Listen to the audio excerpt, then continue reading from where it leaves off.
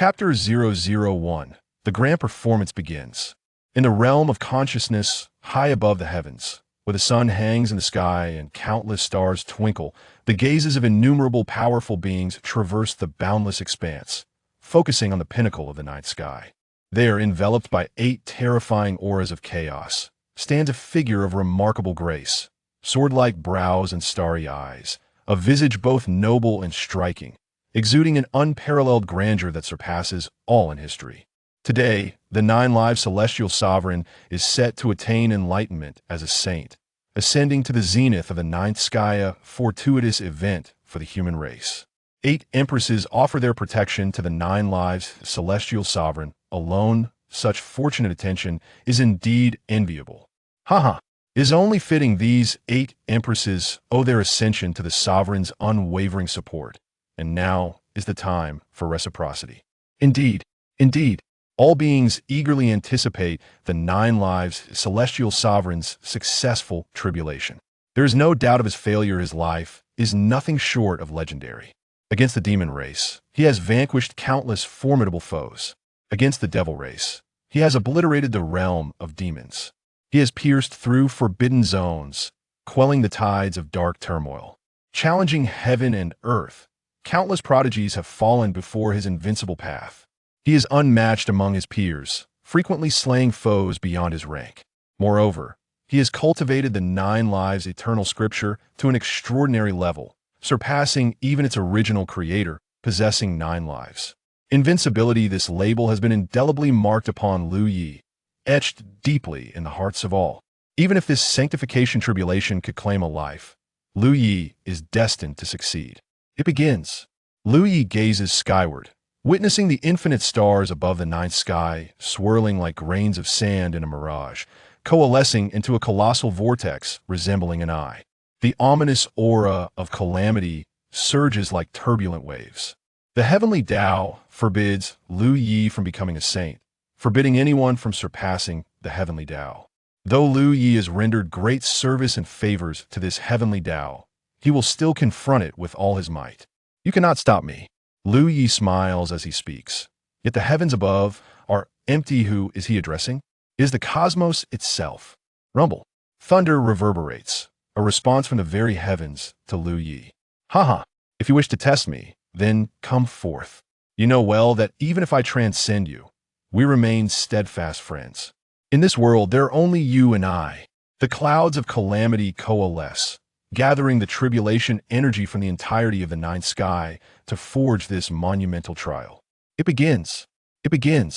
What kind of great tribulation could it be? Let it not be the ancient calamity. The countless powerful beings are stirred with excitement. A sanctification tribulation is a rare occurrence, seen once in millennia, tens of millennia, or even millions of years. This moment belongs to history. No thunder strikes within the clouds of calamity. A figure materializes. That figure rides a divine dragon, wielding a celestial mirror. It is the ancient celestial sovereign. A voice cries out in astonishment, recognizing the mightiest of the previous era, the ancient celestial sovereign, who wields the ancient mirror capable of reflecting past and future, severing the ties of time and causality.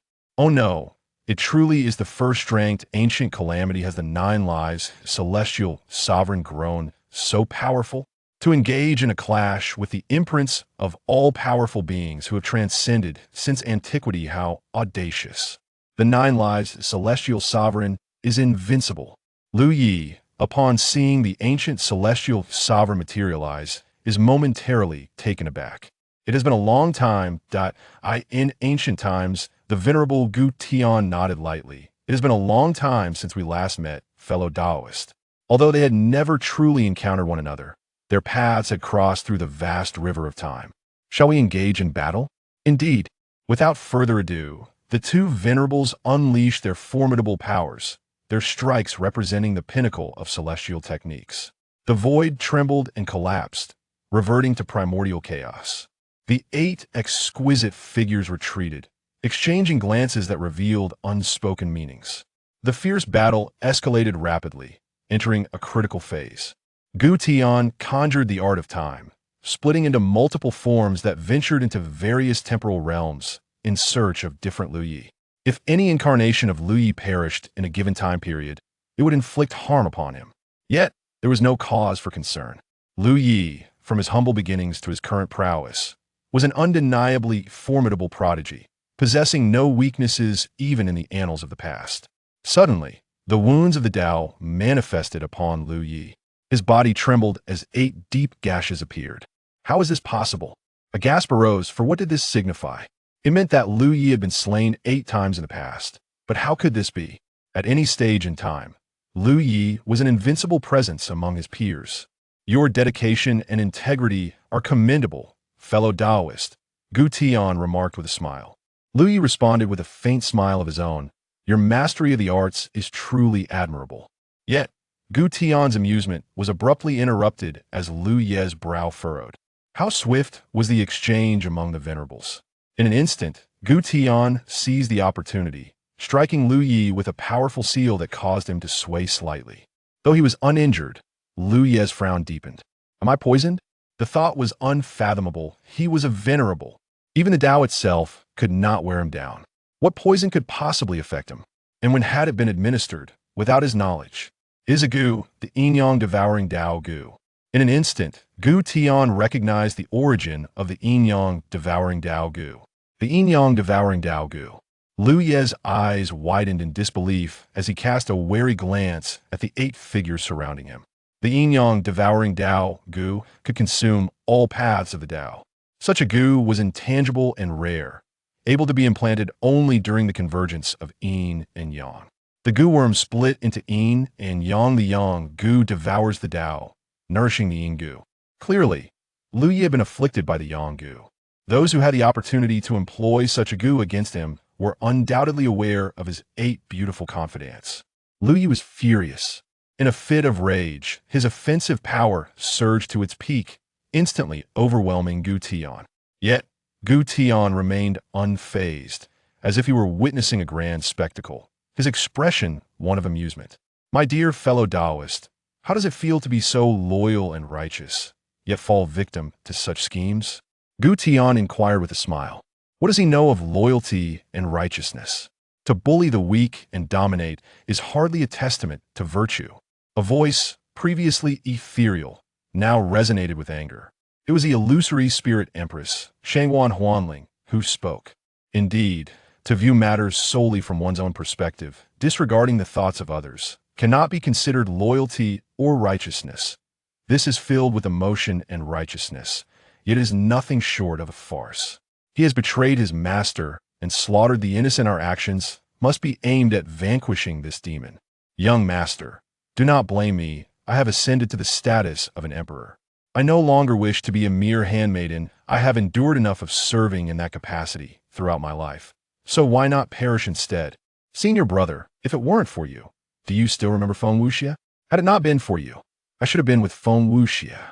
One by one, the empresses spoke out, all condemning Lu Yi for his transgressions.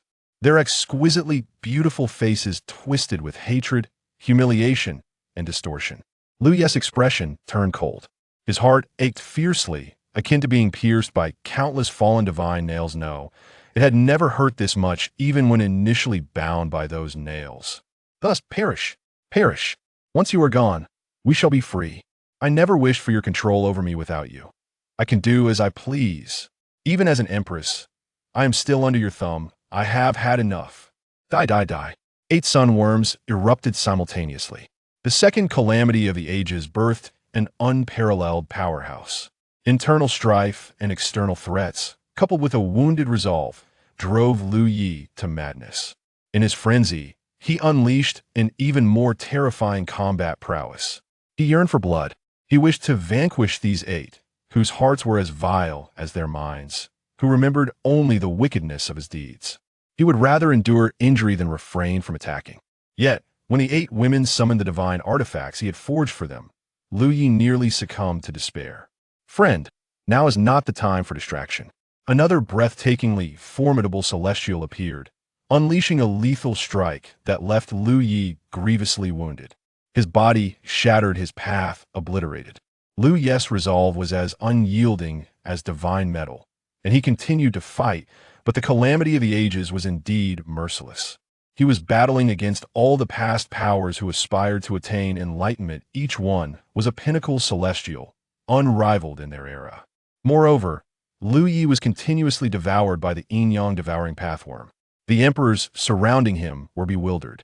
Wait, how can you eight treat a celestial in such a manner? They accused. Yet the eight were utterly unrepentant. One by one, they recounted Lu Yi's wrongdoings, each statement ringing true. Have you forgotten how the celestial aided you? Without his assistance, we could still achieve empresshood. His help was merely to satiate his own selfish desires. Even with a heart as steadfast as divine gold, Lu Yi felt a twinge of pain. It turned out that his kindness towards them was perceived as a shackle. He could no longer bear it. Terrifying celestials continued to descend upon him as blood and bones splattered, his path fading away. Since survival was no longer an option, he gazed towards the heavens. Old friend, let me lend you one final hand. His figure transformed into a brilliant source of light, transcending all limits, resonating with the myriad paths of the universe. Let us perish together. Boundless light pierced through the dark cosmos, surging forth towards a shroud of darkness that seemed to fester like a malignant tumor upon the barrier of the nine heavens. Damn it, 9 lives? Others may harm you, but why must you drag me down with the source of darkness? Are you out of your mind? Boom! The self-detonation of a celestial sovereign caused the myriad paths to collapse, shaking the very fabric of the 9 heavens. The visage of the ancient celestial sovereign, once shattered, re-emerged. However, those familiar with the ancient celestial sovereign would immediately discern that this was not he. Instead, it was someone donning his visage. His gaze was devoid of warmth, an indescribable coldness, as if nothing in existence could stir even the slightest ripple within him. Yet upon witnessing the self-destruction of the 9 lives sovereign, who had taken along his most troublesome source of darkness, a flicker of emotion stirred within his eyes. Old friend, he uttered these 3 words with a voice parched, tinged with a hint of sorrow. I shall send them to accompany you. With a wave of his hand, the fractured myriad paths twisted, and the river of time materialized, coalescing into a swirling vortex. The 8 empresses, devoid of any power to resist, were drawn into the vortex together. The grand performance was about to commence. Chapter 001. The grand performance begins. In the realm of the mind, high above the heavens, where the sun hangs in the sky, surrounded by countless stars. The gazes of billions of formidable beings from the myriad realms traverse boundless space, fixed upon the apex of the 9 heavens. There, enveloped by 8 terrifying auras of chaos, stand a singular figure, possessing sword-like brows and starry eyes, strikingly handsome, radiating an unparalleled aura, a supreme being both above and below. Today, the 9 lives celestial sovereign shall ascend to the path of the saint, securing his place above the 9 heavens, truly a fortuitous event for humankind. 8 empresses bestow their protection upon the 9 lives celestial sovereign, such an enviable fortune indeed. Ha ha, it is only fitting. These 8 empresses attained their imperial status with the 9 lives celestial sovereign's staunch support. This moment is a testament of gratitude and reciprocity. Indeed, all beings eagerly anticipate the 9 lives celestial sovereign's successful transcendence. No one doubts his impending success. His life has been nothing short of legendary. He has battled the demon race, vanquishing countless fiends. He has confronted the devil race, annihilating the domain of demons. He has pierced through the forbidden zones, quelling dark turmoil. He has fought against heaven and earth, leaving countless prodigies in his wake along his invincible path. He remains undefeated among his peers, often surpassing his rank to vanquish foes. Moreover, he has cultivated the 9 lives immortal scripture to a degree that transcends its original creator, possessing 9 lives. Invincibility, this label has been indelibly stamped upon Lu Yi, echoing in the hearts of all. This trial of sanctification, even if it costs him a life, Lu Yi shall surely prevail. It begins.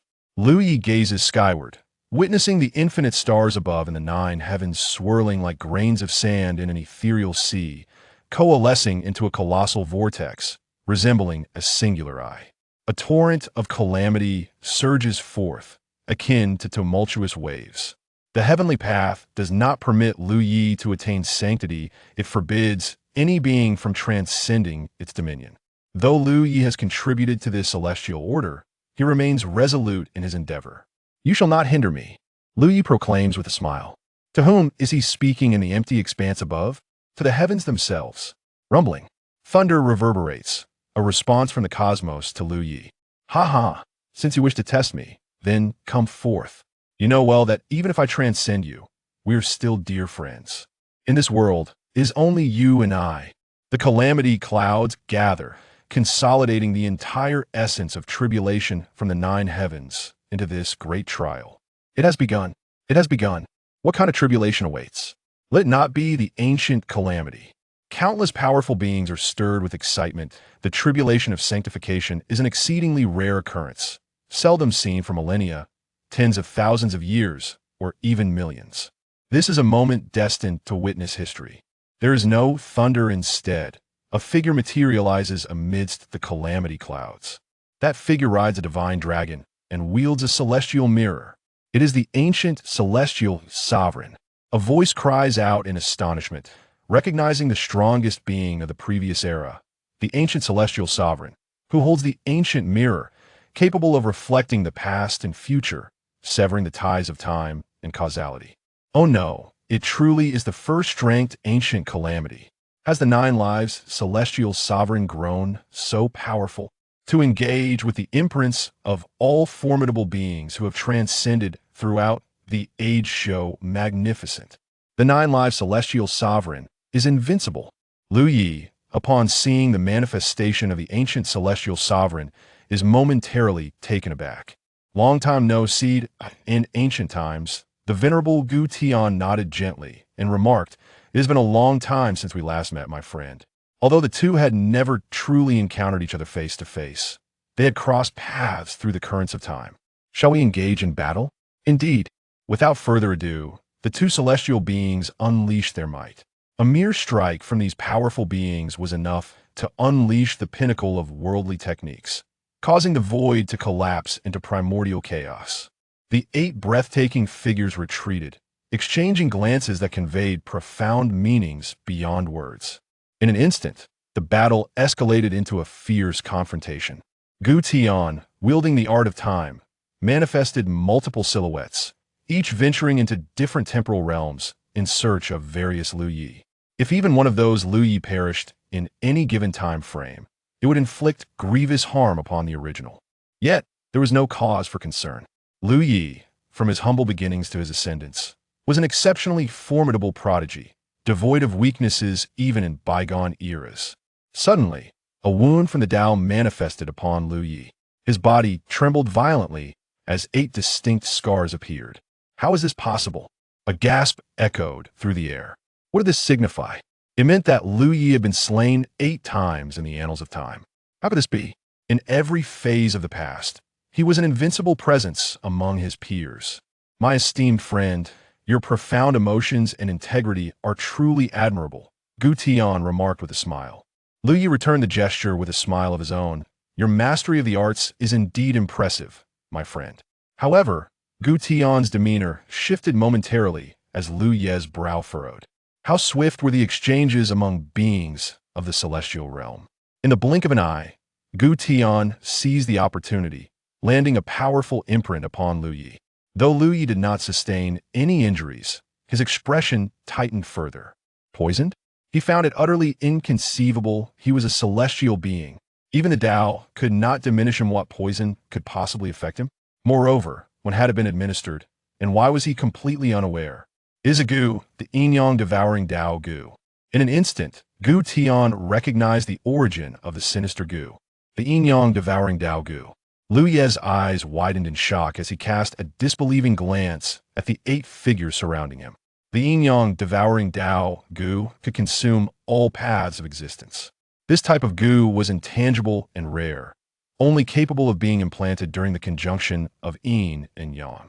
The Gu insect would manifest in both yin and yang forms, with the yang Gu devouring and nurturing the yin Gu. Clearly, Lu Yi had been afflicted by the yang Gu. Those who had the opportunity to place such a Gu upon him certainly knew of his 8 beloved confidants. Enraged, Lu Yi unleashed his fury, amplifying his offensive prowess to its zenith, instantly suppressing Gu Tian. Yet, Gu Tian remained unperturbed, as if witnessing a grand spectacle, his expression one of amused anticipation. My friend, you are so loyal and righteous, yet have been ensnared in such a scheme. How does it feel? Gu Tian inquired with a smile. What does he know of loyalty and righteousness? To wield power against the weak, to dominate and possess, can hardly be deemed as such. A voice, previously ethereal, now resonated with fury. It was the illusory spirit empress, Shangguan Huanling. Indeed, to stand solely from one's own perspective, utterly disregarding the thoughts of others, cannot possibly be considered loyalty or righteousness. This is filled with emotion and righteousness. It is nothing short of a farce. He has betrayed his masters and slaughtered the innocent. Our actions must be to vanquish this demon. Young master, do not hold it against me. I have ascended to become an empress. I truly do not wish to remain a mere maid any longer. I have endured a lifetime of servitude, so why not perish? Senior brother, if it were not for you, do you recall Feng Wuxie? Had it not been for you, I would be with Feng Wuxie. One by one, the empresses spoke, condemning Lu Ye's transgressions. Their exquisite faces contorted with hatred, humiliation, and distortion. Lu Ye's countenance turned cold and indifferent. His heart ached profoundly, as if pierced by countless fallen nails. No, it had never hurt this much even when he was first bound by those infernal spikes. So perish, perish. Once you are gone, we shall be free. I never wished for your control over me. If you die, no one will govern me. I shall do as I please. I have become an empress, yet still under your sway. He had enough. Die, die, die. The eighth sun Gu surged forth in unison. The second cataclysmic calamity birthed a formidable being. With internal strife and external threats, coupled with a wounded heart, Lu Yi descended into madness. In his fury, he unleashed a terrifying combat prowess. He yearned to kill. He longed to strike down these 8 individuals whose hearts were monstrous, focused solely on malevolence. He would rather be wounded than not attack. Yet, when the 8 women summoned the divine artifacts he had forged for them, Lu Yi nearly succumbed to despair. Comrade, this is not the time for distraction. Another breathtaking divine being emerged, unleashing a lethal blow that left Lu Yi gravely injured. His body shattered, his path obliterated. Though his resolve remained as steadfast as divine iron, the relentless assault of the ancient calamity was merciless. He fought against all who had once aspired to ascend and attain sanctity, every one of them a peak divine being, unparalleled in their era. Moreover, Lu Yi was being incessantly consumed by the yin-yang devouring path Gu. The surrounding emperors were bewildered. How can you 8 treat a divine being this way? They voiced their accusations. And yet, the 8 stood resolute, recounting Lu Ye's misdeeds with unwavering conviction. Have you forgotten how the divine being aided you? Without his assistance, we could have still become empresses. His help was merely to satisfy his own selfish desires. Despite Lu Ye's indomitable spirit, even as unyielding as eternal divine gold, he felt a pang of sorrow. It dawned upon him that the kindness he had shown them was perceived as a shackle. He could no longer withstand it. One terrifying divine being after another descended upon him, his very bones and blood erupted, his path fading into oblivion. Seeing no hope for survival, he gazed skyward. Old friend, allow me to assist you one last time. His form transformed into a radiant beacon, transcending all limits, resonating with the myriad paths of the universe. Let us die together. Boundless light pierced the dark cosmos, charging directly towards a shroud of darkness that festered like a malignant tumor upon the barrier of the 9 heavens. Damn it, Jiuming. Others may harm you, yet you wish to perish alongside the source of my darkness? Are you out of your mind? Boom. The self-detonation of a celestial being sent shockwaves through myriad paths, causing the 9 heavens to tremble violently. The shattered silhouette of the ancient celestial re-emerged once more. Yet, to those familiar with the ancient celestial, it was immediately apparent that this was not he. Instead, someone had donned his visage. His gaze was devoid of warmth, an indescribable indifference, as if nothing in existence could stir the slightest ripple within him. However, upon witnessing the self-destruction of Jiuming, taking with him the source of his greatest torment, A flicker of emotion crossed his otherwise impassive countenance. "Old friend." He uttered those 3 words with a voice parched and tinged with a faint sorrow. "I shall have him accompany you." With a wave of his hand, the shattered myriad paths twisted, and the river of time manifested, coalescing into a vortex. The 8 empresses, lacking any means of resistance, were drawn into the swirling maelstrom. The grand spectacle was set to commence. Chapter 002. Rebirth. A myriad of light and shadow converged into 2 lines, entering the eyes of one individual. Lu Ye's body trembled slightly, and the world before him transformed into its authentic form. Young master, your clothes are washed." A young girl, clad in a mint green gown, whimsical in her attire yet undeniably a beauty, entered the room holding a basin of clothes. Her previously cheerful voice faltered. Once again, countless shades coalesced into 2 beams, merging into her eyes. All memories returned. They had been reborn many years ago, during the time they were at the first level of the heavens. Observing the current scene, it was evident that this was just after they had entered the great Tao sect. Thud! The washing basin crashed to the ground. Why? How could this be? Chu Ling stared at Lu Yi incredulously. They had actually been reborn. Lu Yi could not help but laugh heartily. Ha ha ha. It seems that old friend still possesses a shred of conscience. Thank you. Before his transmigration, he had been an orphan, devoid of love. After crossing over, he yearned desperately for affection, believing he had found it. Indeed, he had. Yet, without a doubt, he had also lost it. From nothing to something, from possession to loss. Where is love ever eternal? In retrospect, this betrayal was merely a fleeting storm. Do you not possess 9 lives? Why choose self-detonation without exhausting even one? Chu Ling's gaze was sharp, a hint of sword energy emanating from her, truly befitting the 9 heaven sword maiden. Lu Yi offered no explanation. What does it concern you? Do I owe you an explanation? He replied nonchalantly. He retrieved a piece of paper from his storage bag. A contract of servitude. Chu Ling's expression shifted. In truth, this was merely a document among mortals, lacking any endorsement from the laws of the great Tao. Even if violated, no cost would be incurred. Yet, Chu Ling regarded it as a profound humiliation. She loathed it intensely while reluctantly adhering to it. Flames ignited. Chu Ling's eyes widened in shock. Without the slightest hesitation, Lu Yi incinerated the contract. Black ashes fluttered down like autumn leaves. There, you are free now. Chu Ling, inexplicably clenching her teeth, wore an icy expression. Why? You have yet to answer my question. Why, with 9 lives, did you choose self-detonation at the first? I told you, it is none of your concern. Leave, Lu Yi retorted. Chu Ling's body trembled lightly, her eyes reddening. As the contract was burned, her heart felt inexplicably hollow. This was what she had longed for. Reborn. You shall meet a terrible fate. With a curse lingering on her lips, Chu Ling turned to depart. Lu Yi could not help but chuckle. He could easily slay Chu Ling now. However, sometimes, death does not constitute the harshest punishment. In her current state, filled with anger and resentment, even if he killed her, she would feel no pain. Thus, let her live, let her truly live. After leaving Lu Yi, Chu Ling gazed at the familiar yet alien courtyard. Here, she spent a considerable amount of time with Lu Yi. Often, he delighted in teasing her, eliciting a blush that would provoke his hearty laughter. He also reveled in indulgently watching her, while at times she would massage his shoulders. As the evening sun cast its warm glow upon them, she felt a serene tranquility in that moment. However, now, none of this could ever come to pass. A self-deprecating smile crossed her lips. How foolish she was to have once relished the role of a servant. Lu Yi had forcibly taken her from the Chu Sword Manor, persistently restraining her from returning home. And by the time he finally consented to let her go, the manor had already fallen. Now, remaining at the Dao sect was out of the question. She had never truly belonged there. Her position as a disciple was merely that of a servant. Home. Thoughts of her parents stirred a longing within Chu Ling. She immediately descended the mountain, racing towards Chu Sword Manor. Yet, her doubts lingered unresolved. Her intention had never been to kill Lu Yi.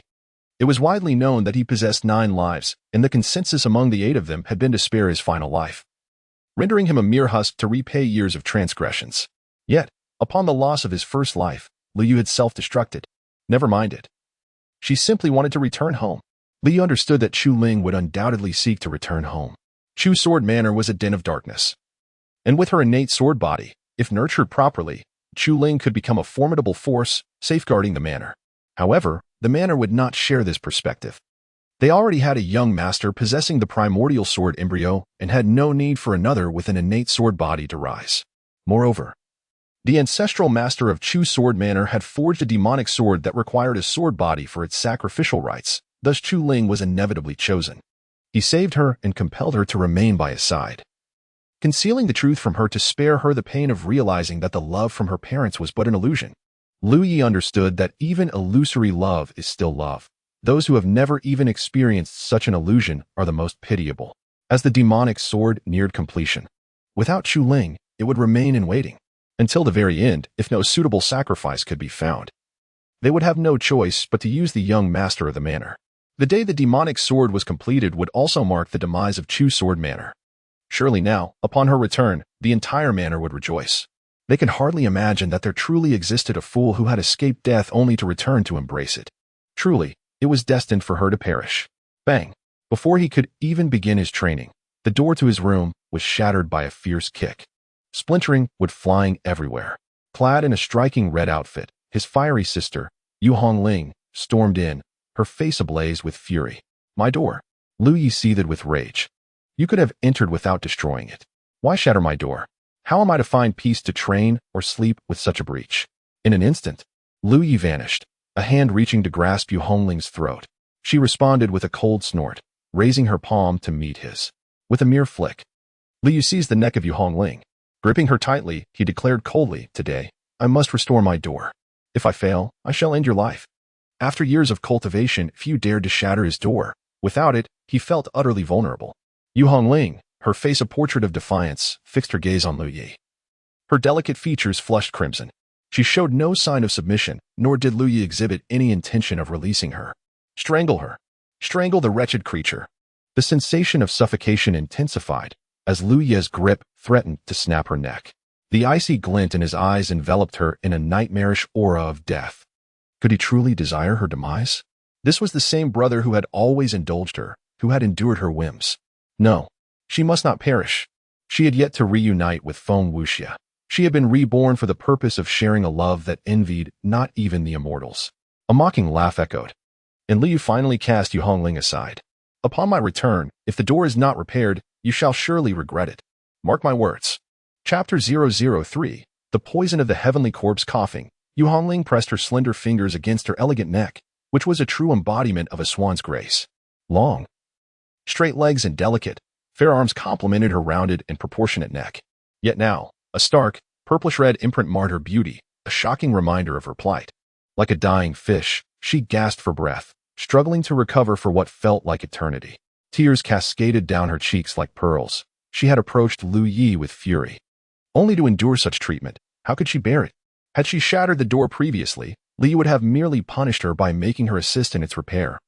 Rather than this cruel treatment, what gave him the right to treat her thus? Was it merely over 2 doors?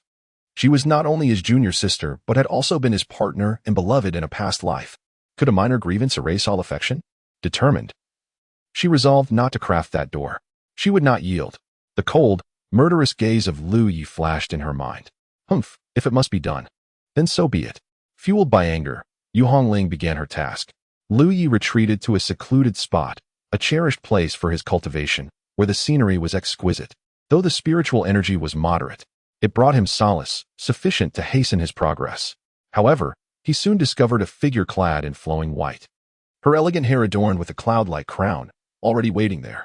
The wind danced around her dress, accentuating her stunning silhouette. Damn it, she is far too familiar. I can no longer remain in this sect.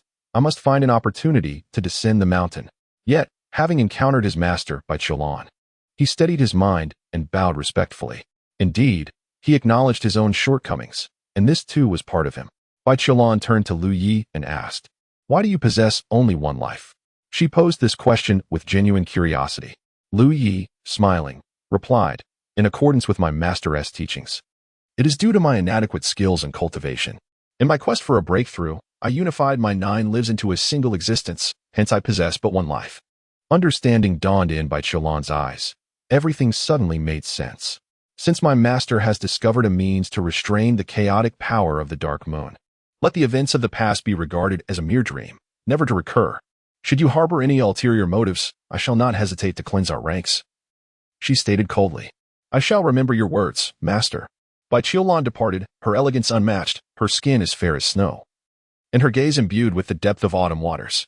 The chaotic dark moon power is frigid and bitter, and the resulting chaotic poison can induce unimaginable suffering. Yet, when used to nurture a woman, it can indeed enhance her beauty and grace. However, master, are you certain that you have found a way to contain the power of the dark moon? Were it not for my own application of the yin-yang transference technique, transferring the chaotic poison unto myself, do you believe you could endure it? Within our sect, only 3 women are intertwined with my fate. 2 have already been resolved. And as for you, Hongling, I shall leave her be. At last, I can focus on my cultivation. He arrived at his usual spot and began his practice. Old friend. Are you still there? Ding, I am here. The panel blossomed in Lu Ye's mind. It was an auxiliary cultivation interface with but 3 options. 1. Cultivate. 2. Deduce. 3. Enlighten. What? No energy needed. Lu Yi inquired, intrigued. Ding, I have transcended to the Tao. What energy could I possibly require? The system retorted. You have a point. Yet your ascension to the Tao is indeed formidable, directly manifesting the eternal cataclysm. Is it really necessary? Lu Yi chuckled. Indeed it is. You are my host and deserve the utmost strength. I thank you. Ding, you are most welcome. Lu Yi chuckled in disbelief. It turned out that even in this realm, he was not alone. He commenced his cultivation. Ding, initiating cultivation. The method remained unchanged, still the 9 lives undying scriptures, a creation of the legendary 9 lives emperor, whose unparalleled talent birthed the sacred text. Yet Lu Yi surpassed even that, extending the scripture to heights beyond its original scope, breaking through the imperial realm to the level of the great Tao. The first layer of heaven is the weakest realm, with divisions into postnatal, innate, qi gathering, yuan dan, breaking infancy, refining void, and harmonizing Tao. The first 2 realms are mundane. Typically, one enters a cultivation sect beginning from qi gathering, especially in the pinnacle sect of the first layer of heaven, the Great Tao sect. Within the Great Tao sect, achieving completion in qi gathering in 3 months is considered exceptional, while half a year merely denotes adequacy. The spiritual energy is so abundant that even a pig, if placed within for a time, might evolve into a spiritual pig.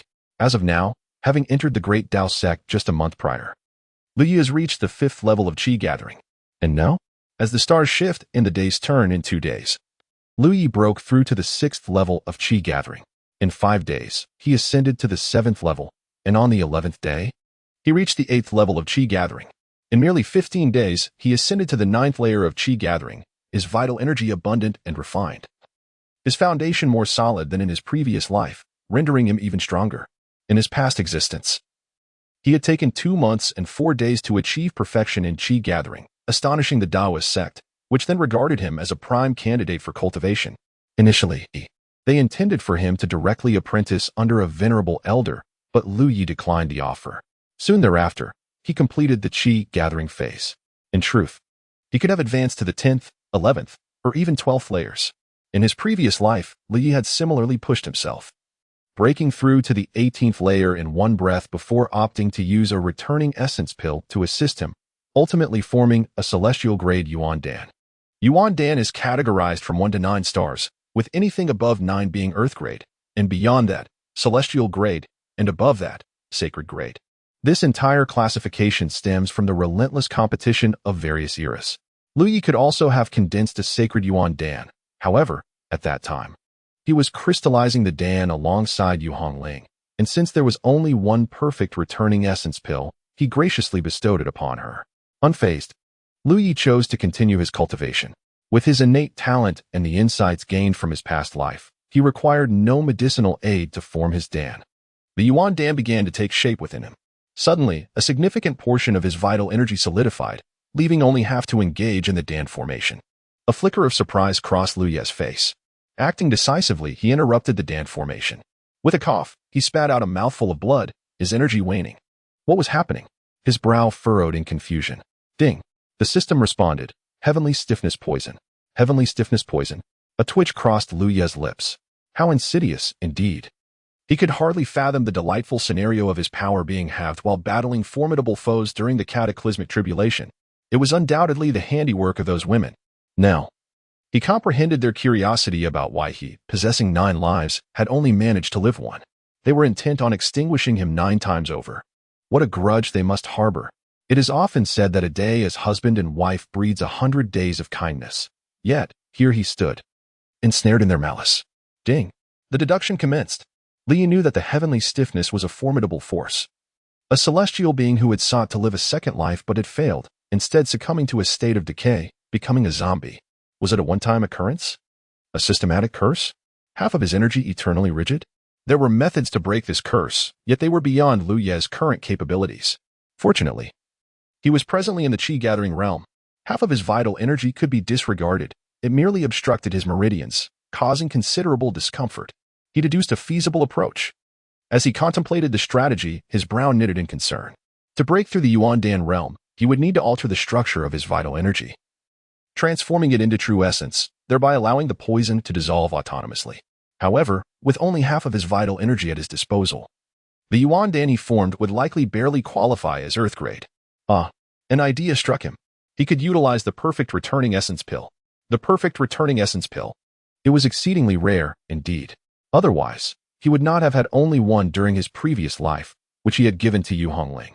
In hindsight, it seemed he need not sacrifice it for her now. Li rose to his feet, only to hear the resplendent light of auspicious signs emanating from within the Taoist sect, accompanied by the resonant chimes of ceremonial bells and the melodious cries of spiritual beasts. The 92nd generation disciple of the sect, Yu Hongling, a student of Bai Qiulan, had achieved full mastery of qi cultivation on the 17th day of the first month, breaking the sect's record for qi gathering. She was awarded a vial of supreme-grade returning essence elixir, 3 treasured artifacts, a spot as a true disciple, and the privilege to select 2 divine techniques. Upon hearing this announcement, Lu Yi smiled. Her progress was indeed impressive. He had spent 15 days on his cultivation, nearly 2 days ahead of her. After all, she was an emperor. Even with Lu Ye's system and his past life as a celestial sovereign, such achievements required a significant amount of time. However, the supreme-grade returning essence elixir, Yu Hongling might not value it highly. He needed to hasten to acquire that perfect returning essence elixir for himself. Furthermore, calculating the time, Chu Ling should be returning to the Chu Sword Manor soon. Liu could hardly fathom the joy that would envelop the inhabitants of the manor upon the return of the long-lost Chu Ling outside the Chu Sword Manor. A tattered Chu Ling gazed at the familiar estate in the distance, tears streaming down her face. She was home. After countless days and nights of yearning for her parents and her brother, she was finally back. They had treated her with such kindness. Ever since she was discovered to possess the innate sword body, the manor's lord and lady had embraced her as their daughter, showering her with affection even more profound than that bestowed upon a biological child. Now, she had returned. The manor remained as beautiful as it had been when she left years ago, unlike the dilapidated site she encountered during her previous return. In this lifetime, she vowed to cultivate diligently. She possessed the capability to protect the manor and safeguard her family. Heart brimming with excitement, Chu Ling made her way toward the Chu Sword Manor. At that moment, tension and solemnity permeated the manor, with guards on high alert, their hands firmly gripping the hilts of their swords, ever wary of their comrades' potential betrayal. The internal strife within the manor intensified day by day, all stemming from the disappearance of that wretched maid. Her absence had drawn the ancestral gaze toward the young master for the forging of the demonic sword. The lord and lady, having only one son, could not permit the ancestor to forge the sword, thus igniting a fierce conflict between the two parties. As the sword forging reached a critical juncture, tensions escalated further. The guards were divided. Some were loyal to the ancestor, while others were aligned with the lord. And a great battle loomed ominously on the horizon. The storm was brewing. At this juncture, the tattered Chu Ling arrived at the gates of the manor. What beggar dares to approach here? This is no place for you. Leave at once. A guard named Chu Si, possessing a kind heart, sought to prevent anyone from being embroiled in the conflict and attempted to shoo her away. I am not a beggar. I am the young lady. I am Chu Ling. Chu Ling exclaimed with excitement. The 4 guards at the entrance were taken aback. Who are you? I am Chu Ling. You. The guards looked at her, disbelief etched on their faces. No, you escaped from the demon's lair. How can you return with such a radiant smile? Have you lost your mind?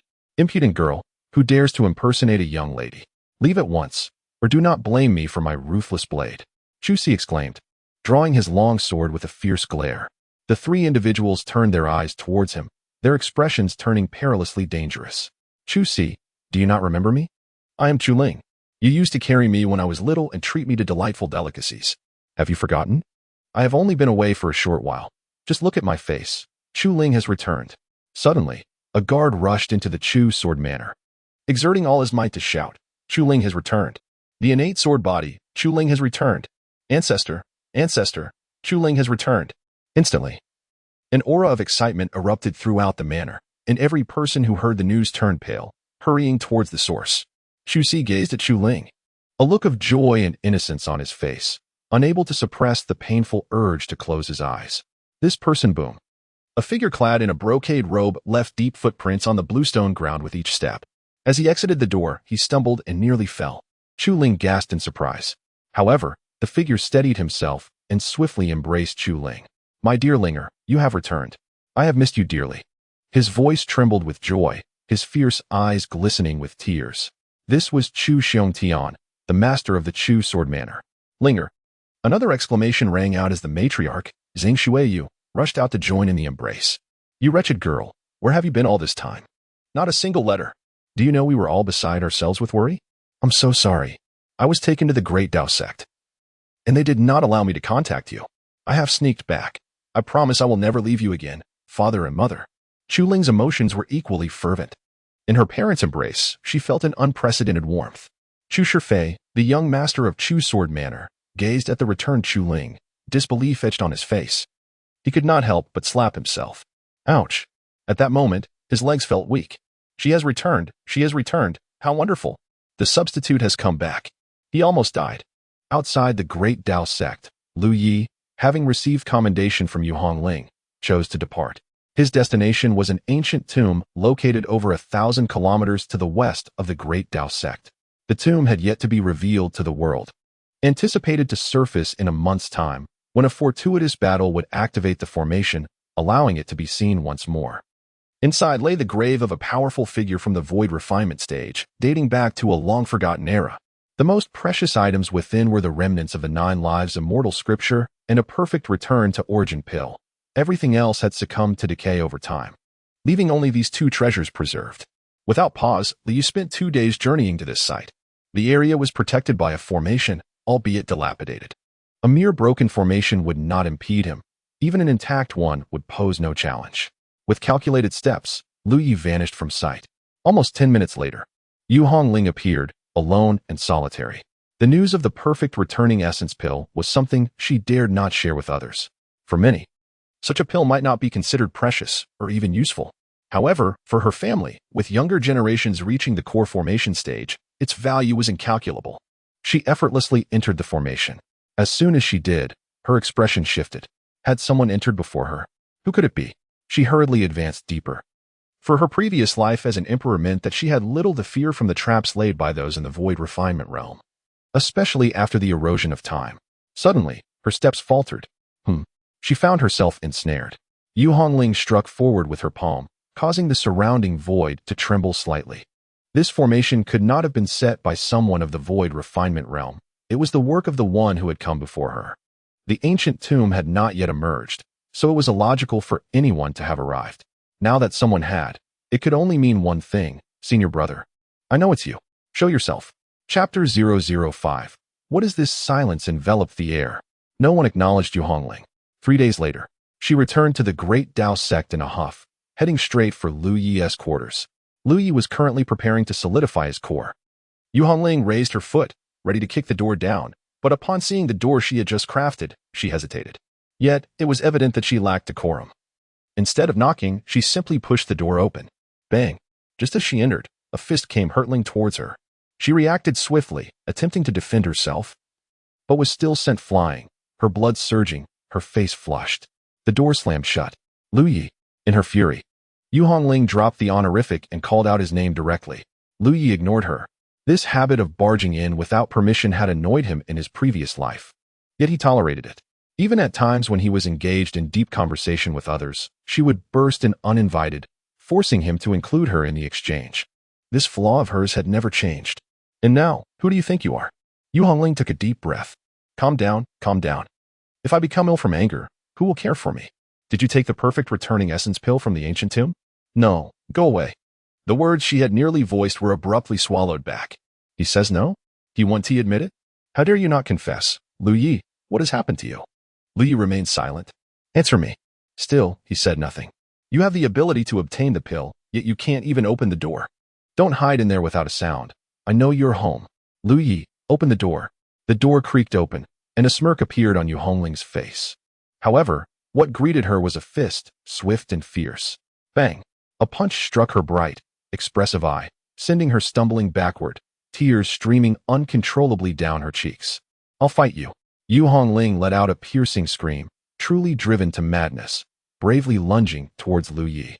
Yet, Lu Yi held respect for each of his adversaries. Come, attack me, and then perish at my hands.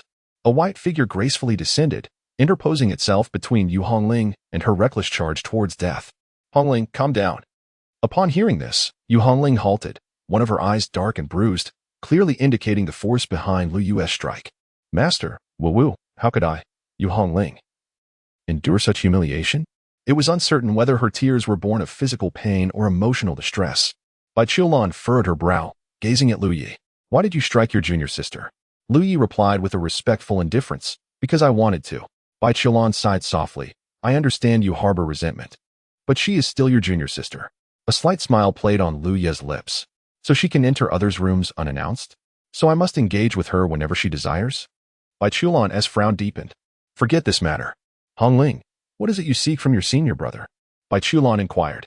She recognized that Lu Yi was indeed aggrieved. And such feelings were only natural given the circumstances. After all, who could remain without grievances? He possesses the perfect return essence pill, which I need. Yet he has no use for it, so I wish to exchange with him, Yu Hongling expressed with a sense of injustice. Bai Qiulan understood immediately. Among the 8 of them, Yu Hongling had the least remarkable aptitude, and Lu Yi had devoted considerable effort to keep her by his side. Since your junior sister requires it, and you have no need, why not give the perfect return essence pill to her?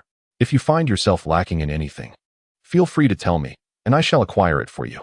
Lu Yi gently shook his head. Apologies, but I also require the perfect return essence pill. Impossible.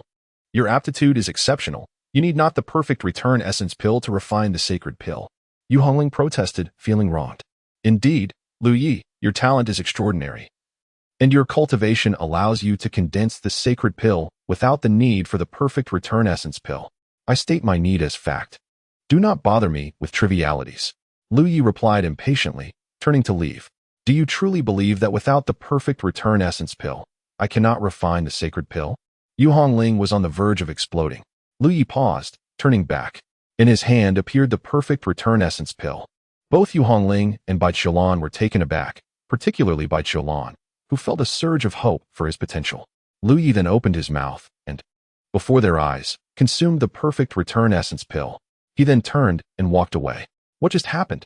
Bai Qiulan and Yu Hongling were left in stunned silence. Bang! The door slammed shut. The two stood in silence. So he is not as he seemed.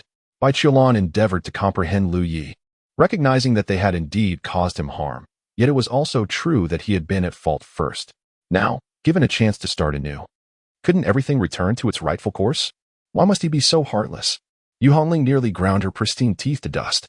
I refuse to believe that without the perfect return essence pill, I cannot condense the sacred pill. I shall undoubtedly condense the sacred Dan and strike you hard in the face. Mo Hongling proclaimed loudly towards Lu Yi's room. Lu Yi, however, paid her no mind, as he had already commenced his cultivation of the Dan. Bai Qiulan observed the furious Mo Hongling leave and was suddenly enveloped by a chilling sensation. Has the temperature dropped?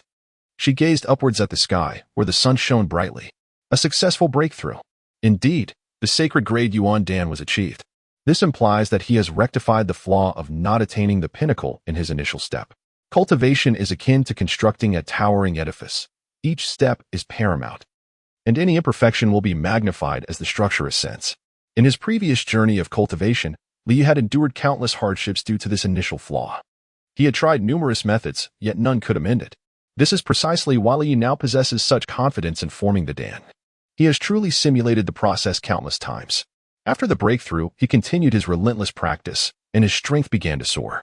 In 4 days, he advanced to the 2nd level of Yuan Dan. In 16 days, he reached the 3rd level. In 30 days, he ascended to the 4th level. As his prowess continued to grow, his unparalleled divine abilities began to awaken in succession. During Lu Ye's fervent cultivation, Many intriguing events unfolded at the Chu Sword Manor. Chu Ling returned to the manor, once again basking in the adoration of her family. To ensure her safety, the manor assigned her a formidable entourage of 8 powerful bodyguards, ever vigilant in their protection. However, Chu Ling discovered a troubling matter. Her biological parents had vanished. Upon inquiring, she learned from Zheng Shuiwei that her parents, having lost their attachment to the Chu Sword Manor due to her absence, had returned to their hometown. Chu Ling understood, as her parents had received ample wealth and could lead a comfortable life back home. Another matter of note was the disappearance of Chu Si. When she questioned Zheng Shuiwei, she was informed that Chu Si had left the manor to wander the world in search of opportunities. Immersed in the warmth of familial affection, she was unaware that the most crucial moment for the demon sword was approaching. Chapter 006, The Sword Offering Personlinger. This is the jade stem porridge that your mother has lovingly prepared for you. Do have a taste, and tell me if it is to your liking. With a benevolent smile, Zhang Shuiwei presented a bowl of light green rice porridge, rich with the fragrant essence of green spiritual rice. Thank you, mother. Chu Ling exclaimed with a pure smile, her heart brimming with joy. Mother, you are the kindest person to me in this world. I shall never leave you, and father. Zheng Shuiwei affectionately ruffled her hair. Silly child, do you not plan to marry in the future? Her words caused Chu Ling to fall into a moment of contemplation. Marry? To whom? Lu Yi? If she were not to wed Lu Yi, having witnessed his unparalleled grace, which other man could ever capture her heart or replace Lu Yi's position within it? Lingo has no desire for marriage. She only wishes to remain forever by her parents' side, cherishing the time with her family. Chu Ling's smile appeared somewhat strained. All right. You need not marry. Just drink your porridge quickly before it cools down. Chu Ling nodded and began to sip the jade green porridge. As she observed Chu Ling swallowing, Zhang Shuiwei's smile grew even more benevolent. At this moment, her son was entirely safe. She had initially contemplated having this girl serve as her son's sword servant.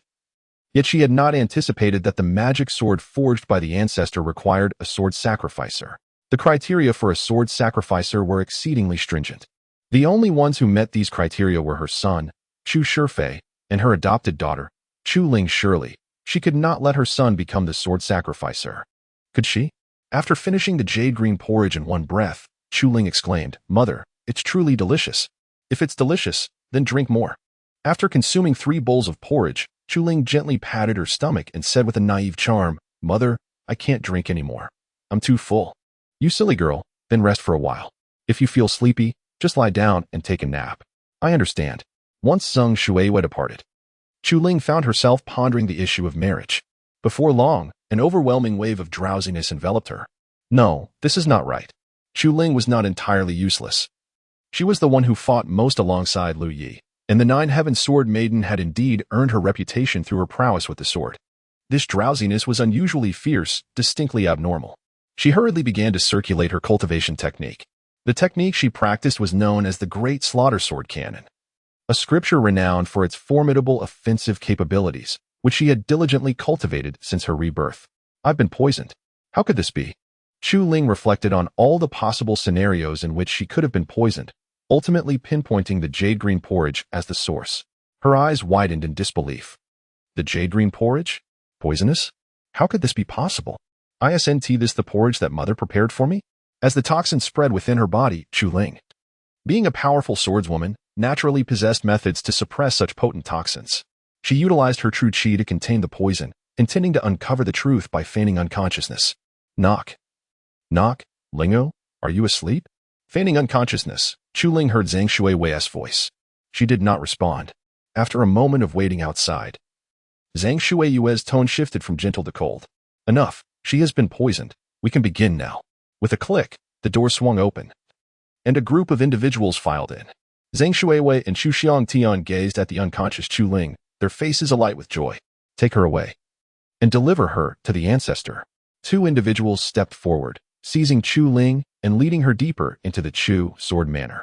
The magic sword would finally be successfully refined. The ancestor could break through his cultivation, and my crisis would finally be resolved, Chu Shifei thought with lingering trepidation. Humph. Had it not been for her unexpected return to court death, you would have been the sword sacrificer. If you do not diligently cultivate and continue your frivolous ways, what will you rely on when danger strikes next? Luck? Chu Xiangtian reprimanded. Father, I was wrong. I will certainly cultivate diligently. Once the magic sword is complete, You will remain in seclusion for a year. You are not to emerge until you have cultivated the Chu Sword Heart method to the 5th level. What? The 5th level? Mother, how can I possibly reach the 5th level in just 1 year? Wouldn't that suffocate me? No, I can't bear it. Is what your father said incorrect? This time, the wretched girl has returned. Should any further calamity befall her, in the absence of adequate strength, she would become nothing more than a fish to be slaughtered by others. As Chu Ling listened to the conversation among those she regarded as family, her heart plummeted as if cast into an icy abyss. She found it inconceivable to believe the words she had just heard. The sword offering? Come back to meet her demise? She, the sword offering? Returning to face death? If only I could cultivate to the 5th level, I would have one request. It seemed Chu Shifei understood that there was no chance for prolonged seclusion this time, so he seized the opportunity to voice his demand. What is your request? Zhang Shuiwei inquired. I wish to be alone with Chu Ling for half an hour. After all, she is destined to die. And the ancestor only desires an innate sword body. It would be better to let me use it in advance. It would not affect anything. Ah, father, please don't hit me. You rascal, what nonsense are you spouting? Chu Ling is your sister, whether she is or is not. She is the daughter of those 2 deceased slaves. She is merely a servant, had it not been for her exceptional constitution allowing her to become the sword offering. She would have long been claimed by me. Regardless, I do not care. If I am to enter seclusion, I demand her for half an hour. Chu Shifei had reached the point of desperation. Chu Xiong Tianqi nearly struck his son dead on the spot, only to be restrained by Zhang Shuiwei. Otherwise, let him be alone with her for half an hour. To everyone's surprise, Zhang Shuiwei acquiesced. From her perspective, it made sense. After all, Chu Ling was already fated to perish, and as a mother, she was well aware of her son's longings for Chu Ling. By granting his wish, he could then focus on his cultivation. Chu Xiong Tianqi was incensed. At such a critical moment, how could he allow his son to act recklessly? Any misstep could lead to dire consequences. If you dare to provoke me again, I shall break your legs. Chu Xiong Tianqi understood the gravity of the situation and sternly reprimanded his son. Many guards present remained observant yet detached, recognizing the family's matters were beyond their purview. However, Chu Ling was indeed foolish. Upon her return, she found both her biological parents missing and seemed indifferent to it. Chu Si had merely suggested she leave out of kindness. Yet he had met his end for it, and she remained utterly oblivious. One could only conclude that fate had sealed her doom. At that moment, Chu Ling finally glimpsed the true nature of the Chu family. A myriad of memories flooded her mind. Young master, Linger longs for home. When may I return to visit? Not yet. Wait a little longer. How much longer must I wait? Until the sword is forged. She had believed the young master referred to her own sword, but in retrospect, it was clear he spoke of the demonic sword. Once the demonic sword is complete, there would be no need for her sacrifice, and she could naturally return. Young master, I beseech you, allow me to return home for a visit. I truly miss my parents. Are they your biological parents or your adoptive ones? My adoptive parents are my parents. Linger, biological parents are the true parents. Adoptive ones may sometimes harbor ulterior motives. That is impossible. My parents have always treated me with utmost kindness. Young master, how can you say such things about them? At that time, she had quarreled fiercely with the young master. Linger, the time has come. I shall take you home.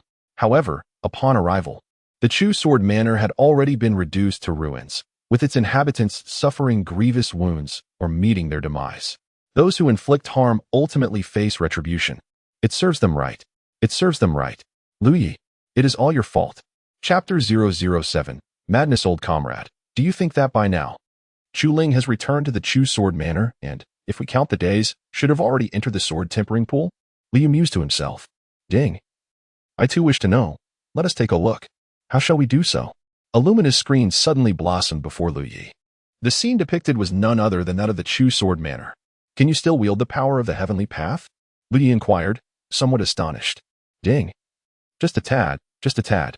Lu Yi gazed at the image within the screen, which captured Chu Ling being escorted towards the back mountain. This screen not only displayed visuals but also conveyed sound. Upon hearing the conversation among the 3 members of the Chu family, Lu Yi could not restrain himself and erupted in joyous laughter. He realized that Chu Ling had certainly not succumbed to unconsciousness. A being of emperor rank, reborn, would not be rendered insensible by mere narcotics. Such a person would not deserve the title of emperor. Ding ding ding. The system also emitted a cheerful sound. I suddenly find that your lack of theft of the heavenly path is quite commendable. After all, once you seize the heavenly way, you become cold and unfeeling. The current system is far more entertaining, Liu remarked with a smile. The system disregarded his comment. In the past, Liu had exerted tremendous effort to enable the system to appropriate the heavenly path. However, once the system had transformed into the heavenly way, it became devoid of emotion. Losing all sense of joy, a group had already traversed to the back mountain. The ancestral figure of Chu Sword Manor, Chu Tsongxing, donned a crimson robe today. His long white beard meticulously groomed. We pay our respects to the ancestor. The crowd bowed in unison. Chu Tsongxing nodded gently, scrutinizing Chu Ling with a discerning eye, revealing a satisfied smile. Leave it to me. Yes, ancestor, may we behold the spectacle of the demonic sword's ritual? Chu Xiangtian inquired eagerly. The forging method of the demonic sword is classified as the highest secret of the Chu Sword Manor. Even as the Manor Lord, he had never mastered it. He sought to leverage this opportunity to gain complete control over all the esoteric techniques of the manor. After a moment's contemplation, Chu Tsongxing considered the implications. Should the demonic sword come to fruition, he could ascend to the broken infant realm, wielding the sword, and his prowess would place him among the elite even within that stage. At that point, the Chu Sword Manor would hold no further value. However, Chu Xiangtian was overjoyed. Thank you, ancestor. Thank you. Si Fei, you may also enter, as the future steward of the manor. You too may witness the formation of the demonic sword. Thank you, ancestor. Chu Sifei appeared somewhat discontent. He truly wished to experience the allure of Chu Ling. Young man, your mind is filled with such thoughts, especially for one of your frivolous ilk. 3 members of the Chu family, 1 former manor lord, 1 current lord, and 1 future lord, accompanied Chu Ling into the sword tempering grounds. Within the sword tempering grounds, a black longsword emanated ominous mist, exuding an enthralling aura. Suspended in a square fire pit, the peculiar design of the black longsword, fierce and menacing, unmistakably marked it as a lethal weapon. This is the ancestral sword of the Chu Sword Manor, forged over 31 years into a demonic blade. On the day of its completion, the ancestor intends to employ a secret technique to fuse himself with the sword, forcibly entering the realm of breaking the infancy with its power. Chu Xiangtian gazes in awe, captivated by the sword, his admiration transforming into fervent obsession. This blade epitomizes the ultimate aspiration of sword cultivators. Yet, this is merely a reflection of their insufficient cultivation, limited vision, and constrained identities. To forge a pill from such a demonic sword is indeed commendable, commented Lu Yi. He was not referring to Chu Tsongxing, but rather to Chu Ling. His profound understanding of her led him to recognize that, given her current predicament, it posed no lethal threat. The moment she was cast into the fire pool, she would activate the Great Slaughter Sword Cannon, utilizing the demonic sword to condense her essence. As anticipated, it began. Chu Tsongxing's voice thundered as he bellowed. He formed seals with his hands, and a multitude of resonant sounds erupted. 1,000 blood-drenched long swords, long prepared, ascended simultaneously, swirling like a torrent into the fire pool. The essence of the swords transformed into gold, and the blood morphed into a fierce aura, rapidly converging towards the demonic sword. The sword emitted a resonant cry, and in an instant, bloodlight flickered. With sword intent rampaging, the bloodthirsty cry of the sword urged and beckoned. Sacrifice the sword, Chu Tsongxing roared. Without hesitation, Chu Xiangtian cast Chu Ling into the fire pool. In that fleeting moment, Chu Ling opened her eyes, her hands forming seals, her sword heart illuminated. She spat forth a mouthful of essence blood, drenching the demonic sword. The sword's cry ceased abruptly. Chu Ling's body was charred black, her severe burns rendering her a ghastly figure. Yet, she traversed the fire pool, grasping the demonic sword firmly. Condense the pill. Slaughter. The celestial sword intent erupted as Chu Ling unleashed an enraged and hoarse roar. With a single sword, she aimed to annihilate. The sword light surged forth, transforming into a formidable strike, enveloped in flames and hatred, thrusting toward Chu Tsongxing, who was taken aback in shock. How is this possible? He bellowed, summoning a golden jade sword that clashed against her blade. Clang! The golden jade sword shattered. Chu Tsongxing's body was immediately pierced by the sword light. Another beam of sword light swept past, severing a well-formed head. Chu Ling, her body charred and nearly unrecognizable, turned back. Her eyes filled with deep resentment as she fixed her gaze upon the Chu father and son. Why? I regarded you both as my closest kin, one my father, the other my brother. Why do you treat me this way? Chu Ling's voice pierced with anguish. At that moment, both men were rendered speechless. So fast, too fast. A girl they deemed a mere expendable, Chu Ling, had slain the ancestor in a single stroke? That was the pinnacle of the Yuan Dan realm. Chu Ling, how could you be so powerful? Chu Xiongtian asked incredulously. Chu Ling laughed, a bitter sound. How could she possess such strength? Ha ha. In that moment, she wept and laughed, resembling a madwoman. Her extraordinary prowess was, of course, nurtured step by the very person she regarded as an enemy. What foolishness had she committed to attain such might? Why does the young master prevent her from returning? It is evidently to shield her from witnessing the grotesqueness of the Chu sword manner, clearly to preserve the beautiful memories she harbors in her heart. Undeniably for her own good. I shall slay you all. With a piercing scream, Chu Ling lunged at Chu Xiongtian with her sword.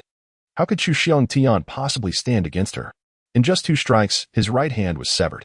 1 strike after another, his left hand, his left leg. His right leg. No. Another head rolled onto the ground. Chu Shifei was paralyzed with fear, the yellow liquid soaking his trousers. The demonic Chu Ling stood before him. Do not kill me, please. Chu Ling, I am your brother. Chu Shifei pleaded desperately. A wave of nausea washed over Chu Ling, an overwhelming sense of revulsion. She struck him with her sword, and he let out a wretched scream. She yearned to torment him. 1 strike after another, she left Chu Shifei battered and bruised. How could you treat me this way when I loved you so dearly? Why? I held you in such high regard. Why? Chu Shifei seemed to realize his imminent demise, and madness consumed him. Love us? Ha ha ha. Chu Ling, do you even believe your own words? You do not love your own biological parents, yet you claim to cherish your adoptive ones? You only love wealth and the kindness of others. Do you know that after your escape, your biological parents were executed by us? Chu Ling, you are a hypocrite. You love no one. And you do not deserve anyone's affection. I shall become a ghost, watching you day and night, witnessing your foolishness as you languish in suffering. Ha ha ha. Chapter 008. The completion of the heavenly pilpft. Chu Shifei was dead. Even with his head severed, a mad and mocking grin lingered on his face. In his final moments, he unleashed a torrent of curses, expressing all the fear that had gripped his heart. Chu Ling wiped away her tears and walked out with her sword. Outside, Zhang Xueyu and the guards, upon seeing the charred Chu Ling emerge, were initially taken aback. Then their expressions shifted dramatically. Chu Ling, how could it be you? Zhang Xueyu's voice suddenly turned shrill. Uft. Her mouth was pierced by the cursed sword on the spot. Do you all know I am the wielder of the sacrificial sword? Chu Ling's eyes glinted with murderous intent as she fixed her gaze upon the guards. The group fell silent. Where's Chu Si? In that moment, Chu Ling finally comprehended why Chu Si, who had watched her grow up, had sought to drive her away upon her return. How could he not recognize her? He understood that the Chu sword manor was a den of demons for Chu Ling and wished to prevent her from returning. Regret gnawed at his heart like a venomous worm. Chu Ling moved. In an instant, screams echoed throughout the manor. The entire Chu sword manor transformed into a hellish scene. She had also found her answers. Chu Si was dead, her biological parents were dead, and all those who had been kind to her were dead. Kill, kill, kill. Eliminate him completely, leave no trace behind. In the end, the entire Chu sword manor was devoid of life. Not even a dog or a chicken survived. Chu Ling ascended to a rooftop, the very place where Lu Yi had once brought her back, standing right here. At that time, Lu Yi had remarked, "It serves you right." Chu Ling broke down in tears, weeping uncontrollably. It was indeed her just deserts. Enough of this. With a wave of his hand, Lu Yi dispelled the light curtain, and Chu Ling had acquired everything she desired. Soon, those at the breakthrough infant stage would come to end her life. In her current state, death was inevitable. He now found himself experiencing a perverse thrill, leaving Lu Yi momentarily speechless. Alas, it seems I am no longer the same as before. In his previous life, even when Chu Ling inflicted harm upon him, witnessing her suffer would evoke either compassion or indifference. Yet now, he felt an inexplicable pleasure. Lu Yi tapped his head. Pleasure? Indeed, that was correct. Having died once on Earth and 9 times in his former life, totaling 10 deaths, perhaps becoming a bit twisted was not such a grave matter. She had indeed attained her desires. But what of Yu Hongling? What kind of essence Dan had she coalesced? Lu Yi was genuinely curious. His essence Dan, referred to as a holy Dan, ultimately surpassed even that title in quality as it was formed from half of his true energy. After the essence Dan was formed, the toxic power of the heavenly stagnation vanished. The other half of his true energy surged into the holy Dan, elevating its quality by half a tier. Practice, practice. Whatever essence Dan Yu Hongling wished to condense was of no concern to him. At this moment, Yu Hongling was in seclusion. Having not obtained a perfect return to Origin Dan, she regarded this Dan formation with utmost seriousness and prepared thoroughly. The chance to achieve the Holy Dan hinged on this moment. Gather, Yu Hongling called out with a delicate voice. Her true energy surged like a tidal wave towards her dantian, and the various medicinal pills she had prepared exerted their power, surrounded by treasures that unleashed their might. How should one put it? This method of aiding breakthroughs was actually derived from Lu Yi. Due to Yu Hongling's inadequate aptitude, Lu Yi had expended great effort to gather numerous treasures to assist her, ensuring that each of her breakthroughs could reach a perfect or nearly perfect standard. However, Lu Yi sought treasures and pills because he possessed a system. Each time he utilized these treasures and pills, he performed countless simulations, adjusting the quantities to achieve a foolproof outcome. Thus, Yu Hongling believed that as long as she prepared sufficiently, her breakthrough would be flawless. The breakthrough commenced.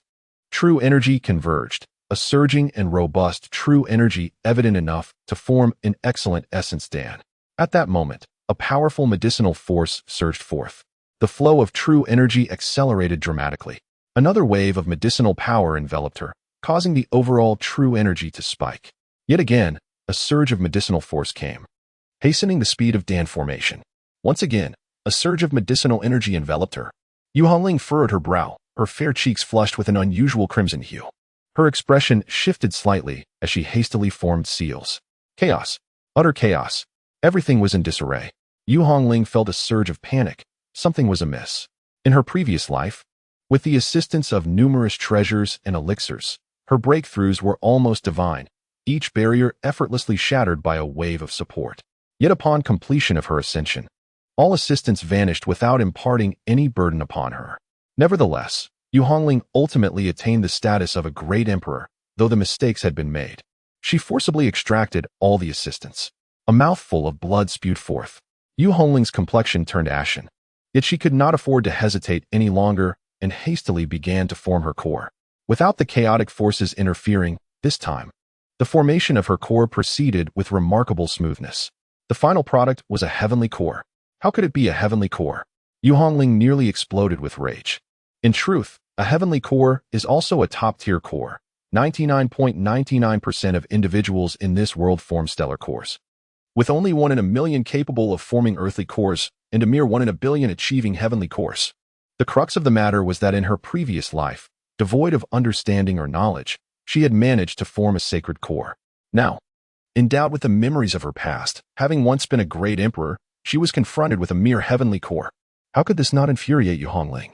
All of it was due to Lu Yi. Had he not consistently aided her with treasures and elixirs during her breakthrough, she could have simply consumed the most basic supreme returning core to coalesce a sacred core. Yu Hongling exclaimed in profound indignation. Her words rang true. With her experience as a great emperor, even without a perfect returning core, she could still form a sacred core. The crux lay in her reliance on a hodgepodge of treasures and elixirs, which backfired and resulted in her descent from a sacred core to a heavenly core. It can only be said that every action has its destined consequences. She immediately rose to seek out Lu Yi. Lu Yi was deep in his cultivation, relentlessly honing his skills. Each day, his strength grew, progressing steadily towards the breaking infant realm. For him, the misfortunes of 8 women might bring some amusement, but ultimately, he sought to return to his peak, stronger than ever, to witness landscapes unseen in his previous life. Bang, bang, bang. Lu Yi, come out. Lu Yi did not even furrow his brow, remaining engrossed in his training. Should Yu Hongling dare to burst in again, he would not hesitate to strike. To hell with it. Let anyone do as they please. Lu Yi, why did my use of treasures and elixirs for assistance lead to the formation of a heavenly core? Previously, with support, I could achieve a perfect breakthrough. Lu Yi, was this intentional? I clearly could have formed a sacred core without the treasures and elixirs. You did this on purpose. You are truly a petty man. A thoroughly despicable man. I used to be. Chapter 009. Do you recognize me? Lu Yi understood Yu Hongling well. The most tormenting experiences for her were never physical blows or harsh words. Whether struck or scolded, her nature would never concede defeat. Certainly, it may have been that the strikes were not forceful enough. However, Lu Yi currently comprehends that ignoring Yu Hongling only serves to exacerbate her distress. The sensation of having pent-up frustration with nowhere to release it is enough to drive her to the brink of despair. As anticipated, the more she curses, the angrier she becomes, her face reddening with indignation. She approaches to vent her anger, yet instead finds herself further infuriated. Liu chooses to disregard her completely, opting to block out all sound and continue his serene cultivation. As long as I cannot hear your insults, they are merely directed at yourself. Feel frustrated, uncomfortable? Precisely the effect I desired. Bai Qiulan, hearing the commotion, rushes over and observes Yu Hongling, who appears to be on the verge of a breakdown. Her brows furrow in concern. Hongling, cease your cursing, Bai Qiulan implores. Upon seeing her master, Yu Hongling's pent-up grievances erupt, and she begins to weep. In Bai Qiulan's presence, she always displays a delicate vulnerability. Even during her cultivation of the yin-yang path, she has been known to shed tears. Master, woe is me. I have only managed to condense a heavenly pill, she sobs. This should not be the case. You possess the memories of an emperor and the eternal reversal scripture. Even with just a supreme returning origin pill, you should be able to condense a sacred pill. Why have you only managed a heavenly pill? Bai Qiulan inquires, puzzled. It is all Liu Ye's fault. In my previous breakthroughs, he brought me an abundance of treasures and pills, claiming they would assist my progress and yield a more perfect outcome. This time, I gathered some pills and treasures to aid my breakthrough, yet rather than providing support, they only served to disrupt my vital energy, resulting in this predicament, Yu Hongling replies, her tone laden with injustice. Upon hearing this, Bai Qiulan's expression shifts dramatically. You are being reckless. Liu Yi possesses profound mastery over various energies, a rarity in the ages. Each time he utilized treasures and pills to assist your breakthroughs, it was a meticulous process, requiring immense effort and dedication. How could you haphazardly combine them? Bai Qiulan admonishes. Yu Hongling, taken aback, responds, I thought he merely took out some items beneficial for my breakthrough. How could that involve such effort? Bai Qiulan, exasperated, remarks. I once personally observed Liu Yi as he meticulously selected pills for your breakthrough. His brow was furrowed, and he bore a pained expression. Some pills required a reduction in potency, while others needed enhancement. The numerous errors necessitated a complete redo. How could such divine assistance be achieved through mere randomness? You have already become an emperor. Do you not comprehend? The stronger one becomes, the more one realizes the extraordinary nature of Liu Ye's ability to assist Yu Hongling in her breakthroughs. The intricate balance of energies, where even a slight excess or deficiency could alter the outcome, is a marvel achieved through countless private experiments to discover the optimal combination. Among the 7 of them, who is unaware of Liu Ye's deep concern for this younger sister? Yet, Yu Hongling herself seems oblivious. Bai Qiulan is left astounded, and Yu Hongling stands in stunned silence. Master has said that every breakthrough I achieve is a result of my senior brother's countless experiments. What do you think? You have ascended to become a great emperor. Go assist others in their breakthroughs and see if they do not regard you as deranged. Thus, you may scold everyone, but know this, in matters of breakthroughs, your senior brother has wronged you not in the slightest. Now, apologize to him. Bai Qiulan declared solemnly. No, I shall not apologize. Were it not for him seizing my perfect return elixir, I would never have entertained the notion of using auxiliary medicinal pills for this heavenly elixir. Hence, this instance of condensation still falls upon him for pilfering my perfect return elixir. Bai Qiulan's eyes momentarily reflected a hint of bewilderment. What nonsense are you spouting? What utter folly? What do you mean he stole your perfect return elixir? In the previous life, that perfect return elixir was rightfully your senior brother's. It was he who bestowed it upon you. How has it turned into theft? Yu Hongling thought, alarmed, as she suddenly recalled that the perfect return elixir had indeed been given to her by her senior brother. That elixir had never belonged to her in either life. I perceive that you are truly grappling with significant issues. Now, at once, go to the back mountain and contemplate your transgressions. If you do not come to understand and apologize to your senior brother, you are forbidden from leaving the back mountain. Yu Hongling wished to say more, but upon reflection, she realized that no argument of hers could stand firm in this matter. Regardless, he has torn apart my connection with Feng Wuxie and indirectly led to his demise. I shall never forgive him for this. With that, she turned and departed. Is it just a trip to the back mountain? Very well, I shall go. Bai Qiulan gazed anxiously at the tightly shut door of Liu Yi. Liu Yi, are you all right? Liu Yi's lips curled into a slight smirk. What a joke. You still have the audacity to scold Yu Hongling? I pay her no heed. Do you truly believe I would bother with you? Receiving no response from Liu Yi left Bai Qiulan feeling somewhat helpless, and she had no choice but to leave. Inside the room, Lu Ye's aura trembled slightly as the sacred tear elixir within his dantian radiated brilliance, intricate patterns sprawling across the divine elixir's surface. His power surged even greater. 5 layers of the elemental elixir. Such a pace of cultivation was truly astonishing. Indeed, without any burden or encumbrance, his strength escalated at a pace that defied imagination. There were no bottlenecks, no confusion. The technique was formidable, and his potential was terrifying. Lu Ye remained blissfully unaware of any force that could impede his path to enlightenment and sanctity. Thus, several days passed. One day, a woman, her visage marred and resembling someone scorched by flames, stumbled into the Dao sect. Upon reaching the mountain gate, she collapsed to the ground in a state of distress. Who goes there? The disciple charged with guarding the gate bellowed. Upon recognizing the visitor, they inhaled sharply. Good heavens, not only had she suffered severe burns, but she also bore numerous sword wounds, the most grievous of which had pierced several inches above her dantian, creating a direct wound. The 2 mountain guards exchanged glances, stunned. According to the sect's regulations, they were forbidden from intervening, as they could not discern whether the individual was virtuous or malevolent. Moreover, the long sword held by the woman was unmistakably a demonic blade. Assistance from the Grand Dao sect could only be rendered if one were acquainted with its members, and those members recognized them in return. By Lan Peak's Lu Yi, I am Chu Ling. With the last remnants of her strength, Chu Ling uttered her final words before collapsing upon the steps. At that moment, a figure soared through the air, robes billowing majestically, exuding an extraordinary presence. However, he too bore traces of blood and an ominous glare. Upon sighting the Grand Dao sect's mountain gate, a flicker of trepidation crossed his eyes. Yet he exhibited no significant fear.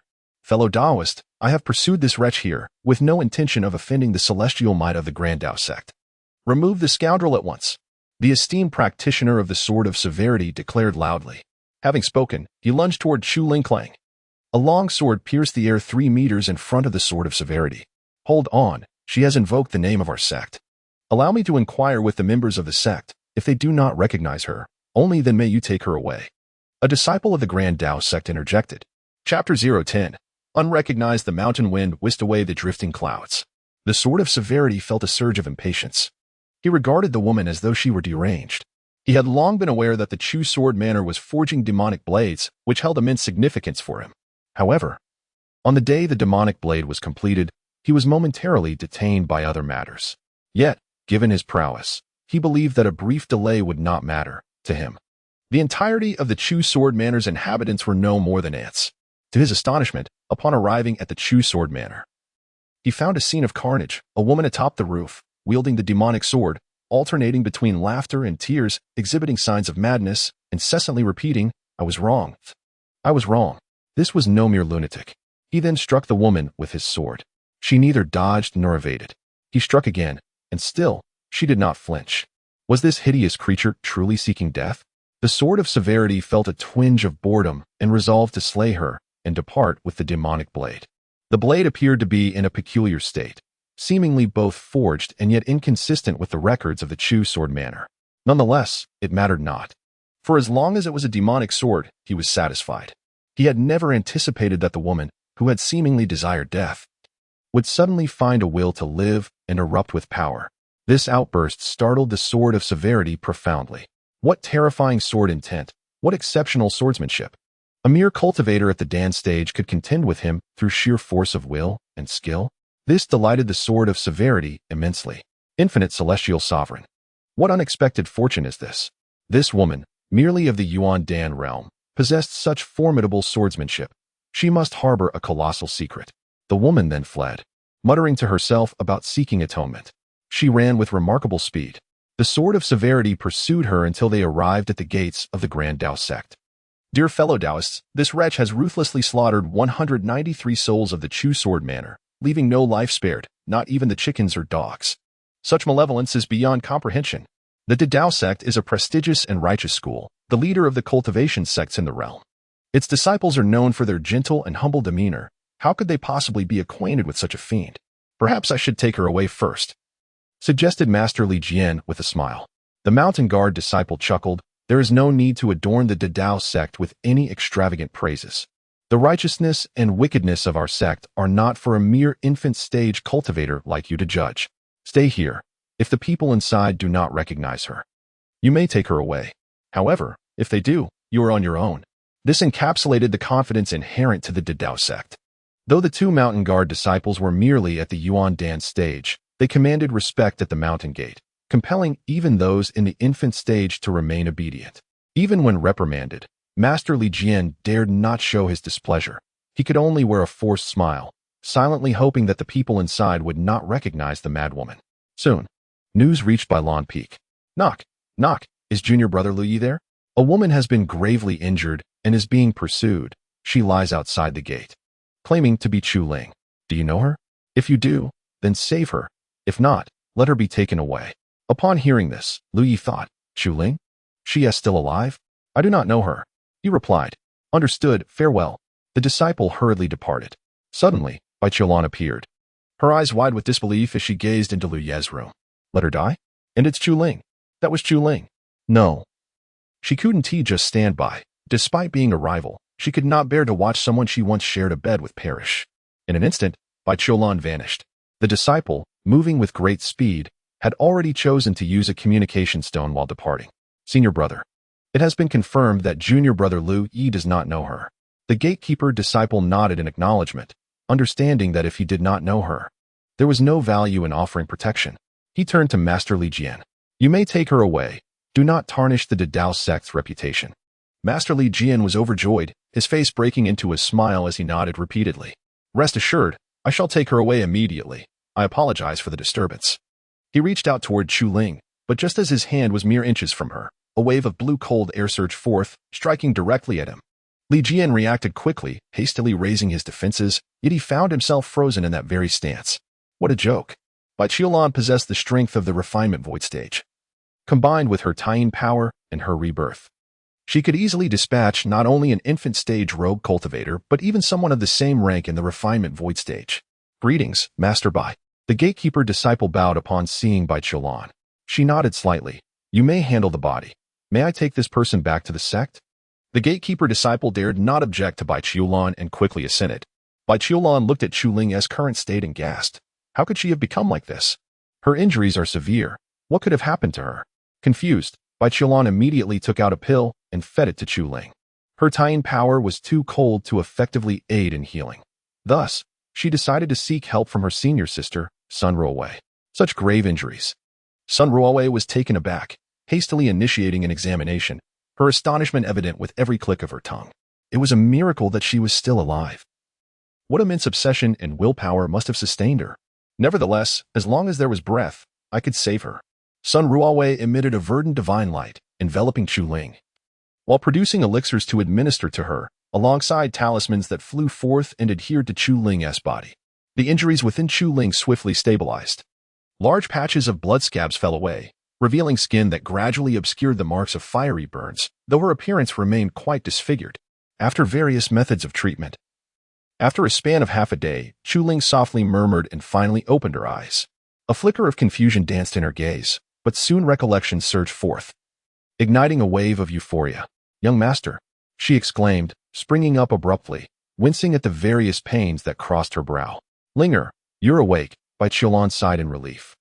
Chu Ling's eyes darted about, searching for Lu Yi, yet found him nowhere. Sister Bai, where's the young master? Chu Ling inquired anxiously. Upon hearing this address, Sun Ruowei's eyes widened in disbelief. What? Was she hallucinating? How could such a young girl refer to Bai Qiulan as Sister Bai? And Bai Qiulan appeared entirely unperturbed and familiar with the situation. Lu Yi is still in seclusion. He has not emerged, Bai Qiulan replied. Oh, so the young master entrusted Sister Bai to rescue me? Thank you, Sister Bai. I must go find him, Chu Ling declared, attempting to rise from her bed. Bai Qiulan stopped her, saying, I have already told you, he is in seclusion. Your priority now is to recuperate. Once you have healed, perhaps he will emerge. Chu Ling gently bit her lip. Could you please convey my apologies to the young master? I realize now that I have misunderstood him all along. He does not seek to possess me, but rather has been protecting me. Perhaps others have also misjudged him. He is truly not that kind of person. At these words, Sun Ruowei seemed to suffer a tremendous shock, staggering back step by step, her eyes wide as saucers. Good heavens! What shocking revelations have I just heard? What do you mean by we? Who exactly do we refer to? Chapter 011. The mischief in the melon field by Qiulan, witnessing Sun Ruowei's horror, felt a twinge of embarrassment herself. Logically, a humble maid like Chu Ling should never address Bai Qiulan with such familiarity. However, circumstances sometimes lead to peculiar forms of address. Terms like good husband, good brother, my lady, your humble servant, sister, and little sister often arise in such contexts. Chu Ling referred to Bai Qiulan as sister because of a chance encounter where they had bonded. Once this familiarity was established, and given their relatively equal strengths, along with their shared affiliations aboard Liu Ye's ship, Bai Qiulan did not correct such a form of address. Yet, in this moment, it was entirely inappropriate for Chu Ling to call her sister. The two individuals in question are of contrasting identities. One is the youngest elder of the Great Tao sect. Possessing unparalleled talent, had she not shunned the position of sect master, she might have contended for that esteemed title. The other is an external cultivator, whose strength is merely at the initial stage of the Yuan Dan. To hear her address others, she still appears to be a mere servant. At that moment, Sun Ruowei felt as if she had caught a whiff of an overwhelming, sweet fragrance, an exquisitely delightful aroma. It is worth noting that Bai Qiulan is renowned within the Great Tao sect as the alluring Ice Queen. During her entry into the sect, suitors flocked to her like fish crossing a river, including, but not limited to, even the sect master, who had publicly declared that should he seek a partner, it would be one as extraordinary and independent as Bai Qiulan. Ruowei, please step outside. I have some matters to discuss with her, Bai Qiulan said, casting a glance at Sun Ruowei. This is my Tao Academy. Naturally, Sun Ruowei was reluctant to leave. Her ears were already perked up like antennas. To send her away now would be more tormenting than death itself. Bai Qiulan shot her a sidelong glance. With a resigned sigh, Sun Ruowei acknowledged her senior's lingering authority and reluctantly exited the room, glancing back multiple times. The door was left wide open, and she did not shut it behind her. Bai Qiulan gently shook her head and waved her hand to close the door.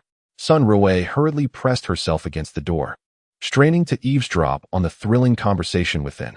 A soundproof barrier suddenly erupted. Sun Ruowei was instantly alarmed. Good heavens, how tightly sealed is this? There must be some grand revelations to hear. She trembled with urgency, yearning to breach this soundproof barrier. At that moment, the chaotic energy depicted in Lu Xun's writings manifested perfectly within Sun Ruowei. After a brief pause, Bai Qiulan confirmed that Sun Ruowei had not attempted to breach the soundproof barrier and let out a gentle sigh. She understood her junior well. It seemed that tranquility would be elusive for some time to come. She turned her attention to Chu Ling. You mentioned you misunderstood Liu Yi. What transpired?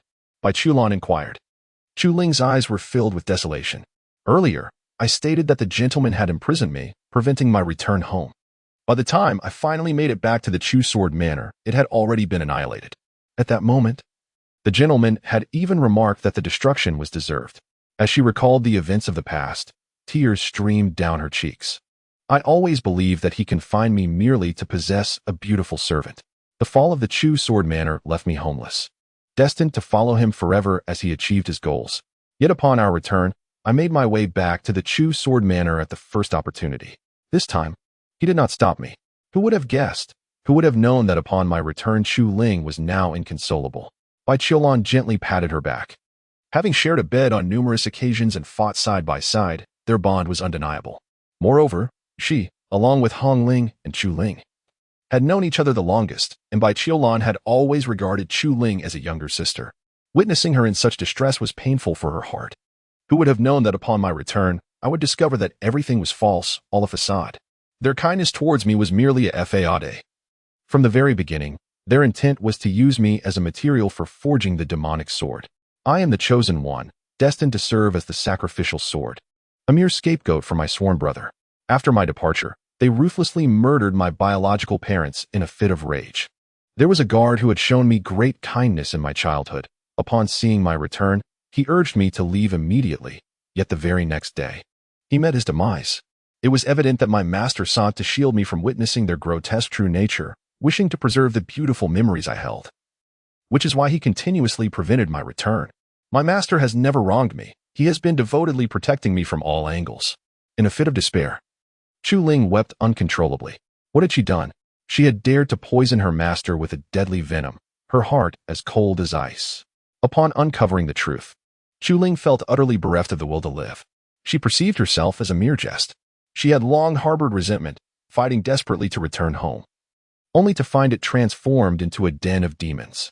When the formidable sword master arrived at the Chu sword manor, she made no efforts to evade his attack, appearing as a mere shell of her former self. It was only when the sword master remarked with pity, "Ah, how tragic.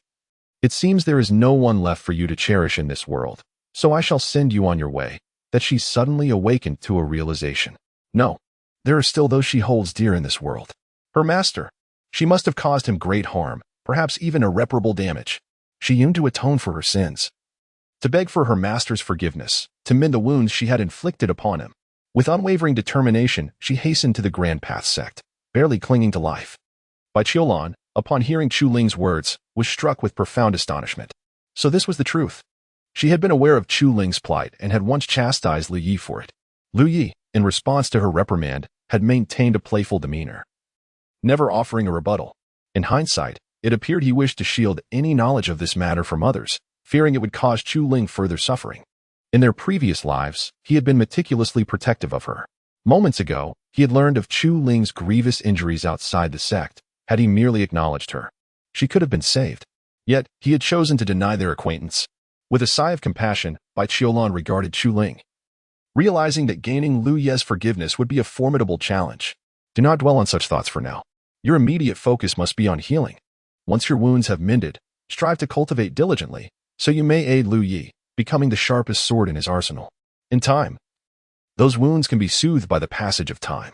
Lu Yi possesses a tender heart. If you remain steadfast, he shall eventually be moved and forgive you. Bai Qiulan advised Chu Ling. Chu Ling nodded vigorously, her fists clenched tightly.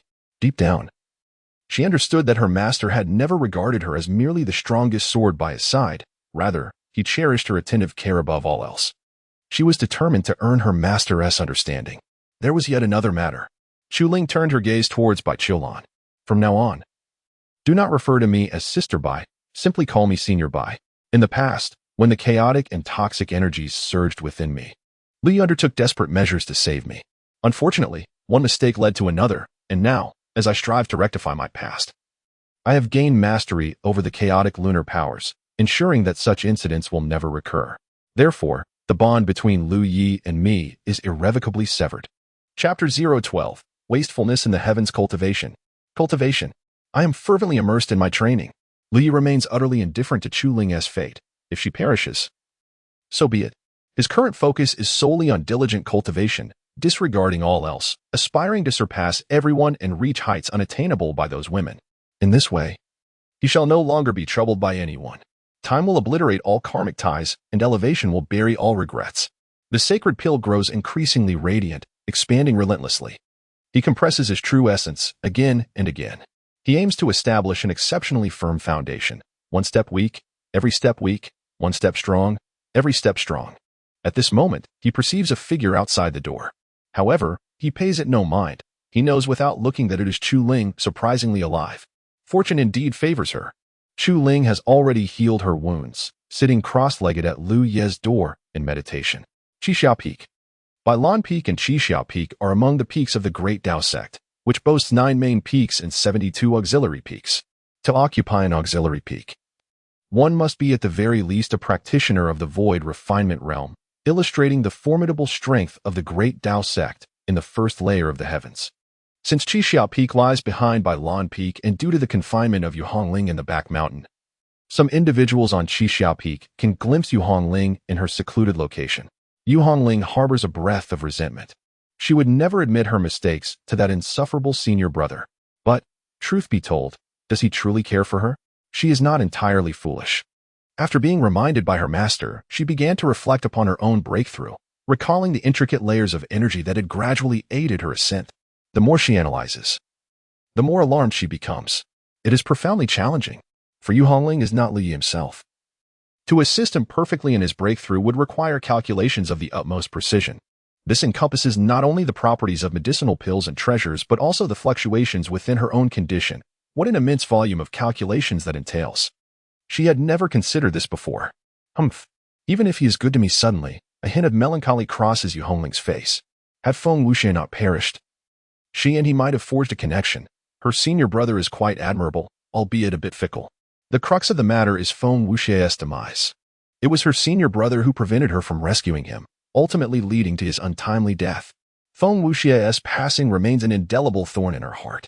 As time progresses, this thorn burrows deeper and deeper, evolving into a chronic affliction. General MacArthur once remarked, "The death of the white moonlight is the true white moonlight." Lu Xun, in his adaptation of Water Margin, also stated, "What is unattainable in youth will eventually confine one for a lifetime."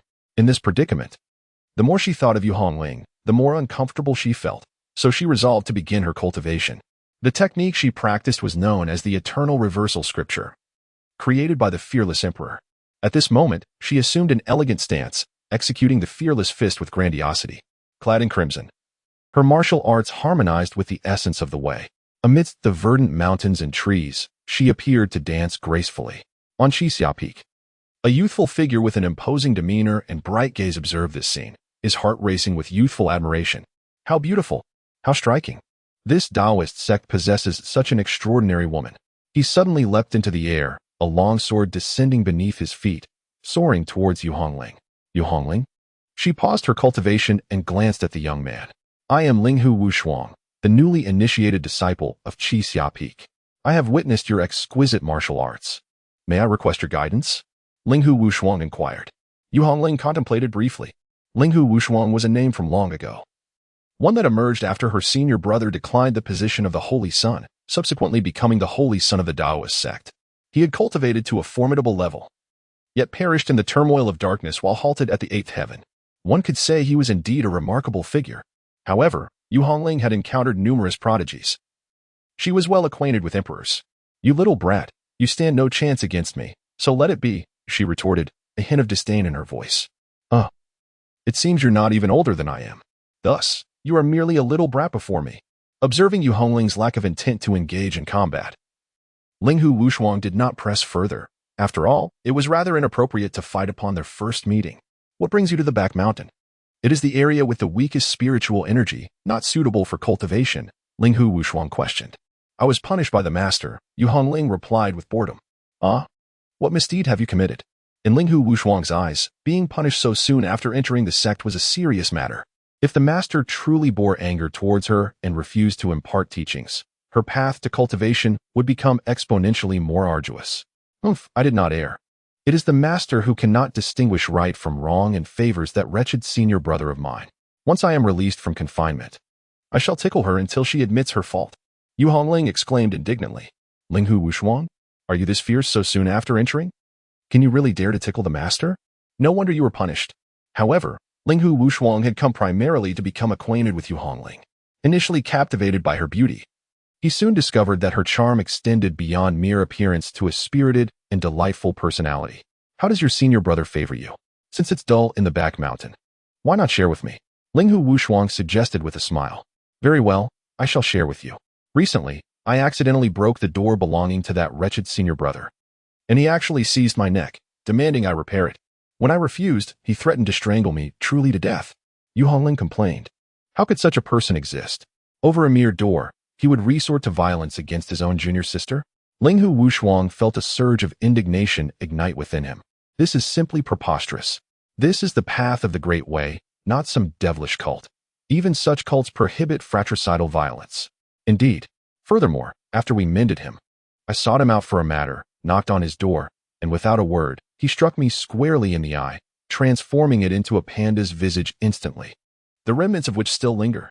Linghu Wushuang seized the opportunity to admire the exquisite eyes, which seemed to contain the vastness of the starry sky and the brilliance of the moon. Yet, when I bore faint traces of purple bruising, Linghu Wushuang was incensed. How could such beautiful eyes be treated in such a manner? Such wanton waste. It is intolerable. And what more? Forsooth, to bully someone in such a fashion is beyond comprehension. They have barely entered the sect, and such a lovely girl has already suffered this indignity. He claimed to offer me a gift, which had indeed been bestowed, only to retract it later. When I confronted him, he threatened to strike me. How outrageous. It infuriates me. What is his name? Linghu Wushuang demanded furiously.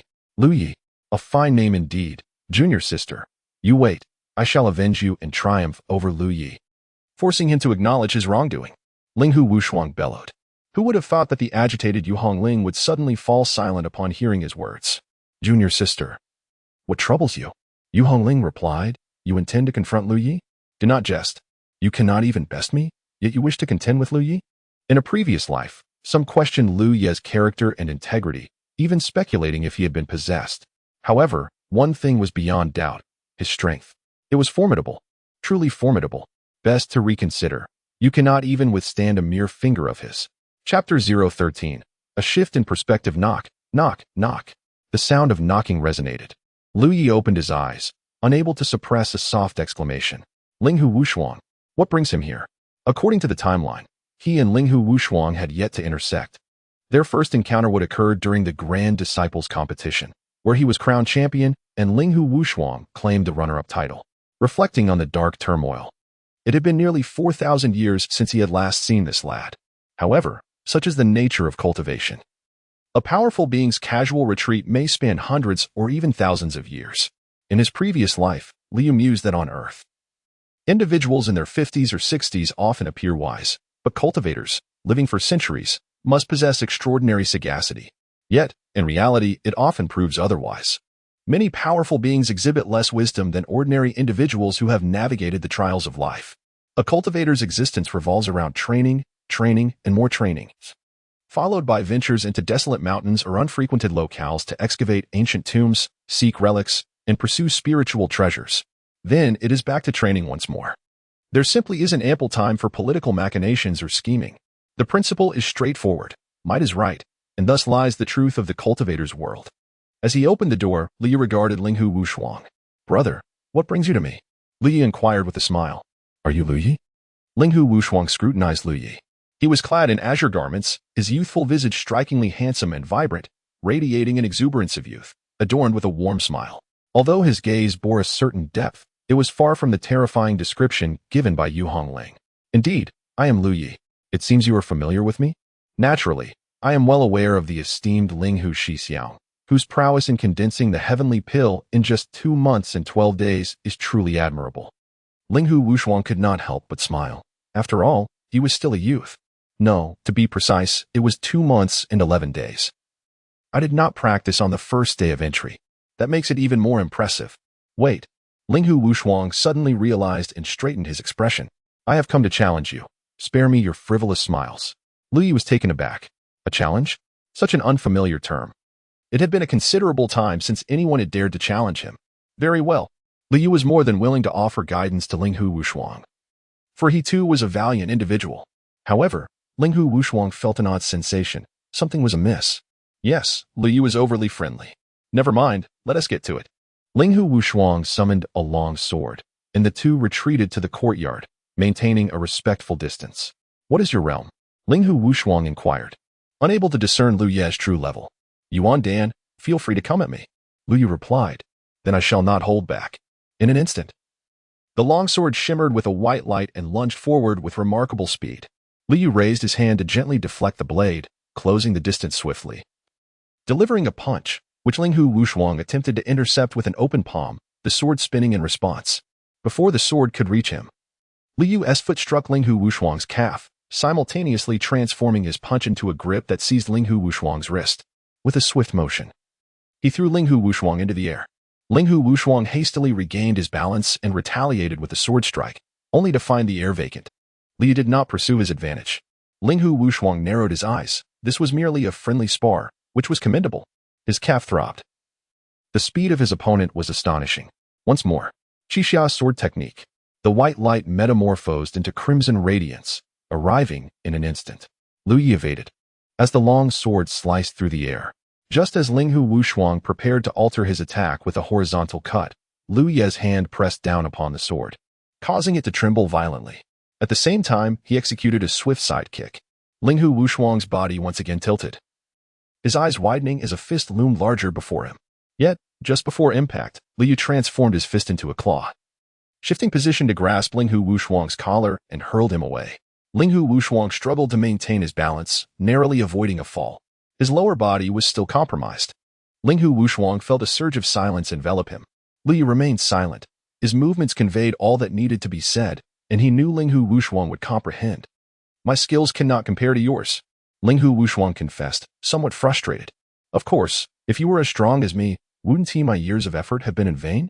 However, my comprehension is superior. This sword strike is the second form of the Qixia sword technique. Do you think you can block it? Liu nodded. Please. Xiao Wu Gufei. The sword energy transformed into a radiant glow, illuminating the entire courtyard.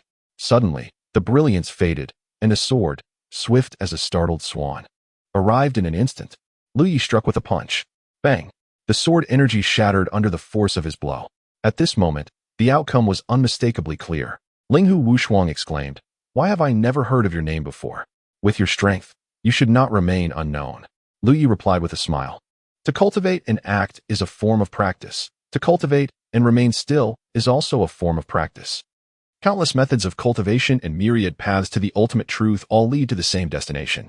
Whose profound wisdom is this? Linghu Wushuang asked, astonished once more. I read it in a book. It was so impressive that I memorized it for future use, he responded. Linghu Wushuang gave a thumbs up. I'll remember this. I'll find a chance to show off later. Lu Yi, I remember your name. You are indeed formidable and admirable. Well, take care. No need to see me off. Farewell. After Linghu Wushuang departed, Lu Yi returned to his cultivation. He was currently striving towards the 7th level of the Yuan Dan realm, and barring any unforeseen circumstances, he would likely emerge as the top cultivator of this generation in the Dao sect. Of course, Lu Yi did not care much for such a hollow title at present. As Linghu Wushuang walked along the path, he couldn't help but murmur, Lu Yi does not seem as detestable as Hong Ling described. In fact, he appears rather amusing and gentle. Could it be that Hong Ling lied? That doesn't seem right. She spoke with gritted teeth, indicating genuine feelings. But why then?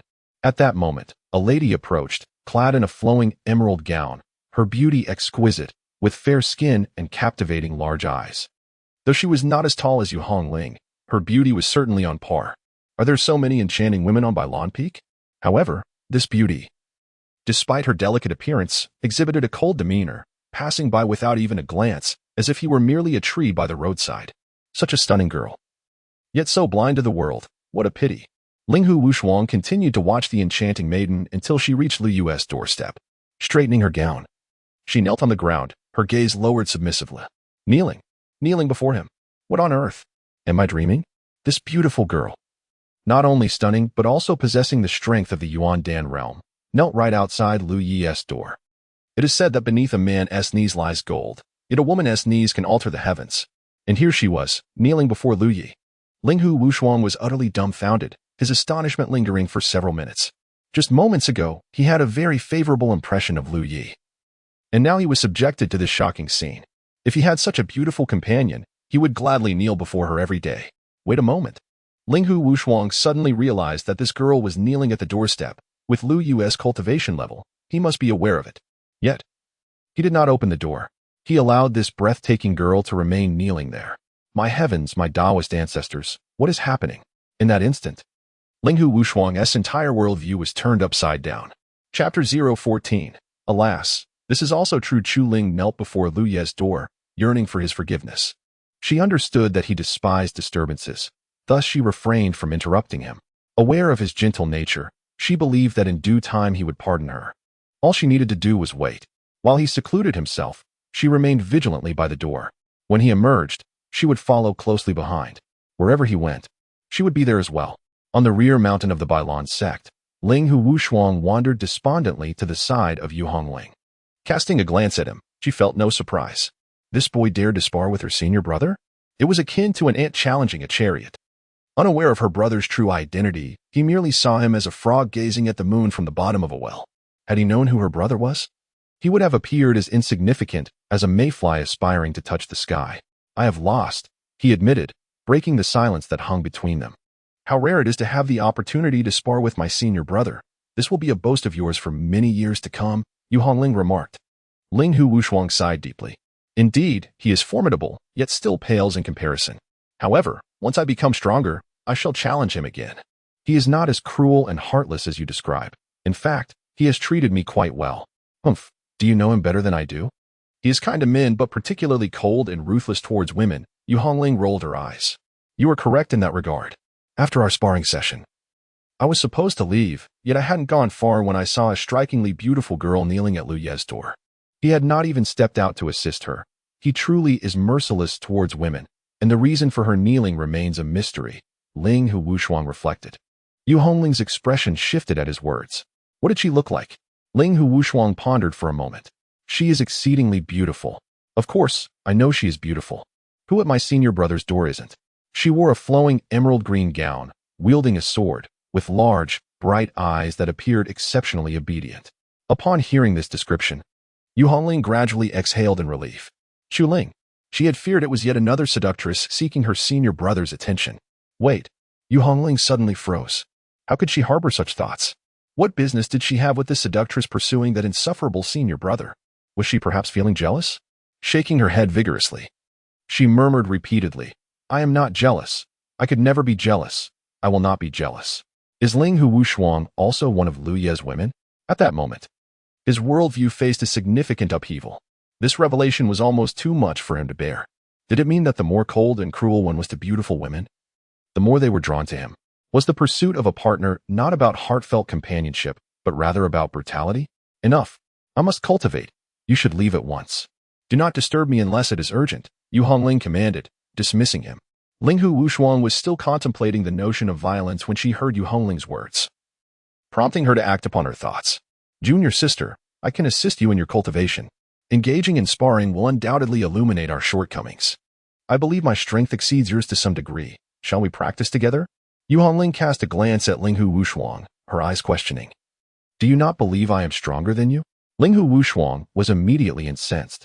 A few moments later, she found herself forcefully slammed to the ground. The stones beneath her shattered, her visage marred and bruised, trembling like a leaf in a tempest, disbelief and fear flickering in her eyes. What on earth are these creatures from Bailon Peak? I can't defeat even one of them. Ha ha ha. After driving Ling Hu Wushuang away, Yu Hongling practiced for a while and achieved a minor breakthrough to the second layer of Yuandan. Wait, didn't Chu Ling go home? Why has she returned again? Kneeling at the doorstep of that wretched senior brother? Yu Hongling pondered aloud, perplexed. I must return to investigate. Such was her nature when faced with uncertainty. The burden of doubt was more unbearable than death itself. As for her being grounded, what nonsense. She shared a sisterly bond with her master. The very notion of confinement was far too distant. Yu Hongling dashed to her senior brother's courtyard and, as anticipated, she spotted Chu Ling kneeling silently on the blue stone ground, diligently practicing her techniques. Chu Ling, why have you returned? Yu Hongling inquired. Chu Ling looked up at her, softly calling, Sister Hongling. Enough of this kneeling. Rise. We female cultivators possess our own dignity. Why should we kneel to him? Yu Hongling stepped forward to assist Chu Ling, completely oblivious to the times she had knelt in her past life. Sister Hongling, I have erred. This punishment is deserved, so please do not concern yourself with me. Chu Ling resisted Yu Hongling's efforts to lift her. What have you done wrong? Let me tell you, that odious Lu Yi is quite miserly. The perfect Guiyuan Dan he gifted me in my past life, he has chosen not to provide in this one. A person so stingy. Kneeling here until the end of time would be futile, Yu Hongling declared, raising her voice intentionally. At that moment, Bai Qilan appeared, her gaze sharp as she scrutinized Yu Hongling. Chu Ling then explained, I was in the wrong. I failed to appreciate the kindness he showed me and even harbored grievances against him. I not only inflicted the yin-yang devouring poison upon him, but also administered the heavenly stiffness poison. My sins are grave. All the punishment I endure now is well-deserved. Upon hearing the name heavenly stiffness poison, Bai Qilan paused momentarily. This was a rule-based toxin capable of affecting a celestial being, a rarity in the world. Moreover, the 8 of them had each sought to understand such substances thoroughly. They were no strangers to the heavenly stiffness poison. Oh dear, that matter is in the past. Besides, the heavenly stiffness poison you used did not take effect. He ended up self-destructing anyway. Thus, strictly speaking, you have not harmed him at all. So there is no need for you to feel guilty, Yu Hongling reassured her. Yet, Chu Ling shook her head, tears streaming down her cheeks. No. The heavenly stagnation poison is a toxin that exists beyond the realm of rules. Even if it does not manifest at the moment, it cannot be eradicated. Instead, it permanently lingers within the victim's body, with no antidote available. Upon hearing this, both Yu Hongling and Bai Qilan's expressions stiffened simultaneously. They exchanged a glance, perceiving an inexplicable panic in each other's eyes. Time has turned back. We have been reborn. Surely the heavenly stagnation poison will not follow us again. Yu Hongling murmured in a daze. If the heavenly stagnation poison persists, then what she had done. Yu Hongling shivered violently, daring not to think further. Many poisons can be withstood by Lu Yi at the celestial sovereign level, merely weakening his strength. However, It is a different matter for those below the celestial sovereign realm. At this moment, Bai Qiulan softly remarked, the perfect return pill. The heavenly stagnation poison has likely accompanied Lu Yi back. Chapter 15. Just go away. Who is Lu Yi? Bai Qiulan was relatively clear about this. She held no enmity towards him. Rather, she had always struggled to accept the grotesque relationship they shared. Initially, she could disguise the situation as helping alleviate her chaotic shadow poison, enduring humiliation while maintaining this relationship. However, after her chaotic shadow poison was resolved, she could no longer tolerate the immorality of their connection, one that was not accepted by the world, especially as she was a master. Being ridden by a disciple was unbearable. What kind of situation was that? Coupled with the persuasion of others, Bai Qiulan found herself in turmoil, struggling until she finally acted. The perfect return pill, the perfect return pill. These 5 words detonated like thunder in Yu Hongling's mind. The heavenly stagnation poison had frozen half of its power, meaning that if her senior brother was afflicted by the heavenly stagnation poison, he could only utilize half of his strength to condense the essence pill. Is this the reason he chose to consume the perfect return pill himself? Yu Hongling spoke urgently. Bai Qiulan sighed. Most likely. At that moment, Yu Hongling's eyes grew red. She bit her lip, drawing blood, yet remained oblivious. What foolishness had she committed? Condensing the essence pill with only half of his true energy. Even if her senior brother had been a celestial sovereign in his past life, he could not possibly form a superior essence pill, perhaps not even a heavenly grade essence pill. Yet, she only thought of herself, only thought that her senior brother would rather waste the perfect return pill than give it to her. She had not considered that her senior brother's refusal to offer her the perfect return pill stemmed from his own hardships. Senior brother, I'm sorry. Yu Hongling shouted an apology to the room. She had finally expressed her remorse. However, within the room, there was no response. Bai Qiulan, a formidable practitioner, had never pried into Lu Ye's affairs, but now she was anxious. If the heavenly stagnation poison had not dissipated, then the poison she had cast, had it vanished? Lu Yi, are you still in the room? I have something important to tell you. No one replied. Bai Qiulan gritted her teeth and finally employed her spiritual sense to investigate the room. The result was that the room had long been empty. Where's Lu Yi? Lu Yi had long departed from the room, leaving Chu Ling kneeling outside, while 3 women created quite a commotion. In Lu Ye's eyes, every woman in the world was but an obstacle on his path to greatness. Thus, he sought a tranquil spot to immerse himself in solitary cultivation. At that moment, his cultivation was surging towards the 8th level of the Yuan Dan realm, progressing at an astonishing pace. However, relentless training alone would not suffice. He still needed to acquire essential treasures. For instance, within the Dao sect lay an ancient key, shrouded in mystery to outsiders. Yet Lu Yi understood its significance. It was a vital token to access the God Burial Ridge, where the remains of a fallen ancient deity were interred. Though the treasures associated with the ancient god were not particularly valuable, the corpse had given rise to a rare flower, the blood of the divine, which was crucial for him to condense his first life. The blood of the divine, the wood spirit pearl, and the Xian Yin soul fruit. Each was indispensable. While these treasures might not be especially precious to those in the harmonious Dao or void refinement realms, for someone at the Yuan Dan level, their worth was immeasurable. Hence, he needed to participate in the sect's disciple competition, just as he had in his previous life, to earn the right to enter the Dao Treasure Pavilion. Certainly, this competition would be far less strenuous than in his past. Days turned into weeks, and before long, September had arrived. The mountains turned chilly early, with maple trees ablaze in fiery red across the landscape. Lu Ye's cultivation had reached the 9th level of Yuan Dan. He could break through at any moment, transitioning from Dan to infant, but since the Yuan infant represented his first life, he needed to exercise caution. With no immediate need to break through, Liu contemplated pushing himself further, aspiring to reach the 13th level of Yuan Dan, though if he failed, it would not matter. Boom, boom. The resounding chimes of a grand bell echoed through the air, illuminating the skies with ethereal light. A commanding voice announced that all peak masters, along with their 92 disciples, were to gather at the Dao Plain. In an instant, sword lights from the 72 peaks soared through the sky, converging upon the main peak in a breathtaking display. Liu sought no one. A seemingly ordinary sword fell at his feet, and he soared into the air towards the main peak. As the crowds gathered from each peak, Liu caught sight of Bailan Peak yet had no intention of approaching. Interestingly, Chu Ling was also present. He refrained from going over, but a few individuals from Bailan Peak approached him instead. Senior brother, I am sorry. Young master, I apologize.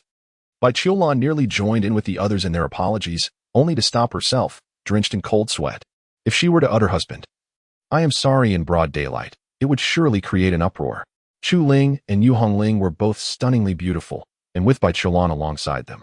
Their every move captured the attention of many. Witnessing the two breathtaking women simultaneously apologize left the crowd in bewilderment. What was happening? Lu Yi had little interest in their apologies. If apologies held any power, then what need would there be for swords? With that thought, he turned and walked away. He took a step forward, and the three followed suit, another step, and they mirrored him once more. Lu Yi sighed, realizing that soon enough he would capture everyone's attention. So he decided to be unreserved. Get lost. The three halted simultaneously. Lu Yi, indifferent, walked away again, with so many gazes fixed upon them. The moment they heard Lu Ye's reprimand, countless eyes widened in astonishment. What did I just hear? Faced with the unwavering presence and apologies of these three stunning women, he had the audacity to utter such a command. Were they to be vanquished along with their entire lineage? Chu Ling maintained her composure, a smile gracing her lips, seemingly unfazed by Lu Ye's rebuke as she continued to follow him. Yu Hongling's complexion fluctuated between shades of blue and red. She was a person who valued her dignity, and being chastised publicly by Lu Yi was utterly humiliating. If you want me to leave, then I shall. With a huff, Yu Hongling turned and walked in the opposite direction. Bai Qiulan felt utterly drained. She followed Yu Hongling away. Lu Yi initially believed that his reprimand would send all three women away, yet he was taken aback when Chu Ling remained by his side. However, he chose to act as if he were oblivious to her presence. The deputy head of the Dao sect began to speak. The great Dao stands tall. Humanity shines bright. The heavens experience 4 seasons, while humanity follows moral codes. Ghosts and spirits may wander, and demons may appear. Yet, to the audience, these words resonated like the refreshing autumn breeze of September as we welcomed the 90th Sect Disciples competition. The rules and rewards were proclaimed, and the deputy had declared the official commencement of the competition. Everyone was required to participate. Hesitation was not permitted, and each individual was expected to give their all. The competition followed a 2-in-1 format. Lu Yi understood clearly. It bore no difference from his previous life, thus allowing the proceedings to continue normally. Chapter 016. Like art, the competition commenced. This generation of disciples had been within the sect for half a year, most having reached the Yuandan realm. The Dao sect, renowned as one of the top sects, naturally attracted disciples of exceptional talent. Those who achieved full mastery of qi gathering in 3 months were hailed as prodigies, while those who took 6 months were considered ordinary geniuses. The vast majority of the Dao disciples completed their qi gathering within 3 to 5 months before embarking on their breakthroughs. On the arena, the disciples' combat skills were already quite refined, as they were all at the Yuandan level, regarded as formidable forces among the wandering cultivators. In reality, disciples from large sects might struggle against seasoned wanderers in the early stages. However, as time progressed, the disciples from the prominent sects would grow increasingly powerful. For major sects, the Yuandan realm was merely a starting point, while for many wandering cultivators, it might represent the pinnacle of their cultivation journey. Some disciples displayed remarkable prowess, instantly eliciting gasps of admiration from the crowd. Before long, Yu Hongling took the stage. By now, she had gained some renown within the Dao sect, having achieved full mastery of qi gathering in just 17 days. Thereby shattering the sect's qi cultivation record, even nearly breaking the record for gas extraction training on the first tier, coupled with her breathtaking beauty and impossibly long legs that seemed to surpass even life itself. Yu Hongling truly left an indelible impression. As she made her entrance, the audience erupted in cheers and gasps of astonishment. Yet, some gazes were inevitably drawn to Lu Yi, for he had audaciously told Yu Hongling to leave. Filled with indignation, Yu Hongling, now at the 5th level of Yuandan and progressing rapidly, faced an opponent who had only just ascended to Yuandan. In a swift motion, she struck, so quickly that her adversary could barely react. All they perceived was a flash of wine red as she soared off the stage. It was astonishingly fast. Many observing elders nodded in approval, recognizing a promising talent. Previously, many had overlooked her, assuming Yu Hongling's aptitude to be mediocre. Moments later, the name Chu Ling appeared, confirming her entry into the Dao sect. "Young master, I am going," Chu Ling said softly. Lu Yi, however, remained oblivious, lost in his own thoughts. A bittersweet pang surged in Chu Ling's heart as she recalled how well Liu had once treated her, and how foolish she had been. This scene did not escape the notice of many male disciples, who gritted their teeth in frustration. What was he pretending to be? And what was the story behind this enchanting girl? How could such a beautiful maiden be so enamored? Chu Ling ascended the platform, facing a fellow female disciple. Just as she prepared to strike, her opponent spoke. Junior sister, what are you doing? He has clearly humiliated you. Why do you still seek to approach him? As cultivators, though we are female, we are not inferior to men in any regard. I see your strength is considerable, and your appearance is exceptional, a practitioner of the sword. Such behavior tarnishes the reputation of female cultivators and sword practitioners alike. If you are being oppressed or threatened by him, do not hesitate to tell me. I will certainly seek justice for you. Listening to these words, Chu Ling gently shook her head. It is all my own choice. To me, the young master holds more significance than the sword path itself. I appreciate your kindness, senior sister. The senior sister's eyes widened in disbelief. Do you even realize the nonsense you are speaking? You, a practitioner of the sword, do you not regard the sword path as the highest existence? Every word from Chu Ling's lips emanated from her heart. Very well, if you remain obstinate, today I shall awaken you. Not far away. Sun Ruowei overheard Chu Ling's words and glanced at Bai Qiulan, then at Lu Yi. Lu Ye's appearance was strikingly handsome, like a gentle breeze among the mountains. A radiant moon in the sky. Yet such looks were not rare. In fact, there were many in the Daidao sect who surpassed him in charm. What could possibly make Chu Ling so devoted? And that intimidating title, Sister Bai. No, she must uncover the truth. Lu Yi, immersed in his own thoughts, paid no heed to the multitude of gazes upon him. Unconcerned as he focused on his path, his resolve stronger than in his past life. A mere glance is hardly worth mentioning. The senior sister, in a bold move, wielded her long sword, transforming into a breeze as three figures encircled Chu Ling. Launching an assault. Chu Ling stirred. Ethereal light danced like fish, akin to a thunderbolt. Sparks flew as blades intertwined. The tip of the black demonic sword halted at the throat of the female disciple. Her trembling hand could not contain its quiver, her eyes reflecting sheer terror. Not just her, but many others were equally struck with astonishment. The elder overseeing the match exhibited a dreadful glimmer in his eyes. He was a master of the sword and could sense the purity and strength of Chu Ling's sword intent. If someone so infatuated could hone their sword intent to such a degree, what heights might they reach if they were wholly dedicated to the path? Some even entertained thoughts of eliminating Lu Yi, wishing to extinguish the potential of such a sword immortal's romantic distractions. I concede. Chu Ling sheathed her sword and spoke softly. Chu Ling of Bailon Peak, victorious. She leapt off the stage, eagerly approaching Lu Yi. My lord, I have won. Chu Ling's eyes sparkled as she gazed at Lu Yi. As if anticipating his praise, Lu Yi remained with his eyes closed, entirely ignoring her. Chu Ling felt a pang of disappointment. It had been too long since she had heard her lord commend her. What she had once taken for granted was now sorely missed. This scene was observed by many, their hearts swelling with indignation towards Lu Yi, enough to resurrect 100 malevolent sword immortals. Some sword cultivator elders even harbored murderous intent towards Lu Yi. After 4 contenders, it was finally Lu Ye's turn. As he stepped onto the stage, more individuals recognized his name. Gu Qing, give it your all. Defeat him. Show everyone what a heartless man like him is worth. The crowd rallied behind a disciple named Gu Qing, while Lu Yi remained unfamiliar with the name. Likely a fleeting encounter. However, he was quite familiar with a young man named Lu Yishui, who was fervently cheering from below. Gu Qing took to the stage. The match commenced. Just as Gu Qing was about to speak, Lu Yi unleashed a punch.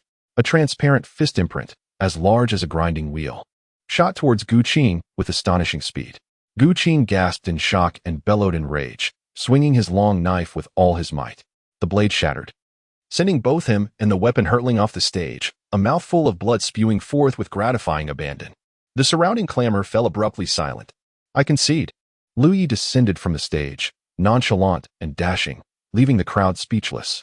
The impact of that punch resonated in the hearts of all present, swift, precise, and fierce. Akin to art. Chapter 017. No slapping faces indeed. This generation has produced numerous exceptional talents, mused Vice sect leader Ji Changming. Indeed, particularly from Bailon Peak. Which is most remarkable. We have Hong Ling, Chu Ling, and Lu Yi. I never anticipated that not only would junior sister Bai excel in cultivation, but she would also be such an outstanding mentor to her disciples. This contest for the top position is sure to be a fierce battle. Not necessarily. Oh, what do you mean? Their strength is undeniable, yet their emotions seem excessively intricate. Look at Chu Ling. Her heart and eyes are filled with thoughts of Lu Yi. Had Lu Yi not kept her at arm's length, I would not have been surprised if she had already nestled into his embrace. Then there is Ji Changming and Yu Hongling. In such a short span, she has secretly gazed at Lu Yi no less than 30 times. And let us not forget junior sister Bai. Although she has yet to direct her gaze towards Lu Yi, her head persistently attempts to turn in his direction, only to be forcibly redirected midway. This perplexes me somewhat. Ji Changming furrowed his brow, casting a skeptical glance around him. Senior brother Ji, what are you observing? Ji Changming replied, I am pondering whether I find myself in the Dao sect or the Hehuan sect. It must be said, it is indeed quite peculiar. As one round of combat concluded, half the participants were eliminated. Without a pause, the second round commenced. The three continued to take turns on stage, each defeating their opponents with a single strike, showcasing unfathomable prowess. The originally favored contenders for the championship dimmed in comparison, their minds echoing with the title of prodigy. There was no escape. After all, they were emperors, reborn with all their experiences, techniques, and divine abilities intact, utterly overwhelming the contemporary practitioners. As the second round passed, the third began. The clashes among the geniuses grew ever more exhilarating, eliciting waves of cheers. When Chu Ling and Yu Hongling took to the stage, the cheers reached a crescendo. However, the moment Lu Yi appeared, the entire arena fell into an uncanny silence, as if a silent agreement had been made. Lu Yi remained unfazed. His opponent this time was a prodigy named Li Jiumin, the foremost disciple of the Wen Dao peak for this generation. A legitimate contender for the championship. I do not believe you can withstand a single punch. Before he could finish his sentence, Lu Yi's fist imprint was already before him. Li Jiumin swiftly formed hand seals, conjuring a sturdy yellowish shield adorned with intricate and profound runes. This was the Turtle Spirit Shield, renowned for its formidable defense. The instant the fist imprint made contact with the Turtle Spirit Shield, numerous cracks appeared. And with a sharp crack, the imprint shattered the shield effortlessly, sending Li Jiumin crashing down from the stage. A wave of astonishment swept through the crowd. Li Jiumin's strength was not to be underestimated. He was already at the 4th level of Yuan Dan and had been meticulously cultivated by Wen Dao Peak. Yet, he was still defeated by a single punch. How could Lu Yi be this formidable? Truly a prodigy, indeed. I suddenly find myself accepting Chu Ling's humble demeanor towards Lu Yi. Lu Yi is undeniably handsome, and among this generation of disciples, it seems there is no one who can rival him. Elder Bai is simply astonishing. How does she instruct her disciples? Is it too late for me to seek her guidance? The crowd buzzed with discussion. It is certain that the name Lu Yi has firmly etched itself in the hearts of all disciples of this generation.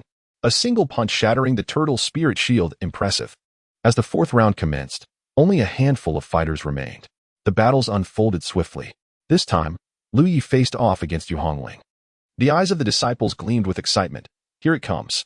As of now, Lu Yi, Chu Ling, and Yu Hongling have all concluded their battles with a single strike, leaving everyone in the dark regarding the true extent of their prowess. Now that these two have crossed paths, one can only anticipate a fierce confrontation. Yu Hongling furrowed her brow. She was to face Lu Yi? What a jest! How could she possibly stand a chance against him? Yet, conceding defeat so easily did not sit well with her. Being at the same level of Yuan Dan, why not give it a try? As the preceding matches unfolded one after another, Chu Ling continued to dispatch her opponents with a single blow, a display of power that was nothing short of astounding. At last, it was time for Lu Yu and Yu Hongling to take the stage. Senior brother, please be gentle. I must remind you, no face slapping. Yu Hongling playfully declared, standing opposite Lu Yi in her striking red battle dress, her figure exquisite, her legs fair and radiant, flawless in their perfection. Lu Yi smiled, delivering a punch through the air aimed at Yu Hongling's face. Apologies, at my age, I am in the throes of rebellion, he retorted, disregarding her request. Yu Hongling, incensed yet undeterred, activated the ancient scriptures of the reversal Tao, her true essence surging like a torrential wave. With equal fervor, she threw her own punch. In that moment, she was fearless, her fearless fist embodying the valor of the unyielding emperor, crashing against Lu Yi's fist with tremendous force. Boom! A thunderous sound erupted as Yu Hongling's strike was obliterated, the overwhelming power crashing upon her visage. Thud! She was sent reeling backward, her stunning face blooming like a peach blossom, vividly flushed. Ugh, blood! Yu Hongling winced, her nose aching, tears brimming in her eyes. You foul senior brother. This isn't over. Lu Yu ignored her. What was the level of this quarrel, anyway? Witnessing Yu Hongling's dismal state, many gasped in astonishment. My goodness. It appears Lu Yu genuinely holds no interest in these two women. Could we have misjudged him? Upon reflection, It is indeed possible that had he possessed even a modicum of tenderness, he would not have rendered Yu Hongling in such a state. Perhaps it was precisely because he felt no inclination toward either that he dealt such a severe blow. If that were the case, one might argue Lu Yu is rather unfortunate. Just imagine, someone who has no taste for women, only for the Tao, yet finds two women persistently vying for his attention, daily flitting about, yearning to become his partner in the way. How would that feel? Who are these two women? Let us say they are Yu Hongling and Chu Ling. I find it rather amusing. What do you mean amusing? I am speaking under the premise that you only favor the Tao, not women. Oh, then I find it amusing as well. Get lost. In my opinion, young men must take great care to protect themselves when alone in the world. Liu never anticipated that with one punch, he would tarnish his own reputation. Thus, the Sigma Man remains an eternal legend. Yu Hongling, gritting her teeth, returned to Bai Qiulan's side, while Sun Ruowei observed the scene, her eyes glinting. Could it be that Yu Hongling harbors feelings for Lu Yi? Oh, Bai Qiulan. Dear Bai Qiulan, what secrets lie within the White Orchid Peak? At present, it appears that Yu Hongling is the most naive. It seems prudent to approach her with the intent of uncovering the truth she possesses. I must seize an opportunity to elicit her thoughts. Chapter 018. Naturally willing the competition proceeds. The Tao sect is truly formidable. Their disciple tournament is set to conclude within a single day. Such is the efficiency of a grand sect. In contrast, for other sects, a disciple competition spanning 3 to 5 days is commonplace, and extending to 10 days or even half a month is not unusual. This may indeed reflect the Tao sect's distinctive style. Rather than witnessing this youthful rabble engage in their trivial contests, one might as well dedicate that time to personal cultivation. It is noteworthy that the sect leader has not graced this occasion with their presence. Ji Chaiming suspects that the appointment of a vice-sect leader was made precisely because the sect leader wishes to avoid prolonged distractions in managing sect affairs. In the 5th round, Lu Yi faces Linghu Wushuang. Having previously been bested by Lu Yi, Linghu Wushuang is acutely aware of his prowess. I have rectified my shortcomings. Yet it seems I am still no match for you, Linghu Wushuang articulates. This marks the first time Lu Yi speaks on the stage. To know shame and strive for improvement is the path of cultivation. Linghu Wushuang contemplates this for a moment. Thank you. You're welcome. But why do you always treat your junior sister so harshly? Linghu Wushuang inquires, perplexed. Liu merely smiles and refrains from answering, instead raising 2 fingers. A formidable sword intent converges between them, culminating in a single thrust. In an instant, Linghu Wushuang's mind is engulfed by alarm as he witnesses the oncoming brilliance of the sword light, as if glimpsing the profound mysteries of the sword path. Flying cloud view immortal. The clash of sword lights resonates. Suddenly, countless blood streaks erupt upon Linghu Wushuang's figure. He retreats step by step until he reaches the edge of the arena, barely managing to halt his retreat. Liu refrains from a second strike. Linghu Wushuang's mind vividly recalls the sword intent that erupted from that singular thrust, pondering it repeatedly. I concede. After admitting defeat, Linghu Wushuang bows deeply, then descends from the platform to sit cross-legged, closing his eyes in contemplation. Lu Yi turns to depart.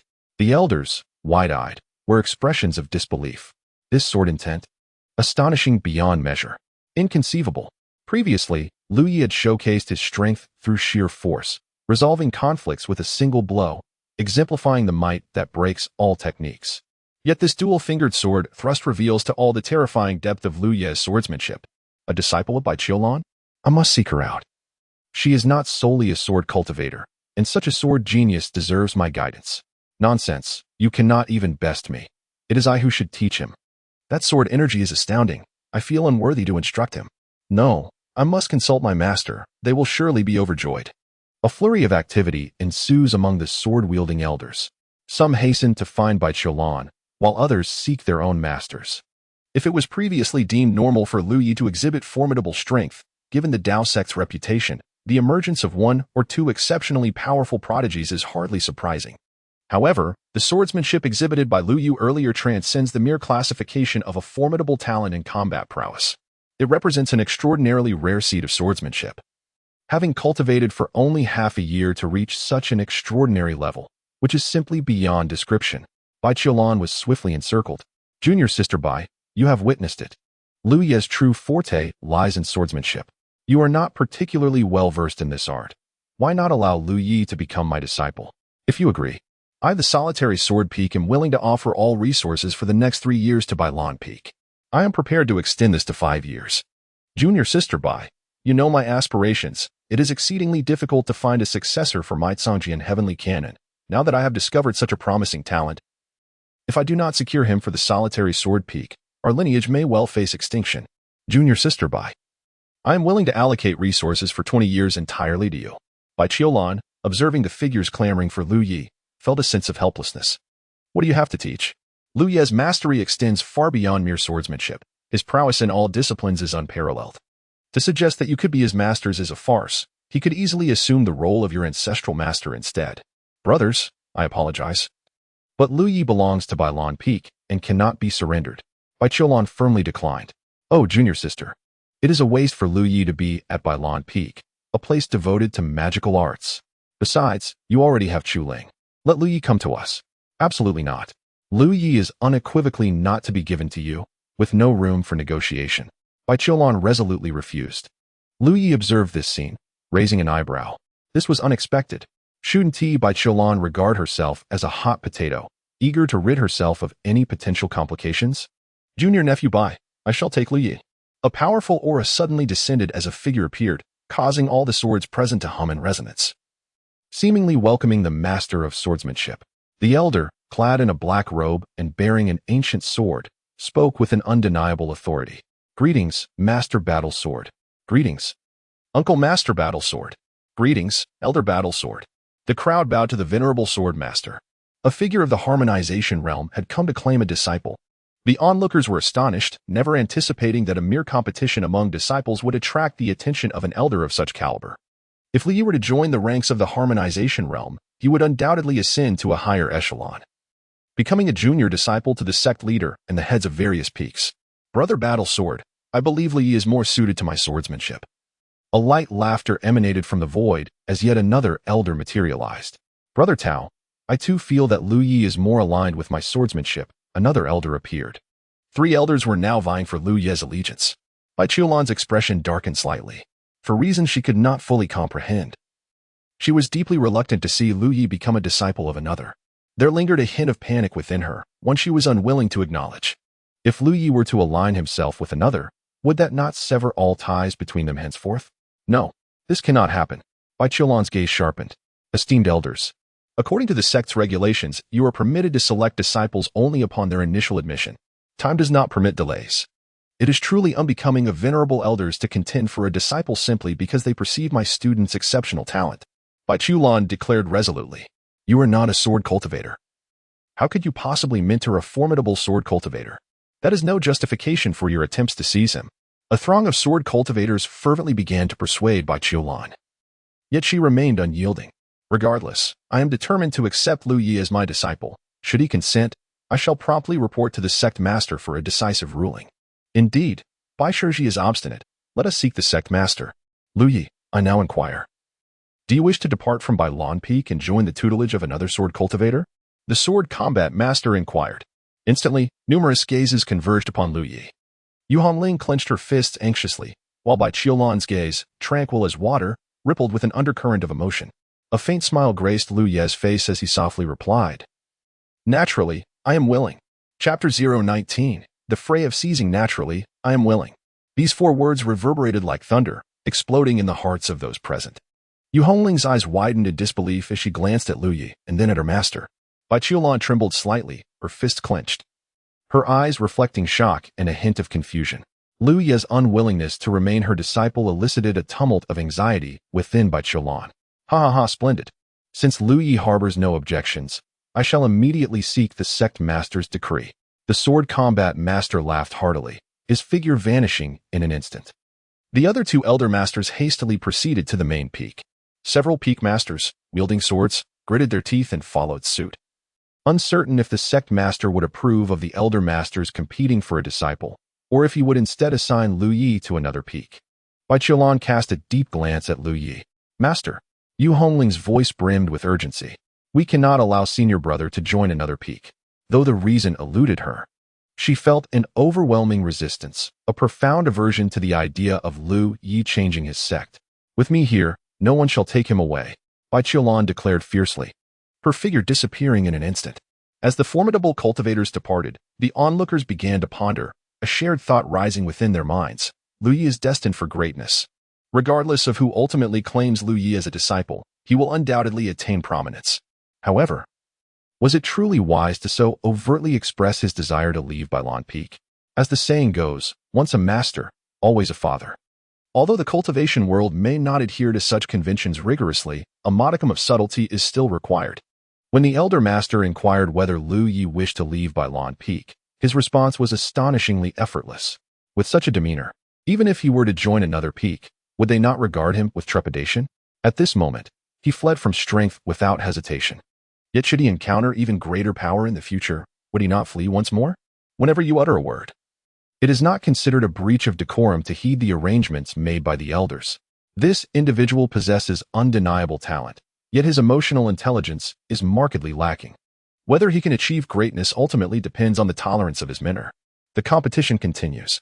After Lu Yi triumphed over Linghu Wushuang, he secured his spot among the top two. Meanwhile, another match featured Chu Ling against the esteemed senior sister of the Dedao sect, Xiao Huarong. Xiao Huarong is also a paragon of the Dedao sect, known for her gentle demeanor and exquisite beauty. The crowd's interest shifted rather than focusing on Lu Yi's affairs. They were eager to witness the clash between these two stunning prodigies, imagining the beauty of their encounter. As Chu Ling and Xiao Huarong took the stage, both radiated breathtaking elegance, each embodying a distinct aura. One was as gentle as water, serene and unruffled, while the other was akin to a sword. Tranquil when sheathed yet resounding when drawn. The battle commenced. On another front, a boisterous group surged towards the great Dao Hall. A middle-aged man with a mustache seemed to have been waiting there for quite some time. Sun Ruowei followed closely, her eyes sparkling with curiosity.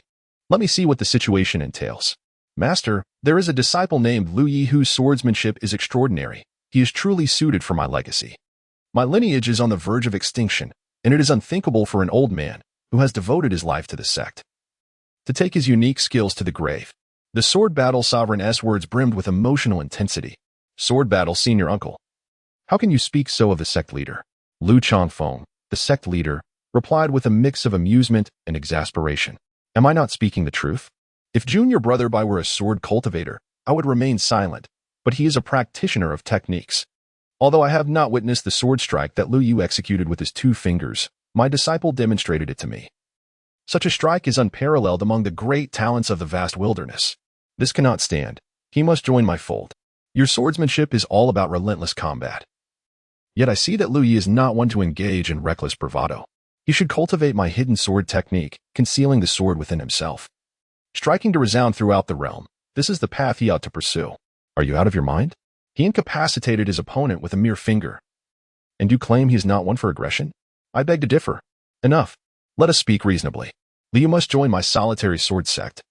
The battle sword lineage may not be extinguished, but the hidden sword has far too few practitioners. My solitary sword is truly at risk of fading away. The sect leader, Lu Changfeng, felt his scalp tingling from the commotion, his brows knitting tightly. Enough. Silence. He bellowed. The hall fell into quietude. Lu Changfeng's gaze turned to Bai Qiulan, and in that moment, a fleeting look of distraction crossed his eyes. It was undeniable that he harbored feelings for Bai Qiulan, yet she did not reciprocate. Unbeknownst to him, it had been over a year since he last beheld her, and she seemed to have grown even more beautiful. More beautiful? Lu Changfeng momentarily lost his train of thought. Comparing the Bai Qiulan of his memories with the present version, the former Bai Qiulan was as cold as ice. Proud as a snow plum, a flower not meant to be approached or admired, akin to a snow-capped ice lotus. Yet the current Bai Qiulan, while still aloof, exuded a hint of warmth, as if the ice lotus had stepped into the bustling world of mortals. It is uncertain whether it was merely his illusion, but he sensed a hint of allure in Bai Qiulan's demeanor. An illusion. It must be an illusion. How could junior sister Bai possibly exhibit such charm? His voice softened as he gently addressed her, junior sister. At that moment, the 3 esteemed elders and a multitude of peak masters felt a jolt in their hearts. Goodness! The sect leader had become so gentle. This bodes ill. Sun Ruowei could not suppress a chuckle within, thinking, oh dear, seeking the sect leader? You are woefully miscalculated. The sect leader was indeed Bai senior sister's most ardent admirer. Whatever Bai senior sister said, the sect leader would nod in agreement until his neck might snap. Bai Qiulan had met the sect leader before. Her voice was calm. Lu Changfeng smiled and said, I have mentioned before, you may call me senior brother. There is no need to address me as sect leader. The rules of the sect must not be disregarded, and etiquette should not be forsaken. Bai Qiulan truly felt no attraction towards Lu Chafeng. Very well, addressing you as sect leader is acceptable. Now, junior sister Bai, what is your perspective on this matter? Lu Chafeng inquired with a smile. At this moment, Bai Qiulan had regained her composure. The shock brought on by Lu Ye's intention to depart from Bai Lan Peak had subsided, though she was reluctant to admit it. Her heart vehemently protested against Lu Yu leaving Bai Lan Peak. She concocted a superb justification for herself. In her past life, under her guidance, Lu Yu became humanity's staunchest defense, and now, reborn with resentment, she was deeply concerned that he might stray from the righteous path. Therefore, she felt compelled to continuously guide him. Yes, that is it. In her previous life, she had always been his mentor, and in this life, it was her duty to remain so. Chapter 20. Refining the Void to Achieve the Tao. Bai Qiulan spoke. Firstly, I absolutely cannot allow Lu Yi to leave Bai Lan Peak. This is contrary to the sect's rules and etiquette. Indeed, Bai Qiulan was a staunch traditionalist, and it is easy to imagine the torment she endured in her past life alongside Lu Yi, often crying and lamenting. Secondly, the three elders believe I am a practitioner of techniques rather than a swordsman, thus I cannot adequately instruct Lu Yi in swordsmanship. In truth, the three elders are mistaken.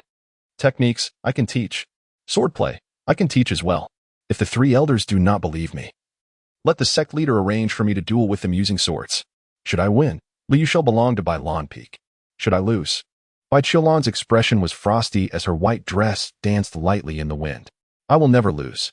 Lu Changfeng, the three esteemed elders, and numerous peak masters expressed incredulity at her confidence. You are exceedingly self-assured, are you not? Very well, we shall not impose upon you. You claim to be proficient in swordplay. Then I shall seal my own cultivation and engage you in a duel at the refining void realm. The sword master proclaimed gravely. If you lose, Lu Yi shall choose his own master. Bai Qiulan raised her gaze to the three esteemed elders. There is no need for you to suppress your cultivation. A collective gasp echoed as everyone widened their eyes, scarcely believing their ears.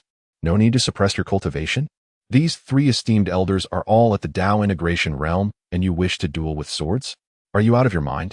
Junior sister, I understand you possess the supreme body, but the three elders are also unparalleled experts. What are you attempting to achieve? Lu Chafeng hastily urged her to reconsider.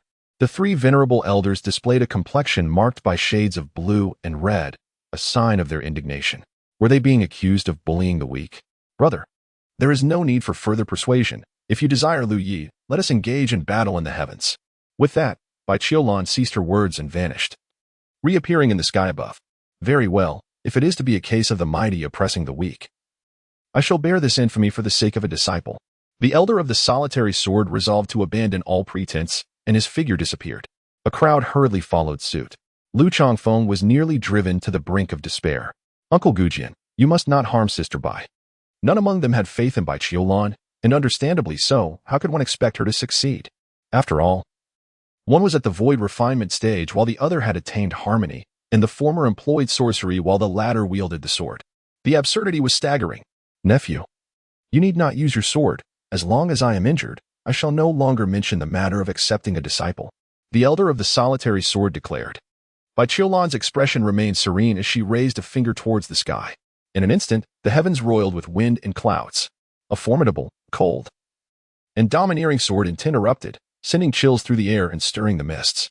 In the celestial realm, a colossal sword of moonlight, forged from clouds and mist, surged forth, accompanied by storms and the essence of the great Een. This immense sword stretched thousands of zhang in length, spanning the heavens and the earth. Beneath its presence, all beings felt like mere ants.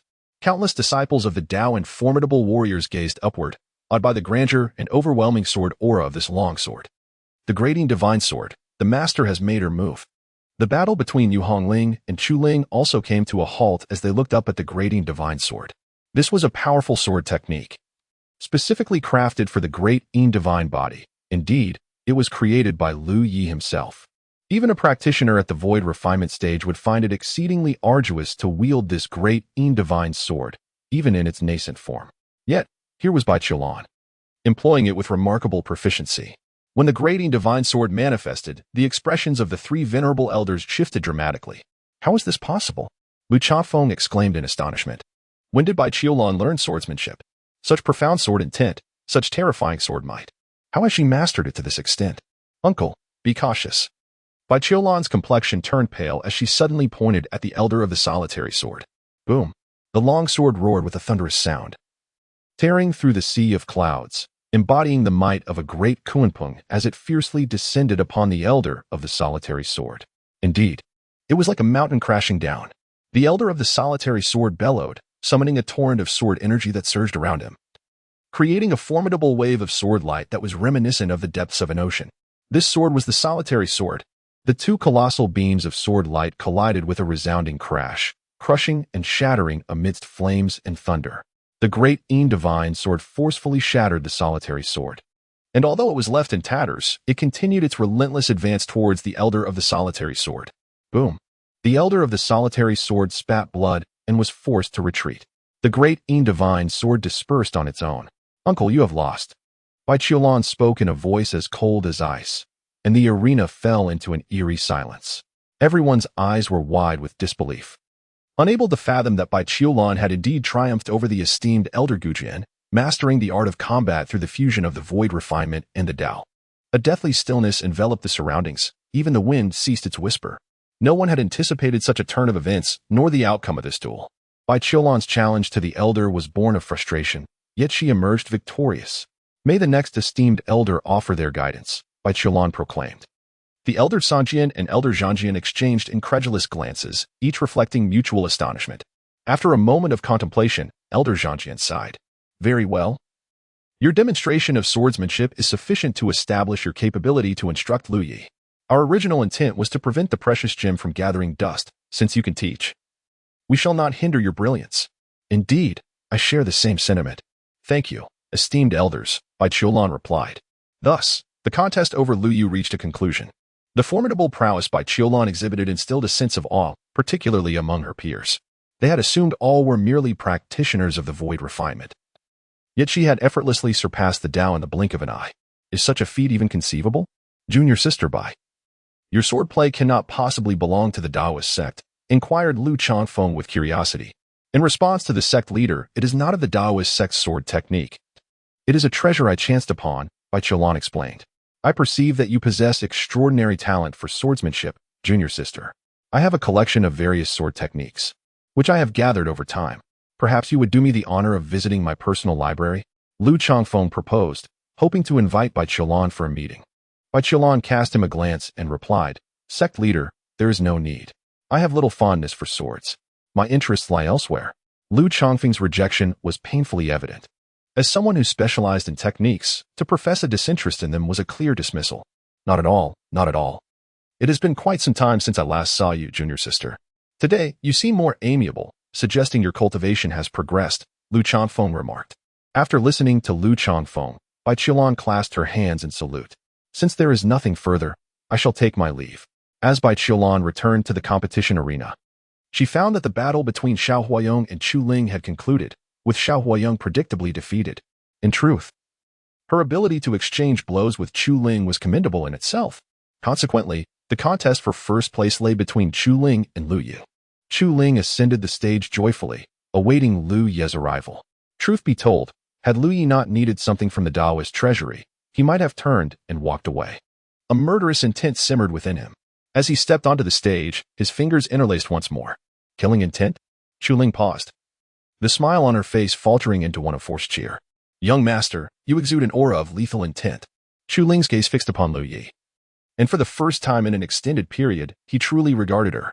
Initially, she had intended to concede at a mere glance, but upon sensing Lu Ye's killing intent, she was engulfed by profound turmoil. She suddenly knelt on the arena, closing her eyes. Come, kill me.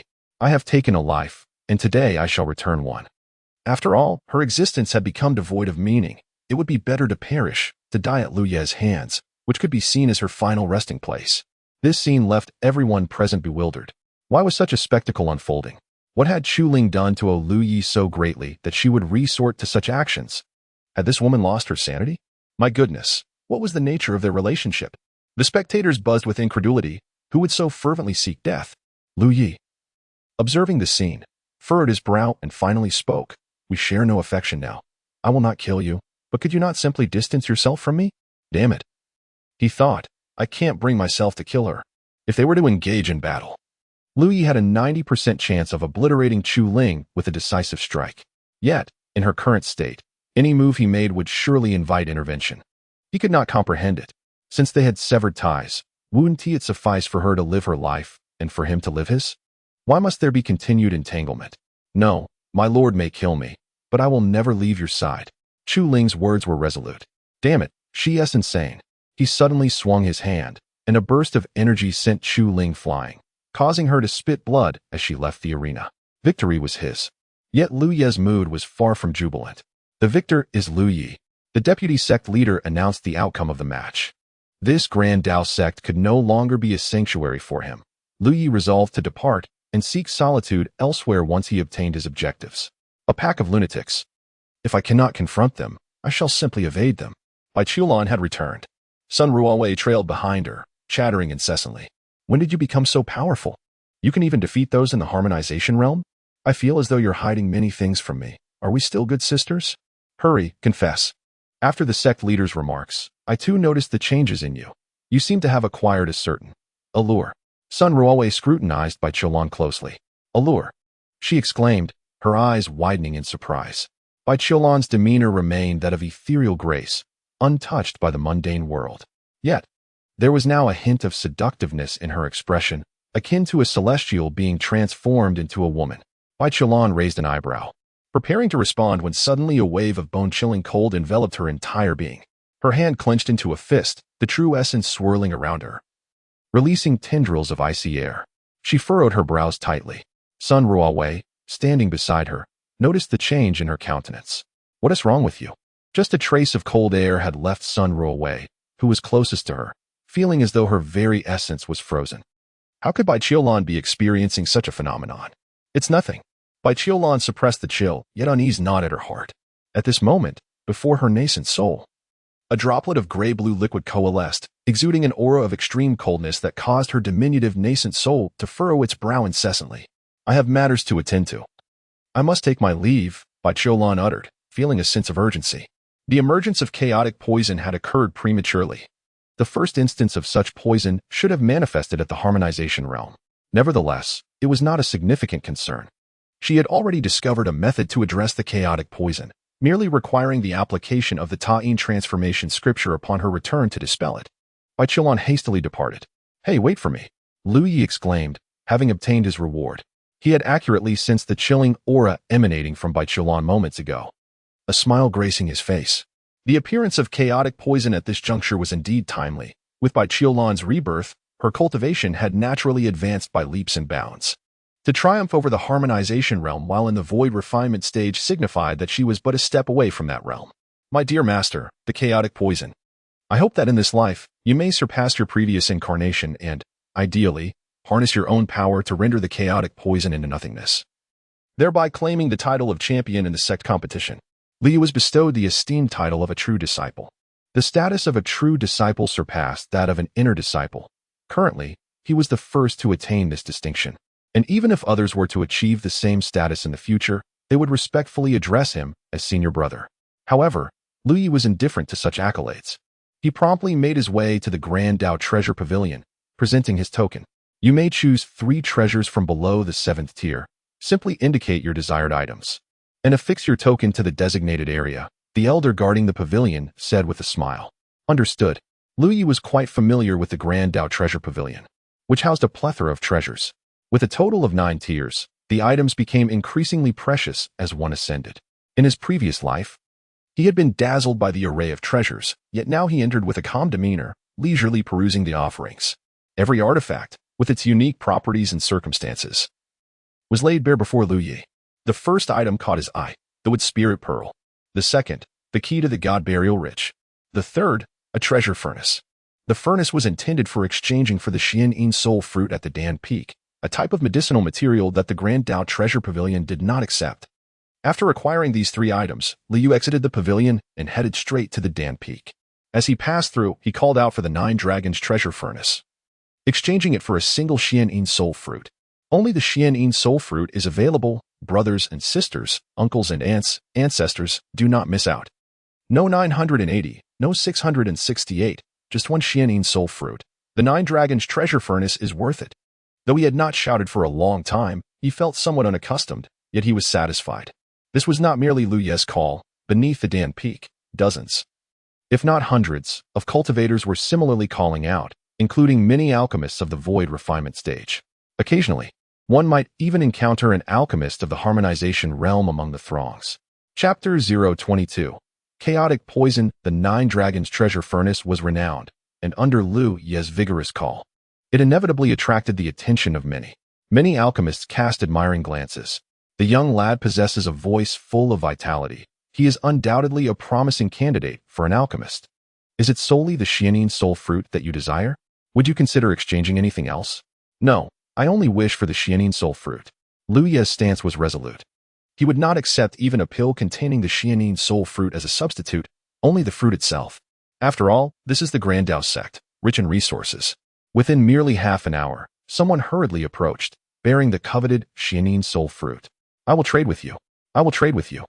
While foolish individuals continued to argue with Lu Ye about whether a medicinal pill containing the Xianin soul fruit could suffice, the astute ones had already set off in search of an intact fruit. All set. With all three items secured, Liu promptly made his way to the sect. At the sect, Chu Ling awaited eagerly, holding a box of pastries. Upon spotting Lu Ye, her eyes brightened, and she hurried to greet him. Young master, I have prepared your favorite mung bean cake. In that moment, Lu Ye's figure brushed past her, exiting the sect.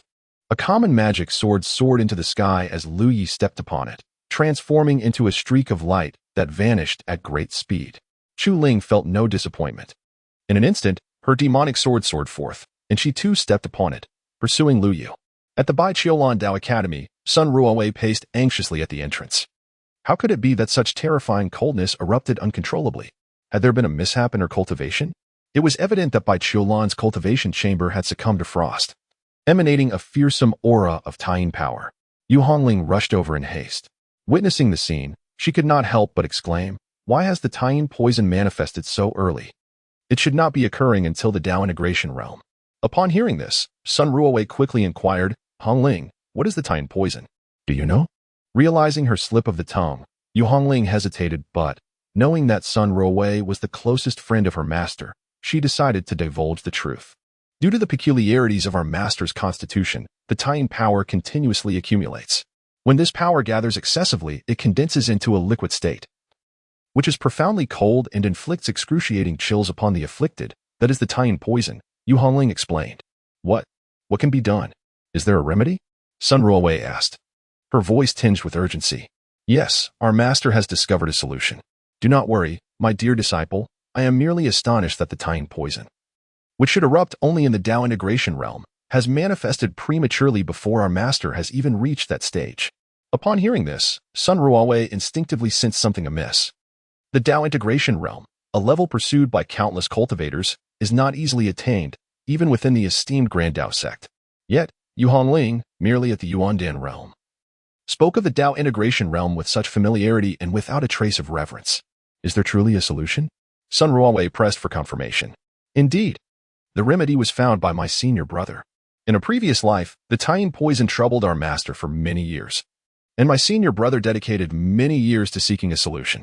However, the powers of the moon and the sun are the two most formidable forces in the chaos of the world. Resolving this matter proves to be exceedingly challenging. Nevertheless, Moon Hongling harbors immense confidence in Lu Yi.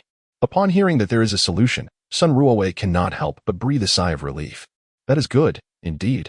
At that moment, the unusual occurrences of late resurfaced in Sun Ruowei's mind, igniting a curiosity within her. Hongling, master, what is the matter?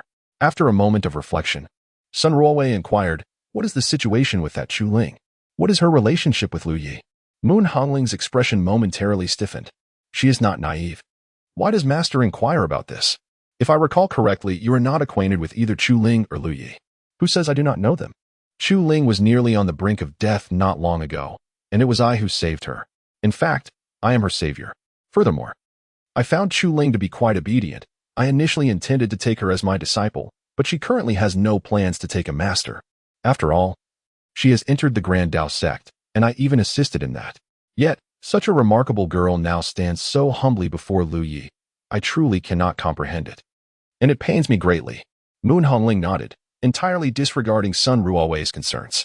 Ling has just begun her journey, and I have had little interaction with her, so I am unaware of their circumstances. You truly do not know? Sun Ruowei narrowed her eyes. I genuinely do not. The two exchanged glances for a moment, and Moon Hongling's gaze was one of earnest sincerity. Unable to find any flaws in her words, Sun Ruowei had to set her questions aside for the time being. Meanwhile, within Bai Qiulan's chamber, a powerful aura erupted as Bai Qiulan, who had already reached the pinnacle of the void refinement stage, began her breakthrough. Today, she aimed to ascend to the harmonization stage. Has she broken through? Sun Ruowei exclaimed in shock and delight. Moon Hongling gazed toward the room, her eyes lacking in joy, instead filled with a hint of concern. The harmonization stage marks a true turning point for the Taiyin divine body. Once Bai Qiulan breaks through this stage, the terrifying potential of the Taiyin divine body will finally reveal its fangs. Previously, whenever she assisted her master with the Taiyin poison, it was her senior brother who provided help. Now, however, they had all fallen out with him, and he would no longer lend his aid. Furthermore, their master would certainly not allow her senior brother to assist again.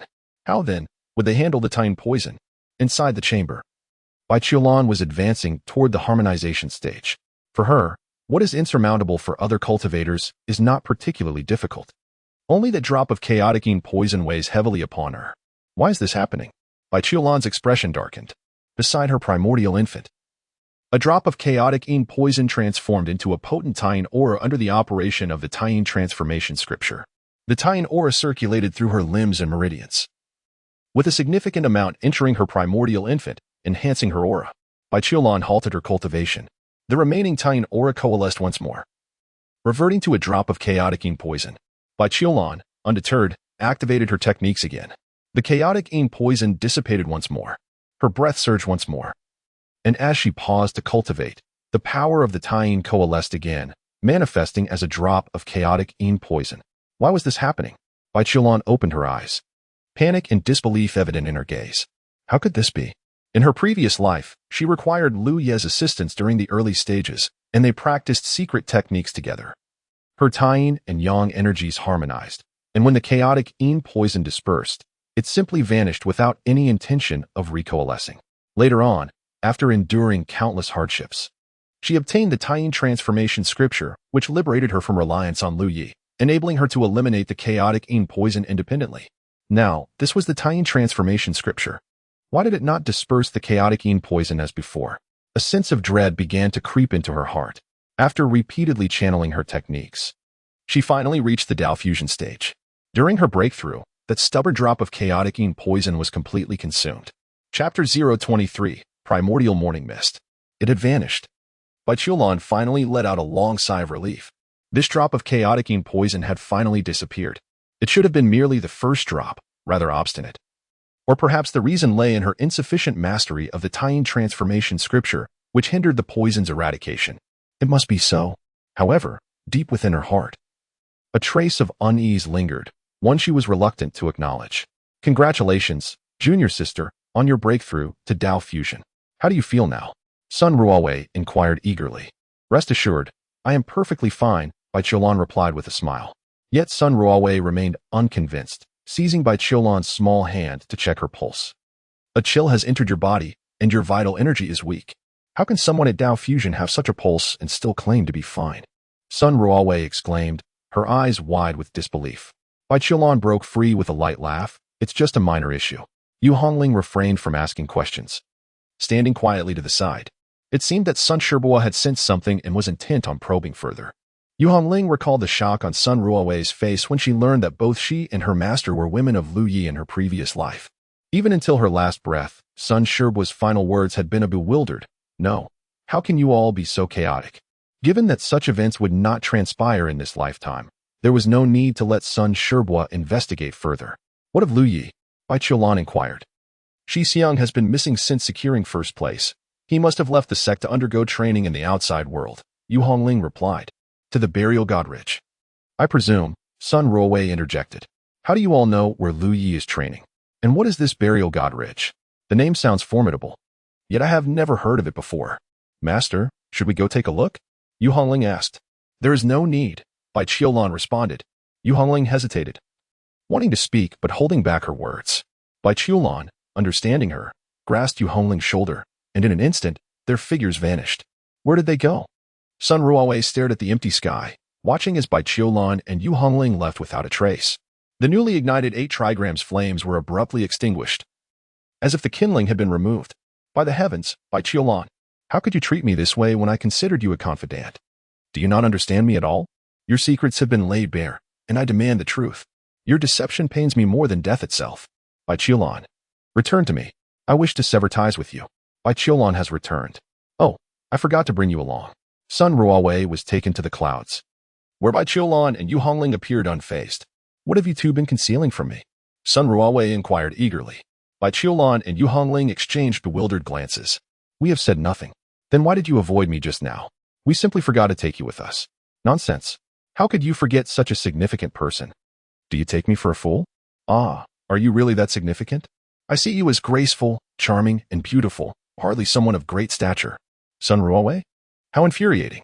How am I to express my anger now? What are we doing now? Sun Ruowei asked. We are going to Zongshan. I am concerned about my inept disciple and wish to check on them, Bai Qiulan replied. Yu Hongling seemed distracted, preoccupied with the poison she had administered to Lu Yi. Known as the primordial morning mist. Strictly speaking, this was not a poison but a peculiar existence. Once it takes effect, it amplifies one's senses exponentially. Even the slightest pain can cause one to faint. The effects last for 7 days. While it is not lethal, it can plunge one into endless suffering. A mere breeze feels like a blade's edge, and the sun's rays feel like fire. Yu Hongling intended for this primordial morning mist to ensure Lu Yi's failure during his tribulation. Yet, should it erupt now? The excruciating pain could even cause Lu Yu's soul to dissipate. Yu Hongling felt a pang of regret. She should not have poisoned her senior brother, especially after realizing how much effort he had invested in helping her cultivate and break through. She could only pray that the power of time would erase the effects of the primordial morning mist. The three arrived at Zongshan Ridge, where a figure sat cross-legged, a long sword resting upon their knees. It was Chu Ling. Greetings, Sister Yu, Master Bai, and Uncle Sunday. Though Chu Ling promptly altered her address, Bai Qiulan was still overheard by Sun Ruowei. Once again, it's Sister Bai and Sister Yu. Ling where is my senior brother? Yu Hongling asked urgently. He has entered Zongshan Ridge. I am here to protect him. Did he exhibit any abnormalities before entering? Chu Ling recalled that Lu Yi had shot her a cold glance before his entrance. No, nothing unusual. Yu Hongling felt a slight sense of relief. I am somewhat apprehensive. Ling let us enter Zongshan Ridge to check on him. My dear disciple cough, Ling Bai Qiulan interjected, interrupting Chu Ling. What was that about my dear disciple? Sun Ruowei shot Bai Qiulan a fierce glare, exclaiming, You are the greatest stumbling block on my path to gossip. Are you suggesting he is invincible? Ling I too have traversed the paths you have. It is most likely that my senior brother has come to the God-burial ridge to procure the blood flower of the divine. He aspires to break through from Dan to infant, and the last occurrence of the heavenly stagnation poison coincided with his alchemical condensation. Thus, I fear that this attempt to transcend could precipitate dire consequences, Moon Hongling said urgently. Upon hearing this, Chu Ling's expression changed dramatically. Did you lay this? Moon Hongling nodded bitterly. What is it? Primordial morning mist. Without a moment's hesitation, Chu Ling dashed into the entrance of the God-burial ridge, followed by the 4 women. Sun Ruowei caught several terms. Heavenly stagnation poison, primordial morning mist. What are these? No, you 2 fledgling practitioners, merely at the Yuan dance stage. What peculiarities do you comprehend? The residual formations inside had been entirely dismantled by Lu Yi. As I've said before, even if these formations were intact, even if this place were pristine, it would pose little challenge for Lu Yi. Ahead, the corpses of the corpse toads emerged, each slain with a single strike. Many of these toads were at the infant breaking stage. Sun Ruowei couldn't help but feel a rush of alarm. Was this all the work of Lu Yi? Is he not merely at the Yuan dance stage? Why do these 3 women appear so composed, devoid of any astonishment? Do they not realize that Lu Yi's current actions surpass the capabilities expected of someone at the Yuan dance stage? The infant breaking stage should not possess such power.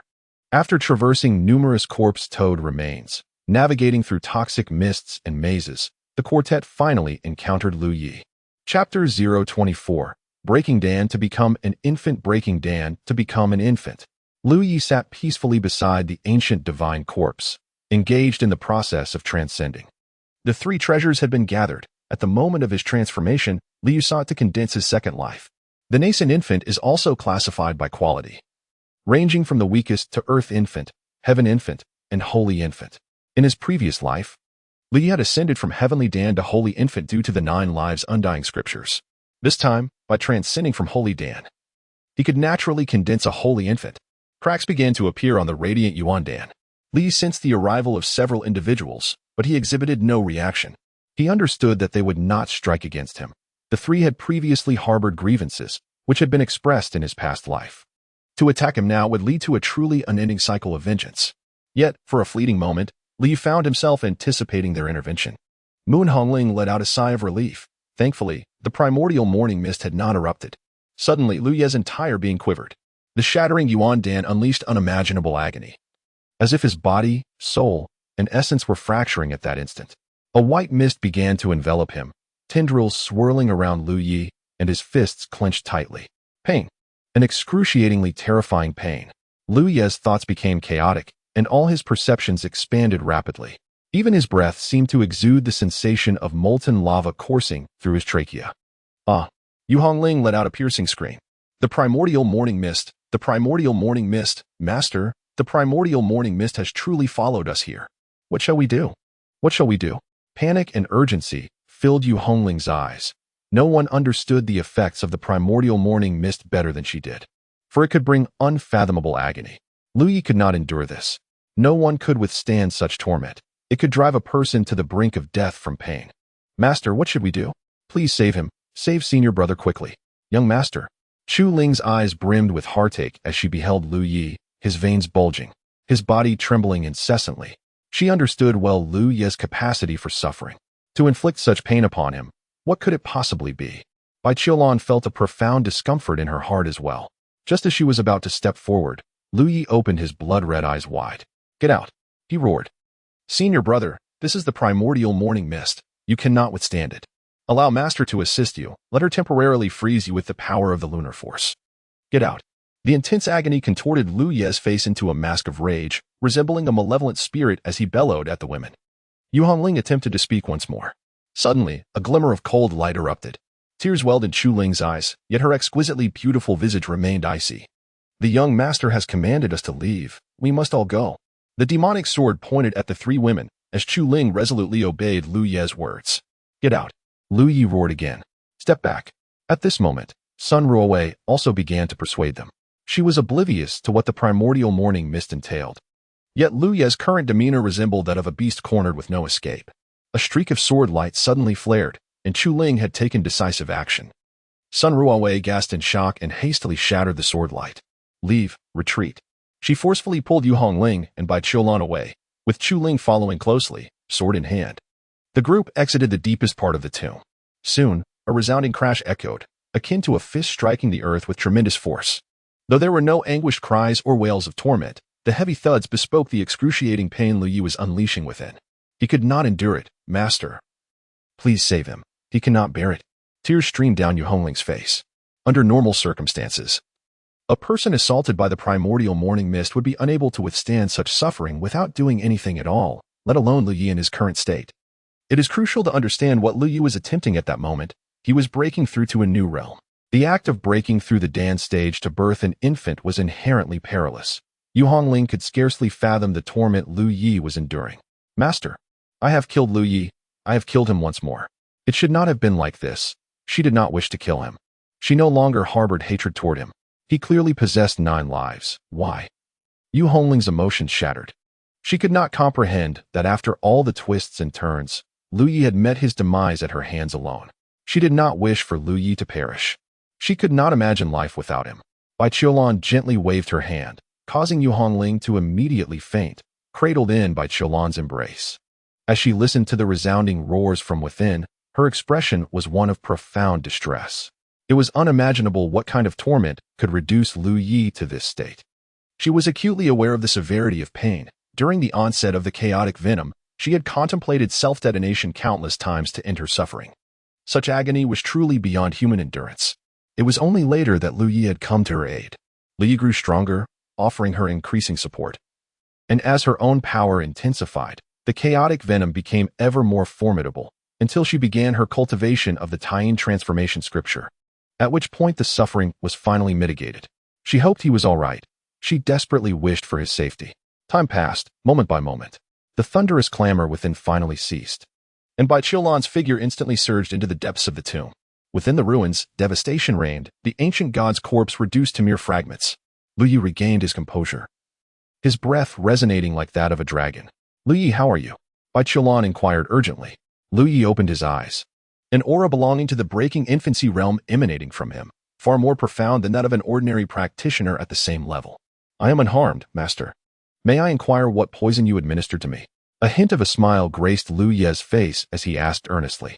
Please, I beg you, tell me. I was reborn to ascend to greater heights, not to endure calamity. After breaking through, I encountered a terrifying toxin. I had never heard of such poisons affecting a supreme being when I was a mere Earth Supreme. Where on earth did you all procure this? If I cannot confront it, I shall evade it. A hint of embarrassment crossed Bai Qiulan's face. The poison I administered is called the Tying Marrow Worm. Lu Yi raised his hand. How many have you given this to? I am not entirely certain, she replied. Lu Yi. All right. You are noble and exceptional. You don't even know how many times you've poisoned me. He had heard of the Tying Marrow Worm and had even seen it. But never did he expect it to find its way into his body. The thought of how he had encountered the Tying Marrow Worm made him want to laugh. He had ventured to the deepest source of the Tying, gaining insight into the Tying transformation scripture, and it was there that he had first encountered the worm. Truly, he was quite foolish. All right, very well, you have been increasingly ruthless with yourself. Observing Bai Qiulan's breakthrough into the harmonization realm, he anticipated the impending agony of the chaotic venom coalescing within her. Damn it. Chapter 25, 7 Days of Suffering Breaking Infancy. Liu successfully broke through and returned to the Bailan peak of the Great Tao sect, entering seclusion at once. He seemed to be unscathed. In reality, however, Lu Yi grinned. The pain was exhilarating in its intensity. Yet, in this normal state, the sensory amplification brought by the primordial dawn mist was still less than what he had endured from the chaotic venom. It was bearable. He would not die. Sitting cross-legged alone, Lu Ye's muscles trembled and contorted. Chu Ling sat at the entrance of Lu Ye's quarters, ostensibly guarding him, though her presence seemed futile.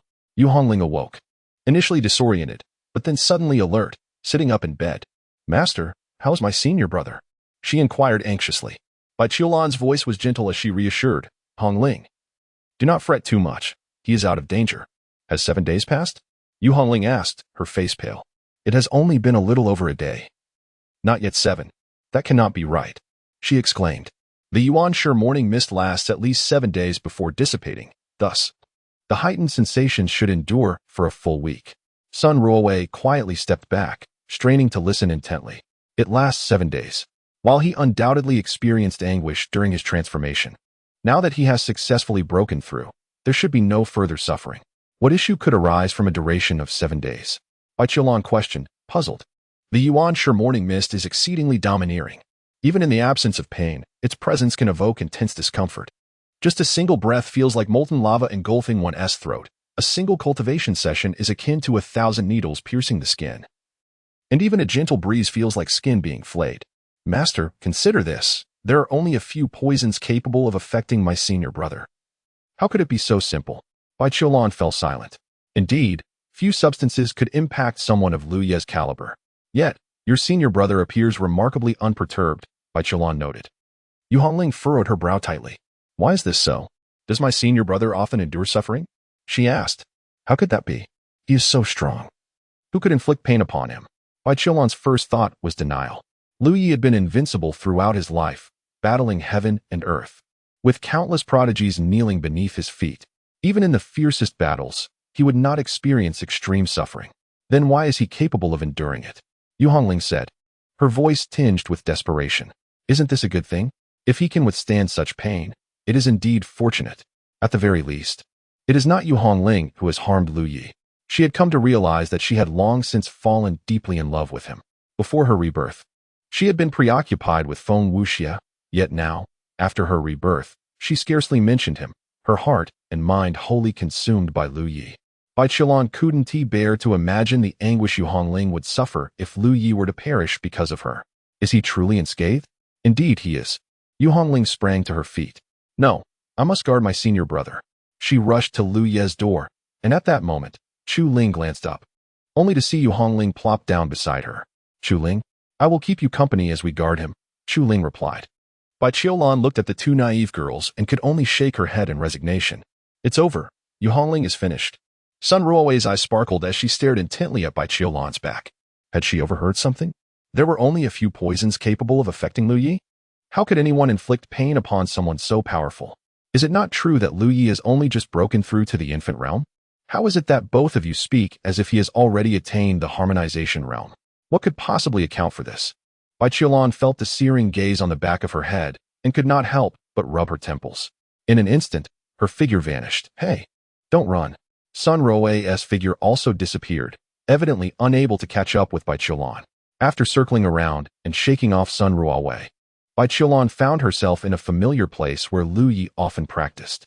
The verdant mountains stood like dark emeralds, and the trees cast soothing shadows. Without much thought, Bai Qiulan sat upon the ground, her white gown blooming around her. She quietly gazed upon the expanse of nature. Yet the question posed by Yu Hongling echoed persistently in her mind. Master, does my senior brother often endure suffering? Her answer was an emphatic impossible. However, it was only now that Bai Qiulan suddenly realized that Lu Yi had indeed endured pain. Back when he had not yet obtained the Taijuan transformation scripture, he could only use the yin-yang technique to help her transfer her suffering. To whom was the pain transferred? It was obvious. At times, when Lu Yi could not bear the pain, he would become exceedingly violent, a state she could not withstand. She felt a mixture of resistance, heartache, and deep emotion. During that period, Lu Yi had indeed borne much suffering, as he would invariably take on the chaotic poison, leading her to be oblivious to the extent of the torment it could inflict. Could it be? No, if it were truly painful, why would Lu Yi relish it so? He always sought her out of his own volition. It could not be due to the chaotic poison. The more she pondered, the more anxious she became, prompting her to abandon her thoughts and force herself to calm down, embracing the mountain breeze as she began her cultivation. 7 days swiftly passed. Lu Yi not only withstood the primordial morning mist, but a trace of mist also appeared upon his nascent soul. Indeed, he had refined the primordial morning mist into his nascent soul. Although the quantity was minimal, employing it in battle would undoubtedly spell disaster for his opponents. Certainly, it granted him an additional means in the early stages. In the later stages, he could venture into the primordial mist realm and directly absorb the mist therein, thus acquiring yet another advantage. Without personal experience, Lu Yi had no idea the effects of the primordial morning mist could be so remarkable. He gently carved a small wound upon his arm, the pain nearly shattering his very soul. After these 7 days, he felt as if he had been reborn. Glancing at his nascent soul, he saw a miniature version of himself, vivid and lifelike, given its remarkable realism and size. It was evident that this was a sacred infant, a sacred giant infant. As he continued his practice, he had already reached the infant-breaking realm. If he persisted, he could leave Yu Hongling and Chu Ling behind. At that point, they would no longer be on the same level, and he was eager to witness their despair. Remarkably, he had achieved such progress without any trials. The key was that there was simply nothing to challenge him. In the realm of mindset, he is not lacking. In the realm of the great Tao, he is also not wanting. Whatever treasures he desires, as long as they are unclaimed, he can swiftly acquire them in the morning and return by afternoon. Moreover, he can assist the previous owner in refining the formation. In such circumstances, what is there to hone? Suddenly, Lu Yi felt a subtle stir within him. He paused, a smile involuntarily gracing his face. Esteemed master, has your chaotic poison begun to manifest once more? The Taishan transformation scripture can indeed disperse the chaotic poison. However, the liberated chaotic yin must have a place to flow. Otherwise, if it remains within your body, dissipating on one side while solidifying on the other, what effects can it truly yield? Chapter 26. The Celestial Battlefield at this moment. Bai Qiulan wore a grave expression, one filled with profound concern. A drop of chaotic poison had manifested once again, but it was not a significant issue. In her previous life, before Lu Yi aided her, she had managed to condense as many as 11 drops of chaotic poison, enduring the excruciating pain day and night. Even now, a single drop rendered her Tao infant chillingly cold, a sensation she had not experienced for quite some time. What truly weighed heavily on her mind was the operation of the Taishan transformation scripture, which was meant to transform the chaotic poison into chaotic yin energy. While a portion of this energy flowed into her Tao infant for absorption, another part remained solidified, continuously filling her dantian. There was even a vague tendency for it to recondense into chaotic poison. How could this be? Previously, after she had transformed the chaotic poison, Apart from the portion she absorbed, the rest simply vanished. Why was it not dissipating now?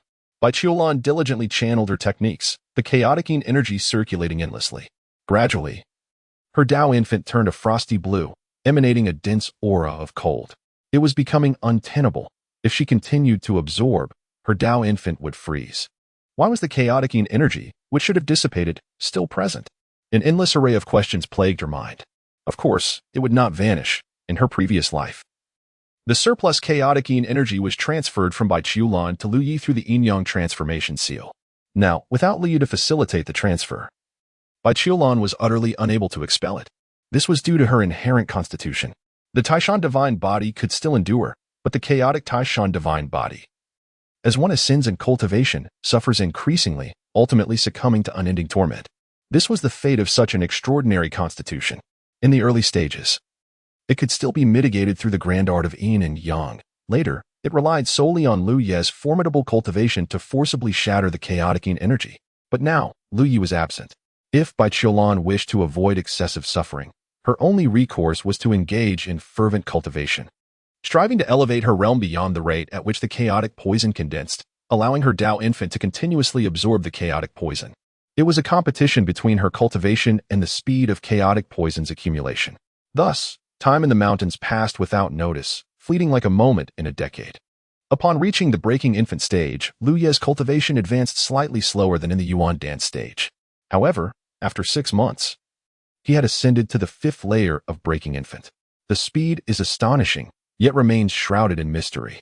He refrains from participating in any competitions, and his presence has scarcely been witnessed throughout the entire Grand Dao sect.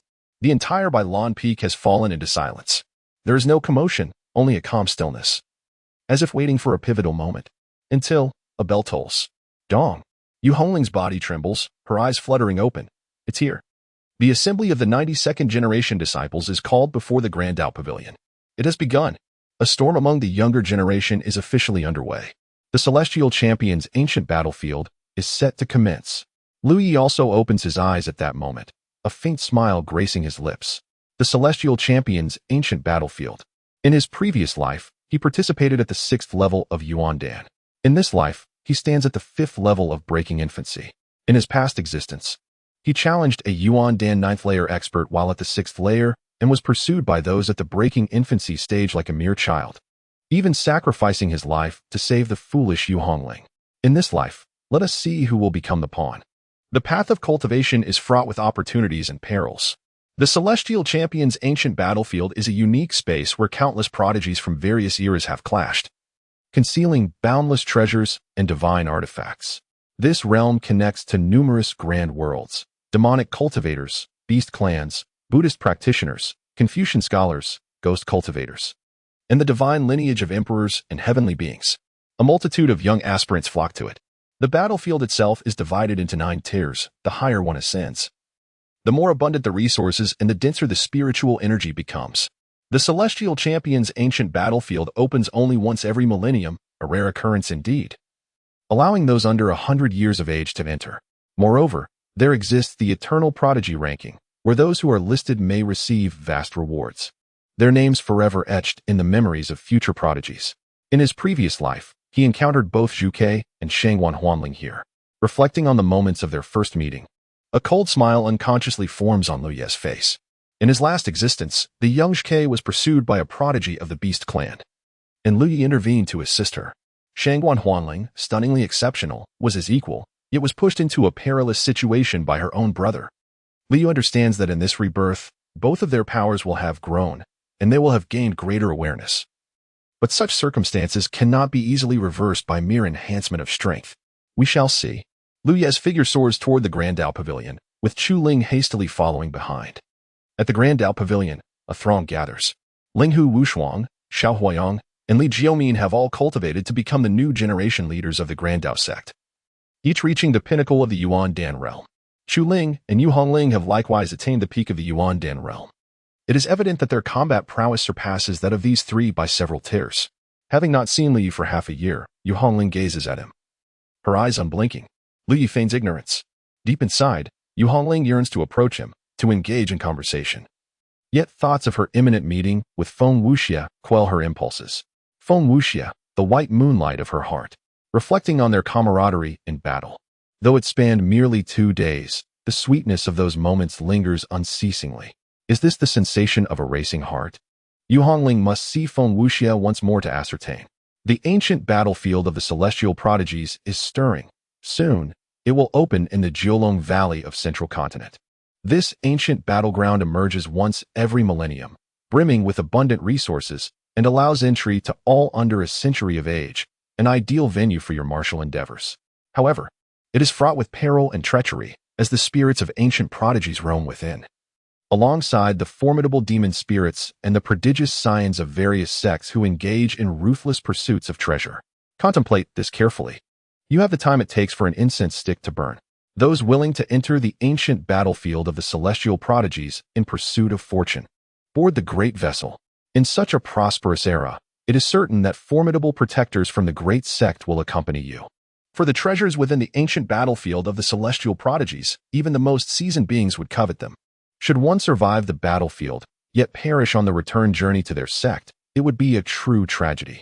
I reiterate, the ancient battlefield of the celestial prodigies is exceedingly dangerous. Of those who venture forth, only a handful may return.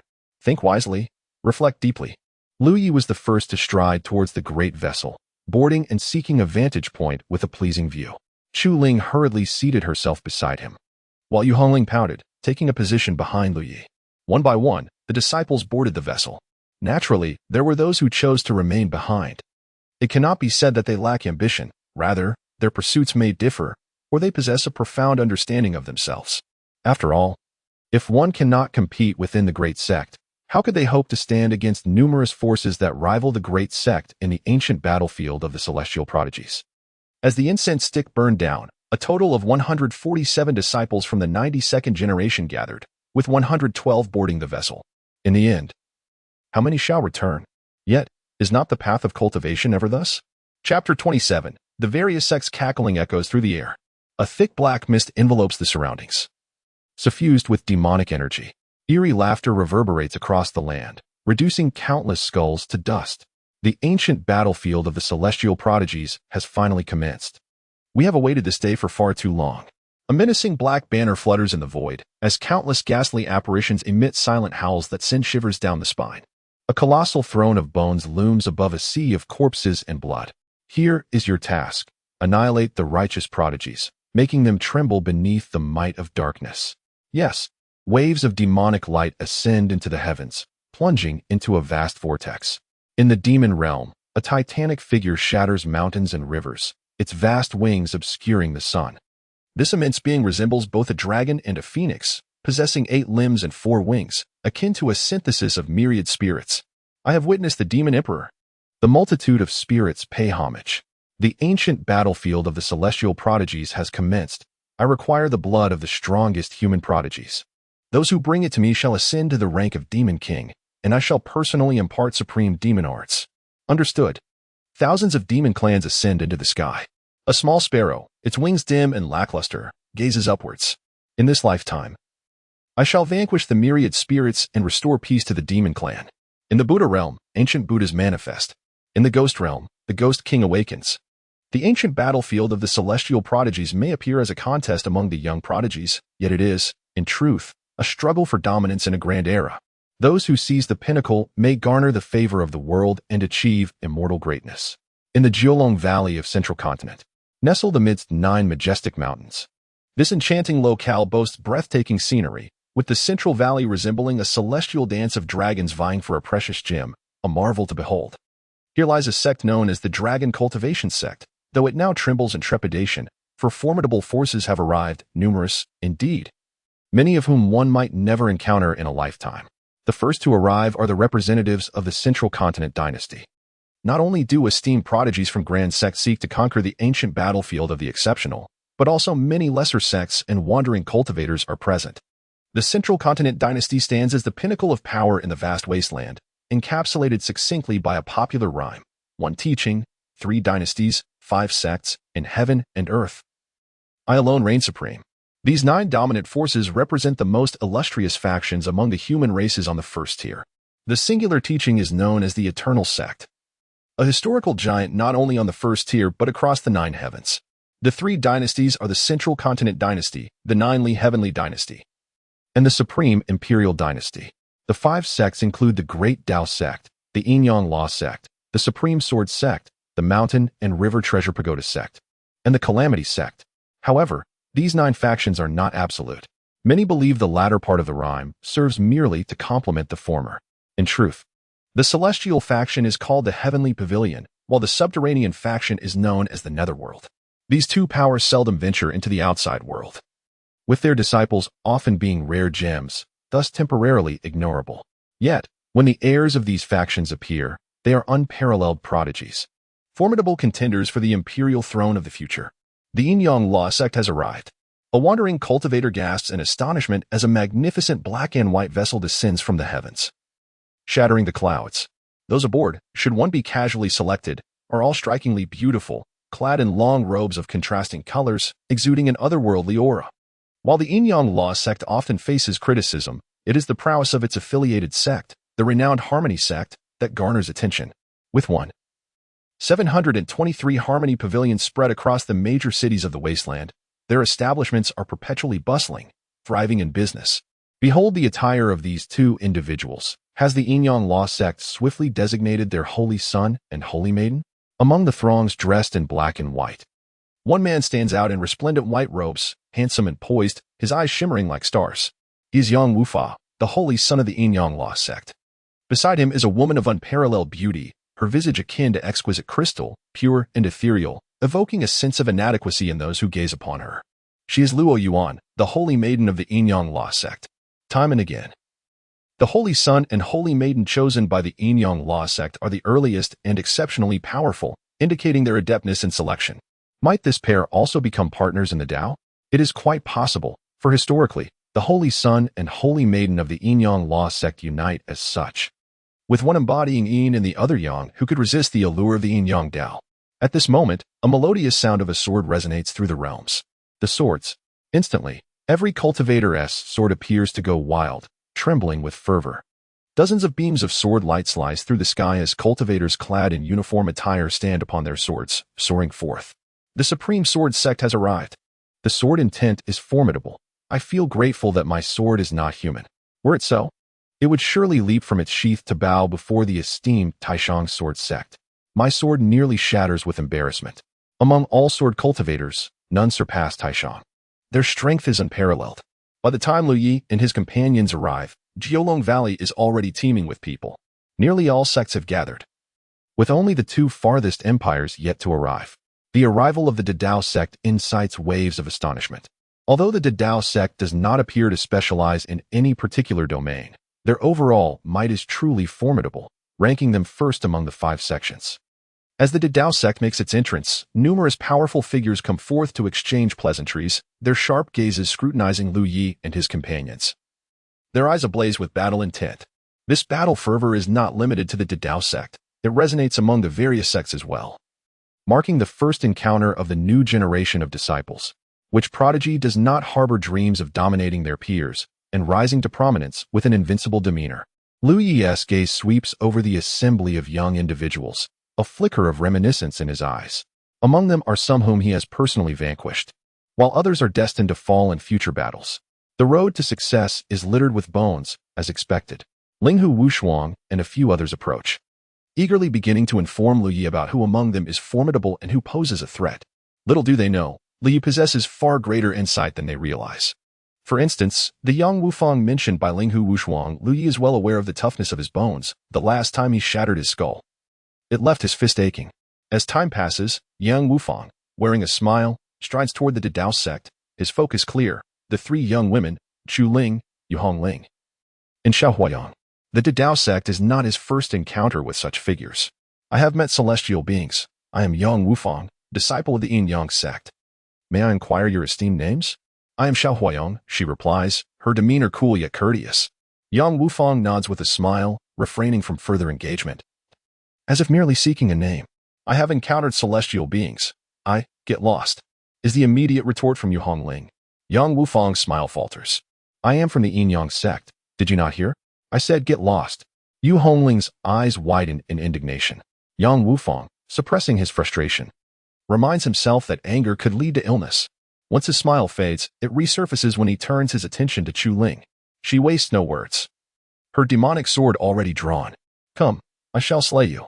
Very well, I truly look forward to it. Chapter 28. The Fist of the Celestial Sovereign. The arrival of the Jiuli Celestial Empire adds a slight tension to the atmosphere of Jiolong Valley.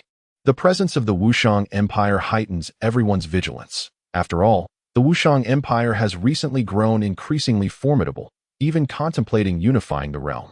With hundreds of thousands stationed at the borders, they are a disruptive force, and all are alert. Ha ha ha, why do you all gaze upon us so? Am I truly so striking? A youth clad in a python robe, his countenance exuding arrogance and abundant confidence, strides with the grace of a dragon and the might of a tiger, his eyes gleaming with the brilliance of a formidable warrior. Beside him stands a woman of slender, voluptuous form, adorned in a resplendent attire reminiscent of a phoenix, her beauty enchanting and her aura mysterious and regal. This is Shangguan Huanling, one of the beloved figures from the past life of Lu Yi. Upon her arrival, she does not immediately seek out Lu Yi. She is a person of considerable pride. While other women may ponder matters of love, her sole ambition upon her rebirth is to attain invincibility and ascend to the realm of the celestial sovereign, rather than remain sheltered beneath another's protection. In this lifetime, she is resolute in her decision to sever all ties with Lu Yi. The youth in the python robe is named Shangguan Wuchang, the third prince of the Supreme Empire. Lu Yi pays little heed to the banter of this group. Instead, he finds a tranquil spot, closes his eyes, and begins his cultivation, patiently awaiting the commencement of the celestial hero's ancient battlefield.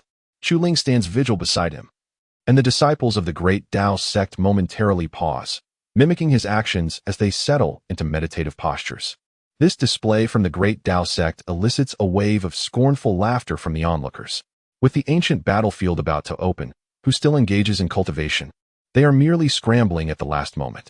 Instead of utilizing their time for practice, they would be wiser to familiarize themselves with a few celestial prodigies, learning where their strengths lie, should they ever encounter them. Indeed, but who would pay them any mind? No one. The disciples of the great Tao sect remain undeterred. Shangguan Huanling finally directs her gaze towards the position of the great Tao sect, noticing Chu Ling guarding Lu Yi, while Yu Hongling stands perilously close to him. Her brow furrows slightly. What is happening? Aren't we 8 individuals filled with animosity towards Lu Yi? What is the matter with the two of you? What's wrong? Shangguan Wuchang glances at Shangguan Huanling and inquires, do you see that individual? She gestures towards Lu Yi. Those two women are indeed quite beautiful, Shangguan Wuchang marvels. Aesthetic appreciation is a universal sentiment. However, you are no match for him. Do not provoke him. Only then does Shangguan Wuchang focus his attention on Lu Yu. An inscrutable realm? Quite intriguing. Are you attempting to provoke me? He suddenly states, not waiting for Shangguan Huanling's response. Excellent. Dear sister, you truly know me well. I am most easily incited. Once we enter the ancient battlefield, I shall establish my dominance over him first. You will perish, she retorts. Ha ha ha, then I shall embrace death. Shangguan Huanling nods in satisfaction, then go ahead and die. She cannot eliminate Shangguan Wuchang. Should he perish, the taint of the Supreme Empire would linger upon her, an indelible mark that would draw relentless pursuit from the Supreme Empire. Lu Yi, however, remains unafraid of such pursuits. It would be most fitting to eliminate Shangguan Wuchang using Lu Ye's hand.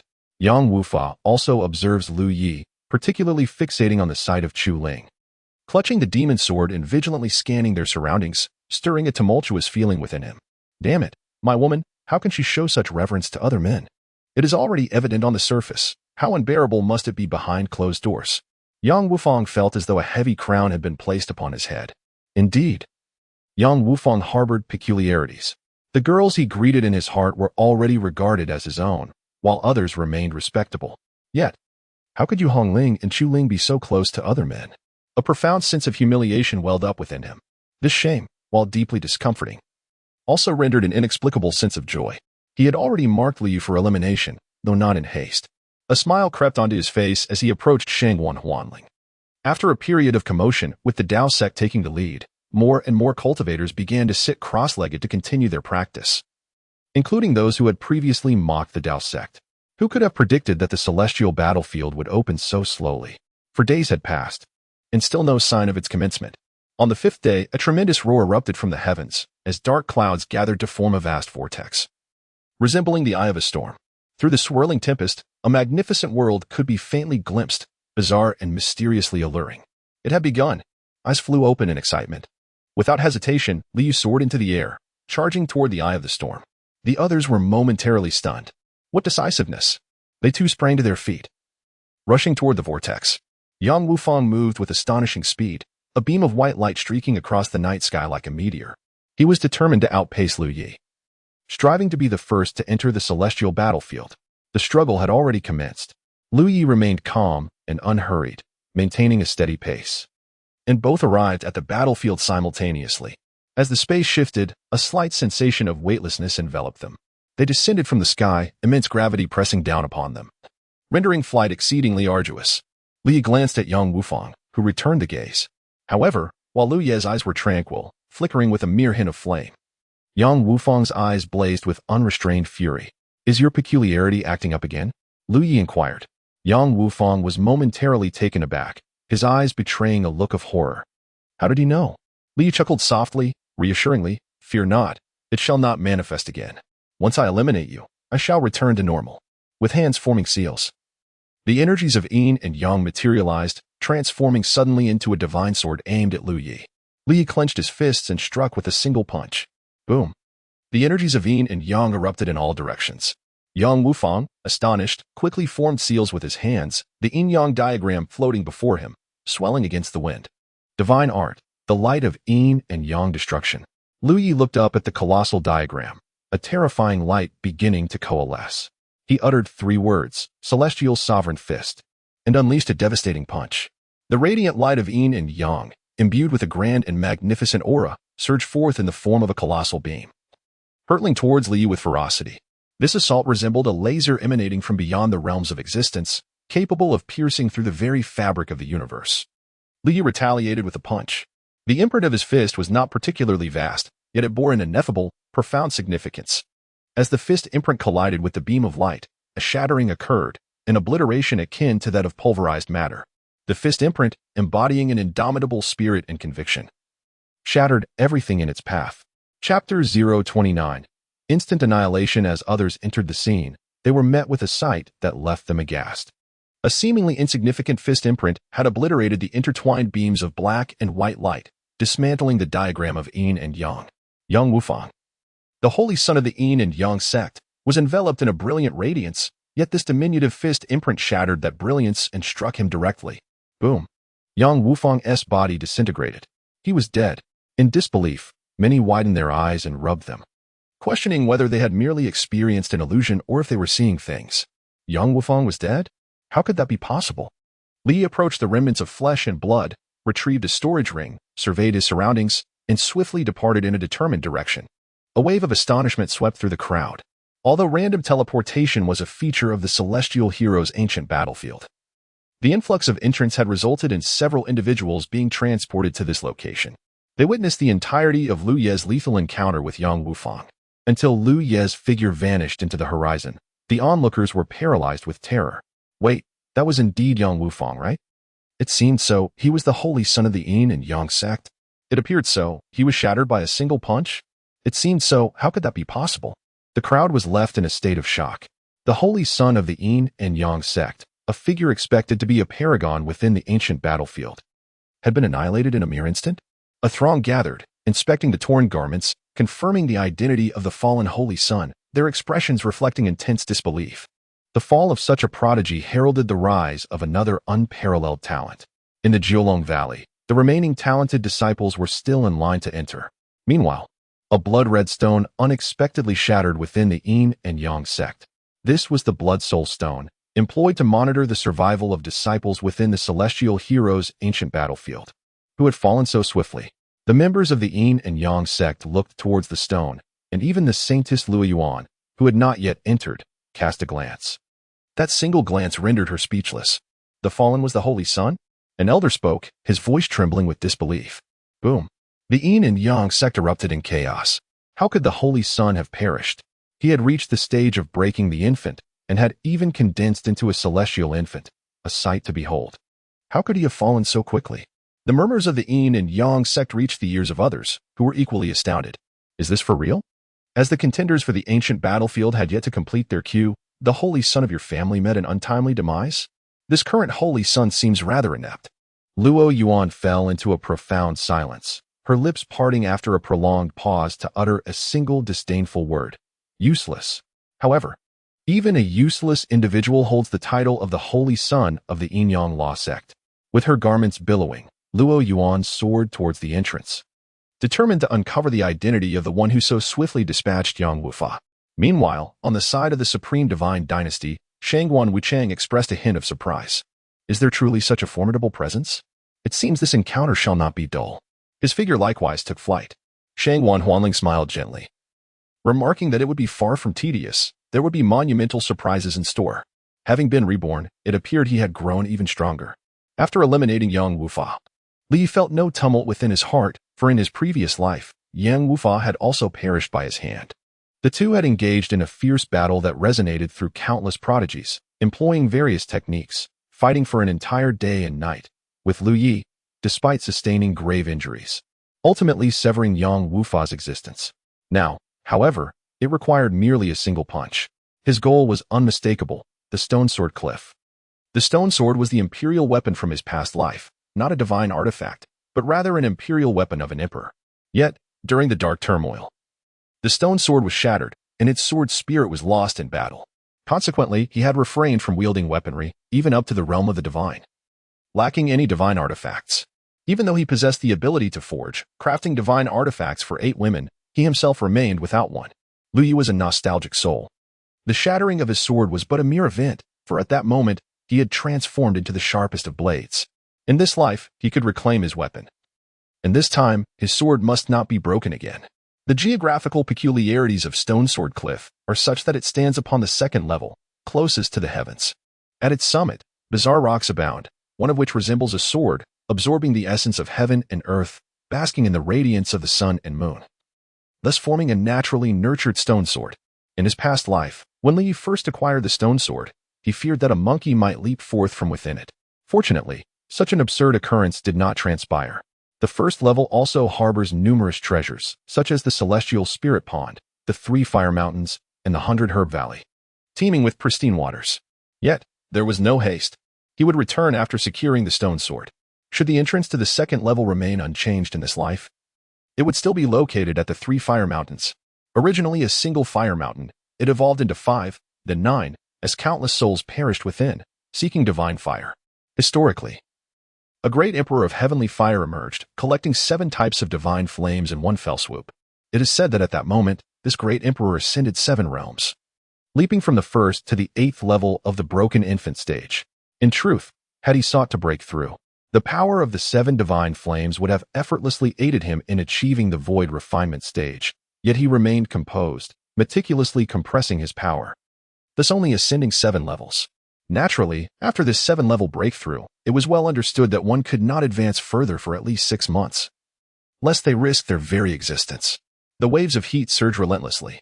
Azure, crimson, and white flames danced gently upon the mountain, while the volcano's mouth exhaled dark smoke, infused with a marvelous glow.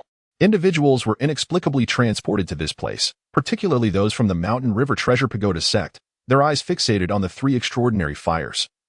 Nearly entranced, no blacksmith or alchemist could resist the allure of even a single powerful divine flame, let alone these 3.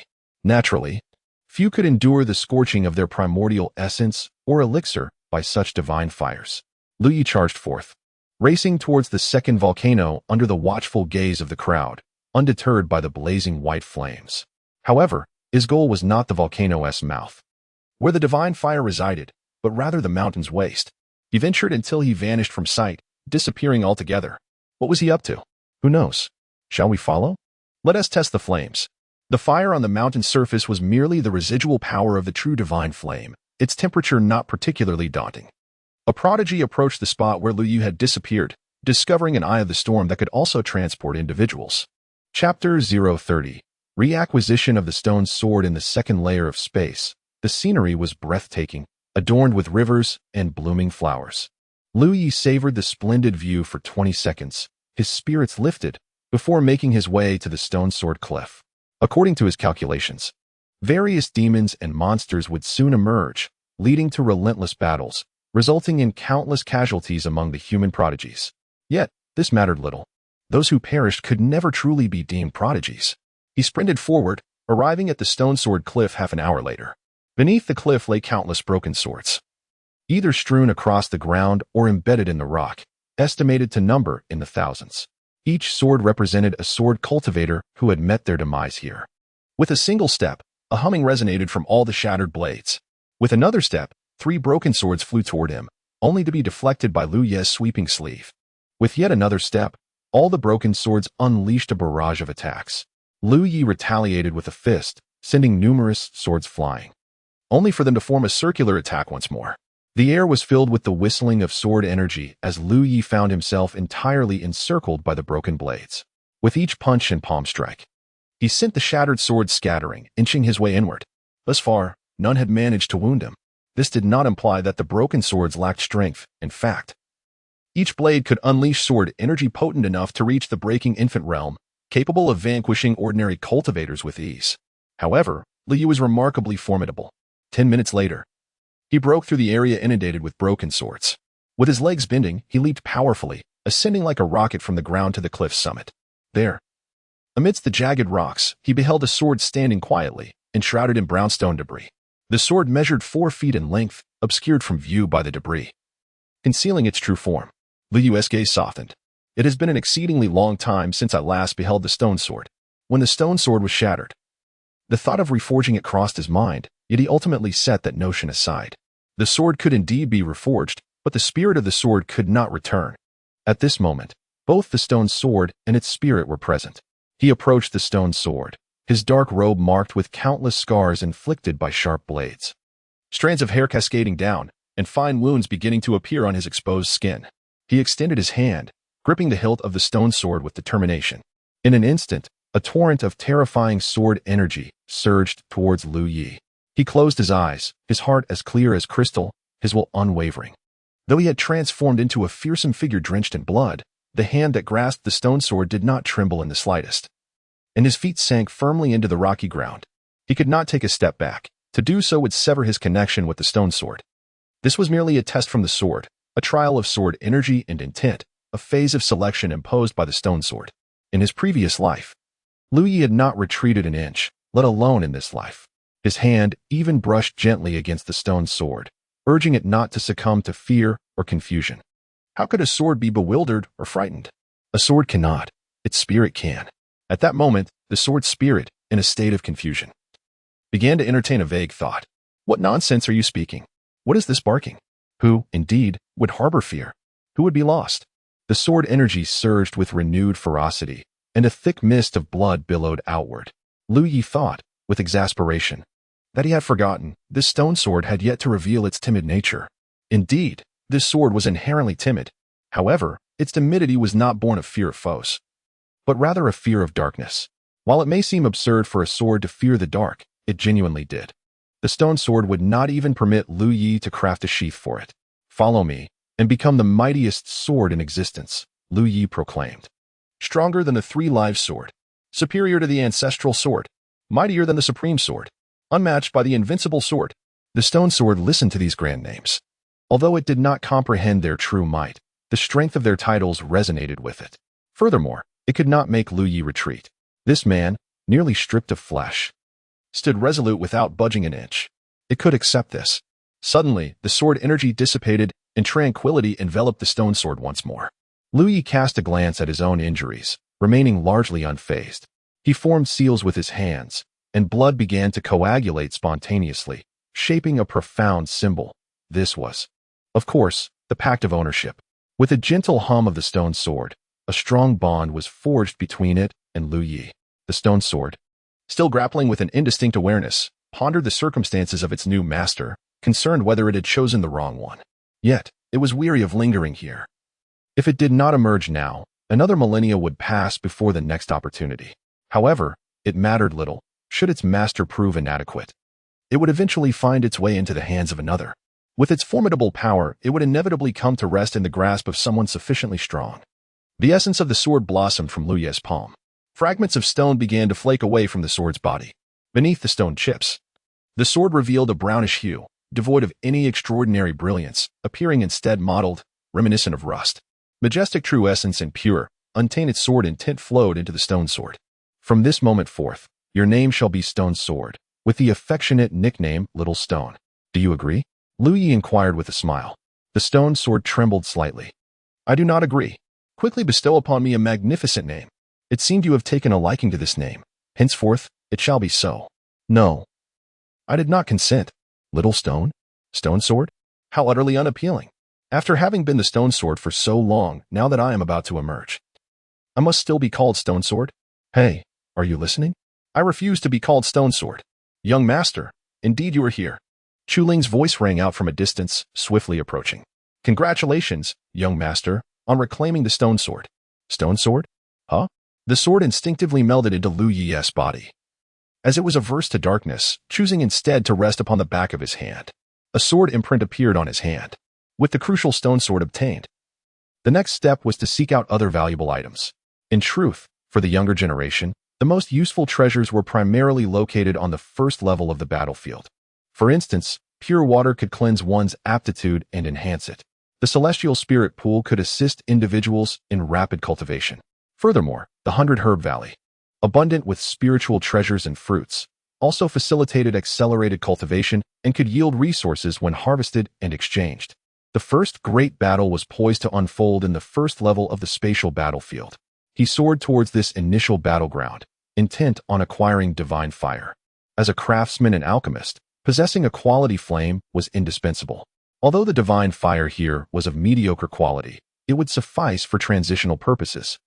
Thanks to Lu Yu's guidance, others had already arrived at the second level of the battlefield, discovering it to be uninhabited, leading them to joyfully commence their search. Upon returning to the first level, Lu Ye's sword wounds had already healed. He made his way to the center of the volcanic crater and leaped in without hesitation. Chapter 031. The Pearl of Pure Water. For the moment, combat had not escalated significantly. The treasures within the ancient battlefield of heroes were abundant, merely on the first level. Many could acquire ample suitable treasures without the need for competition. Within the pure water, at least 1,000 individuals were submerged. This was a vast pool. And Yu Hongling's primary target was the pure water. Given her inferior aptitude, the effects of the pure water were significant, and she could not afford to miss any opportunity to enhance her abilities. Her true aim was the pearl of pure water. The water here, originally ordinary, had transformed into pure water due to the presence of the pearl at the lake's bottom. Her figure had already descended into the depths of the lake. Others were not foolish either and began to dive deeper. However, the pressure at the lake's bottom was immense, akin to the depths of the ocean. The further one descended, the more terrifying the pressure became, causing cultivators to feel as though they were burdened by immense mountains. At a depth of 1,000 meters, those capable of continuing their descent were exceedingly few. At the distance of 1,500 meters, only 3 individuals advanced in unison. By the time they reached 2,000 meters, the tremendous pressure had rendered their bodies incapable of enduring, causing blood to seep from their orifices. Yet, Yu Hongling remained undaunted. One more individual succumbed to the strain, leaving only her and Shangguan Wuchang to continue their descent. Shangguan Wuchang regarded Yu Hongling with admiration. A woman of such caliber was truly rare, perhaps worthy of being one of his potential partners. The journey was long, and he was still unaware of the maiden's name, but he addressed her as benevolent lady. Shangguan Wuchang conveyed telepathically with a smile, I know you. Yu Hongling reciprocated the communication. Oh, Shangguan Wuchang's lips curled into a smile. His name, indeed, was known to countless individuals. Huan Ling is your sister, correct? Yu Hongling inquired. My sister rarely ventures outside. How did you come to know of her? Are you perhaps from the Supreme Deity Dynasty? Shangguan Wuchang expressed his surprise. No, how much further can you dive? Yu Hongling pressed on. 1,000 meters should be manageable. She nodded in acknowledgement and suddenly unleashed a powerful punch. Boom. The impact created a surge of waves that hurled towards Shangguan Wuchang. His expression shifted as he summoned a Feng Tianhua halberd to shatter the force of her strike. The power contained within her punch astonished him. Fearless Seal. A massive imprint coalesced, imbued with even greater ferocity as it hurtled towards Shangguan Wuchang. Boom. He felt a terrifying force approach, compelling his body to ascend rapidly. Such audacity. Shangguan Wuchang bellowed, wielding the halberd against Yu Hongling. She met him with bare hands, her body adorned with glowing runes. As her fists clashed with the halberd, She not only held her ground, but pushed Shangguan Wuchang back repeatedly. What on earth? Shangguan Wuchang felt a wave of horror. In the Supreme Deity Dynasty, he was among the elite, though a few might surpass him in talent. To encounter someone with such power at random was utterly bewildering. Get lost, Yu Hongling shouted fiercely. With a gesture, she formed a seal, summoning a nearly corporeal imprint that sent Shangguan Wuchang flying. The buoyancy increased, and the distance between them widened immensely. Yu Hongling had no intention of entangling herself further with Shangguan Wuchang, as he would likely be dispatched by her senior brother. Her sole objective now was to obtain the pure water pearl. According to her senior brother's account from a previous life, the pure water pearl lay at the bottom of the lake, which was 3,000 meters deep. Regardless of whether Shangguan Wuchang had exaggerated his capabilities, she decided to strike him down first before proceeding. Yu Hongling continued her descent. At 2,500 meters, a sense of suffocation enveloped her, a result of the immense pressure. The density of the pure water was far greater than that of ordinary lake water, exceeding 1,000 times. Even those at the breaking infancy realm would struggle to withstand it. However, Yu Hongling believed she was still far from her limits. Even 4,000 meters posed no concern. After all, her senior brother had retrieved the pure water pearl without much difficulty. The outcome rendered her as though she were on the brink of death, having tirelessly devoted herself to care for him for an extended period, only to be taken advantage of by her senior. Yu Hongling's cheeks flushed, uncertain whether it was due to the overwhelming pressure or the recollection of certain past events. 3,000 meters had been reached. The water of the lake had transformed into a deep indigo hue, evoking a sense of oppression. Yu Hongling stood transfixed, certain she had descended 3,000 meters. Yet, gazing downward, she was met with an abyss of darkness, rendering the lakebed invisible, leaving her momentarily disoriented. Wasn't it stated as 3,000 meters? Could there have been some unforeseen change? Gritting her teeth, she assessed her capacity to endure and plunged deeper into the abyss. For 1,000 meters. At this juncture, Yu Hongling's strength was undeniable, yet upon reaching this depth, she felt an overwhelming pressure, as if her heart had ceased to beat. Still, the lakebed remained obscured. Determined, she clenched her teeth and pressed on. 5,000 meters. At this depth, a portion of her bones had been crushed, her flesh beginning to exhibit a putrid appearance. Bloodshot eyes reflected disbelief on her face as she glanced at her own battered form, recalling the moment when Lu Yi emerged from the clear water lake. Was it not 3,000 meters? The location of the clear water pearl was not at 3,000 meters. The distance from the lake's surface to the bottom was not 3,000 meters either. A suffocating dread enveloped Yu Hongling. She was fearless. Yet a tear escaped from the corner of her eye. She was undaunted, fortified by her formidable cultivation and the memories of her past life, where she had once been an emperor, having faced countless terrifying scenarios. But what of Lu Yi, who had helped her obtain the clear water pearl? At that time, he was merely a novice, freshly emerged from the sect, still hesitant even to take a life. Could such an inexperienced cultivator, devoid of obsession and unwavering faith, truly muster the courage to continue descending into such a terrifying, suffocating, and despair-inducing lake? For one could not fathom how far the lakebed lay beneath. It might be 100 meters away, 1,000 meters, or perhaps 3,000 meters. In this realm devoid of hope and endless in its vastness, Li had remained resolute, recalling her need for the clear water pearl. Yet, why deceive himself? Why convince himself it was merely 3,000 meters? Yu Hongling clenched her jaw and surged toward the lakebed once more. Crack, crack. The sound of her bones echoed with each movement. Yu Hongling had lost track of how many meters she had descended, but at last, a faint blue glow emerged before her eyes. Though her vision had blurred, she instinctively navigated toward the heart of the luminescence, her hand grasping the clear water pearl. At that moment, an intense yearning surged within her. She longed for the clear water pearl to merge with her body immediately. Once integrated, her nearly shattered form would be restored, and her potential would be elevated to unprecedented heights. Merge. Merge. This is not the allure of the pure water pearl, but rather a signal from her nearly shattered body to her brain. Chapter 032. That is not love. Yu Hongling chose not to merge. She restrained her body's desires, the primal instinct of living beings to survive. Endless agony surged into her mind. Her brain incessantly issued commands for her to absorb the pure water pearl, urging her to do so immediately. It turned out that the suffering her senior brother endured was of such magnitude. He had suppressed the instinct for survival in order to enhance his own capabilities. No wonder he bore such severe injuries. How excruciating. Yu Hongling deeply felt the pain that Lu Yi once experienced, a profound regret clawing at her heart like countless venomous insects. Her senior brother was truly too good to her. In this world, which man could treat her better than his own life? Feng Wuxia could not achieve that.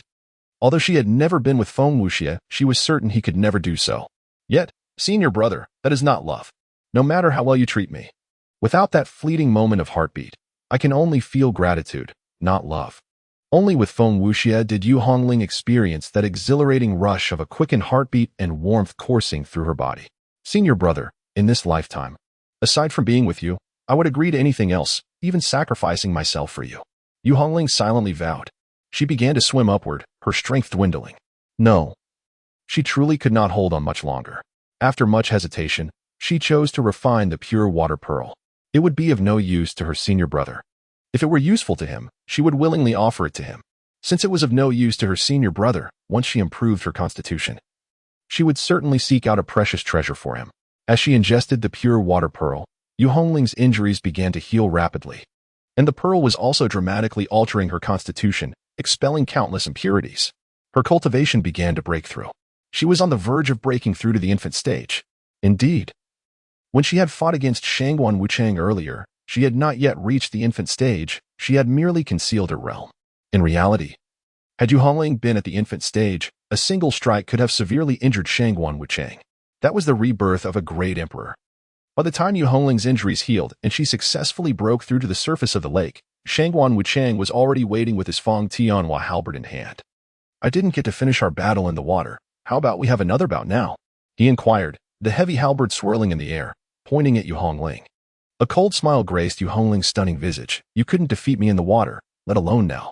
The fearless fist was unleashed once more. A fist imprint surged forth in an instant, and Shangguan Wuchang swung the halberd, first striking the fist imprint, with subsequent attacks already planned. However, at the moment the halberd collided with the fist imprint, Shangguan Wuchang sensed an overwhelming force rushing forth from the imprint, insurmountable in its might. Boom! The Feng Tianhua halberd was raised high. The countenance of Shangguan Wuchang flushed crimson, his body unable to remain still. Each step leaving a deep imprint in the ground as he retreated several paces, ultimately managing to halt his movement. He gazed at Yu Hongling in horror. How could this be possible? Yet, Yu Hongling chose to disregard him. She had no intention of eliminating this individual, preferring instead to reserve him for Shangguan Huanling. From the depths of the volcano emerged Lu Yi, a flame entwined around his primordial spirit like a delicate ribbon. One of the three flames extinguished, signifying that a divine fire had been extracted. The fire Lu Yi had taken was known as the sunfire of the day. Its temperature sufficiently high to sustain him until he ascended to the fourth layer of heaven, or, if necessary, to facilitate its advancement. Next, he set his sights on the Baichao Valley. To consolidate his second life, he required a golden sunflower from the core of the valley. A rare find in the outside world, which he had previously discovered in his past life. His figure departed, and so did Chu Ling. She had now come to a stark and terrifying realization. Lu Ye's strength was escalating rapidly. If her own power continued to increase at such a sluggish pace, she would soon find herself unworthy to accompany him. In her previous life, Lu Yu had taken the initiative to bring her along. In this life, however, he would not concern himself with her fate. Calculating the time, it was evident that other demons and various forces were also on the verge of descending. These entities, situated far from the ancient battlefield of heroes, were delayed. Li Yu raised his gaze to the heavens, observing the emergence of purple and black whirlpools above.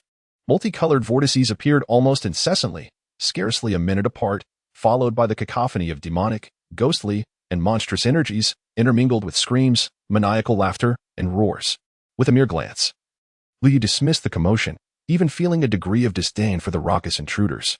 He soon arrived at the Baichao Valley, a place replete with various formations, rumored to be the medicinal garden of an ancient and powerful sect. Yet, Lu Yi knew that this rumor was a fabrication, for the formations were established by a single individual, a remarkable figure who sought to contend with the ancient prodigies through his formations. Even after meeting his demise, he had achieved great merit through his arrays, securing a legacy that would endure through the ages. Of course, he had not yet perished. A group within the Baichao Valley was diligently studying the formations. For these formation masters, the medicinal herbs might not hold as much value as the formations themselves. When these formations were devised, the master was merely 20 years old, his insights remarkably suited to the younger generation of disciples. Among them, one individual appeared to flicker in and out of existence, continuously breaking through formations only to encounter new ones. Observing this remarkable speed of dismantling formations, Lu Ye's eyes revealed a glimmer of astonishment. How had he previously overlooked such a prodigious formation master? Given the rapidity with which he dismantled arrays, it was improbable for him to remain obscure. Yet, he had somehow remained nameless, suggesting only one possibility: he had met an untimely demise. Lu Ye felt a pang of regret. Such a talented formation master had perished before he could fully mature, a true loss. Perhaps he could offer a modicum of assistance. Liu stepped into the formation, causing a subtle ripple as his figure utterly vanished. Instead of attempting to break the formation, he chose to traverse through it, soon arriving before the one attempting to dismantle it. The individual was deeply engrossed in his task when suddenly, Liu Ye appeared, startling him greatly. "Are you a human or a ghost?" The youthful figure, with rosy lips and white teeth, queried in a tone of mild trepidation. "Lu Ye, have you ever seen a ghost?" "And no." "Then have you seen a human?" "I have." "What distinguishes me from other humans?" The young man gradually regained his composure, feeling somewhat embarrassed by Lu Ye's unexpected emergence. "I'm sorry, you appear more handsome than anyone else." Lu Ye chuckled softly, amused by the boyish innocence. It was a curious mix of naivete and a hint of emotional intelligence. "What is your name?" "I am Li Huayu." "Very well. Continue to break the formation and absorb its intricacies." With that, Lu Ye's figure faded away. Li Huayu's eyes widened in disbelief as he gazed at the direction where Lu Ye had vanished, then glanced back at the intact formation. How did he accomplish that? Chapter 033. Slaughter. Lu Ye delved deeper into the formation. The existing structure was altered, replaced by an entirely new system, comprising multiple formations. Among them were two distinct types. One was a blinding light formation, lacking lethal force but capable of dazzling the eyes of others, while the other was a short-range teleportation formation, allowing travel distances of approximately 10 to 30 kilometers. Although not extensive, it was sufficient for a hasty escape. He continued to modify the formations. As he did so, he arrived before the golden sunflower, retrieving a jade box to seal it away. He also collected several rare medicinal herbs that could prove invaluable before departing from the 100 Herbs Valley. Meanwhile, Li Huayu remained tirelessly engaged in deciphering the formation, his eyes reflecting a profound quest for knowledge and satisfaction. He successfully unraveled several formations. Upon encountering a new one, his expression shifted. He realized he had become ensnared within it. Before him stood a group of robust, chiseled men, each with defined abs, beckoning him with their fingers. Ah, the formation has changed? Not merely the formation, but the entire system had undergone a transformation. What on earth is happening? He had nearly grasped the mindset of the formation's creator, yet now everything had morphed dramatically. Could it be that the earlier boy was responsible? To alter a formation without dismantling it demonstrates an extraordinary mastery of the craft. Moreover, why were 8 muscular men appearing in this illusion? For someone like him, wouldn't it have been more fitting to see 8 enchanting women? Having exited the 100 Herbs Valley, Lu Ye set his sights on his next destination, the Celestial Spirit Pool. As its name suggests, the pool is rich in spiritual energy, conducive to cultivation. With the assistance of his system, Lu Ye's training was already expedited, and at the Celestial Spirit Pool, the pace of his advancement could accelerate even further. As he left the 100 Herbs Valley, a thunderous roar echoed from afar. The battle had commenced. The human race has flourished, driving all foreign entities from the most abundant source of spiritual energy in the vast wilderness. With numerous grievances against various factions, the younger generation now congregates, resulting in utter chaos. Lu Ye does not particularly concern himself with these matters. Strength is forged through conflict. No one can evade the inevitability of battle. In such a place, where ages and cultivation levels are comparable, one might as well engage in combat. Who fears whom? Only in instances of bullying the weak and indiscriminate slaughter would Lu Ye feel compelled to intervene. Among peers, death is simply a part of the struggle. Boom. A figure crashed heavily before Lu Ye. "Friend, save me," cried a disciple from a minor sect, blood gushing from his mouth, his breath shallow. "Ha ha ha, you shall die too." A black bat cackled, ferociously lunging at Lu Ye. Initially, Lu Ye intended to circumvent the fray, but now that the black bat had attacked him, he swiftly unleashed a beam of sword light, cleaving the bat in two. He seized the foe's storage ring, igniting it into ashes with a spark, and with a flick of his sleeve, the remains scattered into the air. "Bats gather," came a sorrowful cry, as a dozen black bats surged towards him at breakneck speed. They glanced at their fallen comrade, but before they could utter a word, Lu Ye's sword swept through them. Whoosh, whoosh, whoosh. In the sunlight, the air rippled. Streams of sword light intersected, and all the bats were severed in twain, their blood pooling on the ground, the metallic scent overwhelming.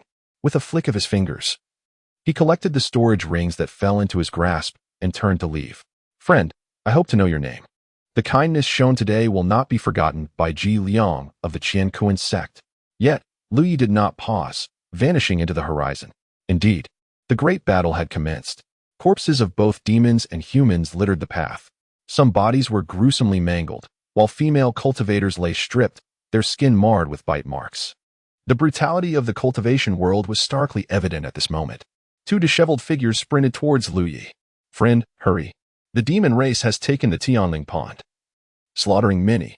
We humans have chosen to ally ourselves against the monstrous fiends. We can journey together to the alliance point and confront the demons as one. Lu Yi felt a flicker of interest. Such a situation had not arisen in his previous life. Had the humans formed an alliance? Who initiated this alliance? Lu Yi inquired. It was Yu Hongling of the Dao sect who led the charge, and many major powers have rallied in support. It is not only safe there, but we can also regroup and retaliate against the demons, preventing them from picking us off one by one. Friend, we must leave at once. Yu Hongling, you say? No wonder things have changed. No need. I wish to see the Tianling Pond for myself. Friend, the Tianling Pond is already under demon control. If you go now, are you not courting death? Lu Yi remained unperturbed. I shall go and take a look. If danger arises, I will retreat in time. I advise against it. I am one who never gives up until reaching the Yellow River. Lu Yi has always possessed a high tolerance for the well-meaning. These two, after all, only sought to guide him to safety. Then take care on your journey. Be safe. As fate would have it, Lu Yi's figure drew near to the Tianling pool, where a pungent scent of blood wafted through the air. The pool itself was not particularly vast, with a diameter of merely 10 zhong, presenting a vibrant emerald hue, akin to a gem embedded in the earth. A dense spiritual aura enveloped the area, manifesting as a veil of mist.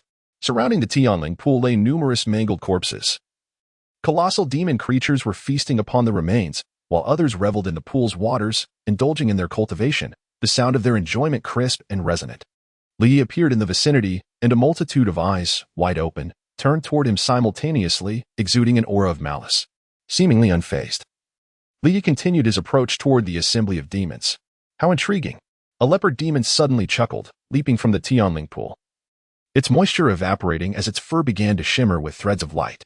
A rather confident human, believing he can annihilate us all, the leopard demon remarked to its kin. But what will truly happen? He will beg for mercy. The demons erupted in derisive laughter. He will wail, they jeered, laughter escalating into uproarious guffaws. He will weep, pleading for a swift end. The leopard demon, with a mocking gaze fixed on Lu Yi, transformed into a streak of golden light. Well away, it taunted, only to have its own body cleaved in two, blood splattering across the ground in a grotesque pattern.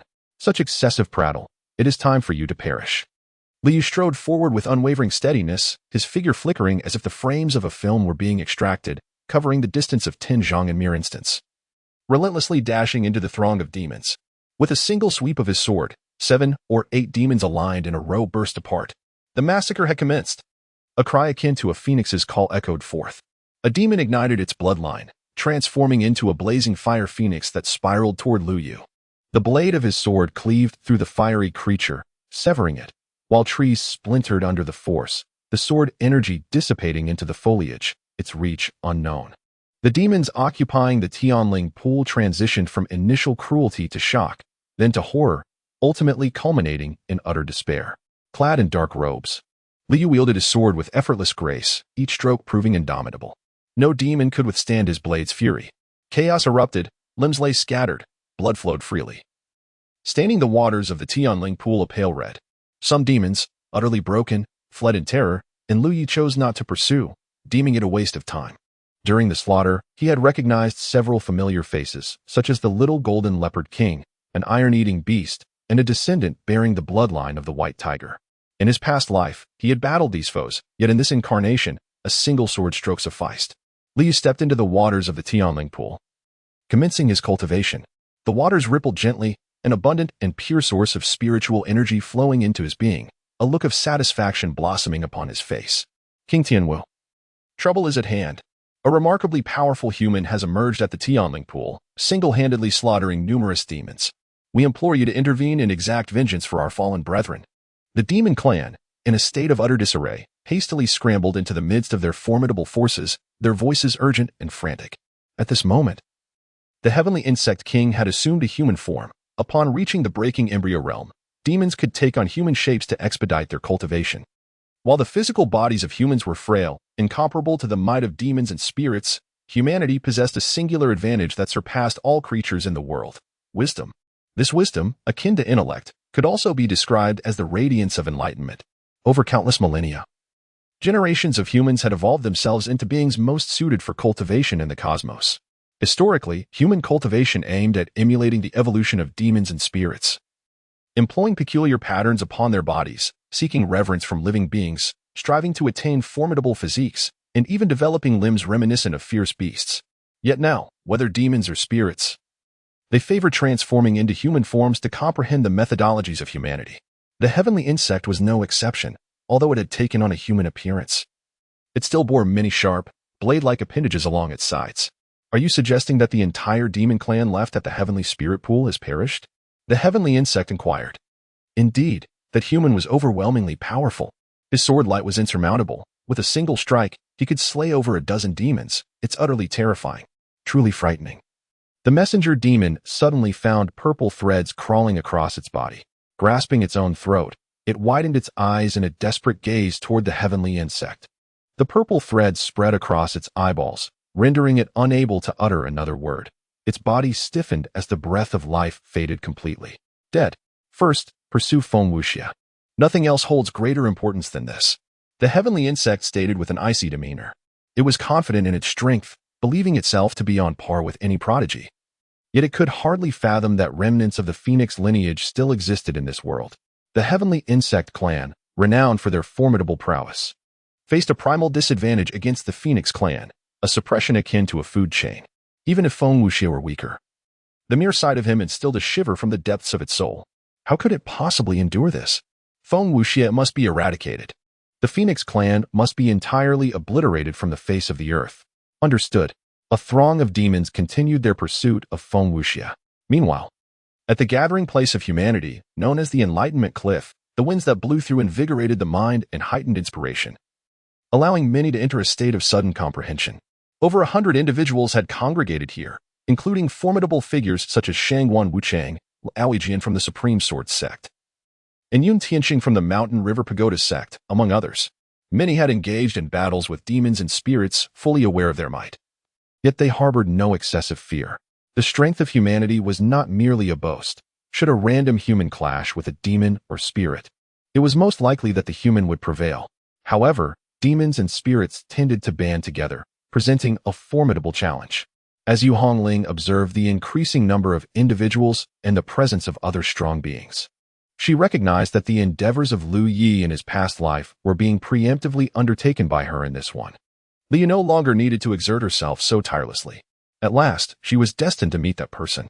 If their reunion could not invoke tears, could it at least bring a blush to her cheeks, reminiscent of the beautiful rumors etched in haste that spoke of an eternal bond? Yu Hongling hummed this tune, a song her senior had sung, recounting tales from his hometown. She had ventured to his homeland, but had yet to hear this melody. Yet, it was undeniably enchanting. The stronghold has been successfully established. I must take my leave now, Yu Hongling announced to the crowd. What? Where are you going? The assembly inquired, puzzled. Could it be that Yu Hongling intended to seek treasures alone? To search for true love? She declared joyfully, her face alight with enthusiasm, her long ponytail swaying gently. To seek true love? It appears that Fairy Yu regards the path as her true love. This profound dedication to the Tao is indeed worthy of our admiration. The crowd remarked, coming to a realization that her quest was still ultimately about seeking treasures. Ah well, if she wishes to pursue it, let her do so. It is certainly preferable to the genuine pursuit of love, they chuckled. Indeed, one could say that. Until we meet again, dear friends. Yu Hongling bid farewell, swiftly vanishing from their sight. According to the timeline, Feng Wuxia should be fleeing towards the second layer of space, where a brutal battlefield lay, teeming with demons and spirits. She, too, had once attracted the ire of the demon clan and had been pursued, which led her to encounter Feng Wuxia, who was likewise being hunted by the monsters. Together, They would navigate their perilous circumstances, seeking a way to escape their dire fates. This life unfolded similarly, yet with a notable distinction in her previous existence. She had been weak, whereas in this life, few could stand against her. Yu Hongling charged toward the second layer of space. Before long, she arrived at the second layer. Her form manifesting atop the Blood Demon Mountain, where the unstained flower was fiercely contested. This location had once witnessed a great battle where many demons had perished, their essence tainted by demonic blood. Yet, from the very taint arose the unstained flower, a divine blossom that thrived amidst filth. It was a testament to the wonders of the universe. In terms of strength, Yu Hongling could easily vanquish the demons and leisurely pluck the unstained flower. However, to do so would stray from her intended path. She restrained her power to a level reminiscent of her past life and fled in haste. As a pack of demons howled and pursued her. Feng Wuxia, I am coming. Chapter 035. Feng Wuxia Tian Wu, I bear no grudge against you. Why are you so intent on taking my life? Feng Wuxia bellowed, drenched in blood. He genuinely could not comprehend it. They were all of the same beastly lineage. Now, in the ancient battlefield of talented heroes, rather than hunting humans or slaying demons, why would one turn against their own kind? Was there some madness at play? Do I need a reason to kill you? It is the law of the jungle, survival of the fittest. If I were to explain every time I eliminated a worthless being, would my life not be squandered on mere explanations? Have the courage to face me one-on-one. Feng Wuxia sustained yet another wound. In a one-on-one confrontation, he truly harbored no particular fear of the Tianwu, for he possessed the illustrious bloodline of the Phoenix. Even if his cultivation was slightly weaker, he was still capable of engaging in battle. A duel? Hiki, must I retract my myriad limbs when we fight? Lest you find it unfair? Tianwu sneered. Feng Wuxia, despite enduring continuous injuries, exhibited remarkable resilience, remaining lively and spirited. However, should this persist, the outcome would be uncertain. As the demon race pursued their own, other clans would hardly intervene, and merely refraining from adding insult to injury would be commendable enough. Gritting his teeth, Feng Wuxia cursed. Damn, this Tianwu is an absolute madman. Once I grow stronger, I shall ensure the annihilation of this repugnant race. At that moment, a sudden roar reverberated ahead. Was there a change? Feng Wuxia's gaze caught sight of a figure clad in red, and upon closer inspection, he was struck by her stunning beauty. Yet, beauty aside, she was followed by a throng of demon cultivators, dark clouds swirling ominously, with demonic energy surging as they pursued the crimson-clad girl. The two approached one another. Yu Hongling beheld the youth who had appeared in her dreams countless times. Bloodied yet his eyes sparkled with brilliance. Tears welled up in her eyes. Too many years had passed since Feng Wuxia's death, and he had lingered in her heart for far too long. Now, she finally beheld him. As they converged, there was little communication, yet they instinctively dashed to one side. The demon and the monsters drew closer, both sides brimming with vigilance. For these races were not known for their amicable nature. We, the demon race, have no intention of making enemies with the demon clan. Shall we jointly eliminate the two? Tianwu proclaimed loudly. The demon side also breathed a sigh of relief. Very well. Thus, the demons and monsters congregated, yet remained distinctly separate. Pursuing Yu Hongling and Feng Wuxia together. What have you done to attract such a multitude of demon pursuers? Feng Wuxia inquired, gazing at Yu Hongling. This human woman was undeniably beautiful. And what of you? Why are so many demons after you? A smirk graced Feng Wuxia's lips as he jested. I suspect these hideous demons are envious of my handsome visage, prompting their relentless pursuit. Yu Hongling? It wasn't that Feng Wuxia's words were incorrect. Rather, upon hearing them, she instinctively thought of Lu Yu. For Lu Yi often exhibited a similar narcissism, claiming another name for himself, Lu Yanzu. Or something along the lines of Lu Pannin. Yu Hongling knew that Yanzu and Pannin were renowned handsome men from Lu Ye's hometown. Observing Yu Hongling gazing at him in a daze, her pace unwavering yet her expression clearly entranced, Feng Wuxia couldn't help but reflect, my damned charm. Such a beautiful human woman, merely upon seeing me, has become infatuated. Yet, this is hardly the moment for flirtation. Do you possess any means to evade your pursuers? Feng Wuxia asked. No. Yu Hongling regained her senses, a pang of guilt washing over her. How could she be thinking of Lu Yi while in the company of Feng Wuxia? Was she truly such a fickle woman? When with one, thoughts drift to another. And when with another, thoughts linger on the first. No. My heart has always belonged to Feng Wuxia. It is merely that my time spent with my senior brother has been so prolonged that he has seamlessly woven himself into every facet of my existence, every inch. Both body and soul. This state, however, will inevitably fade over time. Yet, if that is the case, then we are most likely doomed. One pursuer is already a challenge. Let alone two. We shall not perish.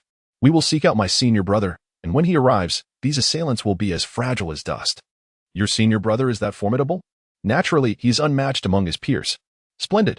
Where might your senior brother be? In that direction. As they adjusted their course, relentless ranged attacks rained down upon them, compelling them to counter with their own strikes. What stance does your senior brother take towards the demon race? I mean, the benevolent demons who have never feasted upon humans and harbor no interest in doing so, Feng Wuxia inquired. Fear not. My senior brother has never engaged in the wanton slaughter of innocents. Moon Hongling discreetly observed Feng Wuxia from the corner of her eye. From a purely aesthetic standpoint, Feng Wuxia was undeniably striking, even in his current disheveled state, which lent him a certain fragmented beauty. The continuous barrage of long-range attacks significantly hampered their speed, as the distance between the two parties dwindled perilously. It's over, it's over. Despair clouded Feng Wuxia's gaze. This time, it seemed certain he was doomed. Suddenly, Moon Hongling formed a seal with her hands, conjuring a magical spear above her head and launching it towards the pursuing demons. The spear had an extensive range, capable of piercing a demon should it falter. However, the conjuration was too slow, and the multitude of demons rendered it ineffective against their relentless chase. Single-target attacks are futile. We need an area attack, Feng Wuxia exclaimed. I lack such an attack, Moon Hongling retorted. Feng Wuxia gritted his teeth. I possess one, but once I unleash it, you must flee with me. In truth, Feng Wuxia was still hesitant to trust Moon Hongling, but circumstances had escalated beyond his control. If he employed the Tianfeng Liao Yuan technique, he would undoubtedly exhaust his energy and have no strength left to escape. Doing nothing would lead to his demise. There were no other options left. Very well, Moon Hongling replied resolutely. A sudden cry of the phoenix echoed, as Feng Wuxia expended all his energy, forming a magnificent fiery phoenix above him. This technique was a tremendous strain, leaving him weak and spent afterward. Go. The resplendent fire phoenix surged forward, trailing its fiery plumage towards the demons. Moon Hongling grasped Feng Wuxia's garment, initially intending to bear him on her back, but fate intervened, leading her to refrain. Boom. The fire phoenix erupted. A torrential rain of flames obstructed the demon's advance, widening the gap between the two groups once more. A faint smile graced Moon Hongling's lips. After breaking through the flames, the demons continued their pursuit. Where is your senior brother? Feng Wuxia weakly inquired. I apologize. It seems I have lost my way. Feng Wuxia? Chapter 036. Fighting side by the heavens, we are lost.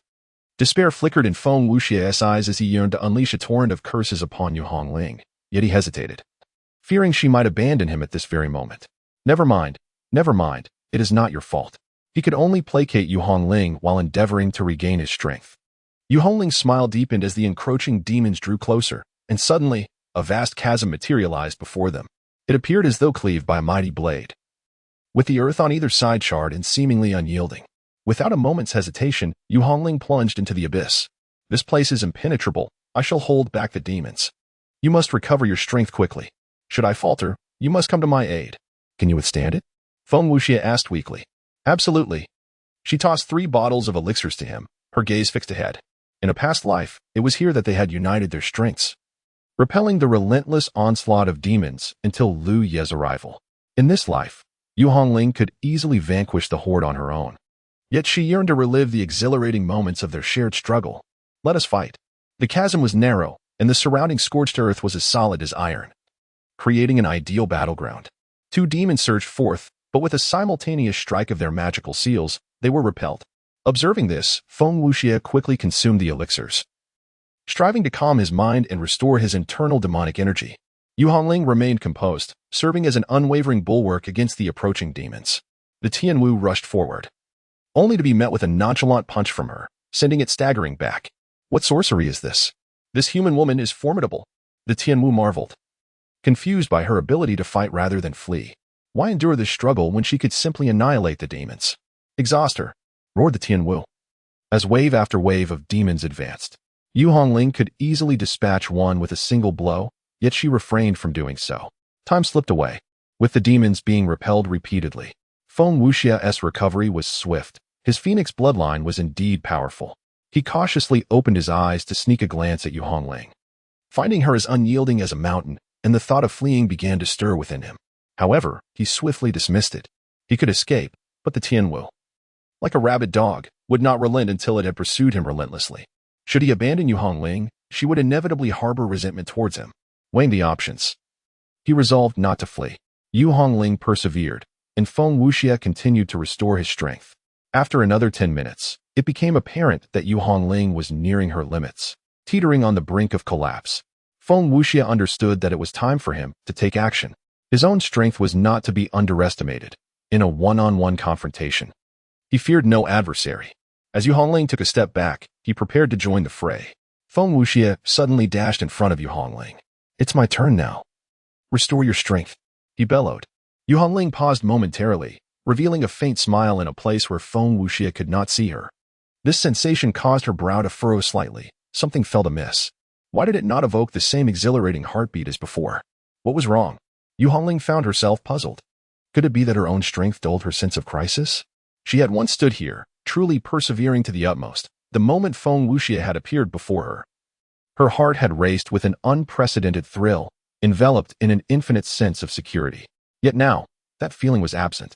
With her brow tightly knitted, she swallowed a pill and began to replenish her depleted true essence. Indeed, Feng Wuxia's prowess was commendable, but he was continuously injured in the face of relentless assaults.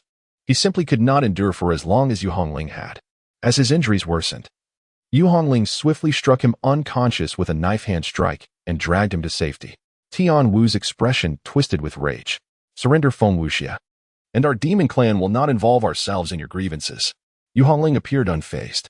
She placed Feng Wuxia down and regarded the horde of demons. "Fearless," she cried, her fists crashing forward. Boom. The violent true essence transformed into two distinct runes, surging into the midst of the demons. In an instant, several demons ahead exploded, their blood staining the charred earth. Tianwu? Demons?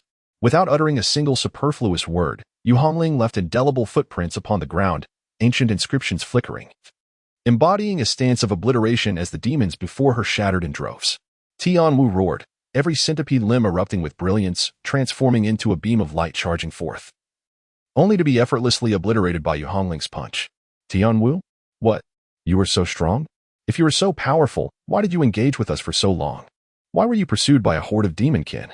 Do these demons even deserve to chase after you? What strange game of pretending to be weak are you playing?" The demons were directly crushed by Yu Hongling's ferocity. In this narrow chasm with no escape, they were annihilated by her overwhelming force. After dispatching the last of the demonkin, Yu Hongling began to scour the battlefield, collecting all the treasures. She set their corpses ablaze and swiftly vanished with the unconscious Feng Wuxia. As she gazed at the unconscious Feng Wuxia, her thoughts wandered.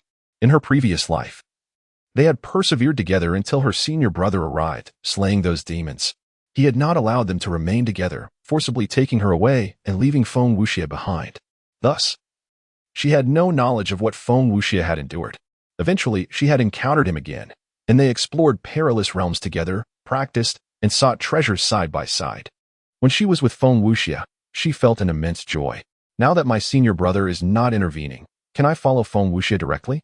She felt a twinge of hesitation. "Well, even if I do not follow him, it won't be long before we meet again. So it might be better to stay close.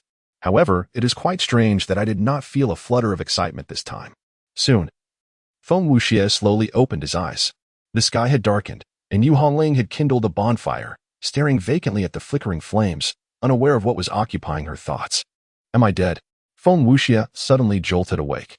"No, I am very much alive." He glanced at his unscathed self and pinched his arm. Feeling the pain confirmed his survival.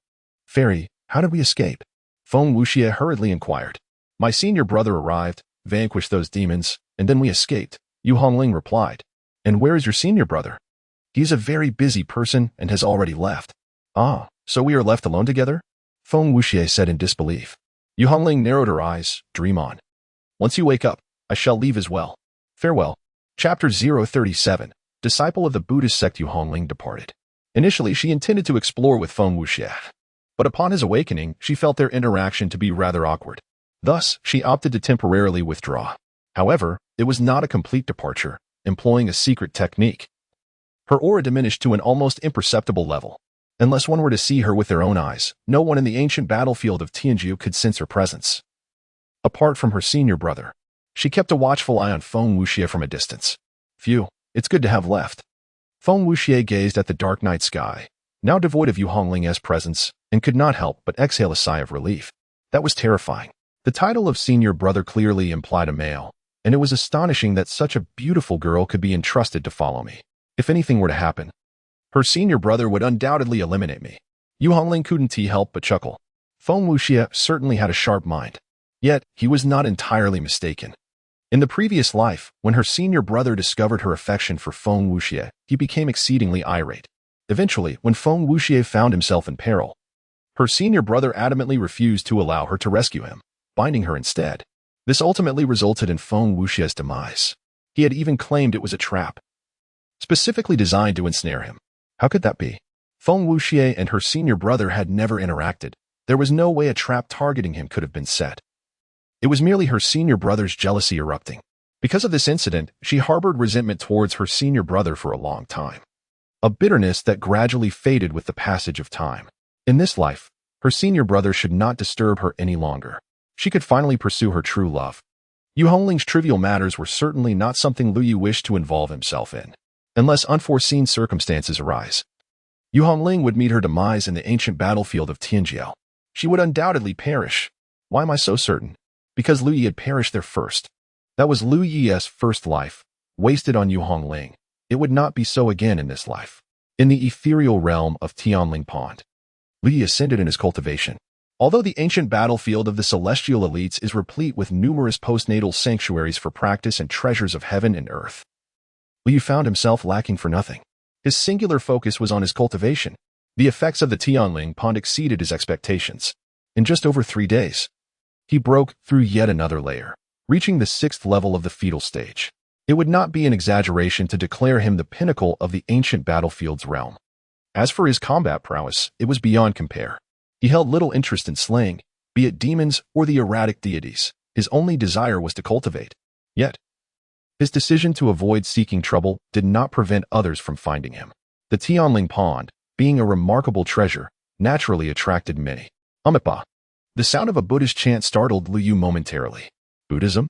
He contemplated the various races that might trouble him, but did not anticipate that the first to approach would be from the Buddhist order. He did not open his eyes. Benefactor, this place is fated with the Buddha. Would you kindly consider relocating your practice? A gentle voice inquired. Lu Yu replied calmly. I am practicing here without having provoked Buddhism. You are not my equals, and I advise you not to provoke me. Benefactor, how can this be deemed provocation? I, a humble monk, have observed the resplendent Buddha light from afar, and this pond's spirit water is surely transformed from relics. I implore you to change your location. Upon opening his eyes, Lu Yu beheld 7 Buddhist disciples, all bald-headed. Their insistence on claiming a divine connection while attempting to evict him was both absurd and shameless. You speak foolishly. We of the Buddhist order embody compassion. Had other demons arrived, you would be the only one left. And I fear you would have already met your end. Do not remain obstinate in your ignorance. Enough. Boldness. Lu Yu summoned a stone sword into his hand. With a single stroke, the azure sword light surged forth like a tempest, causing the waters of Tianling Pond to ripple. The 7 disciples radiated golden light. Yet the azure blade sliced through effortlessly, akin to a sword piercing through tofu. Blood stained the waters of Tianling Pond, and the severed bodies fell into its depths. Lu Yu closed his eyes once more. The world fell silent again, and his cultivation continued. Meanwhile, a group of monks diligently cleaned the battlefield. Amitabha, as practitioners of renunciation, we embody compassion. The demons disrupt the world, and we shall transcend them, which aligns with the great Tao. Indeed, has Brother Duwu gone to Tianling Pond? The leading monk, with rosy lips and white teeth, bore a point of golden light on his brow, exuding a sanctified gentleness. Were it not for the blood dripping from his staff, one might mistake him for a benevolent monk. In the Buddhist order, not everyone is granted the privilege to wield a staff. Common monks carry rods, while higher-ranking monks wield pestles, and those who can bear a staff at such a young age are likely to be considered sons of Buddha. Other monks carry bells, bowls, and a myriad of instruments. In response to Brother Duxing, Brother Duwu indeed ventured to Tianling Pond. The Heavenly Spirit Pool is an ideal sanctuary for the cultivation of Buddhist scriptures, a splendid destination accessible to ordinary disciples. You are to lead those beneath the 9th layer of Yuan Dan here. This bell, known as the causal bell, may be shattered should any unforeseen circumstances arise. And I shall come promptly. Yes. The others shall accompany me to seek out the relics of Buddhism. Yes. Duneng watched as a dozen monks departed, casting his gaze towards the direction of the heavenly spirit pool. Brothers, follow me. A multitude of monks made their way towards the heavenly spirit pool. Liu remained in deep meditation. Before long, Duneng led the monks to their destination, where they beheld Liu suspended above the water of the heavenly spirit pool. Tendrils of mist continually flowing into his heart. The bodies of 7 disciples lay severed, floating above the pool, alongside numerous remains of both demons and humans. Once a picturesque locale, the heavenly spirit pool now resembled a den of darkness. "Duwu, my brother!" Duneng cried out in despair, his eyes ablaze with fury. Akin to a wrathful Vidra. "Did you slay Duwu and the others?" he thundered. Lu Yi, once more disturbed, kept his eyes closed but sensed the presence of several Buddhist auras. "It appears that all of Buddhism's children shall perish at my hands today," he mused. One wave falls, and another rises, each stronger than the last, yet all destined for demise. "Disturbing my tranquility is a capital offense." Liu uttered these 8 words. Duneng's eyes glowed with rage. "How dare you harm others merely for disturbing your meditation? How are you any different from a demon? Today, I shall vanquish you. All disciples, heed my command." Yes. 18 Arhats demon subduing formation. Yes. 18 monks soared into the air, landing upon the surface of the heavenly spirit pool, their energy synchronizing. Striking as one, a formidable formation within Buddhism. Lu Yi opened his eyes. Why seek death? What purpose does it serve? The 18 Arhats glared fiercely, their bodies aglow with golden light, seemingly coated in gold paint. Subdue. Chapter 038. Does she favor me? The demon. He is a demon. A being so formidable that even the Buddha cannot subdue or redeem him. Duneng, drenched in blood, found his once pristine monk's robe now stained with filth. In his frantic retreat, he stumbled and fell to the ground, an inconceivable sight for a monk of the infant realm. Duneng fled desperately, consumed by panic. Neglecting the causal bell given by the Buddha, for deep within his subconscious, he recognized that even the Buddha would meet a tragic fate before such a demon. After slaying the final opponent, Li Yi observed Duneng's flight with a sense of bemusement. Still an infant realm monk, yet his composure is utterly lacking. He reflected on the multitude he had just slain, feeling as though he had returned to a state of bloodshed reminiscent of his past life, a time when he had lost count of the formidable adversaries he had dispatched. Their gazes met, and in that instant, Duneng, akin to a specter from Lu Ye's past, crumbled under the weight of despair. Lu Yi had no desire to pursue. He found no interest in the chase. In this world, if one could attain immortality, there would surely emerge a mad monk. The faint, metallic scent of blood lingered in the air, affecting one's mood. Li pondered for a moment, then extended his palm, summoning the scattered remains of corpses, including those that had perished previously, which converged into a single heap. With a flicker of flames, he reduced them to ashes, purging every trace of bone. He gently waved his sleeve, and a refreshing breeze swept through the realm. Lu Yi felt invigorated and returned to the Tianling pool to resume his cultivation. Beneath the Tianling pool, there were no treasures, unlike the pure water. The formation of the Tianling pool was intricately linked to the terrain. Had this area been a vast expanse of earth, it would likely evolve over time into a mine of spiritual stones, and such a mine would surely be of considerable scale. Time flowed steadily, and 5 days passed. Lu Ye's cultivation reached the 7th layer of the breaking embryo stage, advancing at an astonishingly rapid yet stable pace. His true essence had thickened immensely, surpassing even the 9th layer of breaking embryo. Meanwhile, the 3rd level of the ancient battlefield for the Chosen had yet to be opened, leaving the relics and treasures of the lower 3 levels largely depleted.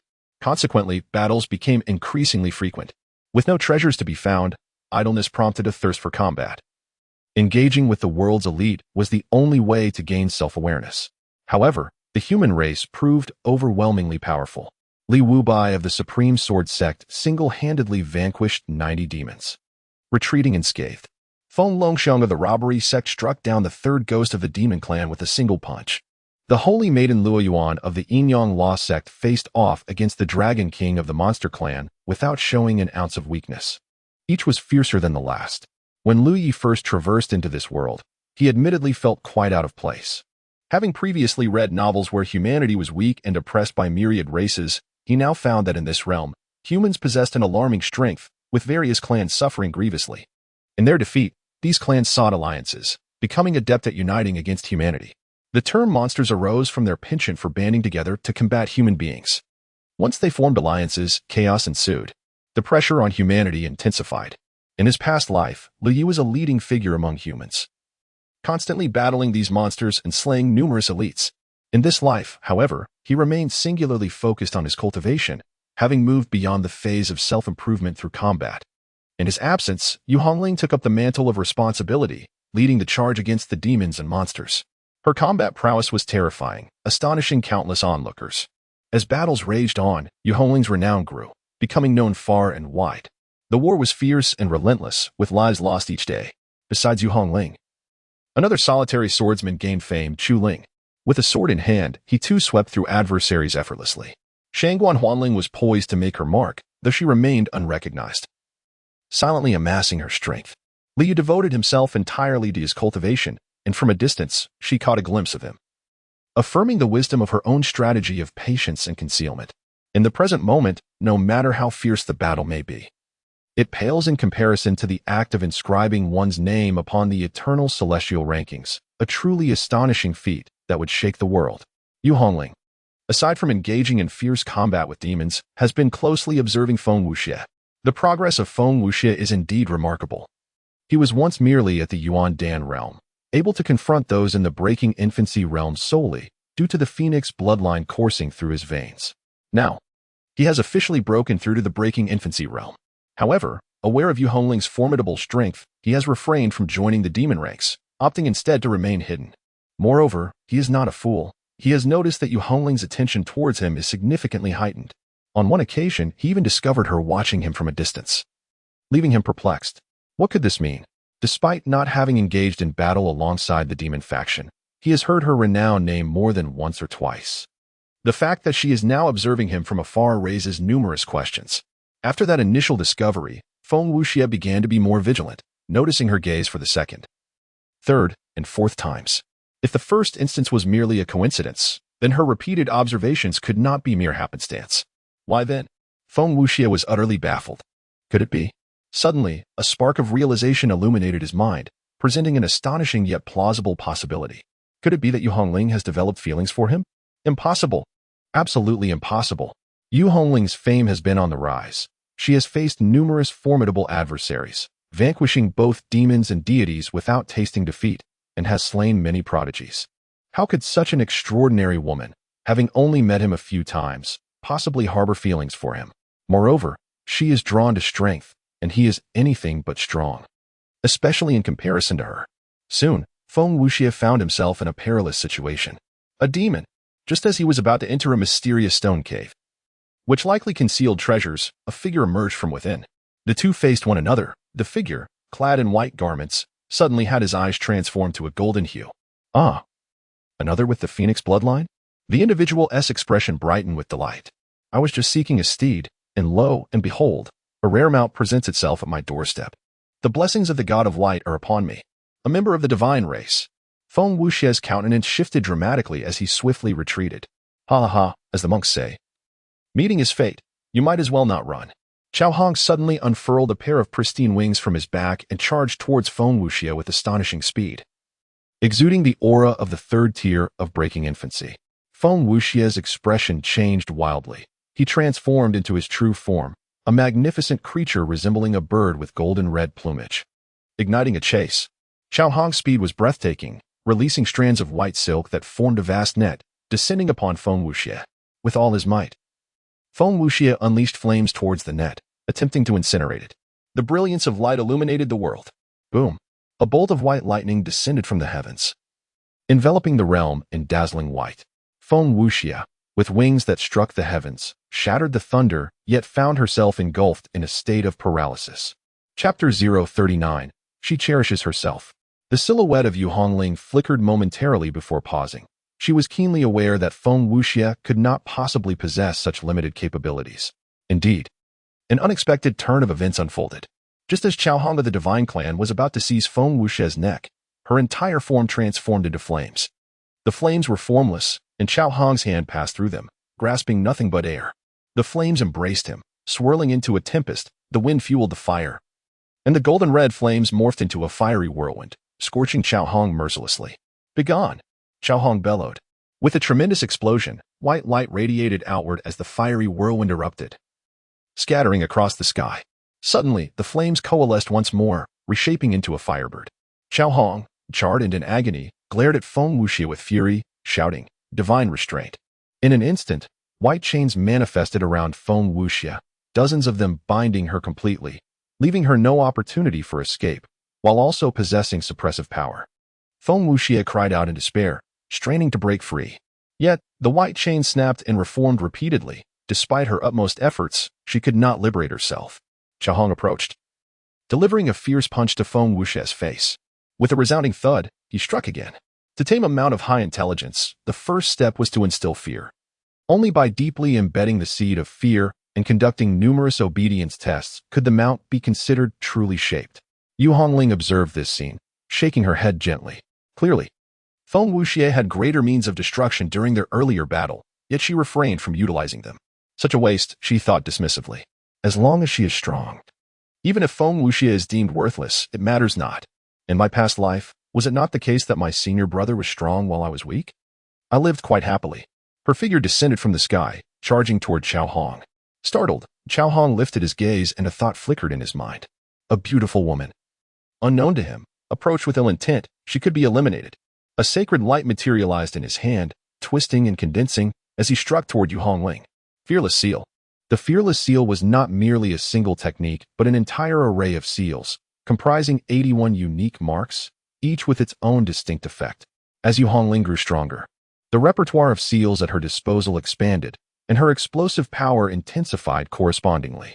With a colossal roar, the massive white light was forcibly shattered by the seal, striking Xiao Hong's face with an unstoppable force. The impact caused his visage to bloom into chaos, sending his body skidding several meters across the ground, shattering a nearby stone. What a hard head! Yu Hongling exclaimed in admiration, lifting the seal and charging forward again.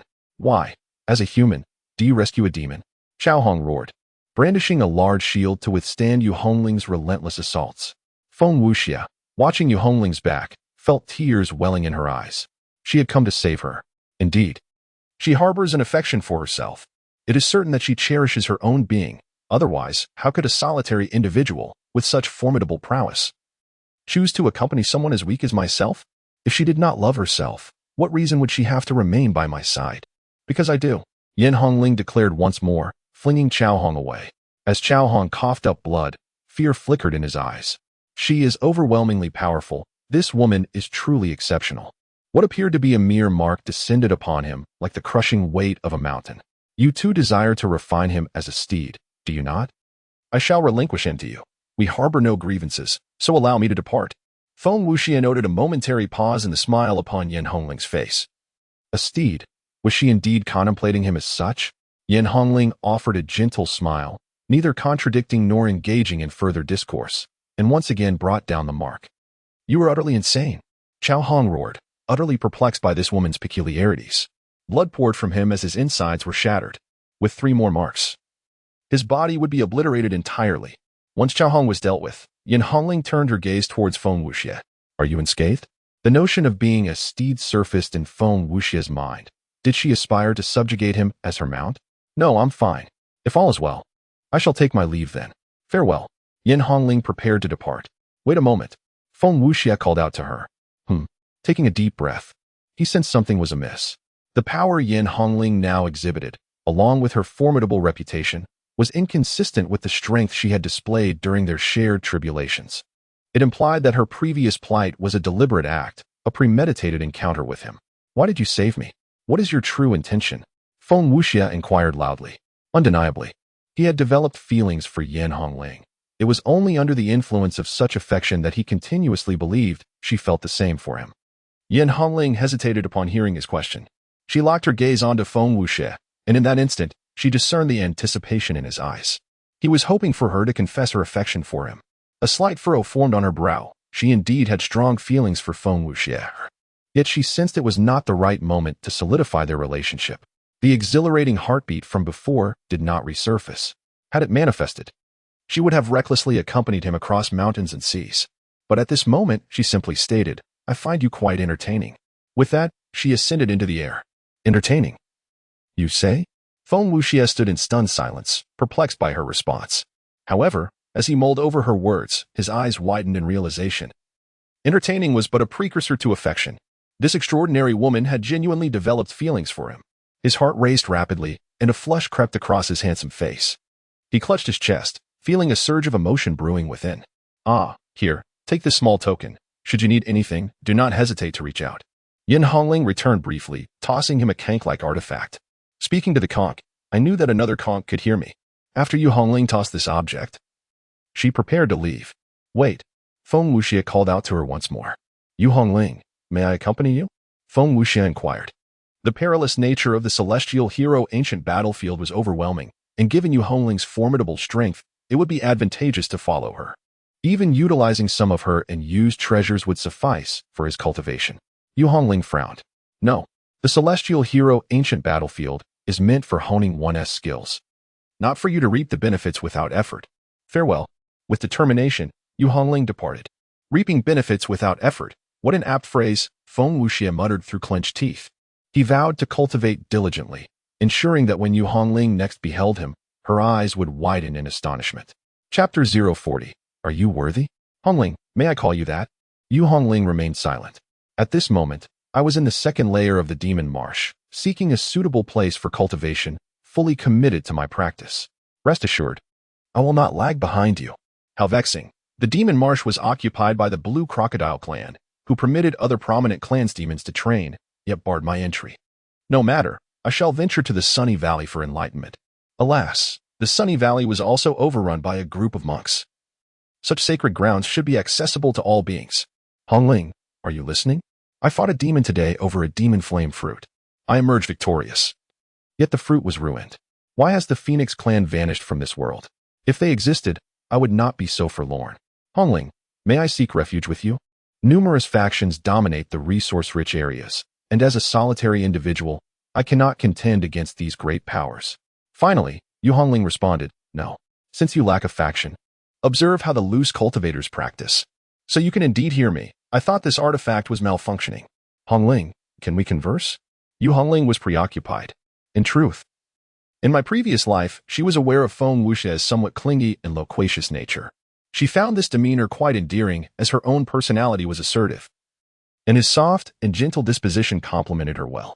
As for her senior brother, he embodied tolerance and optimism. Feng Wuxie presented a refreshing aura to Yu Hongling. However, perhaps due to her previous self being weaker than her current incarnation, Feng Wuxie's softness and clinginess were less pronounced then. In this life, it remains difficult to assess. Yu Hongling was indeed very busy. She had subtly begun to trend as the foremost figure among the human race, engaging in battles and seizing territories daily. She fought against demons, monsters, Buddhas, ghosts, and deities, always battling. Only upon truly becoming the leader of the human race did she realize the extent of her responsibilities. Each day was filled with myriad tasks to complete. And what of Lu Yi in his past life? In his previous incarnation? Her senior brother was undoubtedly weaker than the present version of herself. Battles were more ferocious then, with him vanquishing countless formidable foes while sustaining continual injuries. Yet, she still playfully insisted on his company for her trials, sought his aid in her endeavors, and requested his assistance in locating the treasures she desired. In response to these demands, Lu Yi always wore a tender smile, acquiescing to her wishes. He would then engage in fierce battles, enduring grievous wounds while instilling fear in his adversaries, only to later carve out time to accompany her. It became evident to Yu Hongling that her senior brother was burdened with immense fatigue from the incident involving the pure water pearl. She had already grasped that the weight he bore was far more complex than she had initially perceived. A soft sigh escaped her lips. Fortunately, her brother now found a measure of ease. Lu Yi truly felt unburdened. Having claimed the heavenly spirit pool, his cultivation accelerated dramatically, with all the spiritual energy converging towards him. At this point, the heavenly spirit pool had transformed into a forbidden zone. Countless beings had attempted to intrude, and any aggression towards Lu Yi would surely result in death. Competing for spiritual energy with him was met with a swift dismissal. Any form of resistance was equally fatal. Demons, monsters, and deities alike adhered to this reality, leading to a situation where no faction dared approach the heavenly spirit pool. What should have been a sanctuary for cultivation had instead become a den of malevolence under Lu Ye's dominion. With a resounding surge within him, he ascended to the 8th level of the breaking infancy stage. It was astonishing, His cultivation soared like a rocket. Yet, Lu Yi felt no trepidation, for he was acutely aware of his own circumstances. Each step he took was deliberate and steady, leaving deep imprints behind. Years hence, when he gazed back from the pinnacle, he would clearly discern every footprint of his journey. Thus, he continued his cultivation. In this realm of tranquil years, the other side was engulfed in rampant slaughter. Yu Hongling also advanced vigorously in her cultivation, striving to rectify her past shortcomings. The eternal reversal scripture was inherently a path of unparalleled combat, necessitating continuous struggle. The more one faced adversity, the more courageously one would grow, ultimately grasping its true essence. In her previous life, Yu Hongling had been overly sheltered by Lu Yi, making her later breakthroughs exceedingly challenging. It was only through Lu Ye's resolute decision to cast her into the perilous realms beyond for her trials that she began to make amends in her progression. The human race thrived fiercely. Yu Hongling ascended to the throne as the foremost among humanity, her reputation echoing even among demons, monsters, and deities. However, as humanity grew more formidable, the living conditions for other races, such as the demons, became increasingly dire, rendering beings like Feng Wuxia, a solitary demon without any faction, to endure even harsher trials. He struggled to control his emotions and modulate his tone, yet a hint of desperation seeped into his voice. Hongling, I sustained severe injuries today. But do not fret. With my phoenix bloodline, my recovery capabilities are formidable. Upon hearing this, a flicker of anxiety stirred within Yu Hongling. Yet it was not as intense as she had envisioned. Injuries among cultivators were, after all, far too commonplace. Hongling, the situation among the demon clan grows increasingly sinister. Each demon has begun to exhibit signs of madness, and I sense that my predicament is perilous. May I seek refuge with you? I genuinely wish to be by your side. I would comply with any task you assign me. I apologize for my impatience and solitude. I have heard the name Hongling on numerous occasions. She is truly formidable. I have sustained grave injuries once again, as the demon clan has engaged in minor conflicts with both the Buddhist sect and the divine race. The territories occupied by the demon clan have begun to further diminish. Yu Hongling has just emerged from a fierce battle, having slain a son of the divine race, who was at the 5th level of the breaking infant stage and possessed a powerful bloodline of the thunder god, with great effort. Observing the charred marks upon her body, Yu Hongling furrowed her brow slightly. The heavenly elixir is indeed inferior to the sacred elixir of her previous life. She retrieved her magical conch. Hongling, would you grace me with your words? It has been far too long since I have heard your voice. Yu Hongling realized that she had become too engrossed in her recent battles and had not visited Feng Wuxia for quite some time, nor exchanged a word with him. She picked up the conch, striving to soften her tone. Devote yourself to your cultivation. You possess the bloodline of the phoenix. If you are willing to endure the hardships of training, we shall inevitably stand side by side, conquering the world together. I believe in you. After uttering these words, Yu Hongling took a moment to calm her emotions, closed her eyes, and resumed her cultivation. Bang! Feng Wuxia's body was violently kicked away, and he spat out a mouthful of blood. The little dragon king, in human form with a dragon's head, glared coldly at Feng Wuxia. You worthless wretch. How dare you claim that Hongling has affections for you? Look at yourself. Do you even deserve it? Chapter 041. Blindness. Feng Wuxia rolled on the ground, drenched in blood and utterly disheveled. A horde of powerful demons surrounded him, their eyes gleaming with malice. As the demon clan grew weaker, their ambition to dominate the ancient battlefield of the exceptional had gradually waned, thus the mandate of the 10,000 spirits demon emperor resurfaced in the minds of the demons. Collect the blood of the myriad spirits and submit it to the demon emperor to obtain unparalleled secret techniques. Consequently, Feng Wuxia, possessing a fragment of the phoenix bloodline, naturally caught the attention of the little dragon king. Capturing Feng Wuxia would be exceedingly simple. Any minor demon king or pure-blooded demon could easily apprehend him. Just as they prepared to strike, the terrified Feng Wuxia suddenly shouted that he knew Yu Hongling not only knew her, but had a close relationship with her. This revelation stunned the assembled demons.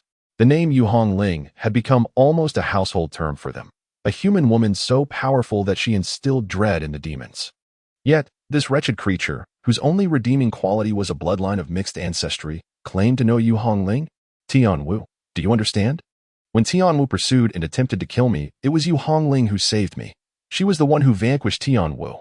Feng Wuxia hurriedly sought to validate his connection to Yu Hongling. Was it Yu Hongling who also killed Tianwu? This assertion was well-founded. effectively demonstrating that Yu Hongling had indeed vanquished more than one formidable demon. Yes, it was she who did so.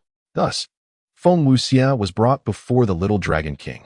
Upon hearing this, the little Dragon King's face darkened, resembling a piece of coal. Although he and Yu Hongling were adversaries due to their differing races and inherent opposition, he held a profound admiration for her beyond such divisions. She was an extraordinary talent, a rarity seen only once in a millennium.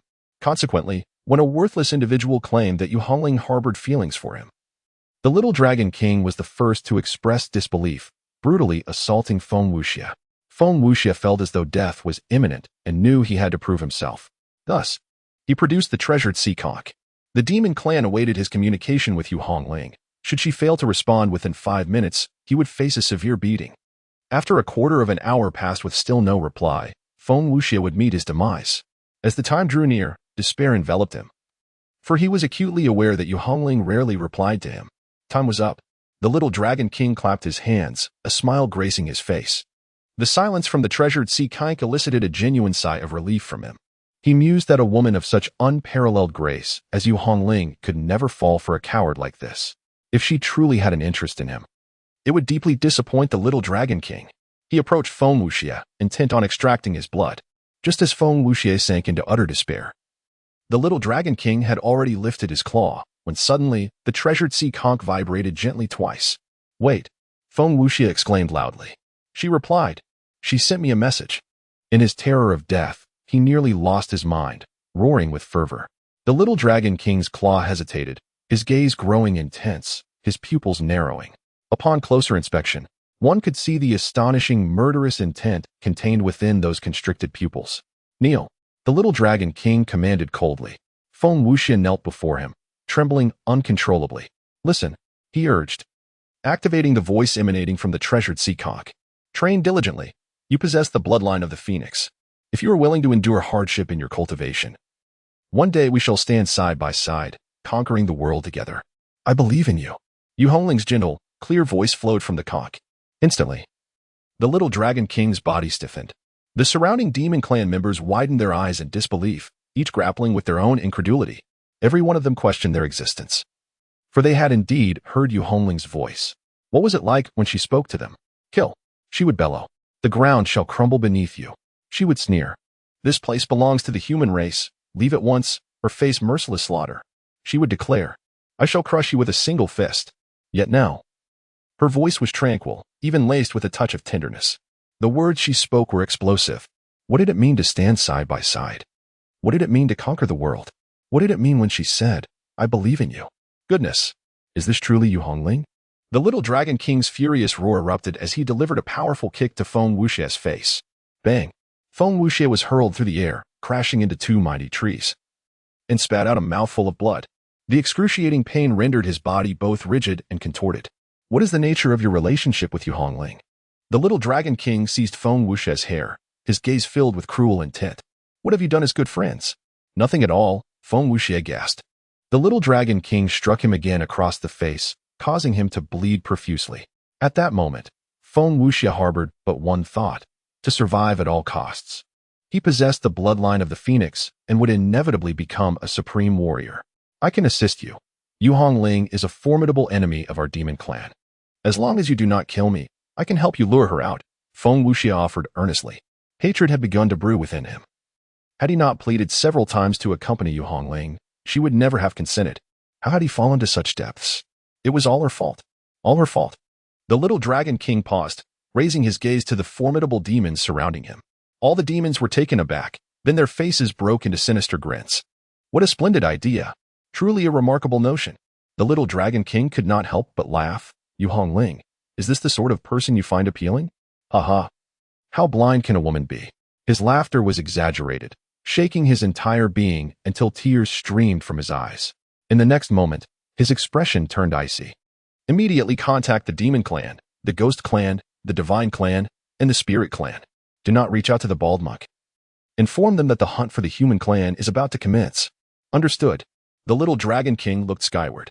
Raindrops began to pour through the clouds, drumming incessantly. Thunder roared, splitting the heavens. Liu suddenly opened his eyes. It was raining. He recalled in his past life how, amidst the downpour, His first life had ended in the siege of countless enemies. In this life, it was Yu Hongling's turn. Chapter 042, Flying Thunder Mountain. It was raining. The sound of thunder jolted Yu Hongling awake. Her heart sank. This was not good. She had become so engrossed in battle that she had forgotten the imminent danger Feng Wuxie might face. The human clan had been victorious in consecutive battles, while the alien races were pushed to their limits. A cornered dog can leap over the wall. It seemed wise to ease the hostilities against the alien races. The human clan could take a moment to absorb the treasures acquired in recent days. She decided to stay by Feng Wuxie's side to help him through this calamity. Brother, you once warned me that this was a trap, and in this life, I will prevent it from occurring. Yu Hongling promptly summoned Luo Yuan and Feng Longxiang. Fare you. Who shall we confront next? Feng Longxiang, towering at 8 feet tall, was robust, resembling a small giant. He belonged to the robbery sect, the only sect among the great powers that practiced physical cultivation, and their techniques were exceedingly intriguing. Cultivating the techniques of the robbery sect entails a transformation process. First, one grows larger, akin to a small giant.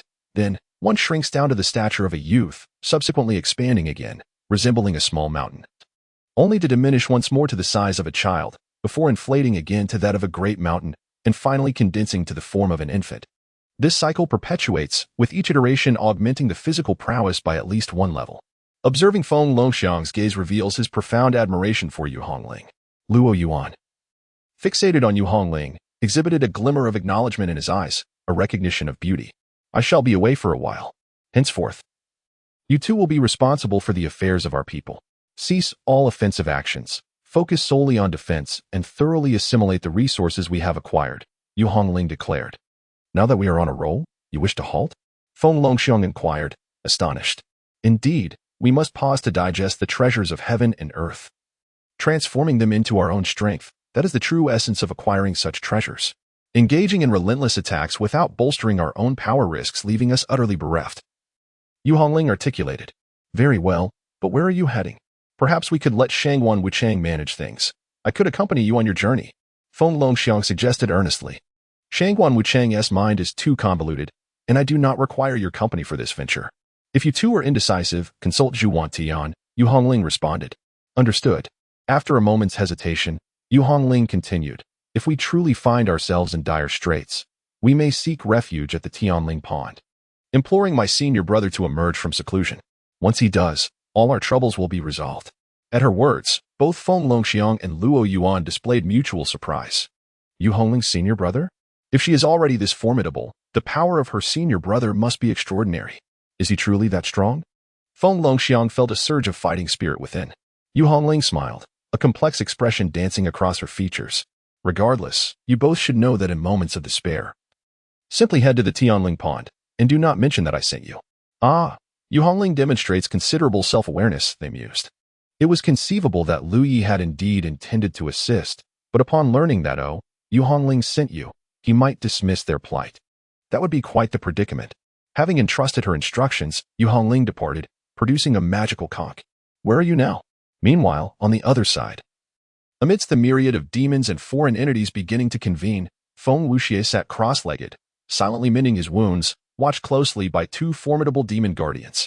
The magical conch before Feng Wuxie began to vibrate ominously. The 2 guarding demons immediately grew alert.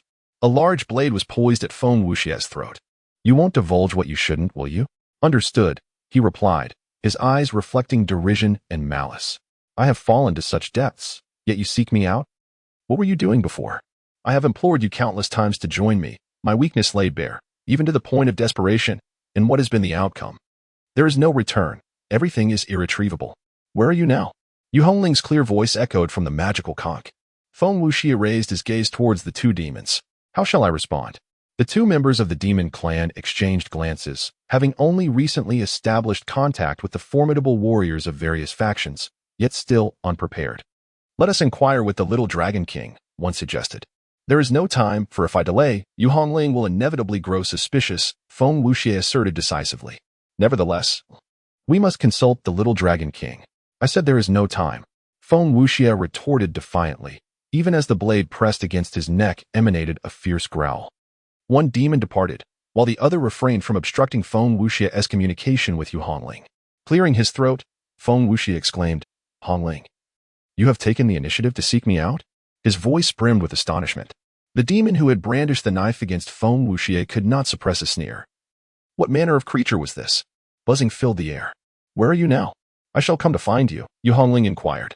Ah, you are coming to find me? Splendid. Let me ascertain my location, he replied, though there are no distinctive landmarks around. Very well. Feng Wuxie directed his gaze towards the wolf demon. Make haste to contact the little dragon king. Yu Hongling stood atop a small hill, gazing at the distant waterfall, waiting in serene anticipation. She pondered deeply. It was true she had been reborn. However, following her resurrection, she found that the fluttering feelings she once harbored for Feng Wuxie had dissipated. Without that thrill, could it still be deemed love? How should she interact with Feng Wuxie upon their next encounter? Could she place blame on her senior brother for this predicament? Her eyes betrayed a flicker of confusion, the memories of her previous life's stirrings vivid in her mind. Yet, after enduring so much, she was no longer the innocent girl she once was. She had acquired insights akin to those of a grand emperor. In matters of love and affection, compared to the path of greatness, they seemed utterly trivial. If only her senior brother had not intervened in her previous life, how much better it might have been. Frustration began to well up within her. She grasped the magical conch once more, questioning its whereabouts. Have you found any recognizable landmarks? Hongling, do not fret. My urgency surpasses yours. At last, I shall see you again, and I am searching diligently, came the reply. Yu Hongling inhaled deeply, striving to quell her agitation. While waiting was indeed a trial, she resolved to cultivate her abilities in the meantime. Moments ticked by. Suddenly, the magical conch vibrated. Hongling, I have located it. It is at Feilei Mountain. Come to Feilei Mountain to find me. Yu Hongling rose and vanished from sight. Feilei Mountain. A domain frequented by the demon clan. How could Feng Wuxie have ventured there? Nevertheless, she dismissed her concerns. In the ancient battlefield of the exceptional, she could traverse anywhere. Chapter 043. Excitement approaches Feilei Mountain is situated on the third level of the ancient battlefield of the exceptional. This region is characterized by perilous peaks, frequently beset by thunderstorms that strike the summits, creating a profound abyss at the mountain's heart. The mountain is rich in precious stones, and with the descent of thunder, the entire peak is enveloped in lightning, radiating with golden light, earning it the moniker of the Mountain of Thunder-Washing Gold. As Yu Hongling journeyed toward Feilei Mountain, reflections of her past life surfaced in her mind. In that previous existence, Feng Wuxie was relentlessly pursued by the demon clan, who sought to extract the blood of the phoenix to concoct an elixir for the consumption of the demon emperor. Feng Wuxie implored her for assistance, the plea echoing from the silent forest. Without hesitation, she resolved to rush to his aid, yet her senior brother forbade her, asserting that it was a trap, a cunning scheme devised to ensnare Yu Hongling and lure Lu Yu to his demise. Despite his warnings, she was resolute, dismissing Lu Ye's words entirely. Driven by an unyielding will, in a desperate act of self-harm to compel her brother to relent, she found him as unyielding as iron. Time and again, Yu Hongling pondered whether her brother's jealousy was consuming him or if he secretly desired Feng Wuxie's death. Unable to tolerate the notion of his junior sister harboring affections for another man. However, her self-inflicted wounds failed to stir Lu Ye's heart. Instead, her brother rendered her unconscious and imprisoned her. The subsequent events remained a blur to her.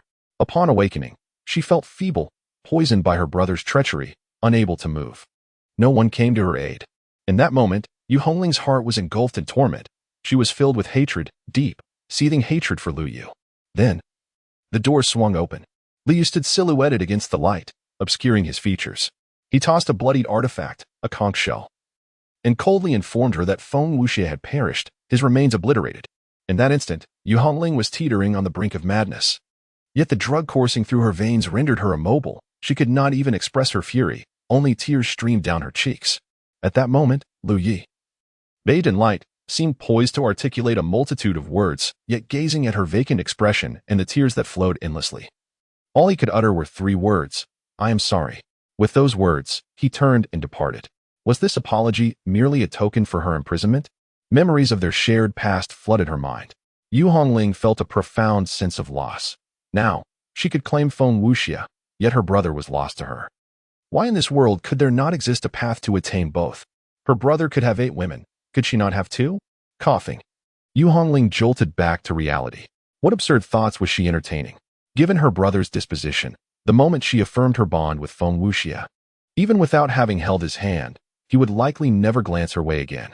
Enough of this, she resolved, dismissing the spiraling thoughts. Ding ding ding. The cacophony in Lu Ye's mind resembled the clamor of drums and gongs. Reluctantly, he opened his eyes. What is it? Ding. Come and witness the spectacle.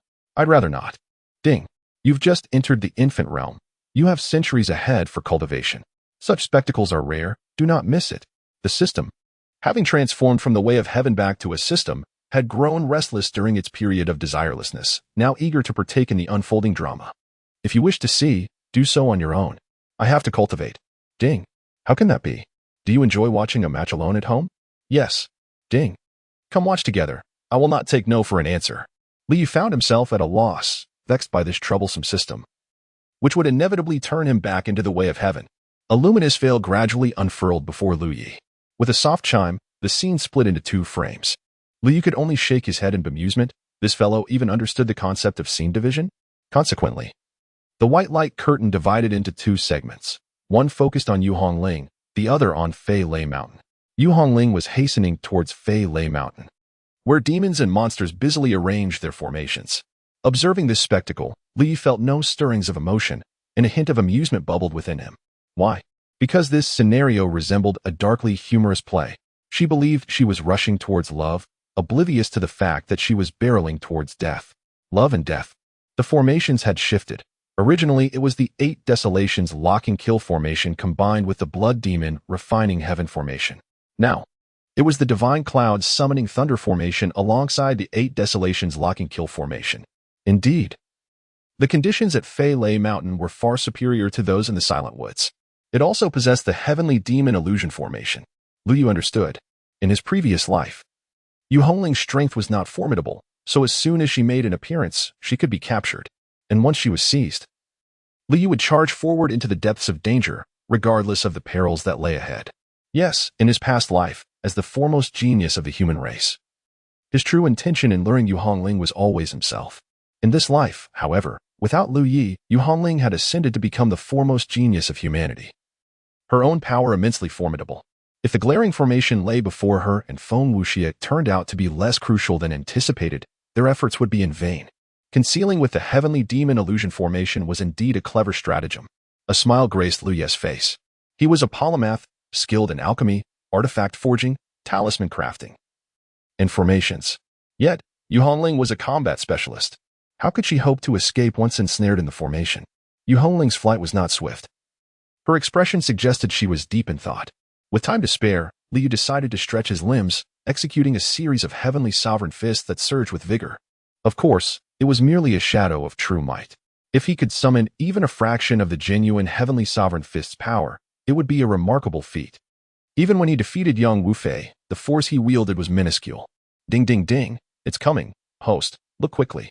Liu returned to the luminous veil. At that moment, Yu Hongling had already caught sight of Fei Lei Mountain, which was enshrouded in mist, the sky draped in dark clouds, and a light rain falling incessantly. How did Feng Wuxie end up in this locale? On a rainy day, the likelihood of the thunder-washing gold mountain appearing increased. However, considering that the demon and monster races generally despise thunder and loathe the sound of lightning, Feng Wuxie hiding here seemed relatively safe, which reassured her. But where was he? Yu Hongling scanned her surroundings, yet did not catch a glimpse of Feng Wuxie's figure. She took out her magical conch to establish contact while ascending Fei Lei Mountain. This too was a place of great fortune. One of her formidable seals was the Thunder Seal. If a being could face the thunder without fear, only then could they become a true powerhouse. Climbing higher and higher, suddenly, Yu Hongling halted in her tracks. A faint sense of danger washed over her heart, and her expression shifted. In an instant, she prepared to retreat. Get in there. A thunderous roar echoed. A colossal silhouette emerged, somewhat indistinct, beneath Yu Hongling, cradling a massive purple-gold copper pillar and ferociously hurled it towards her. In that moment, one could witness the giant unleashing a terrifying force, his entire being bursting with blood. Yu Hongling's expression shifted dramatically. Chapter 044. Take your time to observe. Boom. A thunderous roar reverberated throughout the flying Thunder Mountain, surpassing even the sound of thunder itself. Although Yu Hongling promptly unleashed the mountain-crushing seal from the fearless divine seal, she was still propelled upward by the giant's full-force strike. The giant was enveloped in a mist of blood, and the horrifying impact of their collision shattered his bones. The pressure on his blood vessels caused them to burst. splattering blood across the ground. Yet, the objective was achieved. Yu Hongling entered the fog, and in the next instant, the mist began to swirl and distort, weaving rays of light as three grand formations simultaneously erupted. Heavenly Demon Illusion Formation, Divine Celestial Thunder Attraction Formation, 8 Desolation Locking Kill Formation. Ha ha ha. Countless laughter echoed simultaneously from all directions within the mist, each voice filled with mirth. Figures emerged from the fog, their faces alight with ecstatic expressions, gazing greedily at Yu Hongling. They had indeed lured her in, all on her own. I could never have imagined that the peerless Yu Hongling was such a Na'vi individual. Cackling, they declared, she is not Na'vi in human terms. This is called being loyal and devoted. A top-tier human powerhouse, enamored with a handsome figure from our demon clan, Yu Hongling. Am I not fiercer than Feng Wuxia? Before he could finish his lascivious remarks, he was violently hurled away, a deep footprint nearly obliterating his form. Silence. You need not speak, the little Dragon King remarked coldly. Yu Hongling's eyes widened in astonishment. The sudden turn of events left her in a state of profound shock. How could this be? Was this a trap? Had Feng Wuxia transmitted a message to ensnare her in this ambush? Why was this happening? She could not accept it, could not comprehend it. She had clearly expressed her feelings to Feng Wuxia, stating that as long as he diligently cultivated, they could fight side by side in the world to come. Given her character, such words were akin to a confession. She could not believe that Feng Wuxia was incapable of understanding. Yet, what could possibly be his motive for such actions? What significance did they hold? At that moment, a scene from the past suddenly surfaced in her mind. In that memory, she and Lu Yi were embroiled in an argument. Junior sister, you cannot go. Feng Wuxia's invitation is undoubtedly a trap. If you proceed, you will surely be captured by the demon clan. How could it be a trap? The demons are unaware of my feelings for Feng Wuxia. How can you be so certain they do not know? Your strength is lacking. With Feng Wuxia being pursued, why would he ask for your aid? Just because my power is limited, why would the demons specifically target me? Because their ultimate goal is you. Ha ha ha, my dear senior brother, do not jest. Would the demon clan concoct such a scheme, allowing Feng Wuxia to lure me, only for me to subsequently lead you? Such a notion is utterly implausible. You are overthinking this and maligning Feng Wuxia unduly. Numerous alien races have been driven to the brink by our humankind, and they stand no chance against us in frontal confrontation. They can only resort to desperate measures. Furthermore, I have learned that the demon clan maintains close ties with the ghost, demon, and divine races, which undoubtedly harbors grave peril. Yet, this overwhelming threat shall not be directed at one of my modest prowess. Are you not being utterly obtuse? Regardless, I intend to proceed. I must rescue Feng Wuxia. No, you shall not. I insist upon going. You cannot, I say. Senior brother, your jealousy towards Feng Wuxia is evident. You cannot go. If you prevent me, I shall perish before your very eyes. Yu Hongling sighed softly. Her countenance grew serene, for during battle, she forbade herself from exhibiting intense emotional fluctuations. Any emotional upheaval could severely impact her combat efficacy. Yet, her resolve faced opposition from the adversary. Yu Hongling, would you care to meet Feng Wuxia? Inquired the little Dragon King. Perhaps there was an element of reluctance, for Yu Hongling nodded. I shall meet him. Feng Wuxia was brought forth, his body drenched in blood, his face bruised and battered, and bones broken in multiple places. The little Dragon King, growing increasingly dissatisfied, had taken it upon himself to deliver further blows. As Yu Hongling beheld Feng Wuxia in his current state, unexpectedly, she felt no emotional upheaval, no sorrow, no hatred, no pain. Has he been reduced to such a state? Yu Hongling endeavored to maintain a flicker of hope.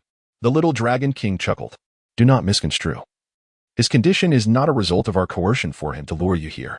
He merely claimed to know you and offered to assist us in your demise. I abhor such treachery, and thus, I rendered him in this manner, he stated with a smile. The little Dragon King's words extinguished Yu Hongling's lingering thoughts entirely. It is all your fault. Before she could inquire further, Feng Wuxia suddenly erupted in a fit of despairing rage. It is all your fault. How many times have I told you? I said I would seek refuge with you. I would seek refuge with you. You are undeniably powerful. You possess the ability to protect me. Why do you refuse? Do you have any idea what torment I have endured here? Had you allowed me to follow you earlier, none of this would have transpired. If you care for me, then let me accompany you. Protect me. You neither safeguard me nor assist me. And even if I speak 100 words to you, you do not respond. What kind of affection is that? You are nothing but a contemptible woman. Yu Hongling, protect him? She suddenly laughed. Feng Wuxia, expecting her to be his protector? In her long existence, she had always relied on her senior brother for protection. In times of trouble, she would turn to him, confident he would resolve her dilemmas. Yet now, there was someone who believed that her failure to protect him warranted his condemnation. Do not kill him. Leave him to me. Yu Hongling's voice turned icy. She spread her arms and legs wide, ready for battle. Let us go. Boom.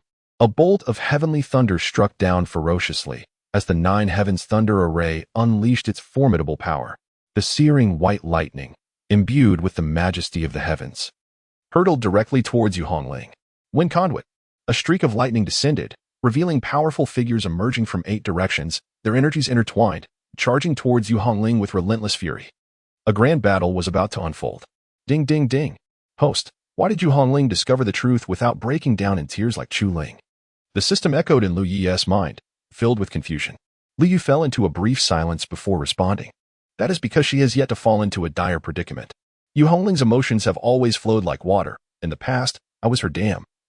And when the dam broke, hatred surged forth like a flood. Now, with battle as her barrier, when that barrier crumbles, regret will cascade like a torrent. It is best to observe slowly. Chapter 045, Blood Battle. Fierce combat. Indeed, the continuous battles had harmonized her connection with the fearless seal, proving that the efforts in the early stages of cultivation far outweigh the compensations made later on. Lu Yi commented on Yu Hongling's combat prowess. Ding ding ding. The system emitted a discontented chime. I showed you this battle to allow you to revel in the satisfaction of emotional revenge. Yet you were commenting on the importance of early-stage cultivation? Do you need another moment of enlightenment? As the system contemplated this, it witnessed Lu Yu close his eyes. A tremendous suction force emanating from his being, drawing all the surrounding spiritual energy into himself. With a resounding roar, Lu Ye's aura surged once more. Breaking through to the 9th layer of the infant realm, he truly achieved enlightenment. At this moment, the system could not help but harbor even more disdain for those women. The more indifferent Lu Yi appeared, the deeper his wounds must have run at some point. To take up and to let go, these 4 simple words encapsulated a profound struggle filled with pain and turmoil. Kill. Yu Hongling grew increasingly valiant in battle, her body charred, blood staining her garments, and her eyes radiating intense murderous intent and battle fervor. She wielded various seals with ease: the fearless seal, the mountain-crushing seal, the wind conduit seal, the spirit conduit seal, the rebirth seal, the Hercules seal, the divine light seal.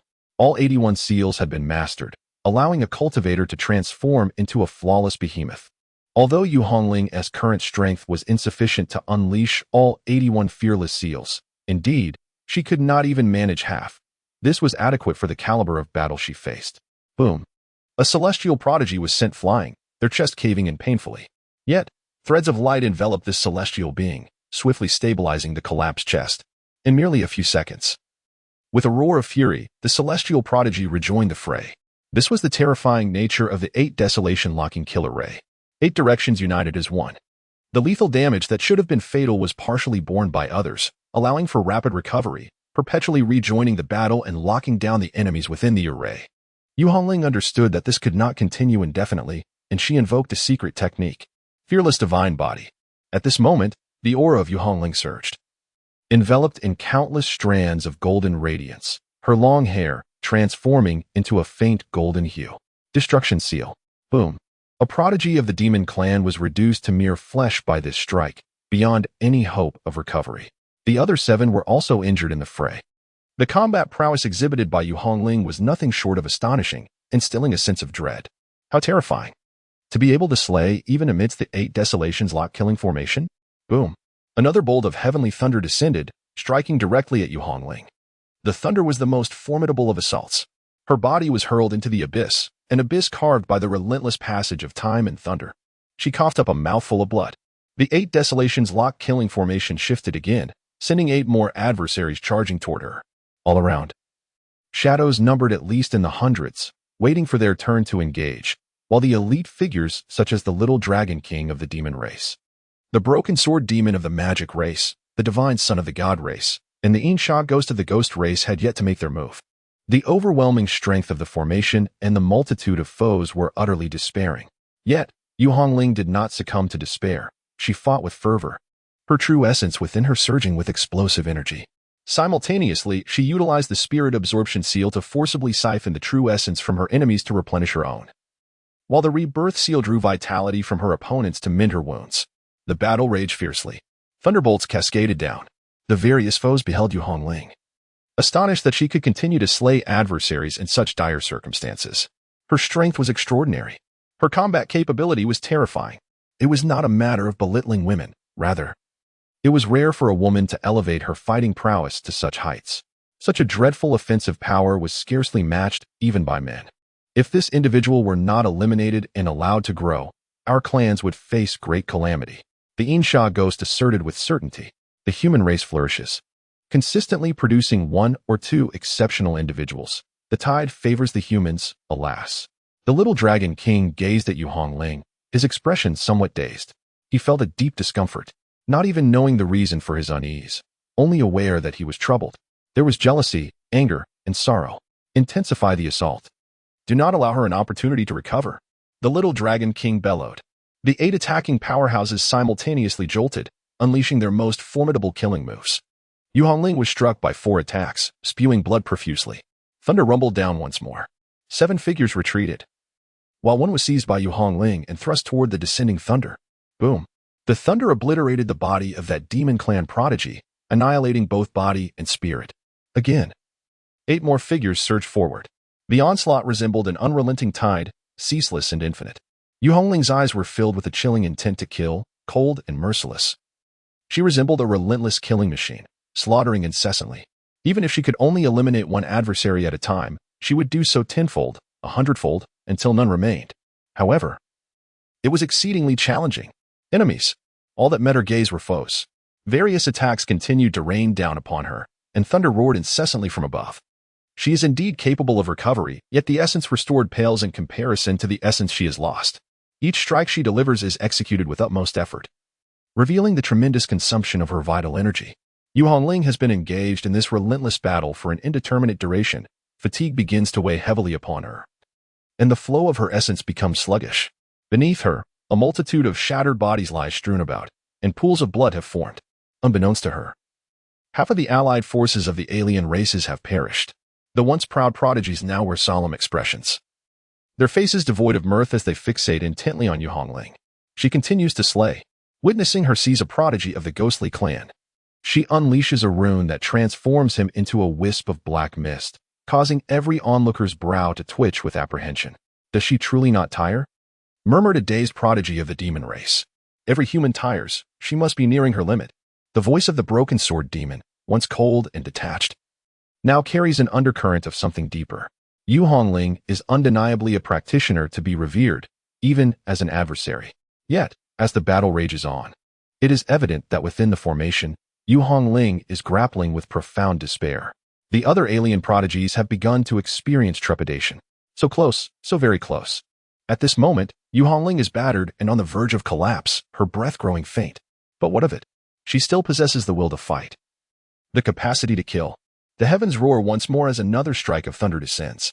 The little dragon king closes his eyes, and when he opens them again, his gaze has turned icy and resolute. Esteemed comrades, it is our turn. Chapter 46, Heart-Wrenching. Brother, how did you manage to break free? A thought flickers through Yu Hongling's mind. In a past life, Liu had opened the doors of a confined space, standing against the light. At this moment, in Yu Hongling's mind, the once indistinct figure of her elder brother becomes clear. His body is marred with injuries, every inch marked by scars, no unblemished skin remaining. The excruciating pain incessantly invades his senses, a torment that transcends mere physical affliction, reaching into the depths of his heart. Her brother, astute and perceptive, recognized it as a trap, one devised specifically for him. Yet, he still ventured forth, undeterred. At that time, his strength was far from what she possesses now. Even she, in her current formidable state, feels the weight of overwhelming despair within such a trap. Brother, how did you accomplish it? A single tear, mingled with blood, slips from Yu Hongling's eyes. Kill. The dragon's claw clenches into a fist, glimmering with a sanguine light, and lands a powerful blow to Yu Hongling's abdomen. Boom. Her body is sent flying, crashing violently against the stone wall as she coughs up blood. A shrill wail from the Insha ghost pierces the air, its soul force morphing into a celestial blade that cleaves into Yu Hongling's consciousness, inducing agonizing convulsions. The demon sword flickers with a ghostly light, exploding forth in an instant. Its blade racing toward Yu Hongling's heart, drawing ever closer. The heart of the broken sword demon raced wildly. He was about to slay such a prodigy. Suddenly, the sword's radiance came to an abrupt halt. A bloodied yet aesthetically pleasing hand seized the demonic sword with unwavering strength. Yu Hongling's visage twisted into a snarl. "You dare to kill me?" she cried, invoking the shattered star seal.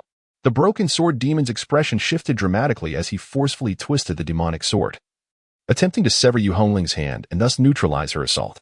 A sickening sound echoed. One hand fell away. Boom. The broken sword demon was obliterated into fragments. "Die!"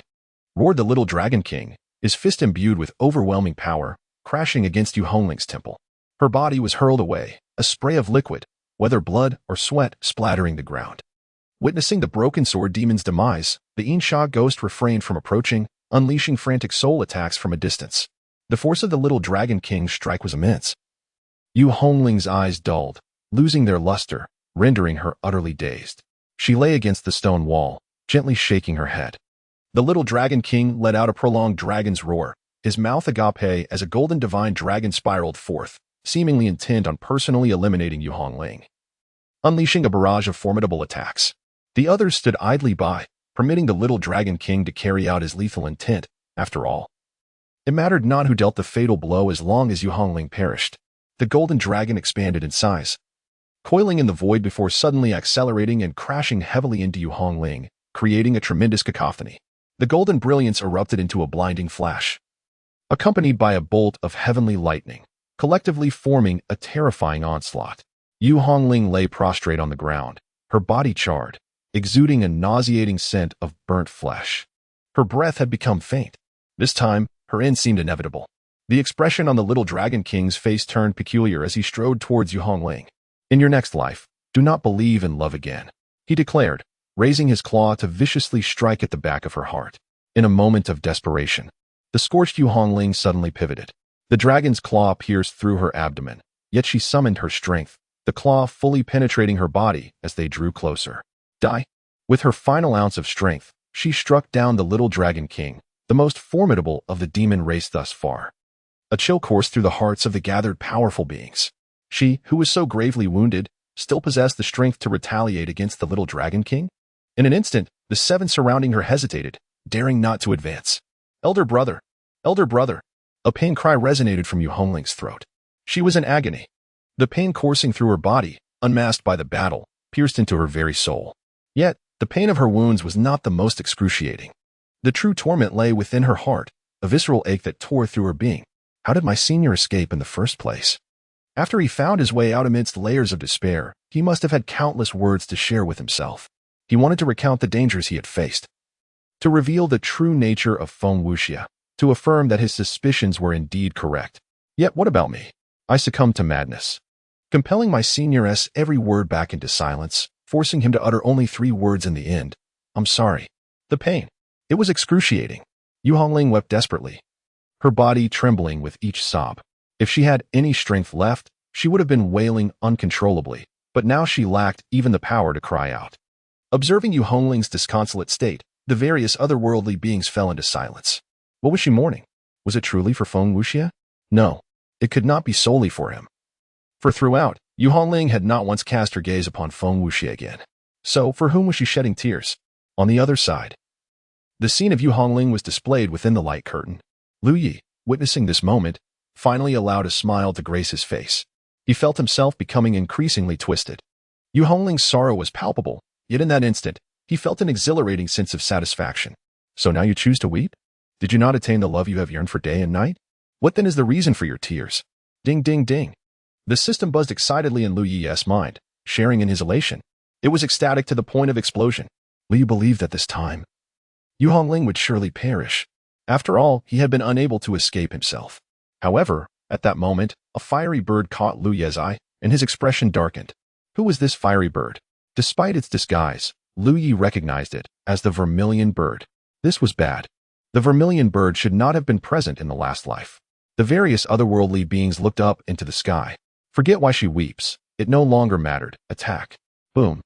Another bolt of heavenly thunder was born, a blazing white lightning descending fiercely towards the weeping Yu Hongling. At that moment, A firebird concealed among the many demon tribes let out a resigned sigh upon witnessing the scene.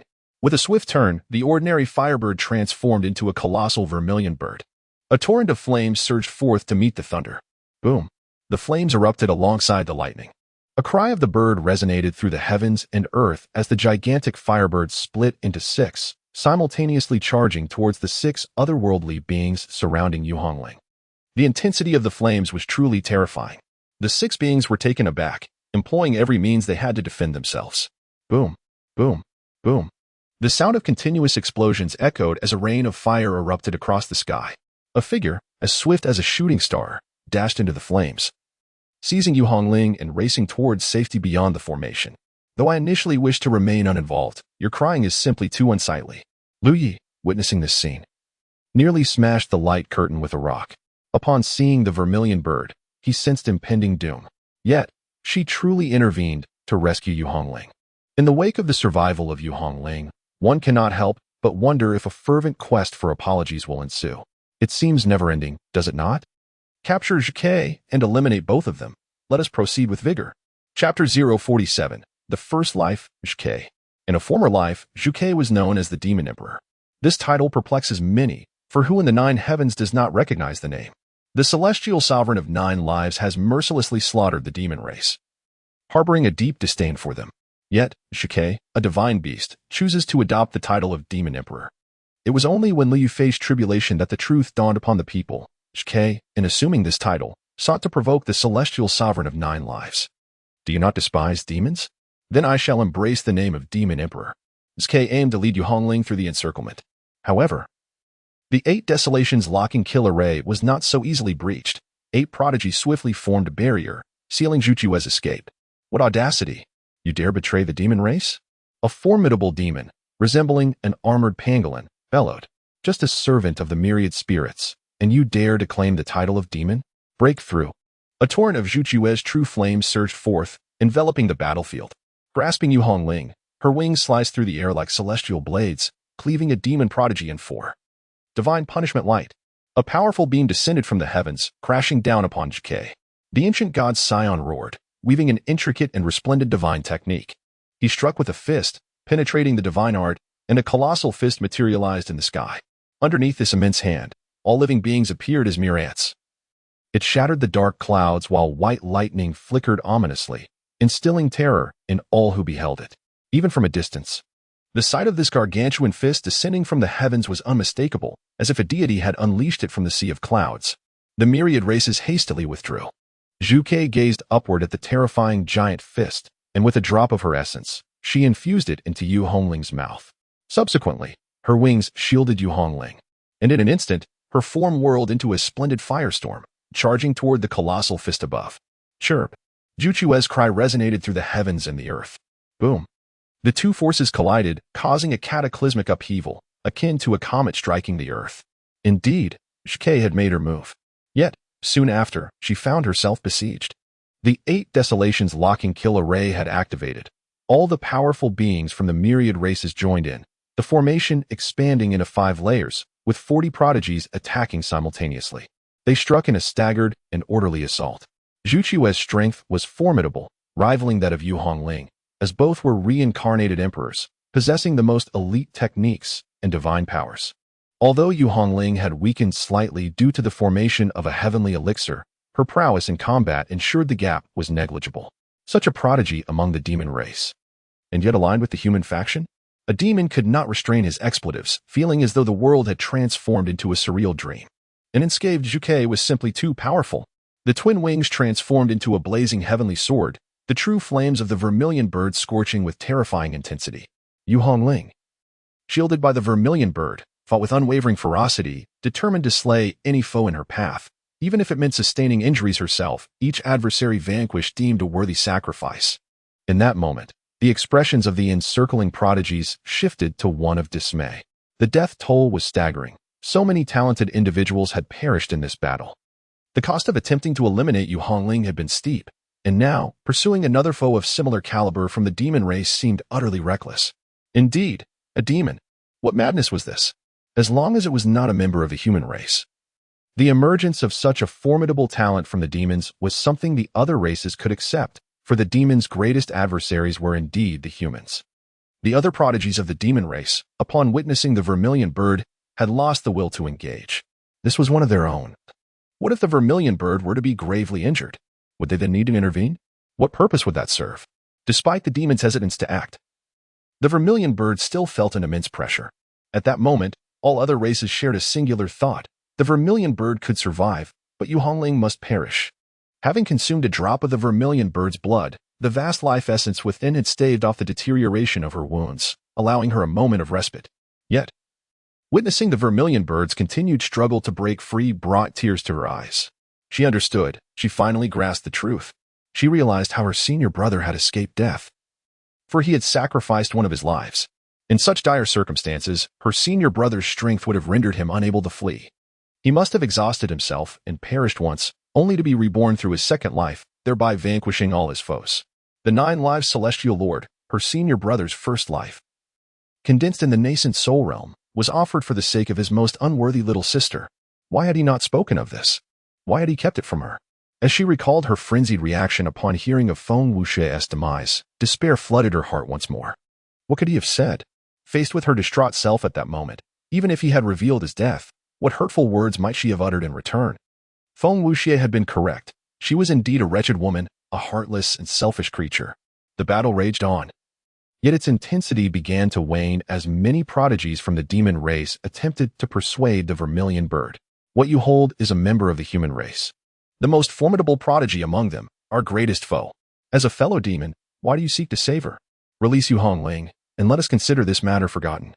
Should you remain so obstinately misguided, the demon emperor will surely unleash his wrath upon you. You are not even acquainted with her. Why intervene on her behalf? The vermilion bird remained silent, suddenly seizing an opportunity. Folding her wings, she transformed into a blazing inferno and charged toward her demonic kin. The demon prodigies, witnessing this, felt a chill run down their spines. Ultimately, they could not withstand it and chose to evade her. Stop her. The other races shouted urgently. However, it was already too late. The fireball hurled the demon clan aside, withstanding numerous formidable spells, and finally broke free from the constraints of the 8 Desolations locking killing formation. The enormous wings of flame unfurled, leaving splatters of the vermilion bird's blood as it soared into the sky. It shattered the thunderous clouds and fled into the distance. Damn it! Damn it! Chase! They were so close to killing Yu Hongling. Demon clan, you must provide us with an explanation. So many powerful beings have perished. Yet Yu Hongling has escaped. Cursed demon clan. Are you colluding with the human race? The formidable figures from other clans cast furious glances at the remaining prodigies of the demon clan. At that moment, they even suspected that this might be a trap set by the demon and human races aimed at annihilating the prodigies of other clans. The demon clan felt a chill run down their spines and hurried to explain. We never anticipated this outcome. Our little dragon king has perished. How could we possibly conspire with the humans? We will certainly report this matter to the demon emperor and ensure that fiery bird pays the price. The vermilion bird soared into the sky with Yu Hongling, regaining its freedom. The vermilion bird glanced down and caught the faint whisper of Yu Hongling. Every day at the spirit pool, the vermilion bird directed its gaze towards the location of the spirit pool and took flight. The spirit pool could indeed aid Yu Hongling in her recovery. It was an excellent place. Chapter 048, The Hatred of the Vermilion Bird. Ding, ding, ding. Host, they have arrived. The spirit pool, picturesque in its beauty. After a raucous cry, the system promptly shut off the light screen. It was somewhat excited. For witnessing events from afar through the projection was nowhere near as thrilling or enjoyable as being present in person. Did you even partake in my feast? Liu raised an eyebrow and inquired. Ding, yours is the most fragrant, the sweetest. Liu contemplated whether to see or not to see. It was a question worth pondering. Yu Hongling's arrival would likely bring another display of tears and lamentations, regretting her past decisions. She would probably not differ much from Chu Ling. Forget it. The spirit pool is indeed suitable for cultivation, and he was too lazy to relocate for the time being. As the system suggested, the path to greatness is long. One need not always be engrossed in cultivation. Sometimes, exploring other vistas can be a form of training in itself. Upon this thought, Liu closed his eyes. The distance to the void refinement stage was growing shorter, and the restrictions of the prodigy ancient battlefield would soon be further lifted. In time, prodigies under 50 years old would arrive in the second batch. After waiting a while longer, the prodigy ancient battlefield would fully unlock, welcoming all prodigies under 100 years of age. That would herald the grandest of spectacles. What rank would he achieve on the eternal prodigy list with a single punch? Before long, the intense heat of flames surged forth, rapidly approaching from the horizon. The vermilion bird's eyes sharpened, and it instantaneously spotted Lu Yi's silhouette, causing a jolt in its heart. It was him. A whirlwind of emotions surged within the vermilion bird. Their initial encounter had been one of salvation. She had been pursued by the forces of the Wanling Demon Emperor. Seeking her true blood, Liu had rescued her, nurturing her back to health as she was gravely injured, her strength reduced to nearly nothing. Treating her as a small pet. Later, she escaped from Lu Ye's control. Although many demons pursued her, Zhu Ke firmly believed that the root of the demon's plight lay in the ambitions of the demon emperors, particularly the most detestable of them all, the Wailing Spirit Demon Emperor. Demons, indeed, can be categorized as good or evil. Had it not been for the Wailing Spirit Demon Emperor leading their kin down a treacherous path, the demons would not have descended into such chaos. Subsequently, she was rescued once again by Lu Yi. At that time, Lu Yi had become utterly opposed to the demon race, emerging as an initial rival to the Wailing Spirit Demon Emperor. A cataclysmic war erupted between the demon and human races, resulting in casualties on both sides that were almost unimaginable. Eventually, Liu succeeded in slaying the Wailing Spirit Demon Emperor. However, the war did not cease. It could no longer even be considered a war, but rather a massacre.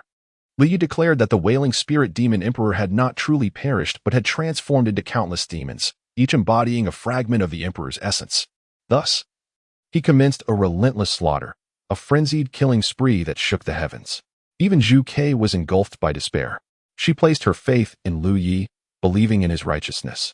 Despite the agony, she thought that such drastic measures were a necessary evil when compared to the threat posed by the Wailing Spirit Demon Emperor. However, the crux of the matter lay in the fact that she later acquired the complete text of the Wailing Spirit Blood Demon scripture. The techniques within it contradicted Lu Ye's claims. The transformation of the Wailing Spirit Demon Emperor into innumerable beings was but a fabrication. This revelation became the source of Zhu Ke's animosity towards Lu Yu. His words were untrustworthy. What she uncovered herself was the ultimate truth. Zhu Ke summoned a scorching wind. Gently lowering Yu Hongling, Lu Ye's gaze remained calm as he fixed his eyes upon Yu Hongling. Her current state was dire. Her abdomen bore a gaping wound. An arm lay shattered, and her body was riddled with countless injuries, far exceeding mere dozens. Senior brother, Yu Hongling struggled to shift her form. Kneeling at the edge of the Heavenly Spirit pool, I was wrong. I acknowledge my mistake. It was my fault. Yu Hongling wept bitterly. Her forehead pressed against the earth at the water's edge, her body trembling uncontrollably. Upon hearing her words, Liu displayed a subtle smile. A perverse sense of pleasure blossoming within him. He understood clearly enough. In his previous life, he believed he had someone to protect. Love that surrounded him. These were the motivations that propelled him toward ultimate strength. After experiencing such profound betrayal, he contemplated the possibility of exterminating all 8 women. Then what? Left utterly alone, devoid of ties, he questioned whether he possessed the true resolve to reach the pinnacle and witness its grandeur. Perhaps, during his ascent to greatness, he might suddenly feel indifferent, devoid of purpose. That would be the true trial of the heart. Yet, how splendid was the present moment. He tirelessly practiced, not only to shed the burdens of these women, but also to witness their fates. With these 2 motivations as his foundation, Lu Yi could continue his relentless pursuit of improvement. Perhaps, at a certain juncture, he could experience a moment of catharsis, transcending betrayal to discover a renewed existence and a fresh beginning. Yet, for now, such a feat remains unattainable. Senior brother, would you grant me your forgiveness? I am aware of your deep affection for me. Consider my behavior merely a display of childishness. I assure you, I shall never err again. And I will dutifully heed your words and place my trust in you. Senior brother, I implore you to forgive me this final time. You have shown me patience before. And surely you can do so once more, can you not? The voice of Yu Hongling was tinged with a poignant vulnerability. As she entertained the fanciful hope that her senior brother might once again extend his forgiveness as he had in the past, Lu Yi initially intended to tease her. But a sudden wave of ennui washed over him. Thus, he turned his gaze towards Zhu Quebec instinctively. Zhu Ke took a step back, only to realize there was nothing to retreat from, prompting her to reclaim her previous stance. What poison did you inflict upon me in your past life? Lu Yi inquired. Zhu Ke was momentarily taken aback. Even in the face of reincarnation, why would he broach the subject of their former lives? Did he truly seek to rekindle their fateful connection through recollections of the past? How absurd. The poison I administered was exceedingly malevolent. Did you not desire bloodshed? After ruthlessly slaughtering so many of my kin, I bestowed upon you the heart of the slaughter lotus, allowing you to indulge in your murderous whims. What do you think of that? Zhu Ke replied, her expression darkening with a fierce intensity. The heart of the slaughter lotus? Lu Ye's countenance stiffened. Very well. It seems each one of you is adept at the game. The heart of the slaughter lotus is the treasured essence of the slaughter lotus belonging to the Shura imperial clan, a relic of the former Shura divine emperor, possessing the power to command the very essence of carnage. This artifact is devoid of poison. Rather, it merely incites an overwhelming desire for destruction, one that can escalate to the point where one can no longer control their own murderous instincts. Having received the answer he sought, Liu spoke, "Begone. From this moment forth, do not appear before me again, and I shall grant you my forgiveness." This was directed towards Yu Hongling, senior brother. Liu Yi lifted his gaze as a surge of sword energy rushed forth. Zhu Ke gasped in shock, swiftly pulling Yu Hongling away. The sword energy left deep scars upon the ground. Had Zhu Ke not intervened, that strike would have been sufficient to obliterate Yu Hongling. You have lost your mind. Zhu Ke stared incredulously at Liu Yi. Yu Hongling was his most cherished junior sister. He truly intended to strike with lethal force. Chapter 049, Absolutely Impossible. Begone. Zhu Ke observed the multitude of intersecting sword energies.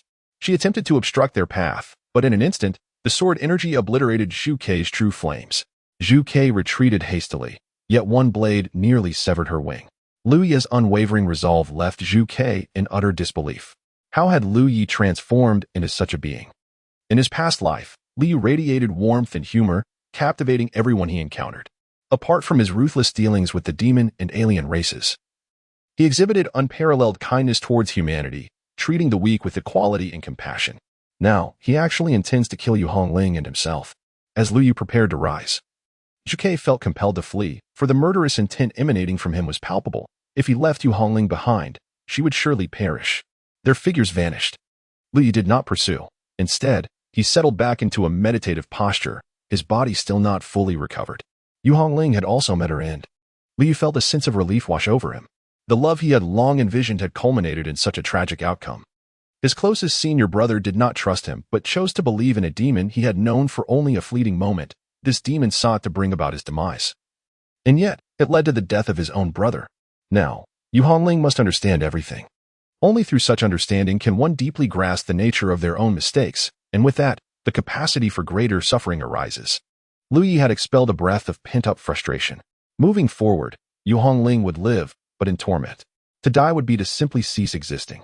With clarity of mind, Liu Yi re-entered his state of cultivation, and this time, his progress accelerated.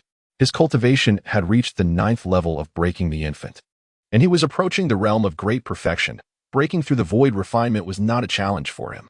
Yet, caution was still warranted, accumulation was key. Zhu Ke had taken Yu Hongling away, incessantly voicing her profound dissatisfaction with Liu Yi's lethal actions against her. Her discontent stemmed perhaps from a fear that she too might meet a similar fate as Yu Hongling. Such ruthlessness was uncharacteristic of Liu Yi. How could he strike so mercilessly? Did he not regard their shared bond at all? In a previous life, a beloved; in this life, even if not a beloved, she was still his junior sister. Yu Hongling's eyes were vacant.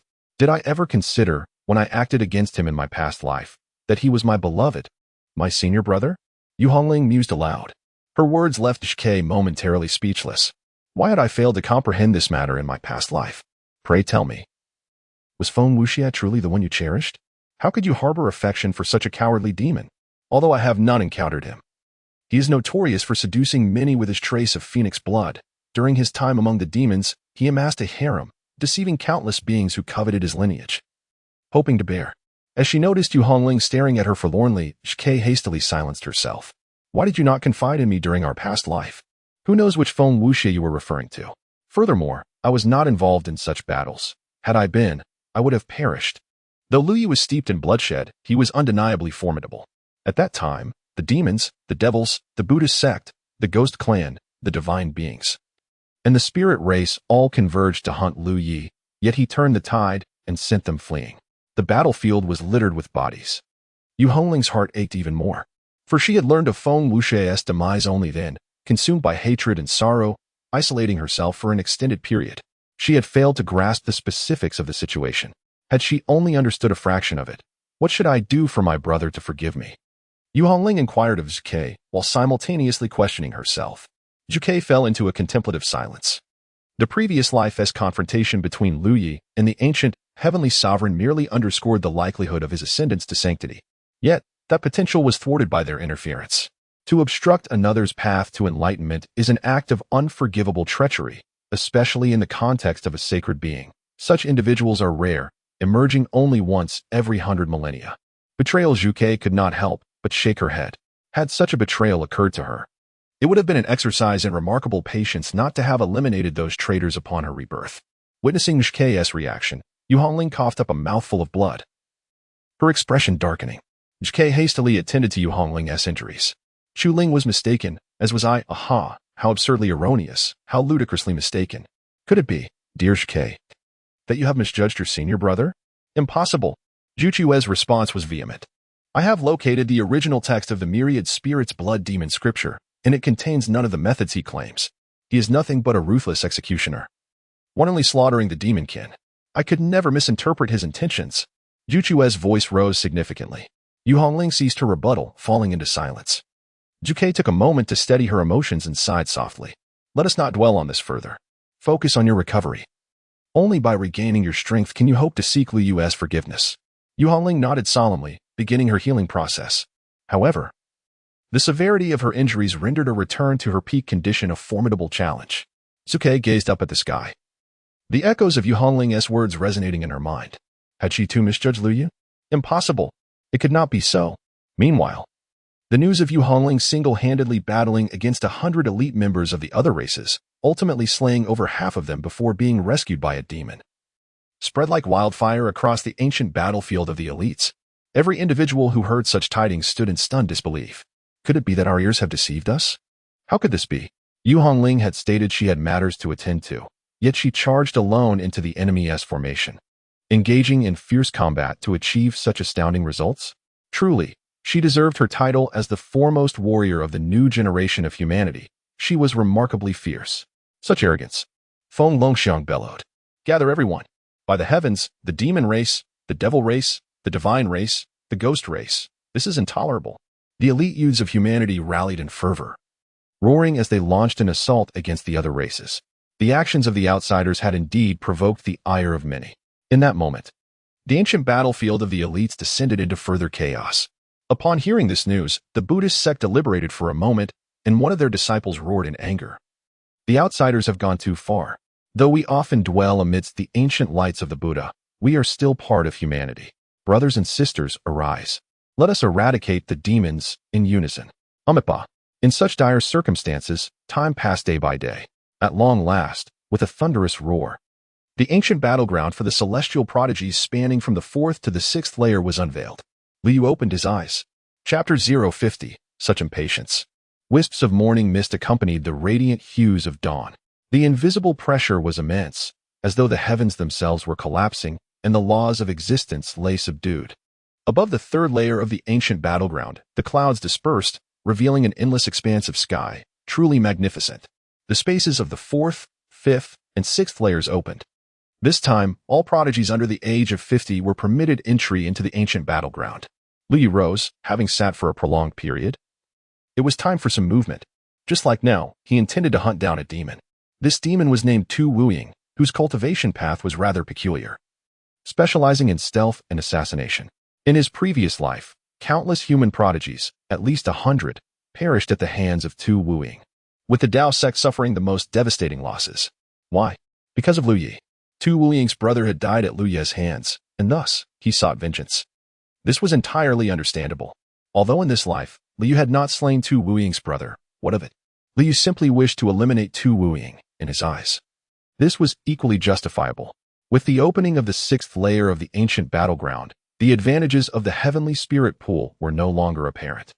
Killing a foe, and then retreating to cultivate beneath the wisdom tree in the 6th layer was the optimal choice.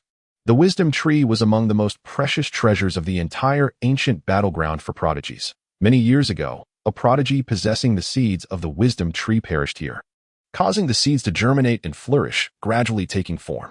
Thus, the wisdom tree came into existence. Countless individuals aspired to transport the wisdom tree away. For if such a treasure were to be brought back to their sect, it would surely incite overwhelming joy.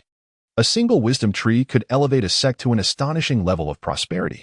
However, it was an impossible feat beneath the wisdom tree. Numerous prodigies were engrossed in their enlightenment, and thus the tree bore the imprints of these prodigies, evolving divine powers that allowed their past selves to manifest once more. Akin to a minor epical calamity. Indeed, it was exceedingly challenging to remove it. The further one ventured, the more difficult it became to carry it away. Lu Ye's figure vanished.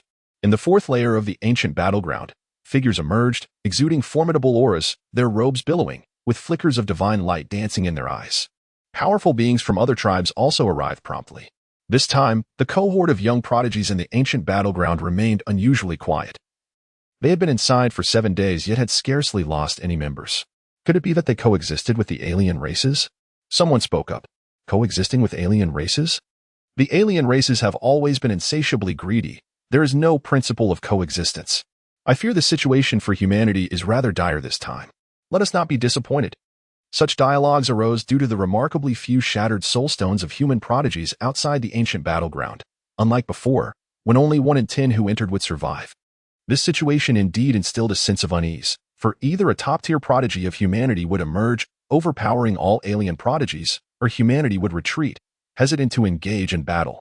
As the crowd deliberated, pondering who among them could possibly outshine the exceptional talents of foreign races, names such as Li Wubai and Feng Longxiang emerged. Yet the intensity of their prowess seemed almost unfathomable. Just as speculation swirled, a figure gracefully ascended from the 3rd layer, traversing the teleportation passageway to appear in the 4th layer. Lu Ye's countenance was indeed striking. However, the onlookers were momentarily bewildered, unable to recall this young lad's name. It was an elder from the Dead Dao sect who finally recognized him. Lu Yi, is that you? Upon hearing his name, Lu Yi cast a glance towards the nearby throng, feeling a pressing urgency to confront Tu Wuying. Nevertheless, he deemed it prudent to show some respect to his own sect's members. Greetings, senior sister Ding, he acknowledged. Ding Qing, a member of the first batch of the 92nd generation disciples, was approximately 30 years his senior yet still under 50. The disciples of the Dead Dao sect were divided into 3 cohorts, with an approximate 30-year span between each. Such a duration was sufficient for a new generation to emerge. Li belonged to the 2nd batch of the 92nd generation, where he a moment later, by Qiulan, could have easily been his senior sister. Are you aware of me? Ding Yuqing inquired, a hint of surprise in her tone. Senior sister, your beauty is unparalleled. Is there something you wish to discuss? He almost fell into the habit of flattering her excessively, but he resolved to restrain himself this time, avoiding the exuberance that had previously charmed countless women. A subtle smile graced Ding Yuqing's lips, interpreting Lu Ye's reticence as shyness. Indeed, your charm is quite remarkable. But tell me, what is the current situation of our human race against the foreign entities in the layers below? In response to your inquiry, senior sister, our sect's Yu Hongling possesses unmatched combat prowess, decisively overpowering the foreign adversaries. Consequently, the human race is advancing with great momentum, securing the vast majority of territory in the 3rd layer and enjoying an absolute advantage. The mention of Yu Hongling left everyone in a state of confusion. Ding Yuqing was familiar with Lu Ye's name due to his prior triumph in an internal competition, yet the identity of Yu Hongling was a mystery to all. Is Yu Hongling truly that formidable? What of Li Wubai? Inquired a prodigy from the Supreme Swords sect. Li Wubai, Feng Longxiang, and numerous other exceptional talents were all fighting alongside Yu Hongling. The gathered seniors were visibly shaken. It appeared that Yu Hongling was indeed a force to be reckoned with, compelling even the likes of Li Wubai to willingly serve under her command. I recall you were the champion of the internal competition. If Yu Hongling is so formidable, then what does that make you? Ding Yuqing queried. Li quickly denied the implication, insisting that was merely due to her allowing me to win. Esteemed seniors, I have urgent matters to attend to. Might I be excused? You are venturing into the 4th to 6th layers? The dangers here far exceed those of the lower 3 layers. Encountering a foreign entity could very well lead to your demise. Perhaps you should accompany us instead? Ding Yuqing offered kindly. There's no need. I must take my leave. With that, he vanished, eager to locate Tu Wuying before time slipped away. The impatient multitude is destined for downfall, remarked a prodigy of the Mountain and River Pagoda sect. Indeed, we are fated to fall, my friends. I must take my leave to seek my fortune. If fate allows, we shall meet again. Should the alien races rise in unison to attack, we shall join forces in due time. Farewell, my fellow cultivators. With that, The group dispersed, each in pursuit of their own destinies. They would each strive independently. And only when the atmosphere grew increasingly charged with tension, and when treasures had been sufficiently gathered, would they unite in battle. Lu Ye's figure swiftly maneuvered through the shadows. He soon located the teleportation point of the demon clan, guided by the ebb and flow of demonic energy. Due to the distance, the human prodigies arrived first, while their alien counterparts would need to wait before entering. Lu Ye stood vigil at the sight. Before long, the demonic energy surged in intensity. A stone sword materialized in Lu Ye's hand as he narrowed his eyes slightly. Chapter 051. The Enlightenment Tree Trash, Absolute Trash. The discontented voices echoed from the demon faction. They too possessed methods to locate the life force of their kin, only to discover the grim reality of their losses. The once hopeful broken sword demon had perished long ago, with other demon prodigies falling in droves, a truly harrowing sight. However, the tide could finally be turned for the demon race, as three of their most formidable prodigies had arrived. There was the lethal assassin, Shadowless, who excelled in swift, decisive strikes, the terrifyingly powerful execution leaf, who bore the might to annihilate worlds, and the son of the demon monarch, Night Dark. These three strongest prodigies of the demon clan, while not capable of unifying the battlefield, were enough to instill fear in all factions. The demons' confidence surged, their momentum growing, as demonic energy surged forth. The glory of the demon race was destined to return. Night Dark was the first to step out of the teleportation portal, entering the ancient battlefield of prodigies. His gaze immediately fell upon Lu Ye, who stood firm with a sword in hand. He paused momentarily. A human? What does this mean? What purpose does this solitary figure serve here? Next, Shadowless emerged. Just as Night Dark prepared to speak, a brilliant flash of sword light erupted. In that instant, the world seemed to vanish, leaving only that singular beam of light in Night Dark's perception. His body trembled slightly, every hair on his being standing on end, his grip on his weapon faltering. Swift, precise, ruthless. A gentle breeze caressed Night Dark's hair. Shadowless's form was cleaved in two, his eyes reflecting bewilderment. Who am I? Where am I? What am I doing? No, you, the son of the demon monarch, do not strike me down, do you? What enmity exists between us? Have we met before? You awaited my return solely to slay me? My kin, who understands? I encountered a madman who struck me down upon my arrival. In an instant, Li obliterated Shadowless and then calmly regarded Night Dark, refraining from making a move against him. Their doing so would have been effortless. Li's figure gracefully departed, swiftly retreating thousands of meters away. Large beads of sweat continuously dripped from Yi En's forehead. Just moments ago, when Lu Yi cast a glance his way, he felt death looming alarmingly close, almost within reach. The third prodigy of the demon clan materialized, his face initially adorned with an eager smile, only to be abruptly engulfed by the acrid scent of blood that invaded his nostrils. He glanced around, his expression akin to that of one struck by lightning. How could Tu Wuying be dead? Xingyu uttered a gasp of disbelief. What nonsense was this? He had only been a hair's breadth behind Tu Wuying. Less than 5 seconds had elapsed before he was transported here, and then Tu Wuying was severed in two. Yi En's eyes were vacant and dazed, clearly having reached the depths of existential doubt. Yi En, how did Tu Wuying meet his demise? Could it possibly be you who killed him? With no one else present, the only logical suspect was Yi En. But why would he do such a thing? What motive could Yi En have to slay Tu Wuying? One by one, the human warriors. Yi En inhaled deeply, forcibly suppressing the terror and shock welling within. He was genuinely terrified. If that strike had been aimed at him, he would undoubtedly have met his end. If that blade had dispatched Tu Wuying and then turned upon him, his fate would have been sealed as well. Where are the others? Xingyi exclaimed. Yi En pointed toward the direction Lu Yi had departed, his voice growing hoarse. I believe I now understand why the demon clan suffers such horrific fates. One by one, the demon prodigies arrived, only to be petrified on the spot. Goodness. Within such a brief span, to have slain Tu Wuying before the son of the heavenly demon emperor? A portion of the demon clan suddenly gazed up at the swirling vortex. Should we retreat? This expedition to the ancient battlefield of prodigies seemed far more perilous than before. Having dealt with Tu Wuying, Lu Yi felt a sense of clarity. In his previous life, Tu Wuying had been a constant source of irritation, particularly as one after another of his brothers and sisters fell before him. Lu Yi had etched this individual into his memory with great intensity. Killing him once was insufficient. A second death was warranted to settle the score. From the 4th layer of space, he surged toward the 6th. He was relatively familiar with this realm, deftly navigating its treacherous corners, for many areas held no value for exploration. The intermediate third layer lacked the treasures Lu Yi sought. When the final 3 layers were unlocked, he would acquire another artifact known as the Bloodsea Purity Pearl, a significant treasure that represented the second life he had refined beyond his original one, thereby forming his third life. For now, he needed to remain beneath the enlightenment tree, hoping for no disturbances.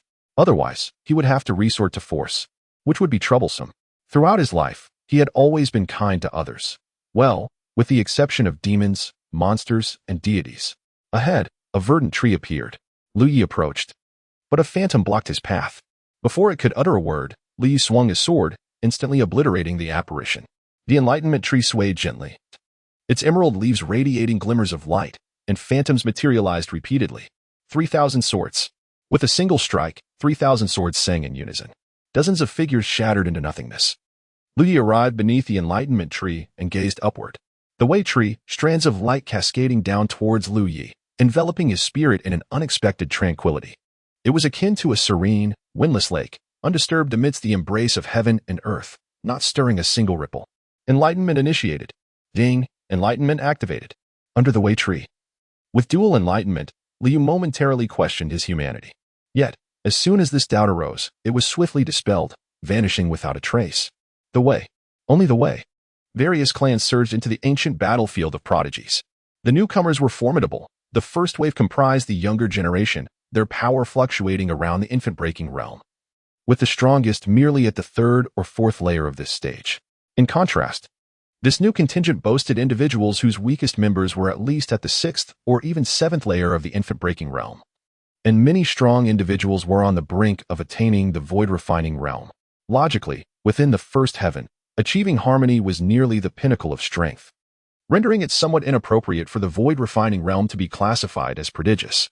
However, given that there are 9 heavens, the first heaven merely serves as an initiation or a protective measure for the weaker, thus allowing the void-refining realm to hold its distinction as remarkable. The 9 heavens permit ascension but not descent, a rule established by the holy sovereign of the 9 heavens, who once felt compassion for the powerless in the world, hence creating the 9 heavens with this specific stipulation. Yet, the holy sovereign has perished, and formidable forces possess unique means to momentarily descend to the lower realms. The human race congregated. Upon witnessing that the human clan had nearly occupied all major fortresses in the lower 3 layers of the battlefield, the newcomers were left bewildered. No way, is this new generation so formidable? Meanwhile, the other clan's powerful members struggled to locate their own factions, their frustration palpable. Unity was imperative. Observing their disciples, the Buddhist sect members felt a sense of relief. Although they had not shone brightly, neither had they suffered grievously. Since all was well, the Buddhist disciples promptly called for assistance. The Wei tree. The Buddhists must seize the Wei tree first, establishing protective formations around it. In doing so, their teachings would surely flourish. Chapter 052. Only the Wei before the Wei tree. Dozens of monks hurriedly arrived, witnessing myriad beams of light descending, enveloping a singular figure. Serene and tranquil, the individual harmonized with the Wei and the tree itself. So soon? The leading monk, Du Xing, was quite astonished. Fortunately, there was only one person. Du Xing scrutinized the individual, noting his youth and strikingly handsome features, with red lips and white teeth. Had he chosen the monastic path, he would surely possess profound Buddhist affinity.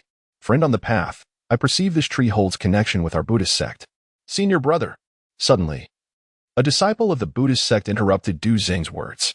This person is formidable. At the Tianling Pond, many disciples of our sect fell to his hands. Dewey hastily interjected. Du Xing's eyes sparkled with golden light. Are you suggesting he bears enmity with our sect? Indeed, there is enmity, yet his strength is formidable. I fear that engaging him may come at a significant cost, Dewey warned. Du Xing then smiled, a gentle and compassionate smile. Junior brother, your admiration for him stems from your ignorance of my elder brother's prowess. Since we bear enmity toward the Buddhist sect, let us employ the compassion of our faith to enlighten this individual. Observe closely. With a single step, he surged forth, a radiant golden light erupting behind him, revealing a colossal Vajra manifestation, its fierce eyes filled with an imposing might that could subdue the heavens and the earth. Scoundrel, emerge at once. The roar stirred the very air, sending dust and leaves swirling, its momentum akin to tumultuous waves. Li dug at his ears, feeling as if the very wax was being shaken loose. The Buddhist sect, once again the Buddhist sect. He opened his eyes, irritation evident within. For the Tree of Enlightenment was indeed a treasure trove, attracting various factions eager to seize it. The prospect of having to dispatch one after another was undoubtedly vexing. In an instant, he moved. "Dare not disturb my lord's serene cultivation." A melodious cry rang out, and a massive sword light cleaved through the air, stirring the clouds as it slashed toward the disciples of the Buddhist sect. Lu Yi remained utterly unfazed, his figure akin to a phantom, darting through the ranks of the sect's disciples with lightning speed. Golden light erupted continuously, accompanied by the clashing sounds of metal. Upon closer inspection, it appeared as though a multitude of indistinct Lu Yis were simultaneously engaging the crowd. Those from the Buddhist sect attempted to obstruct him, only to see their treasure shatter. While others could not even perceive Lu Yu's velocity, by the time they reacted, a crimson bloom had already blossomed upon their throats. In an instant, a dozen figures moved in unison. In a mere heartbeat, they converged into a singular presence. Lu Yu returned to his place of enlightenment, resuming his seated meditation. The clash of the demonic sword against the manifestation caused numerous fissures to appear upon it. However, its master's eyes widened in fury. A look of horror and disbelief etched upon his face, mingled with a trace of regret. Blood gushed forth in torrents. The once vibrant disciples of the Buddhist sect now knelt upon the ground, clutching their throats, expression shifting from confusion to agony. Some attempted to staunch their wounds. Yet a formidable sword energy lingered at their injuries, offering no chance for recovery. Ba, the last utterance of the doomed disciple echoed, his body collapsing with a resounding thud. Chu Ling, her sword descending to the ground, bore witness to this scene. Shock coursed through her, her expression shifting rapidly. She turned, casting a gaze filled with complexity toward Lu Yi, as her expectations crystallized into stark reality. He, her lord, was not engaging in disputes with them, nor mocking their plight. Rather, they had become utterly inconsequential in his eyes. It was too swift. Lu Yu's rate of cultivation had transcended her predictions, reaching a level that was nothing short of astonishing. He had no inclination to entangle himself further with them, for in mere moments, Lu Yu could outpace them, leaving them far behind, a distance they could scarcely hope to bridge. It had only been a brief time, a little over half a year since his rebirth, yet his strength had ascended to such an extraordinary height. Give him another 2 or 3 years, and he may have ascended to the second heaven. They will lose the privilege of seeing him again. The inner turmoil within Chu Ling was unbearable. Was this truly the decision made by the young master? From the beginning to the end, he had never engaged in fierce conflict with them. In the beginning, he had even harbored murderous intent towards her, but now, when he looked at her, his gaze resembled that directed towards a stranger. No, it was even colder than that of a stranger. He utterly disregarded her. Chu Ling collapsed to the ground, her voice laden with desperation. "Young master!" Lu Yu closed his eyes. Within him, no storm had ever stirred. His infatuation, having 8 women, was his folly, and he had paid the requisite price for his mistakes. Initially, upon his arrival in this world, he had not sought out numerous beauties, familial bonds, friendships, and love were what he yearned for and craved. Yet, the path was littered with the bones of the fallen. Brothers perished in battle, and revered elders fell from grace. He had once possessed all of this. In this life, he no longer craved. He merely wished to witness the summit of the great path he had never attained. To awaken and grasp the power of the world, to revel in the embrace of beauty, were but fleeting illusions. Only the path remains. Only the path. In Chu Ling's eyes, there was a blend of anguish and tenacity. It was only after the events at the Chu Sword Manor that she realized how deeply Lu Yi had once cared for her. He affectionately referred to her as his little maid, yet his voice was tinged with unmistakable fondness.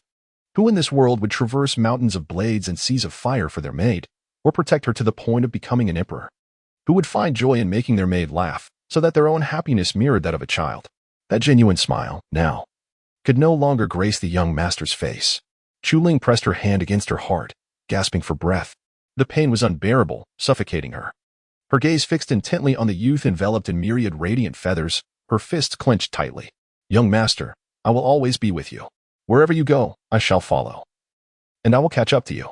Having spoken, she struck her forehead against the ground thrice before rising to depart. She must grow stronger. She must become powerful at any cost. She could not bear the thought of a future where Lu Yu would no longer appear before her, where she would forever lose the one who loved her most in this world. How could she continue to live? She did not possess Lu Yu's unwavering devotion to the path at this moment. She was grappling with her emotions and her regrets. Lu Yi, however, paid no heed to Chu Ling. He was contemplating a matter of significant importance. He had reached the pinnacle of the breaking infancy stage, yet felt he had not hit his limit. Perhaps he should push this realm further. To ascend to the higher tiers of the breaking infancy stage. Why not strive for greater heights? After all, striving for more is healthier. Chapter 053, not yet complete. In the fourth layer of the ancient battlefield space, Yu Hongling was recovering rapidly from her injuries. The 81 fearless divine seals could attack, defend, restore, and explode with vigor. However, regrowing a severed hand was not an easy feat. It mattered not. The vermilion bird has departed from her, leaving her in uncertainty regarding its destination. She still has her own affairs to attend to, yet her spirits are considerably low. Her once radiant and handsome visage now droops, exhibiting a lack of vitality that belies her former formidable grace. She feels utterly defeated. Yu Hongling is engulfed in despair. As she glanced back at the past, she could only perceive herself as a colossal fool, foolish beyond redemption and utterly incomprehensible. How could she have placed such unwavering trust in a creature of the demon race? Having known Feng Wuxia for such a brief time, she is acutely aware of the nature of her senior brother and the kindness he has shown her. Yet, despite this clarity, she finds herself fixated on an illusory white moonlight. Yu Hongling cannot help but smile bitterly at the absurdity of it all. Even as she has ascended to great heights, she remains haunted by the memory of a tarnished ideal. The more her brother cares for her, the more she believes it stems from a sense of indebtedness, compelling him to treat her with such kindness. Feng Wuxia, the mere utterance of his name, like a chilling gale from the depths of hell, fills her with resolve. She is determined to find Feng Wuxia, to exact 1,000-fold retribution upon him, and then humbly seek her brother's forgiveness. As long as her brother is willing to pardon her, she would acquiesce to any demand. Even if it meant her own demise, death holds no terror for her. Her brother is compassionate. As long as she continues to express her remorse, no, it cannot end there. Her brother cherishes her innocent demeanor. A shimmering water curtain materializes before Yu Hongling, and as she gazes at her reflection, a smile flits across her features. No, that smile is not quite right. She alters her expression again. Still not right. Where has her innocence gone? Where is her endearing charm? In that moment, Yu Hongling experiences a profound realization. Her innocence was merely a manifestation of her happiness, a reflection of her contentment. Now, such innocence is but a distant memory. She dismisses the water curtain with a wave of her hand, her gaze sharpening, now tinged with a faint crimson hue. Feng Wuxia, await my vengeance. I shall end you. Feng Wuxia is in a state of disarray. He cannot fathom how the encirclement has devolved into such chaos. So many prodigies, so many who were once unattainable in his eyes, failed to bring about Yu Hongling's demise. Is it that they are utterly inept, or is there something more? How could there be a demon capable of rescuing Yu Hongling? With formidable figures like the Little Dragon King and the Swordbreaker Demon boasting resounding names. Yet their fates are tragically pitiful. Such a reality is unfathomable. Feng Wuxia is on the brink of exasperation. He is nearly driven to the brink of despair. As are the other demons. The demon race has become the target of scorn. How could betrayal arise from within their ranks? Yu Hongling had seemingly reached the end of her rope. Yet, out of nowhere, a powerful demon emerged and whisked her away, claiming not to recognize the Firebird. The prowess of the Firebird surpasses even that of the Little Dragon King. Yet you, members of the demon race, claim to be unfamiliar with it? Are you attempting to deceive fools? Were it not for this alliance to besiege it, it is indeed the demon race that has suffered the most casualties and exerted the greatest effort. Other factions are beginning to suspect that this may be a deliberate trap set by the demon race. Are they conspiring with the human race? Unable to vent their frustrations on the demon race, they have turned their ire towards Feng Wuxia instead. The demon race immediately sought to reduce Feng Wuxia to ashes, while the ghost race prepared to extract his soul. However, the divine race intervened. Let us remain calm. This Feng Wuxia still holds value, stated the divine being known as Shuiyi. What use is he? Yu Hongling saw through Feng Wuxia's predicament, questioning whether he could ever earn her forgiveness. A furious demon exclaimed, he can no longer attain Yu Hongling's forgiveness. He has become the object of her deepest hatred. From my observations, it seems that she missed something of great significance because of him, only to discover his current state.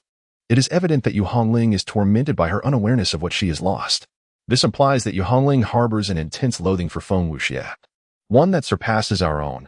She would relish in devouring his flesh and wearing his skin. Thus, we may exploit this aspect. A glimmer of wisdom sparkled in Shuiyi's eyes. Indeed, what is often termed love can be a snare. Thus, hate may also serve as a trap. Feng Wuxia's heart soared with joy. Does this mean he might yet survive? Unexpectedly, Shui Yu cast a disdainful glance in his direction. Such a wretch. I hold in great contempt. Granting him a reprieve is sufficient. As for your wrath, feel free to unleash it. The smile that had briefly graced Feng Wuxia's face abruptly faltered. No, you cannot do this. A towering demon approached and swiftly tore away a substantial portion of Feng Wuxia's flesh, consuming it with relish. Blood flowed profusely, and piercing cries of agony filled the air. The remaining demons and specters vented their fury upon Feng Wuxia, and to them, his screams were the most melodious of notes. Shui Yi displayed a hint of compassion, emitting strands of blue light to aid in Feng Wuxia's healing. Be gentle, be gentle. Do not kill him. Do not sever his arm, for it is difficult to reattach. And do not tread upon his groin, lest you cause his demise. After an hour of torment, Feng Wuxia was left without the strength to scream. He oscillated between consciousness and unconsciousness, racked with pain. His body was drenched in blood, devoid of unscathed skin or flesh. Shui Yu tirelessly tended to his wounds, barely pulling him back from the brink of death. I trust your fury has subsided somewhat. I shall take this individual with me. Should the opportunity arise, I will reconnect with you to hunt Yu Hongling once more. Next time, she shall not escape. And thus, time passed. Feng Wuxia was engulfed in swelling. His skin distended and taut, filled with a milky fluid, rendering it as fragile as a mere bubble. With a careless movement, a small tear in his skin brought forth excruciating pain, distorting his expression. Yet, he dared not move, for any further agitation would only exacerbate his suffering. After enduring torment, the fury of his captors had subsided considerably, yet Shui Ye's wrath still burned fiercely. Now, Feng Wuxia was once again presented before the newly arrived members of the Divine Clan by Shui Yi. A fresh hunt was on the brink of commencing. Chapter 054. The bone-chilling cold outside the ancient battlefield, by Qilan, Sun Ruwei, and others had already arrived. All were under a century old, still eligible to enter the Tianjiao ancient battlefield, albeit just barely within the age limit. For instance, the leader of the Didao sect had surpassed 100 years and could no longer gain entry, a testament to the whims of fate. Isn't it a tad unfair for someone at the harmonization realm to enter the Tianjiao ancient battlefield? Sun Ruwei remarked, somewhat speechless. Bai Qiulan, clad in white, stood gracefully, the gentle breeze accentuating her striking figure, drawing the gaze of many onlookers. While I may possess the harmonization, the ancient Tianjiao rankings consider not just strength, but also innate talent, combat prowess, and age among various factors. Perhaps my rank pales in comparison to yours in the ancient Tianjiao rankings. Bai Qiulan replied with a serene smile. Please, don't belittle me. I am still leagues away from harmonization. Our ages are quite similar, Sun Ruowei retorted as they conversed. At that moment, a dashing young man approached. Junior sister Bai, it has been quite some time, greeted Su Maji, an elder from the Shanhua Baoda sect, renowned for his skill in artifact forging. This is a jade hairpin I have crafted recently. It possesses beauty-enhancing and spirit-stabilizing properties. I believe it would suit you well, and I would be honored to present it to you, Su Maji said, a refined smile adorning his face. In his hand, he held an exquisitely crafted jade hairpin, intricately inscribed with numerous array patterns, emanating a powerful spiritual aura, undoubtedly a product of immense dedication. Sun Ruowei couldn't help but roll her eyes dramatically. Oh, look at that. It seems that love truly blinds one's eyes. Here I am, a living, breathing person standing right beside you, yet you can't even spare me a glance, let alone a word. Su Maji felt a wave of embarrassment. His excitement had overtaken him. It had been nearly a decade since he last saw Bai Qiulan, and he was astounded that she had not faded with the passage of time, but rather shone even more brilliantly than before. Who could withstand such allure? My apologies. Junior sister, it has been so long since I last laid eyes on you that my emotions got the better of me, Su Maji stammered. Sun Ruowei interjected. Oh, come on, Su Maji. What do you mean by this junior sister? What does that even imply? Have you forgotten how to address me? Bai Qiulan maintained her composure. Thank you for your kind intentions, Su Daoyu, but we lack any personal ties, making it inappropriate for me to accept your gift. How could there be no ties? Once, we fought side by side against the demons. I implore you, dear Su, do not cling to this matter. Bai Qiulan's heart is solely devoted to the great Tao, with no other intentions. If you persist in your feelings, you will only end up hurting yourself. Bai Qiulan firmly declined. Su Maji's gaze dimmed. I harbor no ulterior motives. This jade hairpin is a product of my painstaking efforts. I believe that Bai Shimi and this hairpin are a match made in heaven. Even if you feel no affection for me, I earnestly request that you accept it, as it would find its most deserving owner in you. Bai Qiulan frowned. She did not wish to speak harshly, so she urged Su to withdraw voluntarily, lest they disturb the harmony between them. Su Maji remarked, I find this hairpin quite suitable for myself. Why not just give it to me? Sun Ruowei said with a smile. Su Maji glanced at her and, feeling dejected, departed. Sun Ruowei was infuriated. What did he mean by that? What was the meaning behind his gaze? Bai Qiulan placed her hand gently on Sun Ruowei's fluffy head. Be calm. Unexpectedly, Sun Ruowei shuddered. She abruptly turned around, her eyes wide with disbelief as she gazed at Bai Qiulan. Bai Qiulan was taken aback. There was nothing behind her. However, Sun Ruowei swiftly took Bai Qiulan's hand from her head and clasped it in her own. Why is your hand so cold? Sun Ruowei exclaimed. Cold? Bai Qiulan looked puzzled. She extended her other hand to feel, but sensed no chill. Sun Ruowei seized Bai Qiulan's other hand. This hand is also ice cold. How can this be? It feels as frigid as ice. Can you not feel it? What about your body? What about your body? Sun Ruowei's expression was filled with anxiety. Her eyes reddening as she rolled up Bai Qiulan's sleeve. Her skin was exquisitely beautiful, smooth and lustrous, akin to the finest silk. Yet the more Sun Ruowei touched, the more alarmed she became. So cold. Frigid to the bone. So chillingly cold. What has happened to you? Are you hiding something from me? A normal person, even one in the harmony realm, should be aware of such a chilling state. Bai Qiulan furrowed her brow. She touched her own arm but still felt no coldness. Is it due to the chaotic and divine body? Although she was uncertain of the cause, Bai Qiulan managed to smile. Do not overreact. It is merely a side effect of practicing a special technique. I shall recover in no time. Is that true? You must not deceive me, Bai Qiulan. We are the best of sisters. If you trick me, it would break my heart. Sun Ruowei insisted. I am not deceiving you. How could I? The truth is, it is indeed due to my cultivation. If I had not practiced a formidable technique, do you think I could have swiftly advanced to the harmony realm?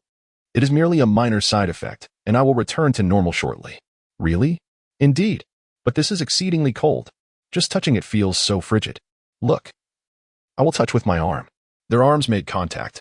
In an instant, countless goosebumps rose along Sun Ruowei's arm. She hurriedly withdrew, finding the sensation bearable on her hands, which were relatively calloused, but her arms, with their delicate skin, could barely withstand the touch, akin to encountering a piece of ancient ice. Are you certain you are all right? Bai Qiulan inquired, a faint smile gracing her features. I'm truly fine, rest assured. Sun Ruowei replied. Well, it seems I must frequently touch you a bit. If any issues arise, we shall address them promptly. Bai Qiulan nodded gently, assuring her with a smile. Her gaze shifted towards the direction of the ancient battlefield, an inexplicable emotion flickering in her eyes. It was a chill, reminiscent of millennia-old ice. In that moment, her heart was stirred by a hint of uncertainty. She had previously pondered whether, during their yin-yang cultivation, if Liu had not experienced even the slightest comfort, could he truly be deemed to have gained an advantage?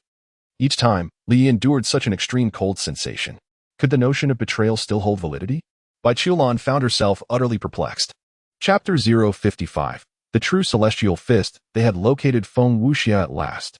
Yu Hongling, utilizing the strength of the human race, expended considerable effort and finally found a trace of Feng Wuxia. With the information in hand, she frowned deeply, a mix of frustration and amusement crossing her face. Is this the same old routine? After acting foolishly once, am I to be eternally regarded as such? This time, is it led by the Divine Clan? Yu Hongling inquired. According to the intel, it appears to be orchestrated by the Divine Clan, Luo Yuan replied. Yu Hongling fell into contemplation. Regardless, the Divine Clan, utilizing Feng Wuxia to draw me back into the fray, would inevitably torment him as long as I refrained from engaging. A glimmer of wisdom shone in her eyes. Before Luo Yuan could respond, Feng Longxiang expressed his astonishment. Indeed, Lady Yu's strategies are remarkable, Luo Yuan. Yu Hongling retorted. Old Feng, if you cannot offer compliments sincerely, perhaps it is best to refrain from them altogether. Feng Longxiang's large eyes reflected a hint of confusion. What? Was my praise misplaced? He typically received much joy from praising his master. Yu Hongling resolved to temporarily spare Feng Wuxia, opting to devote herself entirely to cultivation. As time slipped by, the Divine Clan grew increasingly agitated upon realizing that Yu Hongling showed no signs of falling for their trap. What is happening? Did we not claim Yu Hongling lacked intellect? With news of Feng Wuxia already released, why has she made no move? Shu Yu chuckled. What do you think? The lack of response indicates that Feng Wuxia holds no significance in her eyes. It might be better to eliminate him. I find his incessant presence rather bothersome. Ha ha ha, precisely. Shui Yu laughed heartily. Yu Hongling's intention seems to be to let us toy with Feng Wuxie. Even someone like you, who bears no grudge against him, cannot stand his ease. I refuse to believe she can endure it. From this moment forth, let us not only refrain from treating Feng Wuxie harshly, but also extend our kindness towards him, providing him with resources for his cultivation and presenting him with beautiful bird spirits. I wonder who could possibly endure whom. Yu Hongling has indeed been closely monitoring the developments surrounding Feng Wuxie. Upon realizing that events were not unfolding as she had anticipated, a surge of fury ignited within her. To witness Feng Wuxie thriving so well was, to her, a torment greater than death itself. Since you wish to eliminate me, do not blame me for waging war against you. For Yu Hongling, combat serves as the finest form of cultivation. She departed alone, not to slay Feng Wuxie, but to strike against the Divine Clan. Anyone from the Divine Clan who crossed her path met with death. After each encounter, she would swiftly retreat. The atmosphere grew increasingly charged. Li remained engrossed in his cultivation, while a distant group of monks, observing the corpses of over 20 monks sprawled on the ground, were filled with righteous anger. Yet, the wounds of those monks instilled in them a profound sense of dread. Each had been slain in a single strike. All had perished in an instant, even those who had reached the threshold of the void refinement stage, those who had initially begun to condense the diamond dharma form, were cut down by a single sword. Such prowess was truly fearsome.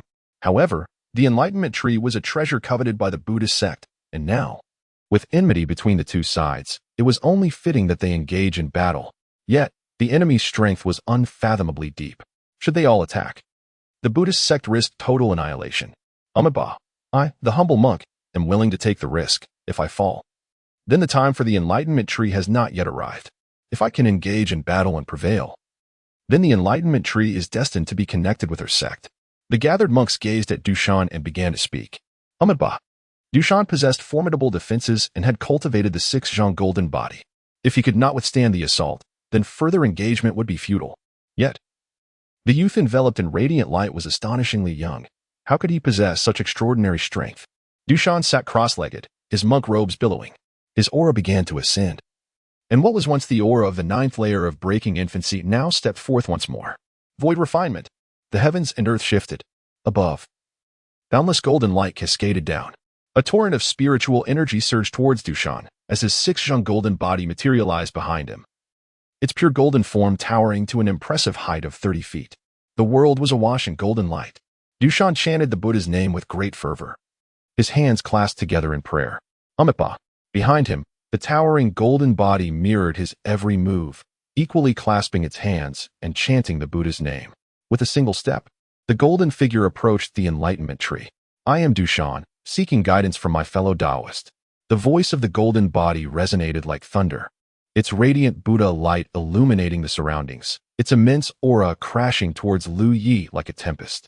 Lu Yi opened his eyes, gazing at the towering golden figure. Yet, the void refinement stage was enough to command his utmost attention. Thus, without rising, he raised a single hand, and at that moment, the entire enlightenment tree began to sway. Were the enlightenment tree capable of speech, it would surely cry out in astonishment. The Tao. This is the Tao. The enlightenment tree assists others in comprehending the Tao. It, too, has derived its own understanding from the paths of others. However, the profound mystery of Lu Yi's punch was beyond the comprehension of the enlightenment tree. It could not grasp its essence. However, this does not diminish the momentary tremor and exhilaration of the enlightenment tree. It senses that it has found something, raising its hand. It clenches its fist, bending its arm, united in strength with heaven and earth. Lu Yi unleashes a punch, and the very essence of power from the universe converges towards this strike as if it has discovered its own purpose, gathering fervently. Were Lu Yi's own strength sufficient? He could invoke tenfold, thousandfold, or even myriad times more energy than his own, harnessing the pull of the Tao and the might of the cosmos. The imprint of his fist shatters the air. The golden body of Dushan, solemn and majestic, finds itself momentarily paralyzed. Is this truly necessary, my friend? What am I? What level do I possess? Must you unleash such a forceful blow? This punch has shattered my heart's inclination towards enlightenment and obliterated my path of seeking the Tao. Surely, it cannot be so. I am but a mere pawn, unworthy of such a display of power. The 3 golden body makes no defensive gesture. There is simply no need. The remnants of Dushan's thoughts are solely for lamentation, the last vestige of life as complaints. Boom. The punch lands, and the golden body crumbles. Dushan falls to the ground, his body resonating with a thunderous sound, blood pouring from his 7 orifices. In that fleeting moment, the essence of life dissipates. The world falls silent. Liu exhales softly, feeling quite satisfied. His pursuit of enlightenment is not a trivial endeavor. His understanding of the Tao has reached a pinnacle just below that of a sage, qualifying him to become a celestial sovereign. Now, he contemplates the differences in perception of the Tao during moments of weakness as opposed to those of strength. There is indeed a distinction, yet a profound similarity remains. Behold, he was already capable of executing the celestial sovereign's punch with a semblance of finesse even in the infant-breaking realm. The rewards have been gratifying. The monks of the Buddhist order glance at Dushan and then at Liu Yi. There is no time for sorrow. They must take their leave. Anyone who dares to provoke this individual in the future shall invite calamity upon the Buddha. Chapter 056. What wrong have I done? The ancient battlefield. One by one, the blessed lands fall under dominion. Some prodigies remain indifferent to these sacred grounds, challenging all for the sake of cultivation. Others seize fortuitous opportunities, soaring like a dragon. Battles erupt with alarming frequency, chaos reigning everywhere. Zhu Ke, having rescued Yu Hongling, can no longer conceal herself among the demon race. She practices while observing the circumstances of the demons. The myriad spirits demon emperor, in a bid to collect the blood of prodigies, now faces significant resistance. As the saying goes, ideals may be lush, yet reality is stark. Before entering the ancient battlefield of prodigies, the demon race treated countless beings as mere resources, acquiring the blood of others with ease. However, once inside, they find themselves at a standstill. Do you dare to seek my blood? I see your demon core is rather splendid as well. The demon race faces similar tribulations, brimming with malevolent energy. Yet upon entry, they find themselves besieged, their spirits nearly shattered. The human race, on the other hand, fares better, bolstered by the formidable prowess of Yu Hongling and the occasional appearance of a remarkable female sword cultivator, both of whom are formidable forces to be reckoned with. In the vast sea of existence, countless souls vie for supremacy, yet how many truly ascend to the forefront? Yu Hongling and the divine race are locked in an intense struggle. Her combat techniques are diverse, as long as she does not fall into a trap. She single-handedly makes the divine race cry out in distress. The divine race has begun to ponder whether Shuai's schemes are beneficial or detrimental. Shuai feels deeply wronged. His strategies are undoubtedly flawless. A scheme targeting the human race, yet who could have anticipated that Yu Hongling would advance so swiftly? With the second wave of formidable adversaries from the divine race arriving, they find themselves at a loss against her. Where can one seek justice for this predicament? They find themselves utterly confounded. The divine race has reached a decision to release Feng Wuxia, allowing him to fend for himself. After a prolonged silence, Shuai ultimately consents to this proposition. Unable to capture Yu Hongling, all their schemes have proved futile, and her presence has severely hampered the divine race's development. Such a state of affairs cannot persist. No, I shall not depart. Feng Wuxia's countenance shifted dramatically upon learning he was to be set free. You wish to remain? Then I shall break your legs and cast you away. No, I can serve as bait. I can be the lure. Yu Hongling is the pinnacle of human talent. If you do not eliminate her, once she matures, she will become a calamity for all races. She must be extinguished in her cradle. I can assist you. She harbors a deep-seated hatred for me. As long as I thrive, she will undoubtedly seek to kill me. I am the bait. Alas, Feng Wuxia's legs were shattered. Shuai, expressionless, dragged Feng Wuxia away. They found a desolate mountain and unceremoniously discarded him.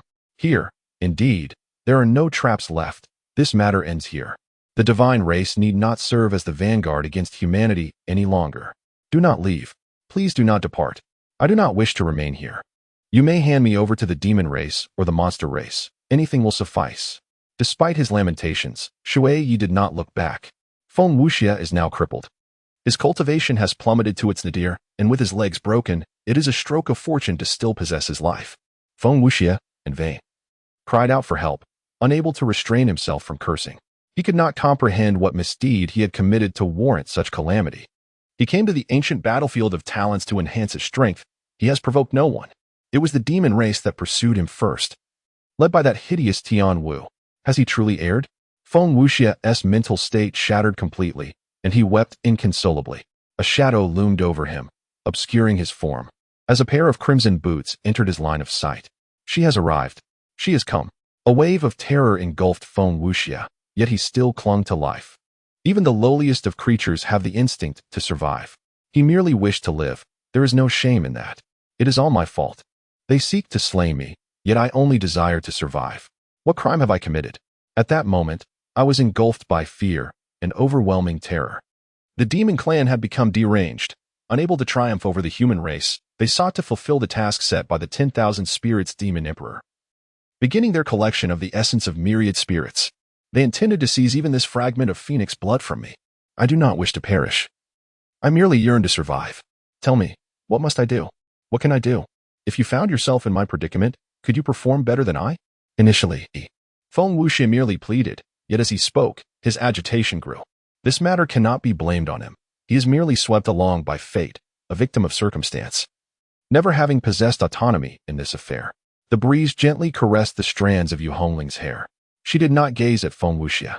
Her once luminous eyes now reflected desolation. Neither Feng Wuxia nor Lu Yi were at fault. The entirety of the blame lay with her. In truth, it is not to say that during that interminable time in the past life, Lu Yi had not attempted to discuss Feng Wuxia with her. Yet, each time he broached the subject, she would descend into a frenzy, only to later don a facade of indifference. Lu Yi believed she had come to terms with it. In reality, she had merely buried her resentment deep within her heart. When she harbored distrust toward Lu Yi, any words he uttered regarding Feng Wuxia failed to penetrate her soul. Yu Hongling turned to depart. The question of whether to kill or spare had lost all significance for her. In her heart, Feng Wuxia was already dead. Feng Wuxia raised his gaze, watching as Yu Hongling's figure receded into the distance. He was momentarily frozen. What did this mean? Hey! With an unexpected surge of courage, Feng Wuxia called out to Yu Hongling. She did not halt her stride. She had already contemplated everything thoroughly, and Feng Wuxia was no longer relevant to her. Within her heart, she had come to grasp Lu Ye's current state of mind. Was there hatred? Yes, but it was a powerless hatred. To loathe others and oneself, what a futile endeavor, rendering everything utterly tasteless. Feng Wuxia truly wished to inquire what merit he possessed that could have led Yu Hongling to harbor feelings for him. However, as Yu Hongling's silhouette swiftly vanished, it seemed unnecessary to voice that question. At last, I have survived. Feng Wuxia collapsed to the ground, exhaling a long, deep breath. At this moment, he felt that all he had endured was a treasure on his path to growth. As long as he remained alive, he could, A pair of azure-embroidered shoes appeared within his line of sight. Azure-embroidered shoes? It was not Yu Hongling returning. Yet he did not recognize the woman adorned in those azure shoes. Feng Wuxia stiffly lifted his head to look ahead. A woman clad in a flowing azure gown, poised and breathtakingly beautiful, wielding a black and red sword, was gazing at him. The intensity of her gaze sent an ominous chill down his spine. Miss Puff. In a single stroke, her sword left no trace behind. Chu Ling sheathed her blade. The young master did not grant you clemency. Chapter 057. Incitement from the Shadows. This is the current distribution map of the blessed lands occupied by various clans across the entire Tianjio ancient battlefield. The human race remains the strongest, despite the evident alliance among various factions. However, we possess numerous formidable individuals, and thus we are not overly concerned. For the hearts of the other races are not entirely united. According to the distribution map, the human race occupies a staggering 45% of the blessed lands. The Buddhist sect holds 15%, the divine race accounts for 10%, the demon race occupies 10%, the devil race claims 10%, while the ghost race, with its peculiar territories, and the spirit race together represent another 10%. Within the grand tent, Shangguan Wuchang wore a faint smile as he recounted the current state of affairs among the various powers to the assembled strongmen. Shangguan Huanling had distanced herself from the multitude of humanity since her arrival, almost never revealing herself. Shangguan Wuchang paid little heed to his sister, originally contemplating using this opportunity to eliminate her. However, for reasons unknown, over the past 6 months, Shangguan Huanling seemed to have transformed, treating him with a newfound reverence. Consequently, he temporarily abandoned his sinister intentions. The numerous strongmen gazed at the distribution map, nodding in agreement. It was indeed remarkable for the human race to occupy such a substantial 45% of the blessed lands. However, it was precisely due to this vast territory that the strength of the human race surged dramatically, earning them the title of prodigies. Why is this area blank? Inquired a strong man from the One Calamity sect, pointing at the map. Shangguan Wuchang had anticipated such a question. This area is enveloped by the Buddhist influence, And while it could be considered within our domain, it is fiercely guarded by a formidable individual. According to our scouts, this place is known as the Enlightenment Tree, a celestial treasure that aids practitioners in attaining enlightenment. It is claimed by a singular individual of great strength, and the corpses of Buddhist disciples lie outside its vicinity without retaliation from their sect, which speaks volumes. His words sparked an uproar among the listeners. Is that truly the case? The temperament of the Buddhist disciples is known to be quite understanding, and due to their unique ideology, although many are of the human race, they have gradually become estranged from it. Indeed, it is true. Observe the attire. This individual is a disciple of the great Tao sect. Shangguan Wuchang was well aware of Lu Yi. Prior to entering the ancient battlefield of prodigies, Shangguan Huanling had warned him against provoking Lu Yi, claiming that such an encounter could be fatal. Presently, it seemed that Lu Yi was indeed formidable, single-handedly intimidating the entire Buddhist sect into silence. However, cultivation is not solely about conflict. The Enlightenment Tree was something he greatly coveted. Such a treasure should not be monopolized by a single individual. Our sectess? Ding Yuqing from the great Tao sect hesitated for a moment. The name is Lu Yi. This name was known not only to Ding Yuqing, but also to others, as they had encountered him upon their arrival. At that time, the young lad appeared quite anxious, and they surmised that his impetuous nature might lead to a short-lived existence in the ancient battlefield of prodigies. Yet, he had managed to reach the Enlightenment Tree, slaying numerous Buddhist disciples and thriving, monopolizing the tree. Indeed, he is a disciple of our great Tao sect. Quite impressive, Ding Yuqing said, a smile gracing her face. Since the Enlightenment Tree is occupied by a member of the human race, might it be incorporated into our blessed lands? Shangguan Wuchang inquired. Ding Yuqing raised an eyebrow. She is no fool. In an instant, she comprehended the intentions of Shangguan Wuchang. I believe it is unnecessary. He is cultivating alone beneath the Enlightenment Tree, not utilizing the blessed ground we occupy, so we should not compel him to relinquish it, Ding Yuqing remarked. Shangguan Wuchang, with a serene demeanor, responded, I do not intend to demand its surrender. The Enlightenment Tree is not exclusive to a single individual. It can be shared among many. He may continue his practice, and he can also make use of other blessed grounds occupied by humanity. Is this not a mutually beneficial arrangement? At this moment, Ding Yuqing adopted a rather assertive stance. You need not overthink the complexities. Should you wish to pursue enlightenment, you may do so independently. While it sounds appealing now, if Lu Yi is unwilling to allow others to share the Enlightenment Tree, would that not place the onus upon him? Thus, for certain matters, if you wish to act, simply do so without dragging others into it. We are not devoid of understanding. Your thoughts are clear to all. I too believe the Enlightenment Tree should be shared. I intended to seek enlightenment, but wish to avoid conflict with the Tao sect. If he remains obstinate, should I resort to violence against him? At this juncture, another voice interjected, belonging to a practitioner of the Yin-Yang Law sect. Some truths are evident. The Enlightenment Tree is indeed a rare treasure, a significant opportunity that should justly belong to humanity as a whole to maximize its potential. Another member of the Yin-Yang Law sect concurred. I find this imprudent. This matter can be negotiated, but it cannot be forced, spoke a representative from the Mountain River Treasure Pagoda sect.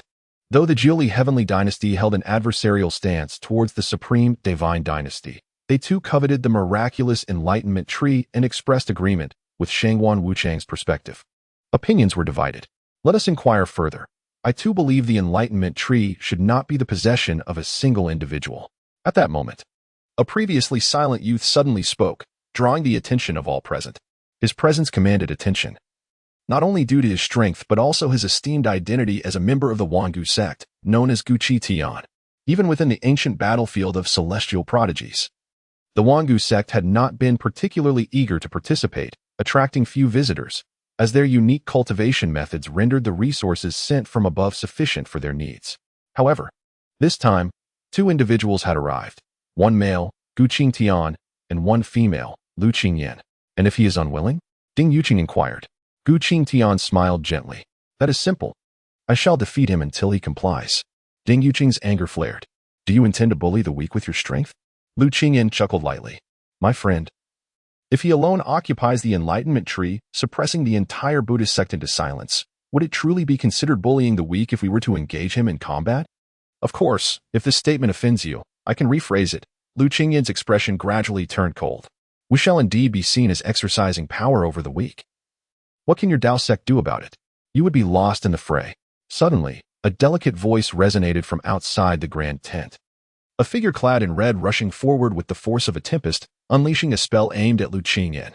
Lu Qingyin let out a cold snort as radiant light blossomed before her. A single leaf multiplied into 2, then 4, then 8. Until countless delicate silver leaves formed a protective shield. Bang! The spell struck fiercely against the leaf shield. Lu Qingyin's expression shifted slightly as she retreated from the grand tent. Such incredible strength. Chapter 058. No Choices, Part 4. The battle had begun. The shield before Lu Qingyin remained unbroken. She struck the shield with her palm. And in an instant, countless silver leaves transformed into a whirlwind, rushing towards Yu Hongling. Unfazed, Yu Hongling raised her hand, executing a mountain-crushing seal that sent the silver leaves scattering. The leaves swiftly returned, attacking Yu Hongling from all directions. With a swift motion, she drew her hands apart, and her true essence surged, controlling the leaves with an invisible force, rendering them motionless around her. Lu Qingyin formed hand seals, and the leaves' brilliance intensified, beginning to tremble. Stop. Do not strike. The crowd inside the tent hurriedly rushed out. Gu Qingtian furrowed his brow slightly and called out, "Junior sister. To think that a mere 4th-level infant could unleash such power. Your Dao sect truly captures my attention." Lu Qingyin waved her hand, causing all the silver leaves to vanish into her sleeves. Yu Hongling glared at her, declaring fiercely, "No one shall disturb my senior brother's cultivation. Those who dare attempt to interfere must step over my dead body." Initially, I was ambivalent about whether to intervene, but hearing your words, I feel compelled to see for myself. The two women stood at odds with one another. Yu Hongling, fiery-tempered, insisted, "No one should stop us. Come, let us duel. If it is a duel you seek, then so be it." Hongling. Ding Yuqing hurriedly intervened, recognizing the provocation from the Wangu sect was indeed infuriating. Although Yu Hongling was strong, she was still young. Youth often falters against those who are more seasoned, regardless of innate talent. "Regardless, you cannot go." Yu Hongling remained steadfast. "Whether I go or not is my own freedom, and it is not for you to dictate," Lu Qingyin replied with a smile. "With your disposition, seeking out my senior brother would surely lead to your own demise." "Oh, I am so terrified. Your words only pique my interest further. We shall inquire, Moon Fairy. There is no need for you to be enraged. If Luli disagrees, we are all of the human race and can certainly discuss matters amicably." Indeed. Whether one cultivates alone or among a group, the effects are quite similar. We are not infringing upon Lu Ye's interests. Not merely infringing, we are effectively aiding Lu Ye. He has not lifted a finger while we battled the demons and foreign races, and now we are generously sharing the resources obtained through bloodshed. He undoubtedly stands to gain immensely. Quite right. Shangguan Wuchang's face bore a smile. Is this not becoming lively? Seeing the raucous crowd, Yu Hongling shook her head gently. Some individuals sought their own demise, and she truly could not stop them. At that moment, Shangguan Wuchang had cleverly concealed himself behind the throng. Gu Qitian stepped forward, making his way toward the Dao tree. The other prodigies of the human race swiftly followed suit. Ding Yuqing clenched her teeth and joined them. At this moment, the members of the Grand Dao sect were quite incensed, and those from the Supreme Sword sect and the Robbery sect were equally displeased. These three sects typically maintained a cordial relationship. The Mountain River Pagoda sect, on the other hand, often adopted a stance of rationality and neutrality. The mobilization of numerous human powerhouses immediately aroused the vigilance of various races. Observing that the human cultivators were heading directly toward the location of the Buddhist sect, they felt a sense of bewilderment. The Buddhist sect appeared to be on high alert. But why? They had no enmity with the human race since arriving at the ancient battlefield of prodigies. Why were so many sect members rushing toward them? Some were indeed frightened. As they proceeded, the direction of this group shifted unexpectedly, seemingly not toward the Buddhist sect's location. The way to Enlightenment Tree? This direction pointed toward the way to Enlightenment Tree. What could their intentions be? Lu Yi was deeply immersed in the comprehension of the Grand Tao, and he sensed that during his meditation, this tree, whether intentionally or not, constantly conveyed a sense of closeness to him. He paid it little mind. The way to Enlightenment Tree was still quite young. It could only assist him in the early stages, and with his pace of cultivation, within 5 years, its aid would become negligible. By the time the tree matured, he would hardly know what realm he would have attained. A rustling sound arose. Lu Yi calmly opened his eyes, noting the cacophony of wind, indicating that the atmosphere was about to become lively. A lively environment was welcomed. The system thrived on such vibrancy. Upon their arrival, the group immediately noticed a multitude of fallen monks. The lethal injuries left many astonished. But what of Lu Yi? Gu Qitian inquired. It is I. Lu Yi glanced around, relieved to find none of the faces he despised among them. Our purpose in coming here is to discuss a matter with you. Pray, proceed. Yu Hongling, from a distance, was hesitant to present herself before Lu Yi amidst so many people, fearing her emotions might overwhelm her. Observing Lu Yu's demeanor toward strangers and contrasting it with his attitude toward her made her eyes well up with tears. Such disparate treatment. She felt the urge to cry. I have heard that beneath the way to enlightenment tree, one can draw closer to the Grand Tao. Thus we thought to come and cultivate there. Would you be amenable? Gu Qitian asked. In truth, he could have elaborated further, had he added that in return they might utilize other territories occupied by the human race for cultivation, it would have been more favorable. However, Gu Qitian deliberately refrained from saying so. So this was the underlying purpose for their visit. Lu Yi understood. He was somewhat familiar with Gu Qitian, who possessed a rather proud disposition. In their previous life, they had sparred once, with Liu narrowly emerging victorious. They had lost contact thereafter. What else? Lu Yi inquired. What more is there? Gu Qitian raised an eyebrow. Lu Yi chuckled. The situation was becoming intriguing. I consent to this arrangement. It matters little to me. What piques my curiosity is, if I were to decline, what would you do? Gu Qitian also smiled. I'm afraid you have no option to decline in my presence. In a heated exchange between two individuals, the atmosphere became charged with tension. Lu Yi observed the crowd behind Gu Qitian, questioning who shared his sentiments. Silence enveloped the assembly. Gu Qitian appeared somewhat domineering. Why did he not voice the subsequent thoughts? Lu Yi, if you are willing to allow me to cultivate beneath the enlightenment tree, a treasured ground occupied by the human race, you may also pursue your own path of cultivation. Shall we strike a bargain? Spoke a prince from the Jioli celestial dynasty. What I mean is, I see no alternative to agreeing with this proposal. Does anyone concur? Shangwan Wuchang surveyed his surroundings. What is the matter? Why the hesitance? He initially intended to remain inconspicuous, yet the silence of the others thwarted his plans. I concur. As a member of the human race, it is your duty to contribute to our kin. The enlightenment tree ought to be accessible to all human prodigies, declared Shangwan Wuchang. With a leader emerging, others began to follow suit. Indeed, I also agree. You should not deny this matter. I concur. Should the human race appear feeble, even if you possess strength, you cannot monopolize the enlightenment tree. Thus, it is only just that the enlightenment tree belongs to the human race. Chapter 059. The Collapse of Withering Forces, 5th Update, Moral Coercion, Fishing in Troubled Waters, A Gathering of Discord. Lu Yi assessed the individuals around him, solidifying his understanding of his adversaries. He had no desire to oppose the human race. Fortunately, this group of fools did not represent them. Let us commence. Lu Yi rose, stepping forth. His figure seemed to disregard the confines of space, and in an instant, he stood before Gu Qitian, his stone sword radiating a brilliant light. A deafening explosion erupted in the void. Gu Qingtian's expression shifted as an ethereal green lotus materialized above him, emanating myriad beams resembling chaotic energy, forming a formidable shield. The sword light collided with the aura of the lotus. Boom! Gu Qitian was sent hurtling back, crashing into a small mountain, a mist of blood trailing in his wake. Lu Ye's form continued unimpeded, vanishing once more in the blink of an eye. Boom, boom, boom. The sword light, accompanied by a sharp shriek, denoted its terrifying speed and might. Swift, too swift. Some powerful beings could not withstand it, perishing on the spot.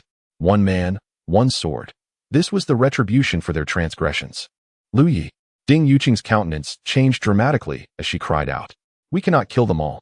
With such minor grievances, if Lu Yi slaughters this entire group, where would he find his place upon returning to the great wilderness? Yet, Lu Yi remained deaf to her pleas. His sword grew ever more fierce, ever more terrifying. Typically, sword energy is characterized by its sharpness, but Lu Yu's sword energy transcended mere sharpness. It was both robust and keen. A single stroke of his sword energy resembled a celestial seal, imbued with the power to shatter the heavens. Boom, boom, boom. Blood mist erupted in violent bursts. Shangwan Wuchang's expression transformed. Before entering the ancient battleground of prodigies, he had declared his willingness to die, but that did not imply he genuinely wished for death. Protect me, Shangwan Wuchang bellowed. The formidable beings of the Supreme Divine Dynasty rushed to his defense, various magical artifacts glowing with brilliance. Lu Yi swiftly sent the individual who had just spoken flying, leaving only the formidable presence of the godless dynasty before him. Lu Yi, I bear the mark of the godless. If you take my life, the godless dynasty shall pursue you to the ends of the earth," shouted Shangwan Wuchang in a fit of rage. Upon hearing this, the powerful figures of the godless dynasty nearly erupted in outrage. "Your words are more pitiful than a plea for mercy." Lu Yi chuckled, his stone sword unwaveringly aimed at the assembly of strong men from the godless dynasty. His feet struck the ground with tremendous force. Boom! The earth trembled violently. Countless sword energy swirled around Lu Yi, forming a sharp cone. Die! Boom! Boom! Boom! A vast cloud of blood mist erupted as Lu Ye's figure traversed through a throng of godless dynasty warriors, piercing through along with Shangwan Wuchang. In his final moments, Shangwan Wuchang's eyes remained wide with disbelief. A madman! How dare he? Did he not realize that his reckless slaughter would herald his doom once he left the ancient battlefield of the celestial prodigies? With that last thought, Shangwan Wuchang's consciousness faded away. A burst of light surged towards Lu Yi. He extended his hand, and the mark of the godless settled into his palm. As he gently rubbed his hand, the paths clashed and shattered, dissipating into nothingness. Yet, this was not the end. Lu Ye's gaze turned to the severely wounded figures. Protecting the human race? In his previous life, he had guarded them, and in this life, he could do so again. The bonds of love and affection should exist between heaven and earth. One should not allow personal loss to bring ruin upon all. However, this human race did not include those who clashed with him on his path. Lu Yi moved once more. If he was to kill, he would do so decisively. Ding Yuqing could no longer remain calm and stood firmly before Lu Yi. "Lu Yi, you cannot kill anymore. You must escape. They have learned their lesson. If you continue down this path, the Grand Dao sect will be unable to protect you," Ding Yuqing implored anxiously. This matter began with their provocation. And while Lu Ye's retaliation was forceful, it could still be justified. However, now that they were gravely injured, if he continued to kill, even the Grand Dao sect would struggle to defend him. "Junior brother Lu, you must cease." Linghu Wushuang rushed over to assist in the persuasion. "Indeed, junior brother Lu. Remain calm." Xiao Huayong echoed the sentiment. Li had initially intended to eliminate them all, but observing the concern in the eyes of those from the Grand Dao sect, he smiled gently. Did someone truly care for him? Sigh. One more kill, the last one. Ding Yuqing clenched her fist. Lu Ye's overwhelming power filled her with dread. This battle could only be described with 4 words: utterly devastating. She understood that if Lu Yi wished to act, she could not possibly stop him. The only reason Lu Yi had paused was to show her consideration. One more kill? You do not intend to kill. Liu nodded, offering her a gentle smile as he circumvented her obstruction. His target was Gu Qi Tian. Gu Qi Tian emerged from the rubble, his expression a mix of shock and fury. Indeed, formidable strength is evident. His aura surged violently, propelling him beyond the embryonic realm and into the realm of refinement. Yet, this transformation occurred within the mere span of his speech. Lu Yi brought his sword down in a vertical strike. This arc of sword light extended a full several hundred zhang, accompanied by a tempest and mist, birthing thunder and lightning. Ancient Qing Tian roared. Heaven of the eternal Qing lotus. The ethereal figure of the Qing lotus swelled, threatening to engulf the entirety of the sky above him. The sword light and the Qing lotus collided with tremendous force. The Qing lotus trembled violently. Lu Ye's arms exhibited faint veins, exerting immense pressure. Shatter. Boom. The Qing lotus instantly collapsed, reduced to dust. The colossal sword light obliterated everything in its path, including ancient Qing Tian, leaving a deep chasm upon the earth. The world fell silent. Liu sheathed his stone sword and gazed at all present. This deed was solely accomplished by me, Lu Yu. Should anyone seek vengeance, come forth. I await your challenge. He paused. Enough. Begone. With that, Li vanished, returning to the tree of enlightenment, closing his eyes. His visage remained as tranquil as water. The battle that had just transpired felt like a fierce blaze, akin to a mere illusion. The gathered powers stood as if frozen by a binding spell, remaining silent for an extended period. Ding Yuqing felt a shiver run down her spine. She addressed the crowd. Let us depart. Disturbing one's meditation is impolite. If there are matters to discuss, let us find another venue. Quarreling cannot occur here. Should Lu Yi be provoked again, he may emerge to wreak havoc. And I fear I would have no one left with whom to argue. Li Wubai's eyes sparkled with excitement, his body trembling. Strong. That sword intent was overwhelmingly powerful. Despite the fear swelling within him, it only heightened his exhilaration. A group departed, carrying corpses or severely injured individuals. Lu Qingyan wished to retrieve ancient Qing Tian's body, but it had been reduced to mere remnants. She was fortunate to have remained silent during the earlier turmoil. Chapter 060. It is not my weakness what transpired. Outside the ancient battlefield of the prodigies, particularly among the might of the supreme divine dynasty, fury erupted. In that fleeting moment, numerous strong individuals from the supreme divine dynasty had perished, including the prince, Shangwan Wuchang, who has slain my kin from the supreme divine dynasty. His eyes burned crimson, seething with rage and murderous intent. Have disciples from my yin-yang sect also fallen? Despicable. Could it be that another grand battle has commenced? No, this is not a grand battle. How could so many perish so swiftly? This is slaughter. Who is responsible? Regardless of who it may be, the supreme divine dynasty shall not let this transgression go unpunished. Many, upon hearing the outcry from the supreme divine dynasty, could not help but furrow their brows. It was too swift. What had transpired within the ancient battlefield of the prodigies? The number of fallen prodigies in such a short span was nothing short of shocking. Bai Qiulan's expression exhibited a hint of skepticism. Wait, what is this? The Supreme Sword Sect, the Tribulation Sect, and the Great Tao Sect have suffered no losses. Their relations have always been amicable. The Yin-Yang Sect has lost several members, while the Mountain River Pagoda Sect has suffered 2 casualties and the Supreme Deity Dynasty has experienced numerous fatalities. She cannot shake the feeling that Lu Yi is behind this. In the Celestial Hero's ancient battlefield, it seems that only Lu Yi possesses the capacity to unleash such terrifying power. One can only hope it is not Lu Yi. For should he engage in conflict with these factions, their annihilation would be all but inevitable. Within the Celestial Hero's ancient battlefield, a throng of individuals, once filled with fervor, now departs dejectedly. The power Lu Yi exhibited has dealt a grievous blow to their confidence. All of them are prodigies. It is natural for some to lead while others follow on the path of cultivation. Yet, the current situation reveals a harsh truth. They all began from the same starting line, and before they had barely made any progress, he has already claimed the trophy. Lu Yi stands before them like an insurmountable mountain. They may continue their journey, but to truly aspire to be the strongest, they must confront the formidable obstacle that he represents. Ding Yuqing contemplates her next words. You killed my senior brother? The figure of Yu Hongling reappears, fixing her gaze upon Lu Qingyan. Lu Qingyan retorts, then it is my turn to vanquish you. Yu Hongling eagerly anticipates the challenge. Lu Qingyan is undeniably a powerful adversary, perfectly suited to be her opponent. The rapid ascent of Lu Ye's strength instills a profound sense of urgency within her. Ding Yuqing's voice wavers. Are you 2 siblings intent on tearing the heavens apart? A prodigy from the Yin-Yang sect interjects. 5 of my brothers and sisters have perished, not in battle against demons, but at the hands of our own. This matter cannot simply be dismissed. My Mountain River Pagoda sect will also demand an explanation from the Great Tao sect. However, now is not the time for such demands. To raise the issue now would only provoke Lu Yi. It is wiser to wait until they have departed the Celestial Hero's ancient battlefield or until the final 3 layers of the battlefield are unveiled. Has the human race departed? It appears so. Let us investigate the situation. Various factions stirred into action. Previously, the sheer number of humans had instilled fear of potential schemes, preventing them from approaching. With the departure of a significant number of humans, they now dared to reveal themselves, though still hesitantly. From a distance, they observed Lu Yi, serene as ever, sitting cross-legged, with the enlightenment tree gently swaying, radiating strands of light. A closer inspection reveals evidence of battle and stains of blood. A confrontation had undoubtedly occurred, and the outcome is clear. Li emerged victorious. The demon, ghost, and divine races are left perplexed. What transpires here? The humans arrived with such overwhelming strength, only to retreat in despair?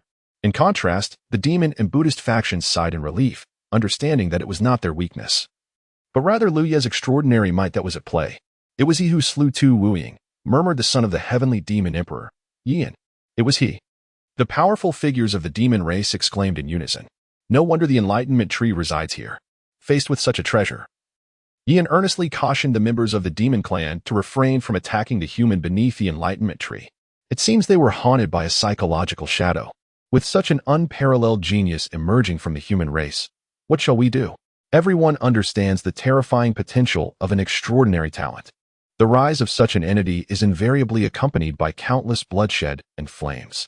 If this prodigy belongs to the human race, it is evident that the blood and fire will be borne by the alien races. There is but one choice remaining. A fierce glint shone in Yian's eyes. What choice? When the final 3 layers of the ancient battlefield for geniuses open, the true powers of various races will unite to eliminate this threat. Surely the powerful among the humans will intervene to protect him, right? Ian scoffed. Have you not realized that he prefers to act alone? We simply need to act swiftly. The humans will not have time to come to his aid. Master, your insight is remarkable. Ian cast a profound glance at Lu Yi. If such a person survives, the alien races might as well forego sleep from that moment forth. He would now reach out to various factions, awaiting the opening of the final 3 layers of the ancient battlefield for geniuses. At this moment, Lu Yi felt somewhat conflicted. What realm does he currently occupy? The 12th level of the breaking embryo? Within his Dantian, the diminutive Lu Yi had transformed into a small giant. If he wished to break through and attain the void refinement realm, he could do so at any moment. However, he was apprehensive about the unknown toxins that might arise. Once he breaks through, the power that has not been eroded by time will erupt. He contemplated waiting until the final 3 layers opened to seize the Blood Sea Purity Pearl and deliver a solid blow to the Eternal Genius ranking. That punch would surely be well received by the ranking. At that time, an abundance of power would be bestowed upon Lu Yi, allowing him to seize the opportunity to break through to the void refinement realm. Unfortunately, within the ancient battlefield for geniuses, there was no final treasure to condense the third life, a treasure known as the Withered Man Wood. Gathering the Withered Man Wood, the Blood Sea Purity Pearl, and the Golden Sunflower could forge the third life. In this lifetime, he was not inclined to use up another life. Just as he had previously deceived by Qiulan upon his rebirth, if he truly reached the ultimate moment of enlightenment, merging his 9 lives into one, he might become one of the most powerful sages throughout history. With myriad thoughts swirling, he had comprehended most of the insights available. His own path was already quite mature and complete. Coming here to seek enlightenment was merely a change of perspective. He had already seen what he needed. Lu Yi rose, just about to vanish, when a branch alighted on his shoulder. The enlightenment tree swayed gently, emitting a plea for Lu Yi to take it away. Chapter 061. Shangguan Huanling, you wish to accompany me? Lu Yi inquired. The enlightenment tree conveyed a faint consciousness, expressing affirmation. Quite perceptive then. Very well. I shall take you with me. Lu Yi extended his hand, and the enlightenment tree radiated a misty glow, shrinking down to the size of his palm. Resting in his grasp, Lu Yi formed a seal with one hand, condensing a rune that flew towards the enlightenment tree, merging into it. A subtle connection arises between an individual and a tree, as the way tree merges seamlessly with Lu Yi's very essence. Cultivation is the primary pursuit of Lu Yi, who has now reached a stage where further advancement seems unattainable, prompting him to seek out resources anew. The treasures of the ancient battlefield, while generally of modest rank, include some seedlings that are exceptionally rare. Once fully matured, their worth would be immeasurable. Lu Yi possesses an acute awareness of what holds the greatest value and where to find such treasures.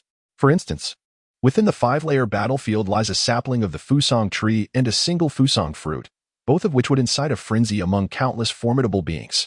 Should one embrace the Fusong as their path, they would undoubtedly be recognized as a supreme fire practitioner. Wherever Lu Yi treads, those who recognize him hastily clear a path, while the unaware meet their demise at his hands.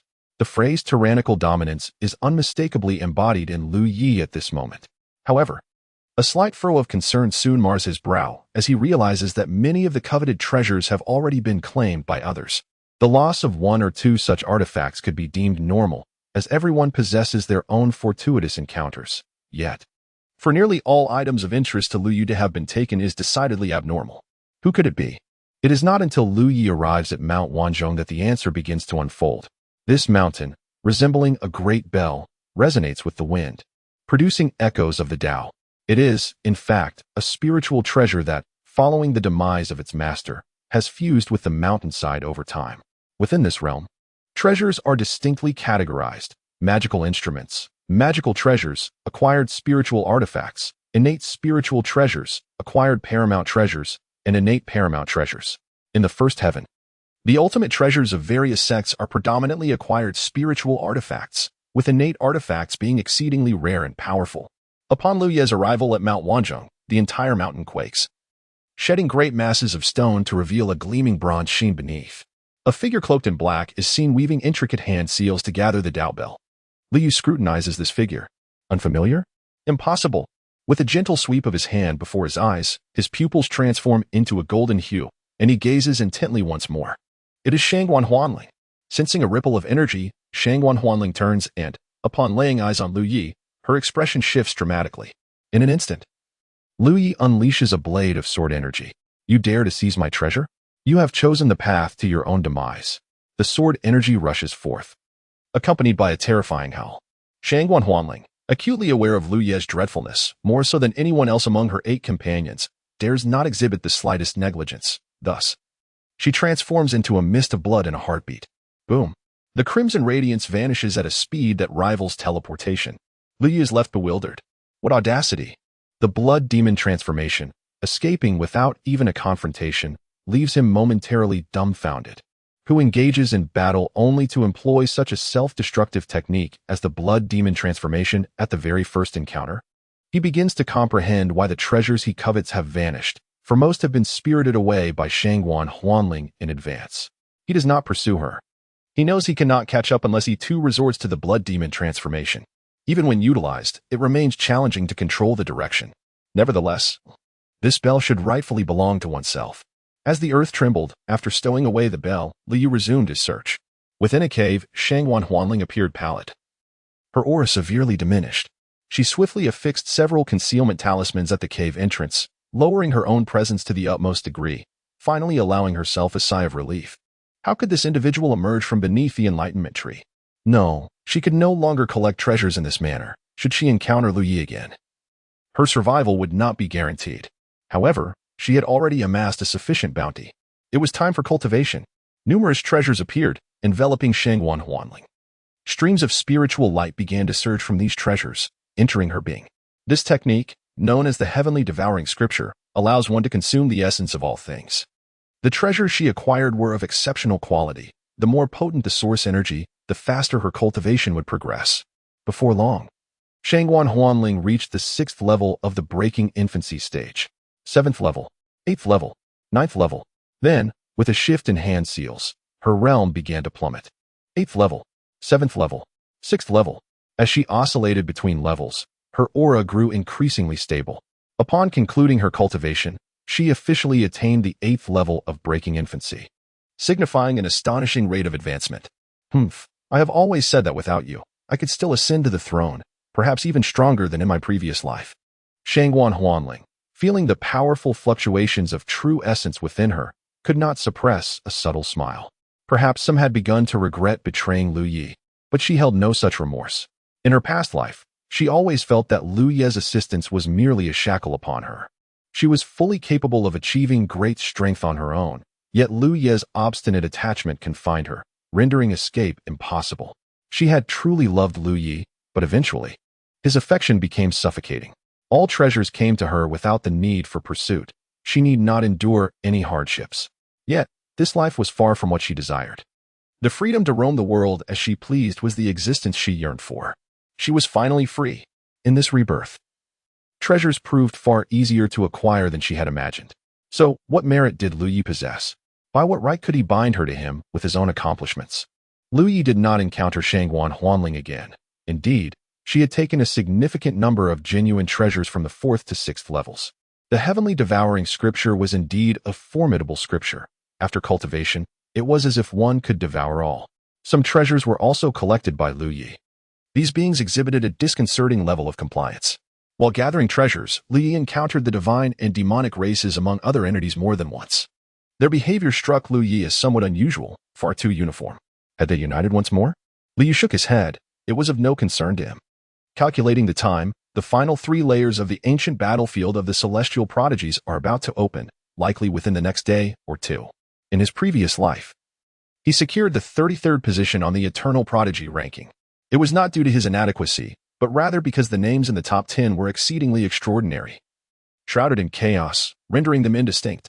The 11th name, however, is Yi Wudi. Few are aware of this name, yet he possesses another moniker, the Invincible Sword Sovereign. The master of the Invincible Sword, a being of celestial rank, occupies the 11th position. Chapter 62. All 9 layers unlocked this time. There are no traitors, right? During a high-level meeting, the leader of the Divine Clan, known as Guang Wuyu, began with a veiled remark. It was evident who he referred to. The beast from the Demon Clan, Hu Xing, glared with wide eyes. What do you mean? Guang Wuyu smiled subtly. What could I possibly mean? I merely fear that everything has been planned meticulously, only for a last-minute betrayal to emerge and rescue someone. How embarrassing that would be. Upon hearing this, Hu Shang smashed a nearby stone to rubble with a claw. Who the hell are you talking about? The one who barks the loudest is certainly the one being hit. A monk clad in robes chose not to engage further and stood up to leave. Yi Yin quickly intervened. Du Yi, where are you going? Du Yi's expression remained calm. With discord among the clans, this endeavor cannot succeed. What purpose does my staying here serve? It would be more prudent to return and recite scriptures. How is there discord? That is not the case. We are all gathered here to eliminate that scoundrel Lu Yi before the human race has a chance to react. Guang Wuyu, Hu Shang. Can you both behave normally? Do you truly believe that Lu Yi will never pose a conflict for you in the future simply because he has not yet clashed with you? Once he grows stronger and you encounter him again, you will comprehend the meaning of regret. Shall we unite? You two need to speak up. If we are to unite, then let us cease all trivial talk. If not, we shall disperse immediately. Yi Yin spoke with a serious demeanor. The atmosphere in the cave was oppressive, the flames flickering. Guang Wuyu and Hu Shang remained silent. Unite. Guang Wuyu finally spoke. Humph. Hu Shang scoffed. Yi Yin bellowed. What is that hum? Are we uniting or not? Hu Shang's expression darkened, his claws tightening and then relaxing. Ultimately, he nodded. Unite. Very well, then listen closely. As the final 3 layers of the ancient battlefield open, we, the powerful ones of our clans, must refrain from any distractions. Our foremost task is to contact the strongest from each clan and encircle Lu Yi. This is of utmost importance. Nothing else holds greater significance. Remember, it is a full-force encirclement.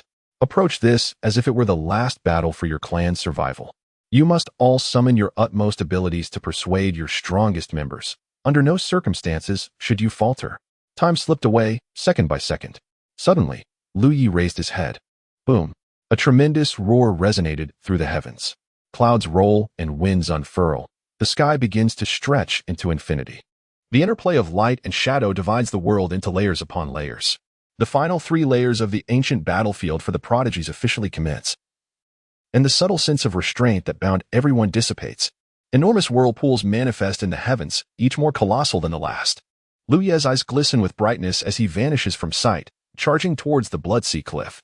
Almost all prodigies, whether human or of other races, surge toward the 7th layer of space. The formidable beings arriving this time possess extraordinary strength, even if the other races are far from the ancient battlefield of prodigies.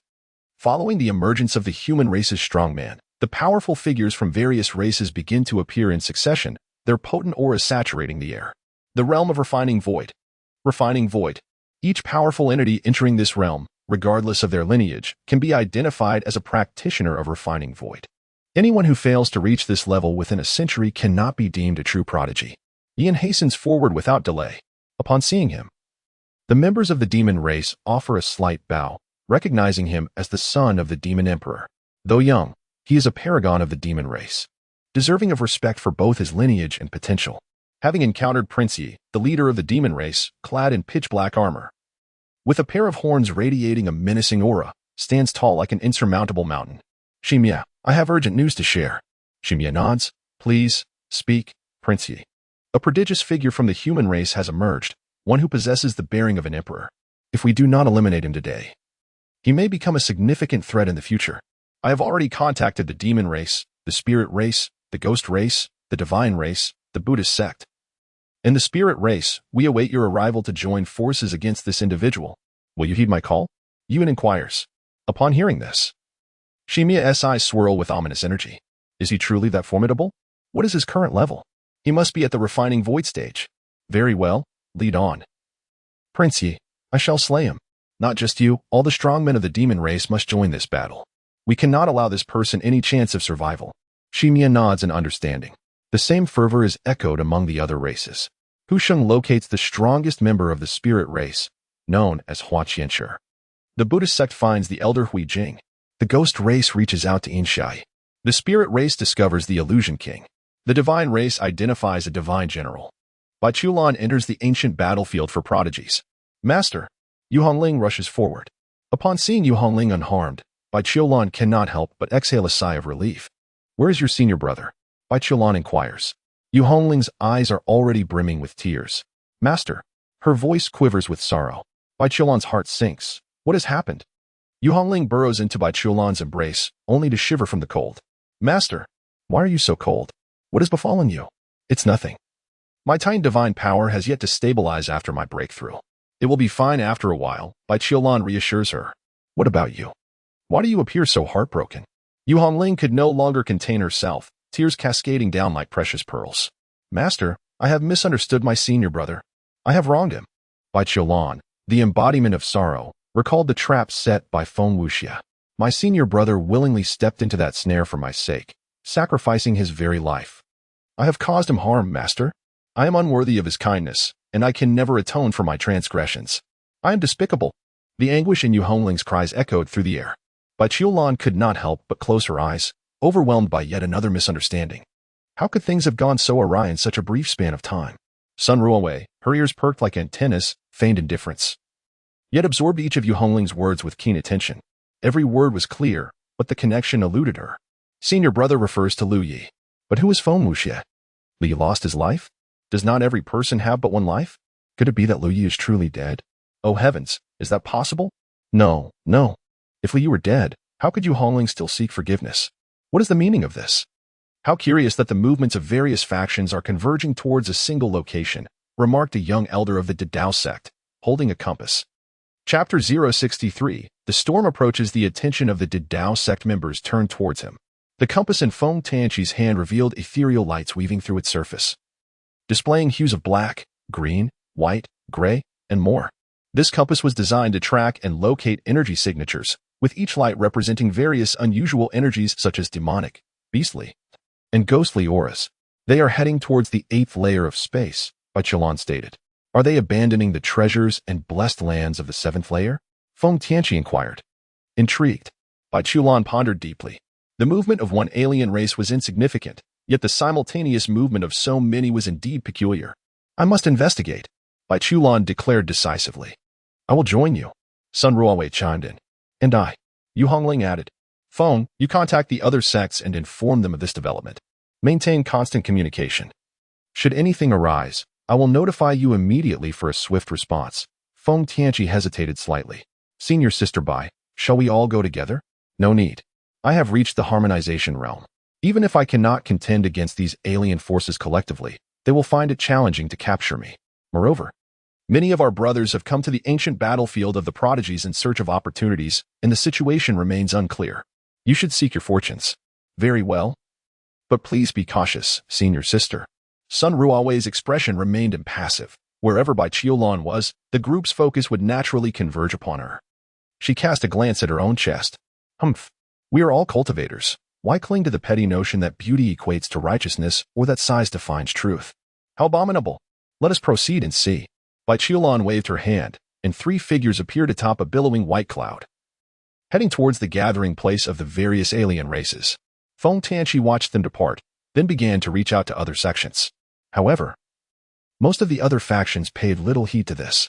The human race is strong, truly formidable, even if the alien races might initially gain some advantage in battle. Once the human race reacts, they will inevitably be forced to relinquish 10-fold, 100-fold, or even 1,000-fold of what they have gained. For many human cultivators, the collection of treasures remains paramount. They must employ every means available to rapidly enhance their strength, reaching the pinnacle of their power before venturing to the Bloodsea Cliff, where they strive to carve their names upon the Eternal Heroes list.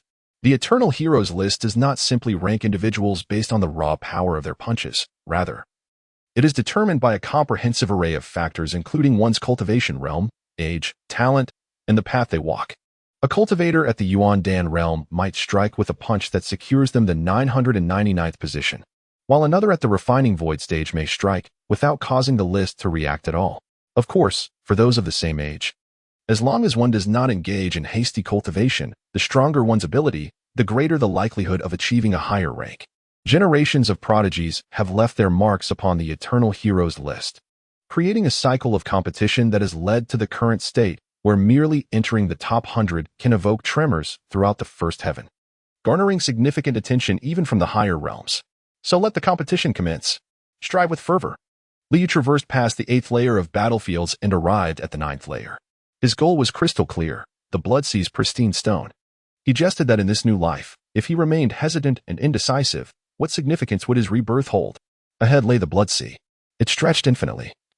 Yet it bore no foul odor. Instead, it emanated an indescribable sweetness.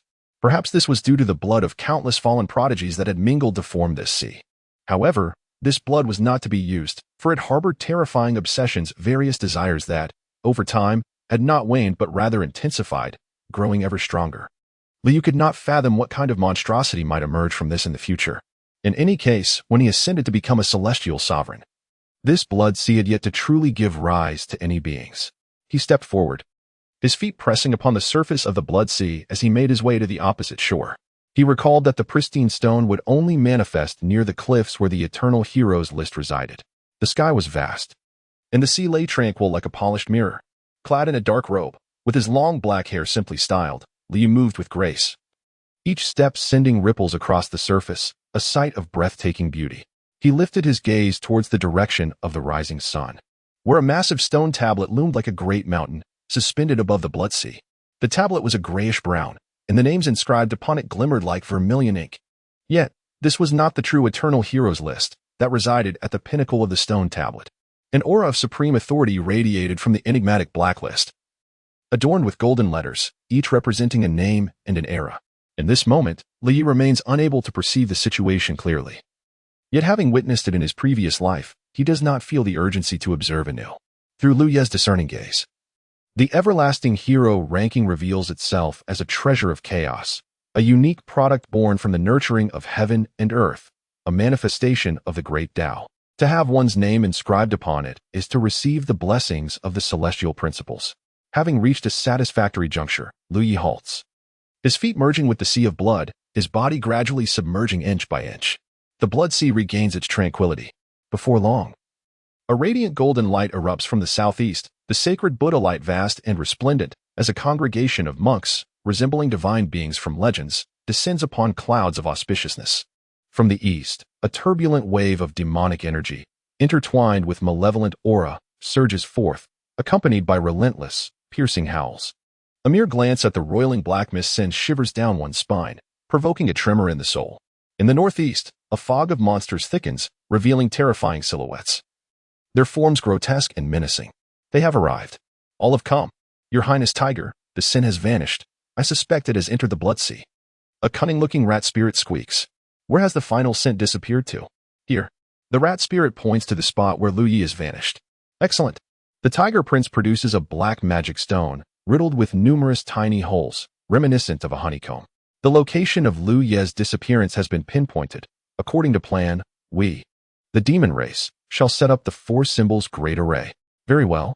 The Buddhist faction prepares the Vajra demon extermination array. Could you not choose a different name for your formation? The demon race expresses their frustration. Amitabha, the Vajra demon extermination array is commencing. The ghost race sets up the heavenly ghost soul-seizing array. Good. The spirit race arranges the 10,000 spirits, 10,000 kill array. Excellent.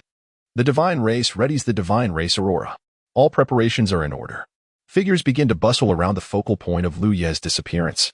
Bai Qiulan and her companions observe this scene from a distance. What are they doing? Setting up formations. Sun Ruowei gazes at Bai Qiulan in disbelief. Do you think I am foolish? I can see they are forming an array. What I mean is, what is the purpose of their formation? Chapter 064. Bai Qiulan takes action. What is the purpose of their formation? Bai Qiulan's expression grows grave. She exchanges a glance with Yu Hongling, and a shared thought arises within them both. Liu Yu. Only Liu Yu possesses the ability to mobilize such a vast array of foreign beings, uniting them at great cost to establish this formidable formation throughout the ancient battlefield of heroes. Master, take action. Yu Hongling urges decisively. The array has yet to be completed. With so many powerful beings establishing such a formation, even senior brother may find himself in dire straits. Though Bai Qiulan hesitates to maintain a relationship with Liu Yi that defies the norm, he is nonetheless her disciple. Act. Bai Qiulan does not waver. She forms seals with her hands, and dark clouds gather ominously in the sky, a terrifying cold wind sweeping through the realm. The temperature plummets. In but a moment, the heavens have darkened to a terrifying degree. The blood sea, peculiar and unfrozen, had nonetheless descended to an extreme chill. The expressions of the diverse foreign beings shifted subtly upon witnessing this phenomenon. A realm of harmonization had emerged. Amitabha. A resonant chant echoed as a colossal golden hand descended towards the dark clouds overhead. The intricate patterns of the golden hand glimmered with resplendent Buddhist light. As the golden hand approached, its brilliance began to wane, encased in a myriad of frosty shards that froze its very essence. Rain began to fall within the cloud layers. A singular ice crystal appeared, followed by a second, a third, and a fourth. An infinite cascade of ice crystals, resembling a vast galaxy, descended upon the foreign beings below. A chilling wolf howl reverberated through the heavens. The white wolf, with its gaping maw, devoured an overwhelming quantity of ice crystals, its form encrusted with frost, trembling uncontrollably.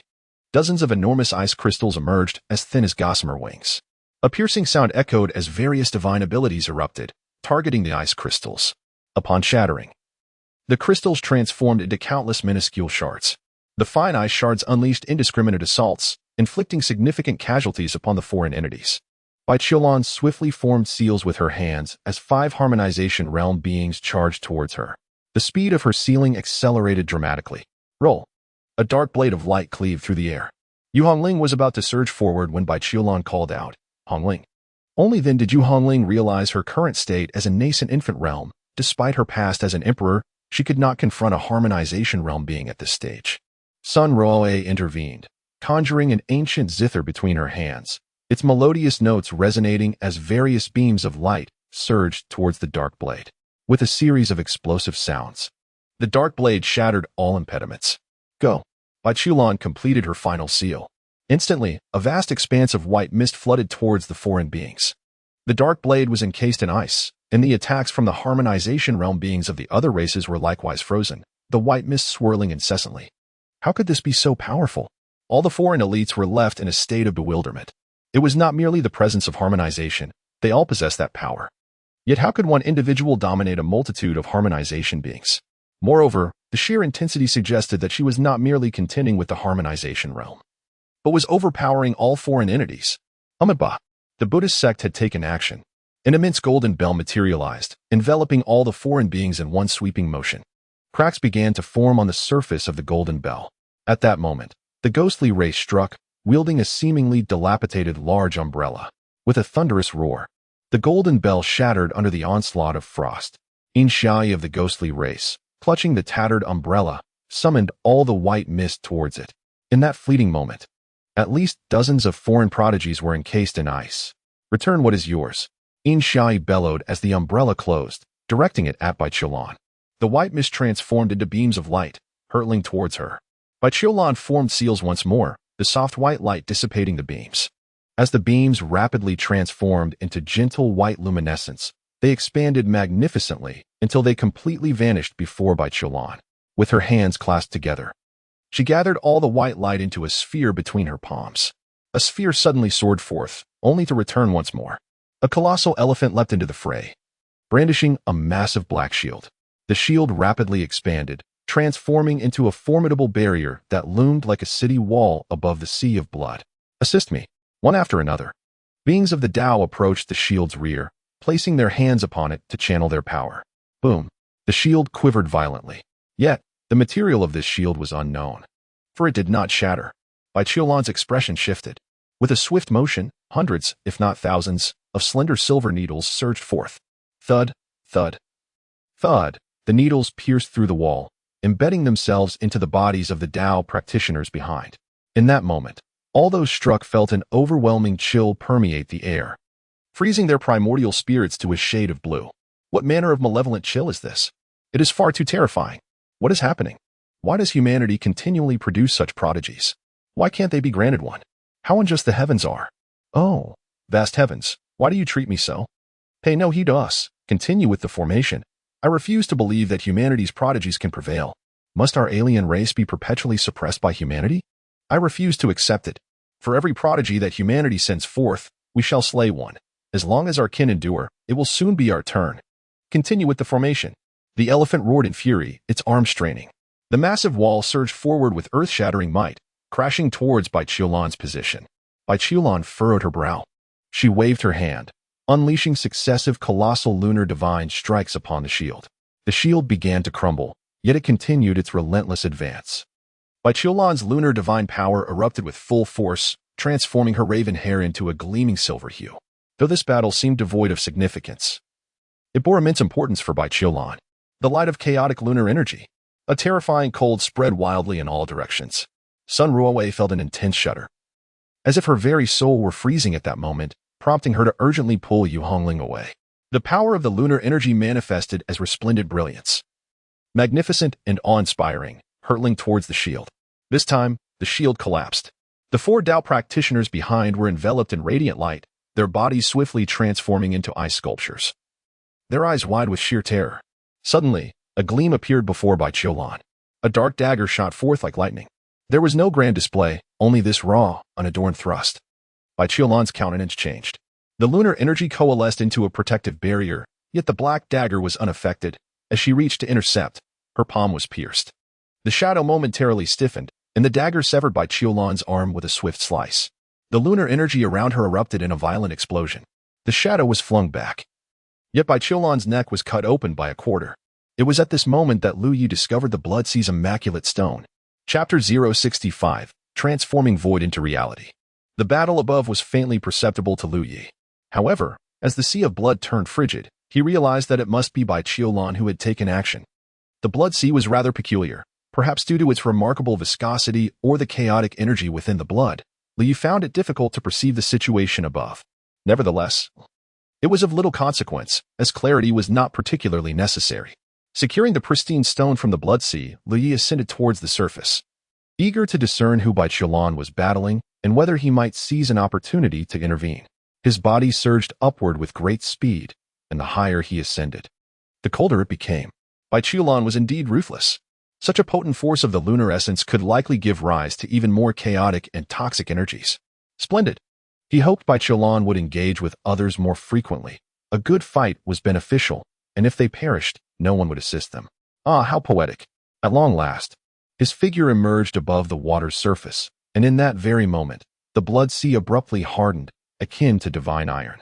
Resplendent beams of light erupted swiftly, interweaving in myriad colors as various alien warriors claimed their positions. 1 layer, 2 layers, 3 layers. For layers, Lu Yi gazed at the successive layers of formations. And for an instant, a look of bewilderment crossed his countenance. He was genuinely perplexed. In his previous life, as the leader of a temporary alliance for the human race, he had led them to vanquish the alien foes, incurring their enmity, which was entirely reasonable. Yet, what was the situation in this life? What had he done? He had trained in the heavenly spirit pool, yes, and had slain a few monks, but that was solely because they had sought him out. Indeed, he had also dispatched a few more monks beneath the enlightenment tree, who had similarly approached him with hostility. Oh, and he had eliminated the notorious Tu Wuing. Aside from these alien entities, the others were merely insignificant cannon fodder. He had not garnered any notoriety, nor had he slain any exceptional talents. And what of the specters? Divine beings and spirit races? The system could attest that he had barely encountered them at all. Liu could not fathom why this group had descended into the Blood Sea, constructing layer upon layer of formations with the intent to extinguish his life. After a moment of silence, he arrived at a conclusion. They were exceedingly overstepping. Boom. This group of aliens did not even engage in idle chatter with him. A beam of divine light from the celestial beings extracted the immense power from at least 20 of their kind, transforming into a terrifying radiance that surged violently towards Lu Yu. The void itself became slightly blurred under the impact of the beam. In an instant, Lu Yi drew his sword. The stone blade cleaved upward, and his feet sank deeply into the Blood Sea, as hard as iron. The beam split into two, exploding on either side of his body, the terrifying destructive energy causing his true essence to tremble. With a piercing roar, tinged with sorrow, Lu Ye's body quivered slightly, and he unleashed a fist towards the fearsome celestial demon, whose shriek intensified dramatically. Boom! A tiger's claw collided with his fist imprint. The claw shattered while the imprint dimmed significantly, yet it still struck the demon, leaving it disoriented. The azure dragon, white tiger, vermilion bird, and black tortoise. The four symbols manifested, their towering forms encircling Lu Yi, while the celestial demon reappeared, its figure notably dimmed. I insisted that he must be killed. Night Dark roared with fury. What a terrifying existence this was. What level of power did he possess? With a single punch, he could shatter a tiger's claw and nearly obliterate the celestial demon. The sole attack of the celestial demon merely caused his body to stiffen momentarily. If such a human were not eliminated, all races would eventually face ruin. Roar. The four symbols charged towards Liu simultaneously. The Vajra pestle radiated with overwhelming Buddhist light. Poised to strike, Lu Yi slashed with his sword, cleaving the azure dragon in two. However, The azure dragon remained unfazed, for it was an embodiment of energy, easily capable of regeneration. His figure flickered as beams of sword light shot forth, continuously shattering and reconstituting the four symbols, relentlessly attacking and causing Lu Yi considerable distress. Each assault from the four symbols wielded the power of the harmonization realm. Even Lu Yi had to dissipate their force to withstand the blows, as bracing against them would surely result in injury.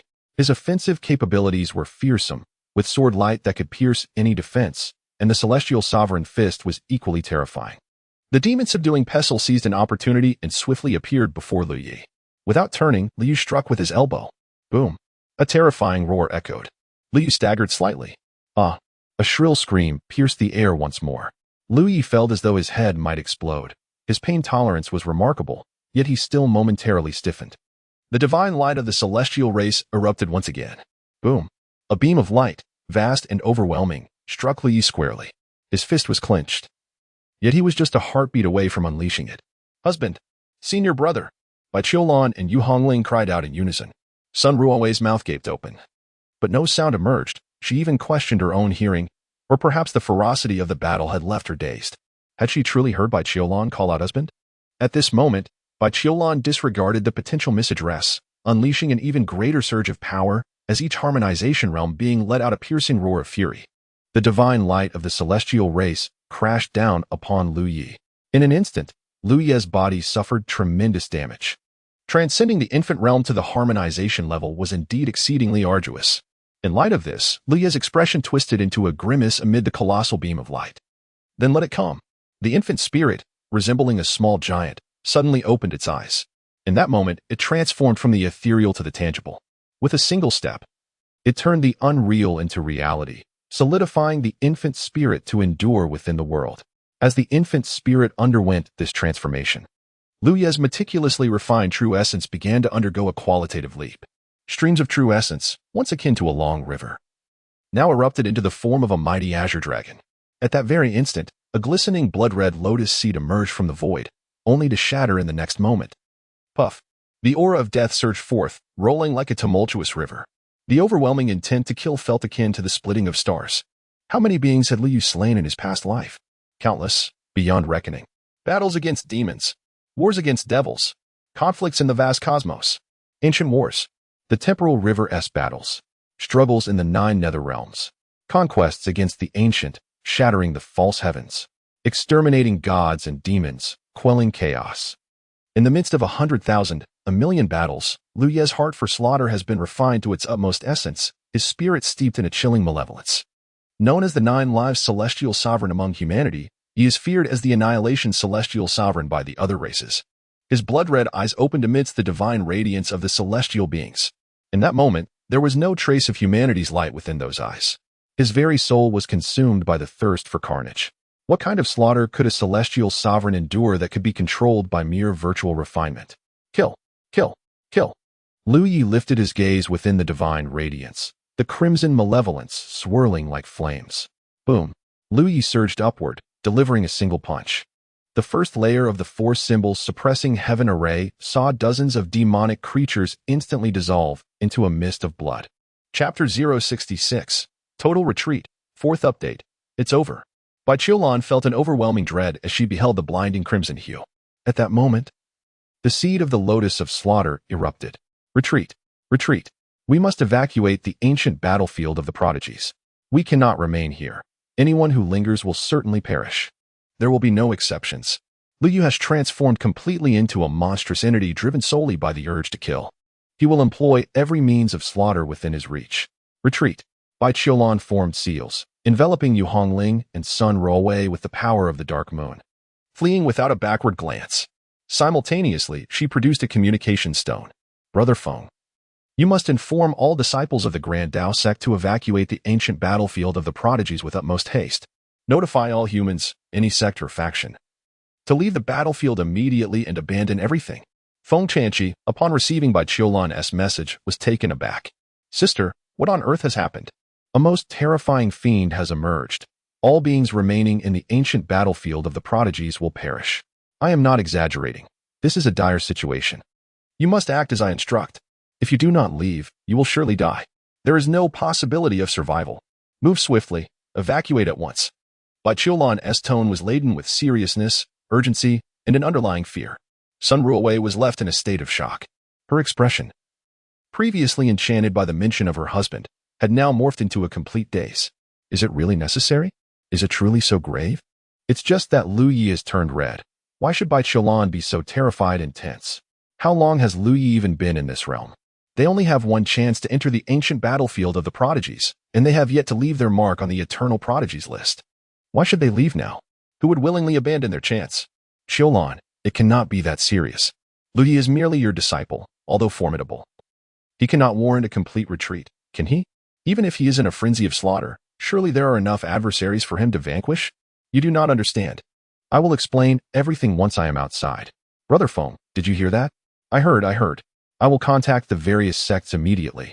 Due to the severity and urgency of Bai Qiulan's voice, Feng Tianqi surmised that the gravity of the situation likely exceeded his expectations.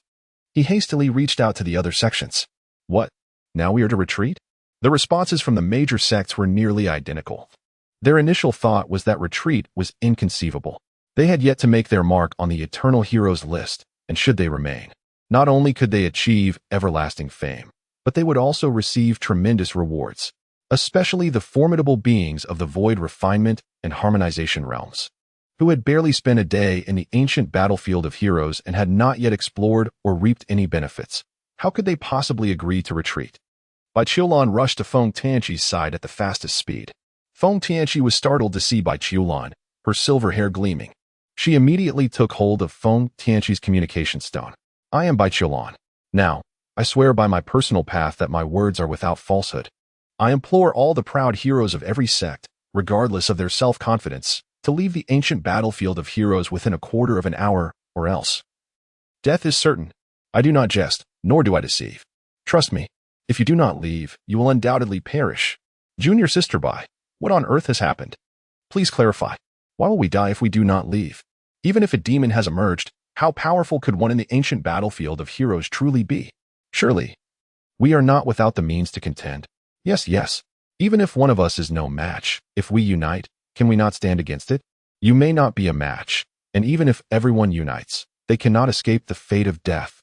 Bai Qiulan's voice was filled with fervor. Everyone, trust me. Leave the ancient battlefield of heroes at once. Immediately, silence fell within the communication stone. The crowd remained hushed, some doubting Bai Qiulan's sanity, yet recognizing her as a harmonization realm practitioner. If a harmonization realm cultivator could be driven to such despair, the existence that had caused it must be of unfathomable terror.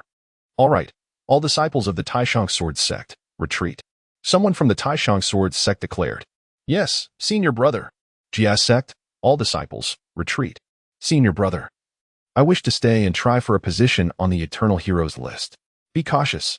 Zhongzhou dynasty, all cultivators, retreat. Yes. Sister Bai, may I ask, is it him? Came the voice of Shangguan Huanling. Yes. All right, I understand. All cultivators of the Wushang dynasty, retreat. What gives you the right to command the cultivators of the Wushang dynasty? A derisive male voice interjected. The Wushang dynasty need not leave. I wish to see what manner of demon can instill such fear in this cowardly lot. The Jili Heavenly dynasty will retreat. Those who wish to stay may do so.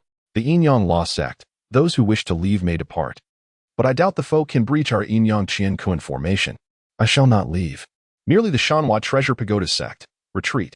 The overwhelming majority of the human forces place their trust in Bai Qiulan's judgment as a harmonization realm practitioner. The panic exhibited by a being of the Dao integration realm is a testament to the impending dread. Moreover, it is imperative to notify various factions and wandering practitioners of the human race to evacuate. Bai Qiulan's figure vanished, her colossal voice resonating throughout the heavens and the earth. A peerless demon has emerged, wreaking havoc upon all, leaving only certain death in its wake. I am Bai Qiulan of the Dao sect. Anyone who hears this proclamation must depart from the celestial hero's ancient battlefield with utmost haste. Such a declaration echoed across the myriad layers of the celestial hero's ancient battlefield. Bai Qiulan could do no more than this. Every life saved is a small victory, and any opportunity to allow Lu Yi to accumulate less bloodshed should be seized. Above the sea of blood, a tremendous roar erupted. The four-symbol suppression array was utterly shattered, the eye of the formation transforming into a mist of blood. In the following moment, the blood mist was drawn forth, finding its way to Lu Ye's lips, which he eagerly consumed. His body involuntarily trembled with exhilaration. Ah! The celestial demon let out a piercing scream as Lu Yu cleaved through myriad rays of light, seizing the demon's head. With a thunderous sound, he crushed the celestial demon's skull, opening his mouth wide to forcefully engulf the entirety of the demon. Waves of sword light surged forth, 1, 10, 100, 1,000, 10,000. Each blade of light was steeped in a crimson hue. A single word squeezed through his clenched teeth: death. Chapter 067. Slaughter, Part 1. The Formation's Eye. The sword energy morphed into a sanguine tempest, emitting a sharp detonating sound as it relentlessly assailed the most vulnerable point of the array. Regardless of the grandeur of names like the Diamond Demon Suppression Array or the 10,000 Spirits and 10,000 Slaughters Array, in Lu Ye's eyes, they were riddled with flaws and utterly feeble. Boom, boom, boom. The area around the Formation's Eye erupted in bursts of blood mist. The diamond pestle descended with rage. As countless threads intertwined, Li unleashed a punch. The diamond pestle collided with his fist, momentarily in a stalemate, yet Lu Yi remained steadfast, causing the diamond pestle to be ground into powder inch by inch. A group of Tao integration beings witnessed this scene, their scalps tingling with dread. Amipa, Amipa. Particularly among the disciples of the Buddhist sect, none were more acutely aware of the diamond pestle's formidable nature, having shattered countless powerful skulls with it. And yet, it was now reduced to nothingness by a mere punch. I refuse to believe he possesses such strength. The divine general, clad in white armor and a red cape, exuded an air of majesty. His eyes reflected disbelief mingled with intense defiance. The divine race's aurora charged forth once more. The divine general transformed into a blinding white light, a colossal phantom materializing behind him as he thrust his spear with all his might. The strike of the proud sky, a divine dragon coiled around the spear, representing his ultimate strike, the most potent attack from a being of the Tao integration realm. He could not fathom how Liu could withstand this formidable blow after enduring the divine race's aurora, the fusion of power and the way, the invincible path. A smile, fierce yet oddly peculiar, graced Lu Ye's face. With a mere flick of his sword, he cleaved through the divine race's aurora.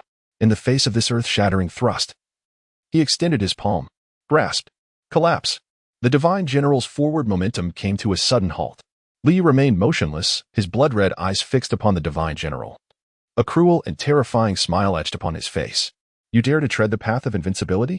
The malevolence emanating from Lu Ye's gaze pierced directly into the divine general's being.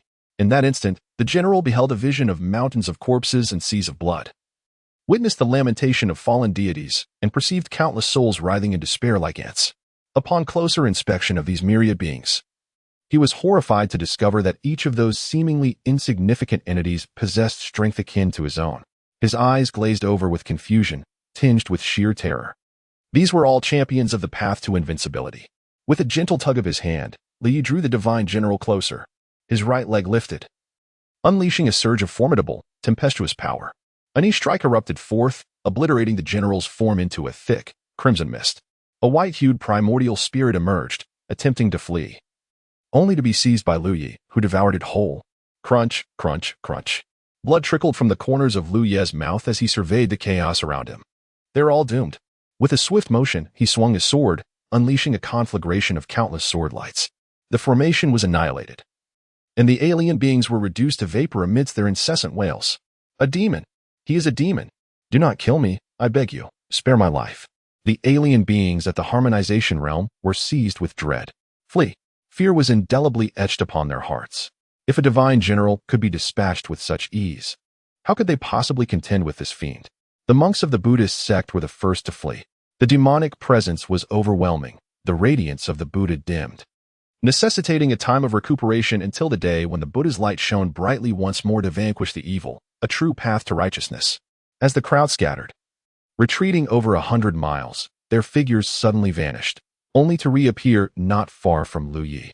Those alien beings? There is a formation. Night Dark's expression shifted drastically. How could there be a formation at this outer perimeter? Who set this trap? In the void, a young boy clad in a cloak, with lips as red as coral and teeth as white as snow, remained unnoticed, the cloak resembling an invisibility garment. Were Lu Yi to see him now, he would undoubtedly strike him down with a sword. Yet, had a lucid Lu Yi encountered him, he would be astonished to recognize this boy as Li Huaiyu. His identity was not affiliated with the 5 great sects, nor with the three grand dynasties or the eternal cult, but rather from a more enigmatic realm. He harbored little interest in cultivation, yet possessed an extraordinary affinity for formations, albeit with a lackluster aptitude, which incited his master's ire and disdain, leading to his casting into the ancient battlefield of prodigies for trials. His comprehension of formations was indeed laborious. It took him several minutes to dismantle a single formation. He had come here with the intention of rescuing Lu Yi, who had once aided him. However, he soon realized that such intervention may be unnecessary. How formidable! How fearsome! More terrifying than his senior brother. Based on Li Huayu's insights, it was reasonable to surmise that Lu Yi could eradicate this entire throng. Yet, should they manage to escape, he resolved to lay down a trapping formation. Amidst the chaos, Liu could not suppress his laughter upon witnessing the scene before him. He cast a glance at Li Huayu, who shuddered violently, an overwhelming dread engulfing him like a relentless tide. How could he, of all people, see himself? It was inconceivable. His cloak was a primordial spiritual treasure, bestowed by his master for the sake of his survival. Kill. The glint of swords flashed, and monks fell in a crimson haze. The monks of the Hui lineage roared in fury, forming a battle formation. In the next instant, the crowd erupted, limbs flying in disarray. Amitba, Amitba. The mournful chants of the Buddha resonated through the heavens and the earth, echoing like a lament. The Buddha was powerless to save them. Even the divine wept in this moment. Cursed be this fate. We must break the formation. Panic surged. What kind of diabolical array is this? Who has set this trap? Let us out. The cries of despair rang out. I do not wish to perish. I possess boundless potential and a path of enlightenment awaiting my pursuit. Ah, it is your fault. He has not provoked us. Why must we conspire against him? Curse demon! Curse demon! The elite of the ghost clan emitted desperate howls. Despite the absence of any direct confrontation with Lu Yi, they had lost their senses and foolishly pursued him. Despair. Bloodshed. Collapse. Li Huayu bore witness to the most brutal scene in existence, a massacre devoid of suspense, an agonizing struggle. Fear seized him. The blood-red gaze of Lu Yi, having merely glanced at him, seared itself into the depths of his soul, rendering him weak and trembling. I must flee. If Lu Yi eradicated everyone within, he too would meet his demise. In a flash, Li Huayu disappeared. Upon returning to the sect, he vowed to warn his senior brothers when encountering Lu Yi. One must never provoke him. Tiger Xing observed the carnage unfold, his gaze gradually transforming. Within his pupils, layers upon layers of profound insight emerged. How could a being such as Lu Yi exist in this realm? Lu Yi's silhouette appeared before Tiger Xing, their blood-red eyes locking in a fierce confrontation. Approach. Lu Yi rasped. A peculiar smile graced the corner of Tiger Xing's lips. Very well. In an instant, his skull was crushed by a single blow. Chapter 068. Difficult Counsel. Second update. Corpses, blood, severed limbs. All merged into a sea of crimson. Lu Yi's true consciousness resembled that of a spectator.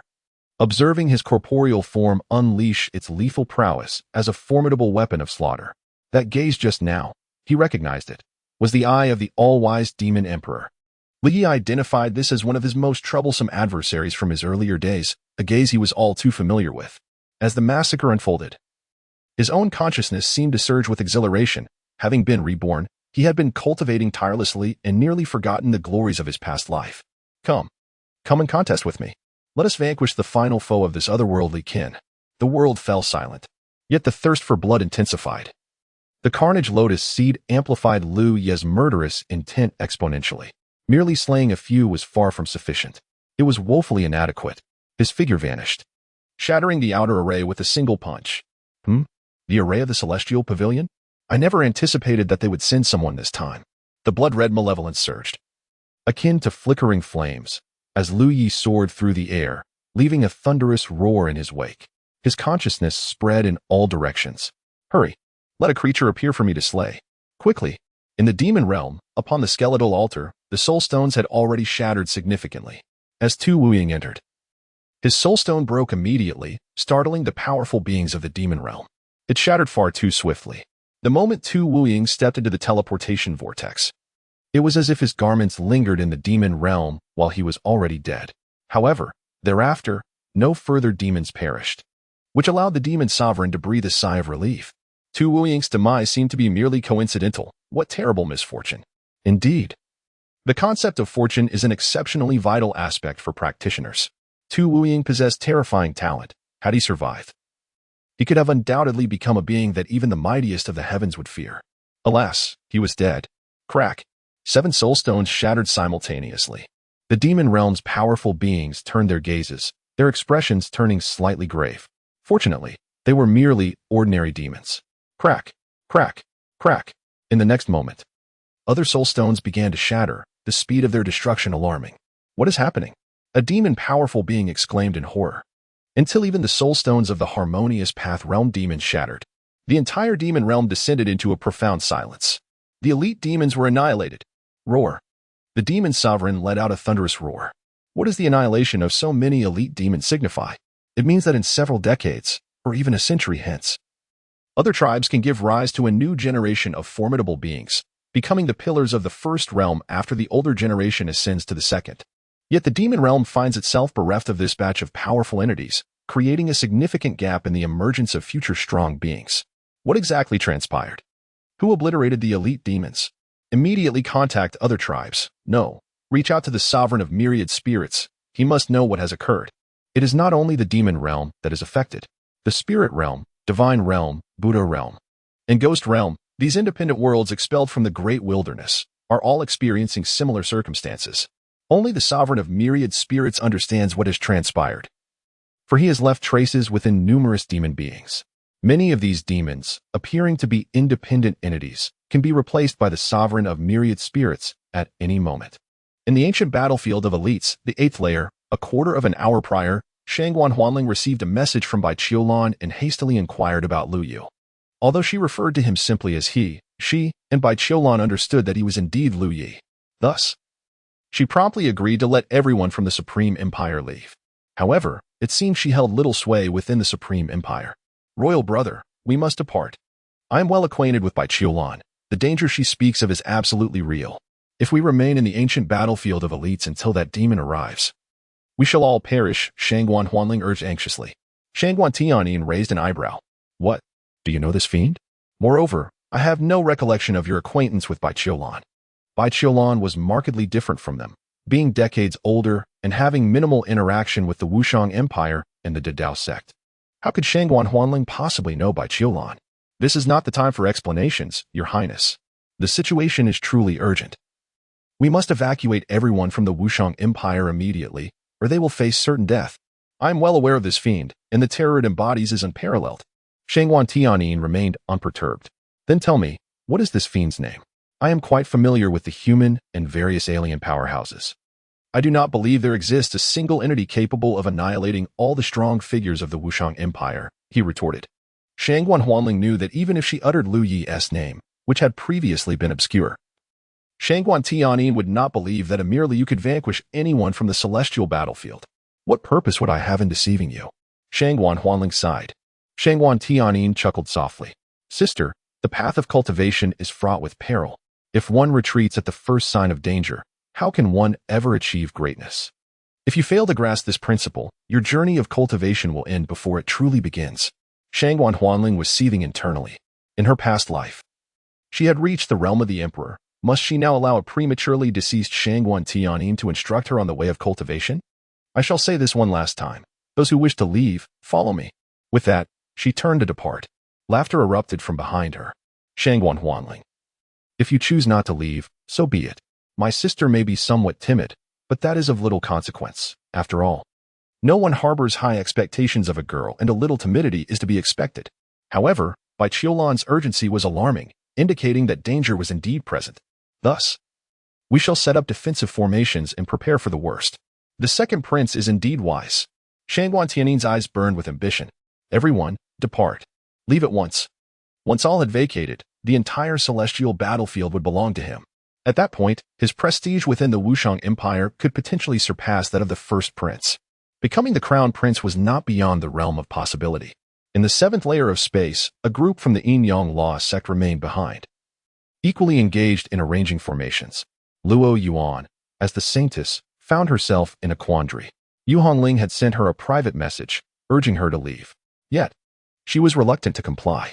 Coupled with the repeated assertions from the Yin-Yang Law sect strong members that they feared not the fiend, she ultimately resolved to stay. Many were departing, while some harbored a sense of luck, and others believed themselves invincible. Gradually, The exodus continued. In a mere quarter of an hour, the celestial battlefield grew significantly quieter. Chapter 069. What does N's heart seek? In Jiulong Valley, a throng suddenly surged forth, leaving the waiting powerhouses outside the teleportation vortex bewildered. Had the celestial battlefield concluded? A multitude emerged, a vast array from various sections. Is it true that the final 3 layers of the Tianjiao ancient battlefield have been opened for less than a day and already concluded? What is going on? Why are you all emerging? An elder of the robbery sect inquired, grasping a disciple of the sect. Greetings, elder. We followed the words of Bai Qiulan from the Great Tao sect, who warned us of an unparalleled demon emerging within the battlefield, claiming it would annihilate us all.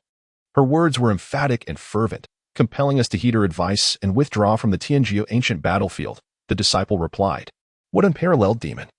Did you attempt the eternal Tianjiao rankings?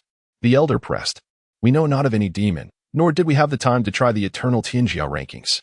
They responded, Nonsense. The elder's expression darkened, and he bellowed, You withdrew from the Tianjiao ancient battlefield based on mere words? Do you not comprehend the rarity and immense opportunity the battlefield represents for you? The elder's voice thundered like a storm, resonating in the ears of all present.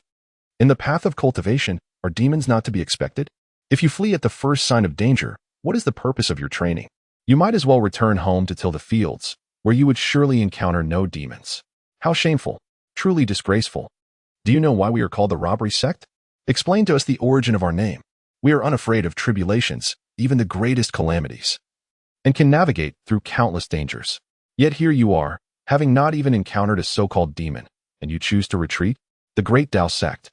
You must provide an explanation to the robbery sect. Not only the robbery sect, but other sects also found the situation utterly absurd. Is it truly the case that so many have fled simply because Bai Qiulan mentioned the emergence of a formidable demon? When did cultivators become so timid? Are there none left inside? Do not let them out. Employ every means necessary to keep them within. I am infuriated, utterly enraged. Since the Tianjiao ancient battlefield belongs to another realm, transcending space for communication remains quite challenging, as conventional communication stones cannot transmit over such vast distances. Fortunately, the Mountain River Pagoda sect possessed a prodigy wielding a remarkable artifact known as the Winged Letter. I will notify them.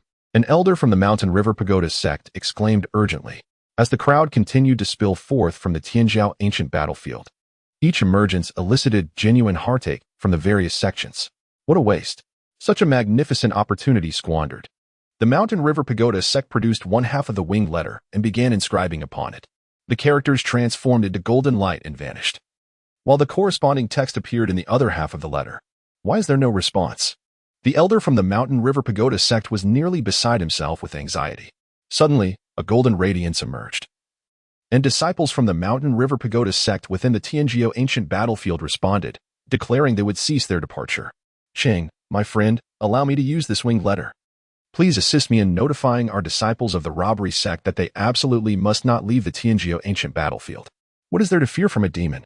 Engage them directly. This is not up for discussion, but a command. They must remain. Cheng Daoyu. The Taishang sword sect is rather reluctant to allow its disciples to emerge at this moment. The swordsmanship tradition emphasizes relentless advancement. Retreat is simply not an option. Langya Daoyu, consider this carefully. Based on our understanding of Sister Bai, she is not one to make baseless claims. If she asserts the presence of an unparalleled demon, it must indeed be an insurmountable threat. I implore you to reflect upon this. The Tao of Greatness has spoken. They are the most familiar with Bai Qiulan and would never suspect her of intentionally intimidating others. She must believe that remaining in the ancient battlefield of the prodigies guarantees certain death, thus prompting her call for evacuation. Langya Jian hesitated, his expression rife with conflict. Faced with a difficult decision in that moment, you need not rely on me, but I beseech you, Cheng Daoyu, to dissuade the people of the Jiuli Heavenly Dynasty from emerging as well. The opportunities within the ancient battlefield of the prodigies are exceedingly rare and should not be so readily forsaken. Cheng Liang did not hesitate. He reached out to the Jiuli Heavenly Dynasty, knowing that the greater the number of those who remained, the higher the chances of survival against the demon. He could not believe the demon could be overwhelmingly powerful. As time slipped away, the crowd continued to surge out. Nearly all disciples of the Taishang sword sect and the Tao of Greatness emerged, followed by the cultivators from the Jiuzhou dynasty. Other sects also began to leave, albeit at a slower pace. A significant number of loose cultivators followed suit, placing their trust in the judgment of the Tao of Greatness as strong. However, approximately one-third remained inside, most of whom were formidable figures. The Yin-Yang Law sect had almost entirely remained behind. Chu Ling had emerged alone. Upon the arrival of Bai Qiulan, Yu Hongling, and Sun Ruowei, Bai Qiulan immediately noted the number of individuals still inside. Her expression shifted. Why are there still so many who have not emerged? Bai Qiulan exclaimed anxiously. Bai Qiulan, what are you thinking? You are fully aware that the ancient battlefield of the prodigies represents an unimaginable opportunity for all, yet you urge them to abandon it. The Yin-Yang Law sect was the first to take offense, loudly rebuking her. Indeed, Bai Qiulan, you must provide us with an explanation today. It is infuriating that so many prodigious opportunities have been squandered because of you. You, the Tao of Greatness, must answer for this. Bai Qiulan took a deep breath. I shall reiterate. Within the ancient battlefield of the prodigies, there exists a temporarily possessed entity of unfathomable strength, slaying those at the harmonization realm with the ease of slaughtering livestock. This being is currently in a state of unending carnage, and any living creature it encounters will be slain. I vow upon my Tao that my words are not false. You must hasten to bring those inside out. To swear upon the Tao is a grave pledge. Many faces shifted slightly at her words. To slay those at the harmonization realm with such ease? Bai Qiulan swore upon her Tao? Such alarmist rhetoric. I ask you, who is this demon? An elder of the Yin-Yang Law sect bellowed. Bai Qiulan replied, I do not know. Ha ha ha, what an amusing claim. You do not even know, and yet you speak as you do. He had not finished his sentence when a sudden wail echoed from the direction of the Supreme Imperial Dynasty. The second prince. All eyes turned towards the location of the Supreme Deity sect, beholding a scene that sent shivers down their spines. The soul stones were shattering, with a relentless crackling sound. The soul stones fractured one after another, each fracture symbolizing the passing of a life. Chapter 070, The Light of Death, Part 4. In the ancient battlefield on the 8th level, while Shangguan Tianin and others were setting up the grand formation, Lu Ye's figure was enveloped in a torrent of malevolent energy, charging violently through the void. The demon had arrived, and astonishingly, it was a mere human. At this moment, the Supreme Deity sect remained on high alert, especially after the warning from Bai Qiulan, for her name carried considerable weight. However, Shangguan Tianin had always believed this demon to be of an alien race, never anticipating that it was, in fact, human. Observing the youthful face amidst the blood-red aura, Shangguan Tianin contemplated for a moment before bursting into laughter. Ha ha ha, Bai Qiulan, oh Bai Qiulan. I always said women are timid. This obscure young man, surrounded by such a frightful aura, indeed appears daunting, yet it is amusing to think it scares the women so easily. The others of the Supreme Deity sect also breathed a sigh of relief. Thank goodness. Hey, demon, I command you to leave at once. Or do not blame the Supreme Deity sect for taking action against evil. Shangguan Tianin bellowed. Lu Yi lowered his head, lifting the stone sword in his hand. In that instant, the sky transformed into a blood-red hue, as if the clouds had instantaneously turned to crimson. All the spiritual energy in the world began to converge manically at that moment. A colossal surge of blood-red sword light erupted, soaring to several thousand zhong in an instant. What does this signify? With a single strike, this sword could cleave a city in two. Below, the powerful members of the Supreme Deity sect suddenly found their smiles frozen. Some wielded large sword lights that, though grand, were insubstantial and shattered upon contact. Others, however, found that the larger their sword lights, the more terrifying their might became. Now, gazing at the blood-red sky, witnessing the awe-inspiring sword light imbued with a fierce aura that could terrify both heaven and earth, it was evident that it belonged to the latter category. At that moment, the strong members of the Supreme Deity sect were engulfed in profound anxiety, questioning whether their formation could withstand such a strike. As the sword light descended, a howling gale surged forth, resembling an unstoppable tide. Boom! Dust soared into the sky, creating towering waves of debris that rapidly spread outwards. The sword struck solidly against the defensive formation, causing every focal point to explode, utterly incapable of withstanding such tremendous force. The formation shattered, and the sword light disintegrated alongside it.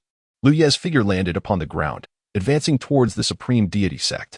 The numerous powerful figures of the sect were already terrified to their core. As Lu Yi approached, one among them, emboldened by courage, let out a furious roar and charged at him. With a single punch, the opponent was reduced to a mist of blood. Lu Yi accelerated, the sword energy howling, as clouds of blood mist erupted, unstoppable, annihilating all in its path. Do not kill me, I am Shangguan Tianin. I am from the Supreme Divine Dynasty. A swift flash of sword light cleaved Shangwan Wuyin in two. Lu Yi, indifferent to even a glance at him, continued his slaughter.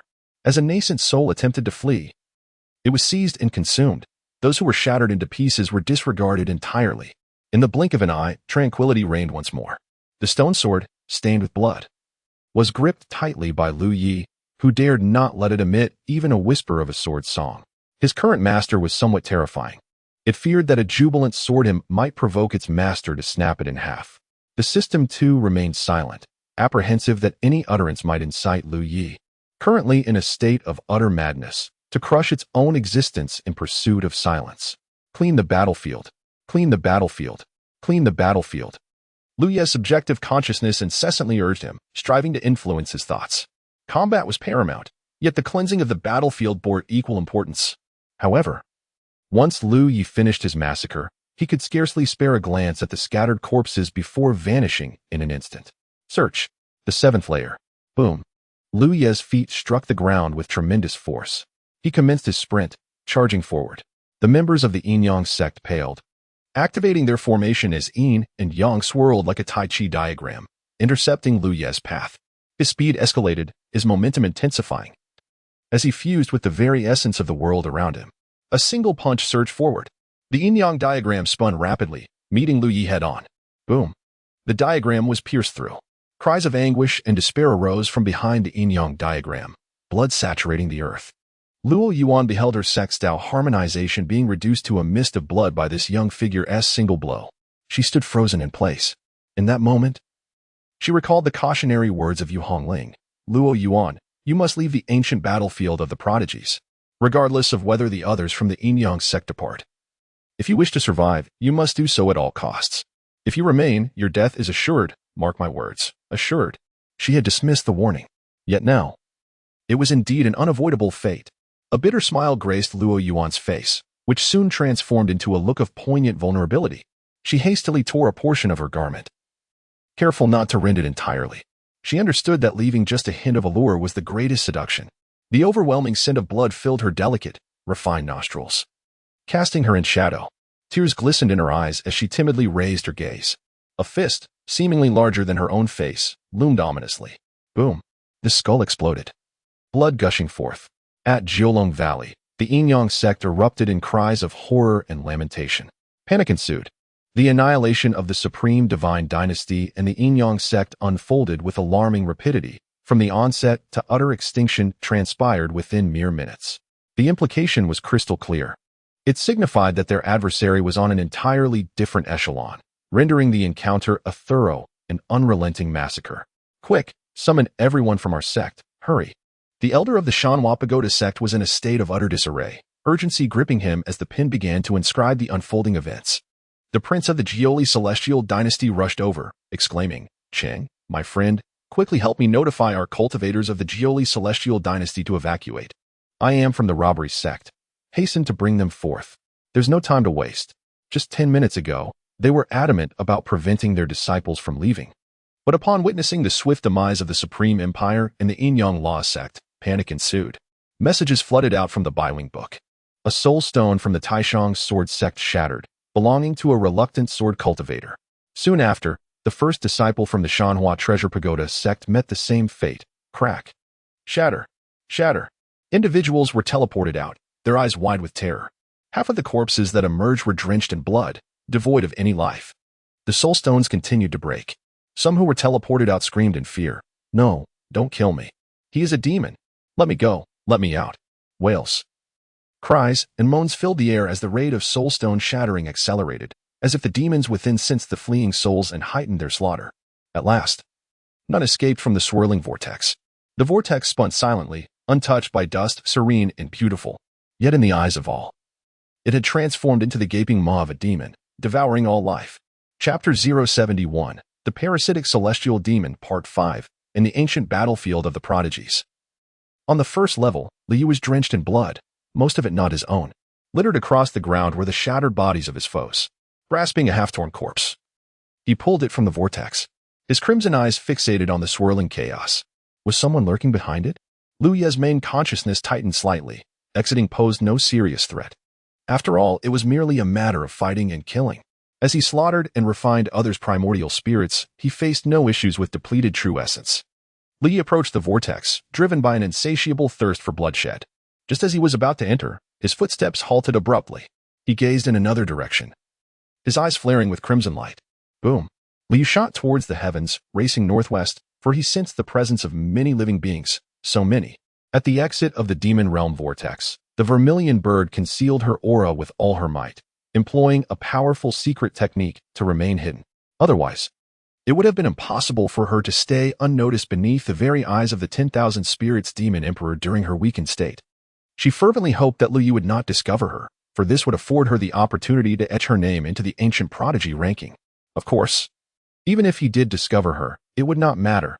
She stood at the exit, ready to flee the moment Lu Yi arrived. How terrifying, the vermilion bird mused. One could question everything about Lu Yi, but one could never doubt his strength. In his past life, he faced adversity. In this life, he was utterly unmatched. Do not speak of being on the same level as others. They are unworthy to be considered rivals to Lu Yi. Even if Lu Yi were to be at a lower realm, none could stand against him. At this moment, a diminutive demon unexpectedly emerged from the swirling entrance. The little demon appeared to be no more than a mere decade or two old, possessing the strength of a Yuan Dan. Zhu Ke was taken aback. What could such a small creature possibly seek in the perilous arena of the heroes? Upon spotting Zhu, the little demon paused, scrutinizing her closely without discerning anything remarkable.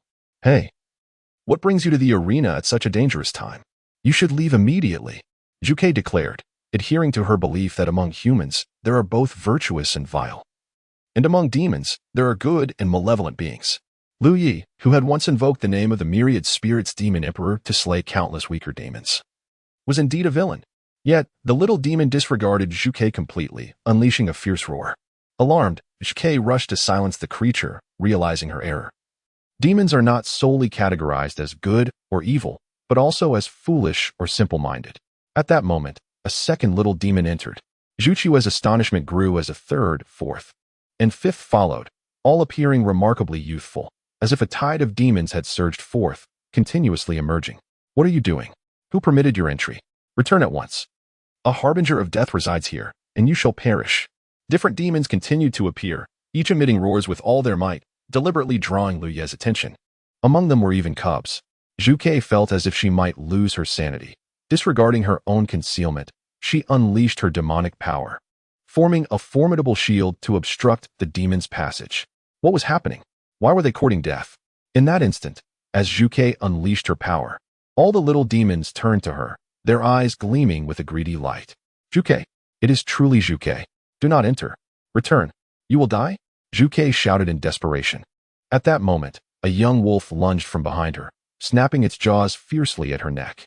However, it was too feeble, even in its ambush. It could not breach Zhuqiu's defenses. She gazed at it in disbelief. Was this young wolf attacking her? With a slight tremor, Zhu sent the cub flying. Why? Why was this happening? Suddenly, a dagger pierced Zhu's side with ferocious intent, aimed at inflicting harm. A swarm of little demons descended upon her, employing weapons, teeth, and claws. With a sickening sound, Zhu drew blood, a unique essence rapidly coursing from the wound into her body. She let out a piercing scream, sending all the young demons tumbling backward. At the vortex, the little demons wore expressions of fierce determination. Their gazes fixed upon Zhu with an intensity that sent a chill down her spine. Unfazed by the prospect of death, the little demons charged forward once more. They discovered that they could not harm the vermilion bird and resorted to insults, spitting and cursing at her. Some even hurled their filth directly at her. The vermilion bird's expression turned numb. The malice reflected in the eyes of those juvenile demons was not something mere youngsters could possess. It was the essence of the 10,000 spirits demon emperor, the 10,000 spirits blood transformation demon scripture. At that moment, the vermilion bird's head buzzed. She withdrew her power, observing countless juvenile demons, resembling zombies, entering the ancient battlefield of heroes. They had grown tired of concealment, their expressions uniformly sinister. They were all part of the 10,000 spirits demon emperor. Liu had spoken the truth. He had not deceived her in his past life. Those demons slaughtered by Lu Yi were all manifestations of the 10,000 spirits demon emperor, even if a single weak demon remained. As long as it was host to the 10,000 spirits demon emperor, the emperor could rise again. He had not deluded himself. But the 10,000 Spirits Demon Emperor had not cultivated the 10,000 Spirits Blood Transformation Demon Scripture. This technique did not possess such capabilities. Such a horrifying method could only be achieved through a truly dreadful skill. She was mistaken. The vermilion bird gazed at the faces filled with anticipation and malice. In that moment, tears streamed down her face. A juvenile demon approached her, its domineering and vicious gaze scrutinizing her. What kind of technique do you practice to achieve such feats? The vermilion bird screamed in despair. You seem to know this emperor quite well. The 10,000 Spirits Demon Emperor replied. The 10,000 Spirits Blood Transformation Demon Scripture has no such divine power. What exactly do you practice? The emperor was taken aback. The 10,000 Spirits Blood Transformation Demon Scripture? What a splendid name. I truly did not know that my parasitic celestial demon technique bore such a title. He laughed heartily. The vermilion bird was stunned. Parasitic celestial demon technique? Parasitic celestial demon? He's the parasitic celestial demon. He was battling Lu Yi in the 7th heaven. The 10,000 Spirits Blood Transformation Demon Scripture was nothing but a ruse. The parasitic celestial demon had set a trap for her and Lu Yi. The parasitic celestial demon was the 10,000 Spirits Demon Emperor, and the emperor was the parasitic celestial demon.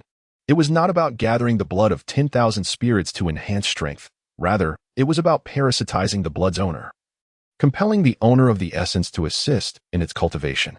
At this moment, blood light filled the sky. Lu Yi had arrived. Chapter 072. Once. First update. Living beings. Lu Yi's blood-red eyes gazed upon the frail demonkin. Although the demonkin were weak, their youth and vitality resembled the burgeoning dawn. To extinguish their burgeoning life would only heighten the thrill of slaughter. All the weak demonkin looked towards Lu Yi, their faces adorned with eager smiles. Truly, among the human race, there were prodigies more extraordinary than even this demon. Come, kill me. Without uttering a word, Lu Yi swung his sword. Splatter. Blood stained the earth. The overwhelming stench of blood soared into the air as countless young demons were cleaved in half by the sword's aura. Their faces bore an eerie smile. And as they were slain, streams of crimson energy surged towards Lu Yi. Undeterred, Lu Yi continued his onslaught. The young demons poured ceaselessly into the ancient battlefield of the celestial prodigies, yet their influx was painfully slow, insufficient to satiate Lu Yi's thirst for slaughter. His blood-red eyes flicked to a filthy firebird nearby, devoid of any semblance of dignity. With a swift motion, he unleashed a punch. Boom. The firebird exploded into a fine mist, feathers scattering through the air. Lu Yi let out a soft exclamation. With another punch, the heavens seemed to lend him strength. A tempest swirling in the void. The vermilion bird, consumed by endless regret, felt her form shatter under Lu Yi's strike, and a strange sense of liberation blossomed within her. Death would be a release. Lu Yi had saved her twice, and she owed him 2 lives. At that moment, memories flooded back to her. The vermilion bird? One of the 4 divine beasts? How could such a small creature bear such a title? Anyone who knew would recognize her as the vermilion bird, while those unaware might mistake her for a mere chick. Hello there, little chick. We meet again. TSK, what a dusty appearance you have. Let me wash you. Cough, cough. You little thing, how can you repay kindness with enmity? I offer you a bath, and you drag me into the water? Little bird, we meet again. What is going on with your kin? Why are they relentlessly pursuing you? For heaven's sake, you are the vermilion bird. The demon clan knows your kind. If they don't regard you as royalty, they are indeed blind, yet they still hunt you down. Follow me, if you do not. It won't be long before you meet your end. This monarch of all spirits is truly fearsome. But worry not, little bird, watch how I deal with him. Lu Yi engaged in a battle of unparalleled intensity against the monarch of all spirits. The more he fought, the more silent he became, until the very end. Lu Yi, have you slain so many of the demonkin? I had no choice. If I do not kill them, they will kill me. In those moments, Lu Yi's visage was etched with fatigue and murderous intent. Such feeble demons, how could they possibly kill you? Feeble demons? Do you not realize that the diminutive creature behind you is the monarch of all spirits? Impossible. I have never deceived you. Step aside. The vermilion bird placed her trust in Lu Yi. However, the carnage was overwhelming. Far too many had perished, including those helpless young beasts that had barely just been born. It was a tragedy. Yet, she only witnessed the plight of her kin and failed to perceive the anguish reflected in Lu Yi's eyes. For him, slaughtering the weak was not merely an act of violence, it was a profound torment. But Lu Yi had no alternative. If he refrained from killing, all his efforts would amount to nothing, rendering the previous slayings futile. At last, the vermilion bird, in a desperate bid, stood before a newborn beast. Its eyes scarcely opened to the world. How could such an infant be part of the monarch of all spirits? Step aside. The murderous intent radiating from Lu Yi had reached a boiling point. He pointed his stone sword at himself. If you wish to kill it, then you must kill me as well. It has only just come into being.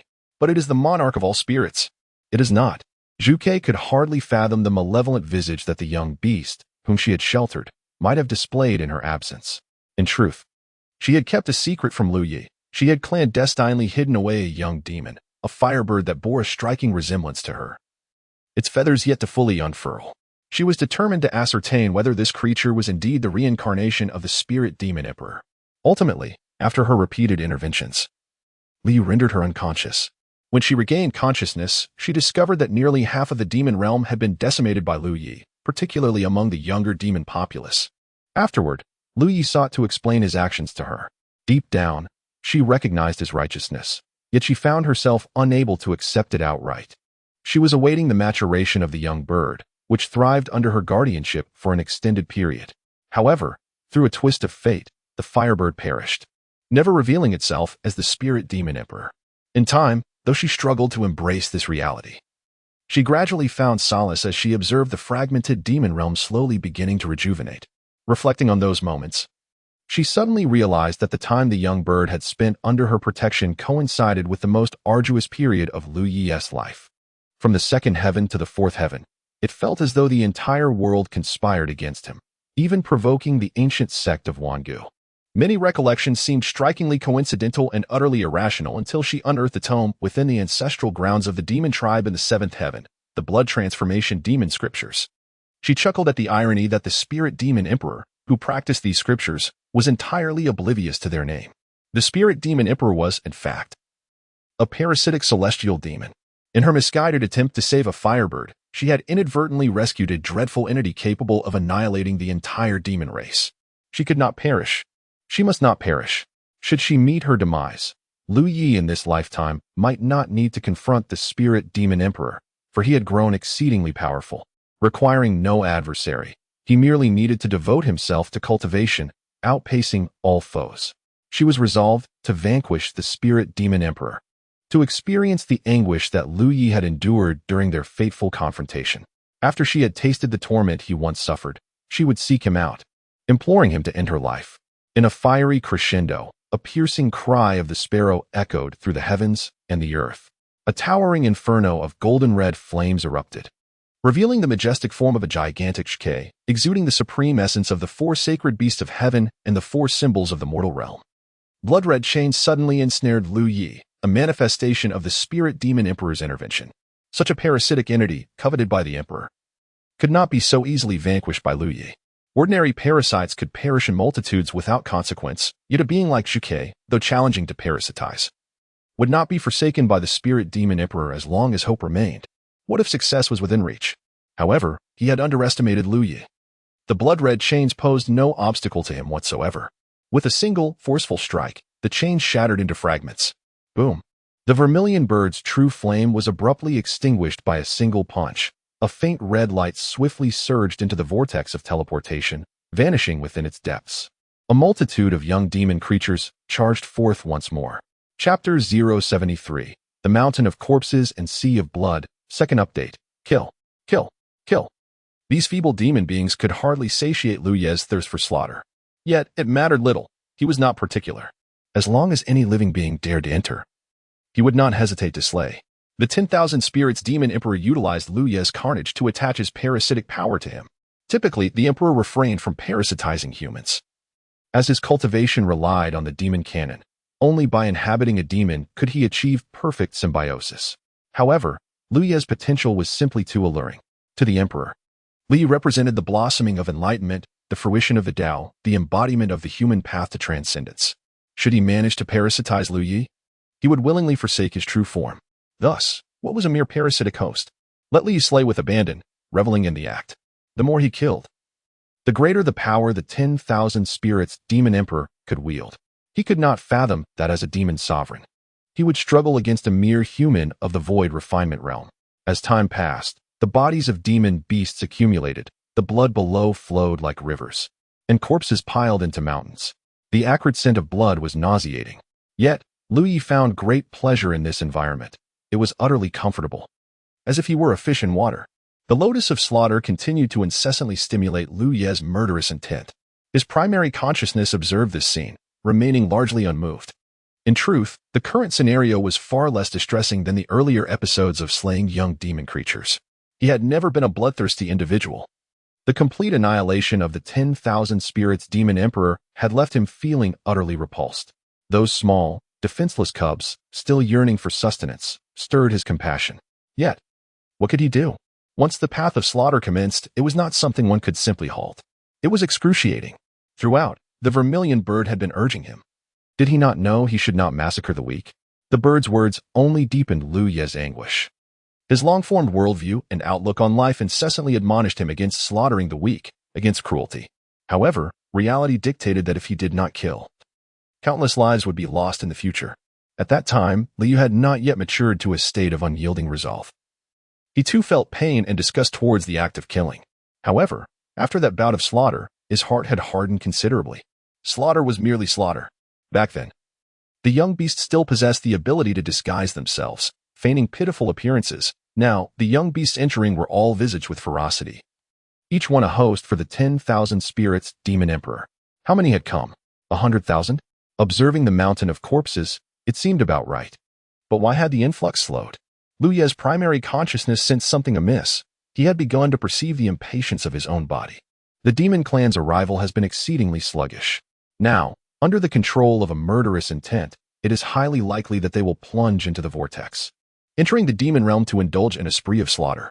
While there is nothing particularly alarming about wreaking havoc among the demon tribe, the crux of the matter lies in the fact that he has yet to etch his name upon the illustrious list of ancient prodigies. Previously, as he witnessed his own body reveling in the act of killing, he nearly forgot that one of his purposes for entering the ancient battlefield of prodigies was to make a mark. Liu Ye's blood-red eyes fixated on the vortex. With an astonishingly naive mindset, he discerned that many beings lurked beyond the swirling depths. Thus, he began to stride forth. Was he truly about to venture out? Liu Ye felt a twinge of helplessness. So be it. If he was to exit, then let it be. However, what Liu Ye did not anticipate was that while he was eager to escape, the sovereign of all spirits was equally determined to prevent his departure. This body had captured the sovereign's utmost favor. Until he had inscribed his name on the ancient prodigies list, the sovereign of all spirits would never permit this vessel to escape. Consequently, a throng of demons surged forth, many of whom were under a century old, their cultivation weak, appearing even to bear the signs of age. It was no longer dependent on juvenile beasts under 20. The options for demon beasts had multiplied significantly. The initial choice of juvenile beasts was predicated on their minimal investment. Their demise could allow for regeneration within the demon tribe, presenting a low sunk cost. Now, witnessing Liu Ye's intent to flee, they discarded all concerns regarding sunk costs. All must enter. All must perish. Thus, another wave of demons erupted forth. Liu Ye also halted his advance, his expression grave, his stone sword whirling incessantly as he relished the act of slaughter. In the Nine Dragons Valley, disciples who had escaped from the ancient battlefield of prodigies, after a period of reassurance, gradually found solace from their terror. This tranquility was fleeting.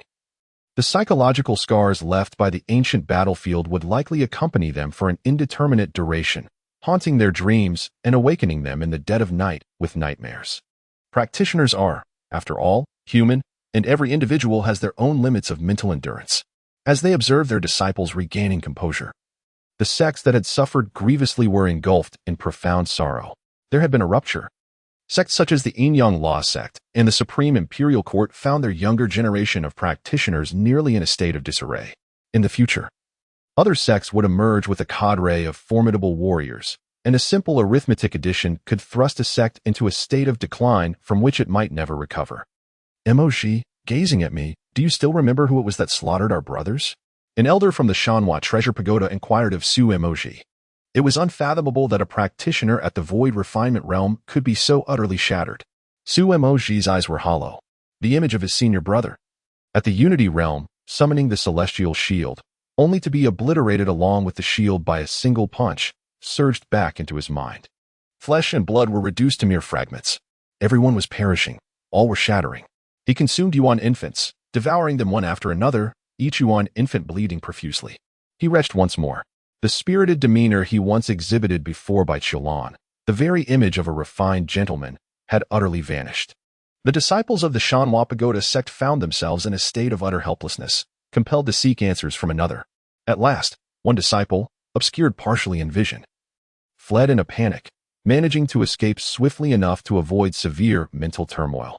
He caught sight of Lu Ye's visage and hastily took out paper and ink to commence his drawing. The first element he illustrated was the ominous aura, akin to flames raging fiercely. With each of his fervent descriptions, a fearsome and malevolent youth materialized on the page. The boy's appearance was strikingly handsome, reminiscent of legendary figures. Yet his expression was chillingly cold, capable of instilling terror in passers-by and silencing infants with a mere glance. Is this indeed the individual? The disciple nodded vigorously. Are his eyes truly that immense? Observing the eyes depicted on paper, which were exaggeratedly large, the elders of the Shanhua Pagoda sect began to waver in their confidence. This proportion seems rather excessive, does it not? The disciple continued to nod insistently. I witnessed it with my own eyes. This is how he looks. Chapter 074. If only my senior brother were here. Third update. While the disciples of the Shanhua Pagoda sect fervently sketched the portrait, Bai Qiulan was discreetly communicating. Elder son, please shatter the soul stone of my disciple, Lu Yi, quietly and without detection. Sunli? Although puzzled, Sunli complied. Who is this person? Does anyone recognize him? Elder Yu Tianyu of the Shanhua Pagoda sect utilized the drawing to create a proportionately enlarged image, outlining the figure with various energy lines. The youth appeared tall and imposing, with astonishingly large eyes surrounded by a tempest of blood flames, resembling a reincarnated deity of death. All gazes turned towards the floating image of the youth in the sky. This person seems familiar. On the side of the Great Tao sect, Yu Hongling paused in astonishment at the figure suspended above. Is this my senior brother? She strained to discern even a trace of similarity to Lu Yi in the image. Yet, she found nothing. It was utterly elusive. Which divine being rendered my senior brother in such a manner? As everyone scrutinized the image, they could not help but shake their heads. Judging by the physique, it bears some resemblance to those from the robbery sect. People of the Central Continent, do you recognize this individual? The Central Continent's court was relieved, grateful for their strong ties with the Great Tao sect, having heeded Bai Qiulan's counsel. Although no names had been inscribed on the eternal pride list, they had at least preserved their own safety, a stroke of fortune compared to other factions. No, we do not recognize him. We have never seen this person. And the Great Tao sect? Do you know this fellow? Elder Yu Tianyu's focus was never on the Central Continent, but always on the Great Tao sect. The members of the Great Tao sect too were curious about the identity of this individual. They examined the image closely and pondered deeply, yet ultimately shook their heads. Apologies. We do not recognize him. Elder Yu Tianyu turned his gaze towards Bai Qiulan. By Taoist, surely you must know him? Bai Qiulan remained composed, casting her gaze upon the image without uttering a single falsehood. I do not know him. Do you dare to swear? What nonsense! Who are you to demand my master to swear? Yu Hongling's temper flared suddenly. Elder Yu Tianyu was taken aback. Boldly, I speak with your master, and as a junior. I am entitled to interject, am I not? The voice of Yu Tianyu rang with authority, like a thunderous wave, deafening to the ears. For the weak, such a roar alone could induce a loss of control. To treat a girl in this manner is undeniably ruthless and insidious. Friend, is this not excessive? Bai Qiulan's eyes instantly turned icy, the power of the Taiyin enveloping her. Excessive? Not at all. I merely wish to teach her the meaning of respect towards her elders. Yu Hongling's eyes glinted with anger. You, an old and worthless wretch, dare to claim the title of elder? Your mere longevity is but a fade. If I were of your age, you wouldn't even be able to carry my shoes. Upon hearing this, the expressions of the older members of the He Dao sect soured. Hongling, mind your words. Bai Qiulan reprimanded Yu Hongling sharply. Turning to Yu Tianyu, she added, Elder Yu, as a senior, you should refrain from entangling yourself with juniors. It is unbecoming. Today, I shall forsake all decorum. My sect, the Shanhua, has lost countless disciples. As their leader, if I do not exact revenge upon our enemies, how could I return to my sect with any honor? Bai Qiulan, you are well aware of this villain. He has committed heinous crimes. Why do you hesitate to reveal his identity?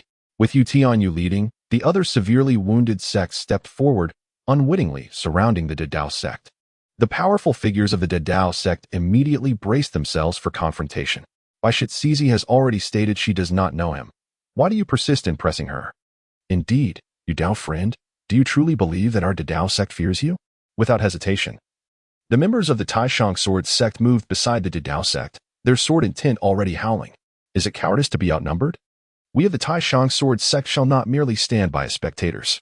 The Zhongzhou dynasty hesitated briefly before also advancing to the forefront of the Didao sect. Numerous sects formed two distinctly opposing factions, tensions escalating.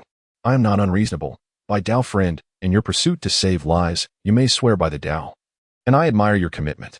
It is our ignorance that has led to the demise of our disciples, and we cannot blame others. Yet, since by Dao friend can swear by the Dao to save others, why does she hesitate to swear that she does not know this villain? Yu Tianyu declared loudly. Enough. If you wish to fight, speak plainly. We are all at the He Dao realm. What gives you the right to demand others to swear by the Dao to prove their innocence? If you believe by Dao friend knows this villain, simply present your evidence. The Taishang sword sect's leader, Langya's sword, retorted angrily. Humph, if you are afraid to confront it, it only confirms your knowledge of this villain. Regardless, the many disciples I lead have perished. Returning to my sect would be a death sentence, so I might as well inquire about your techniques. Come, just show me one move, and we shall see if I can strike you down. The situation grew increasingly volatile, as if a battle could erupt at any moment. Bai Qiulan sighed deeply. She could not bear to witness the various sects of the great wilderness descend into internal conflict. Such strife would only bring about suffering for all.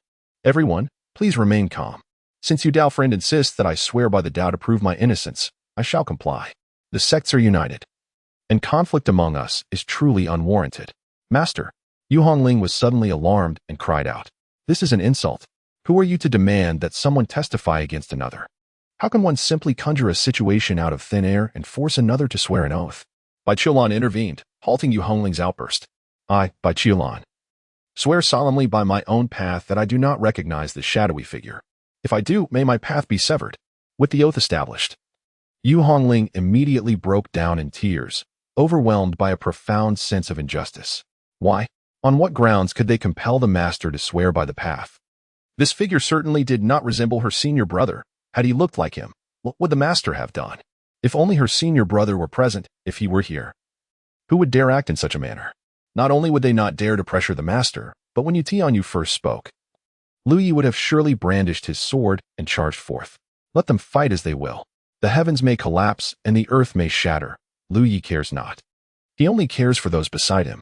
Senior brother, senior brother. After swearing the oath, Bai Qiulan sighed deeply within, feeling a pang of discomfort.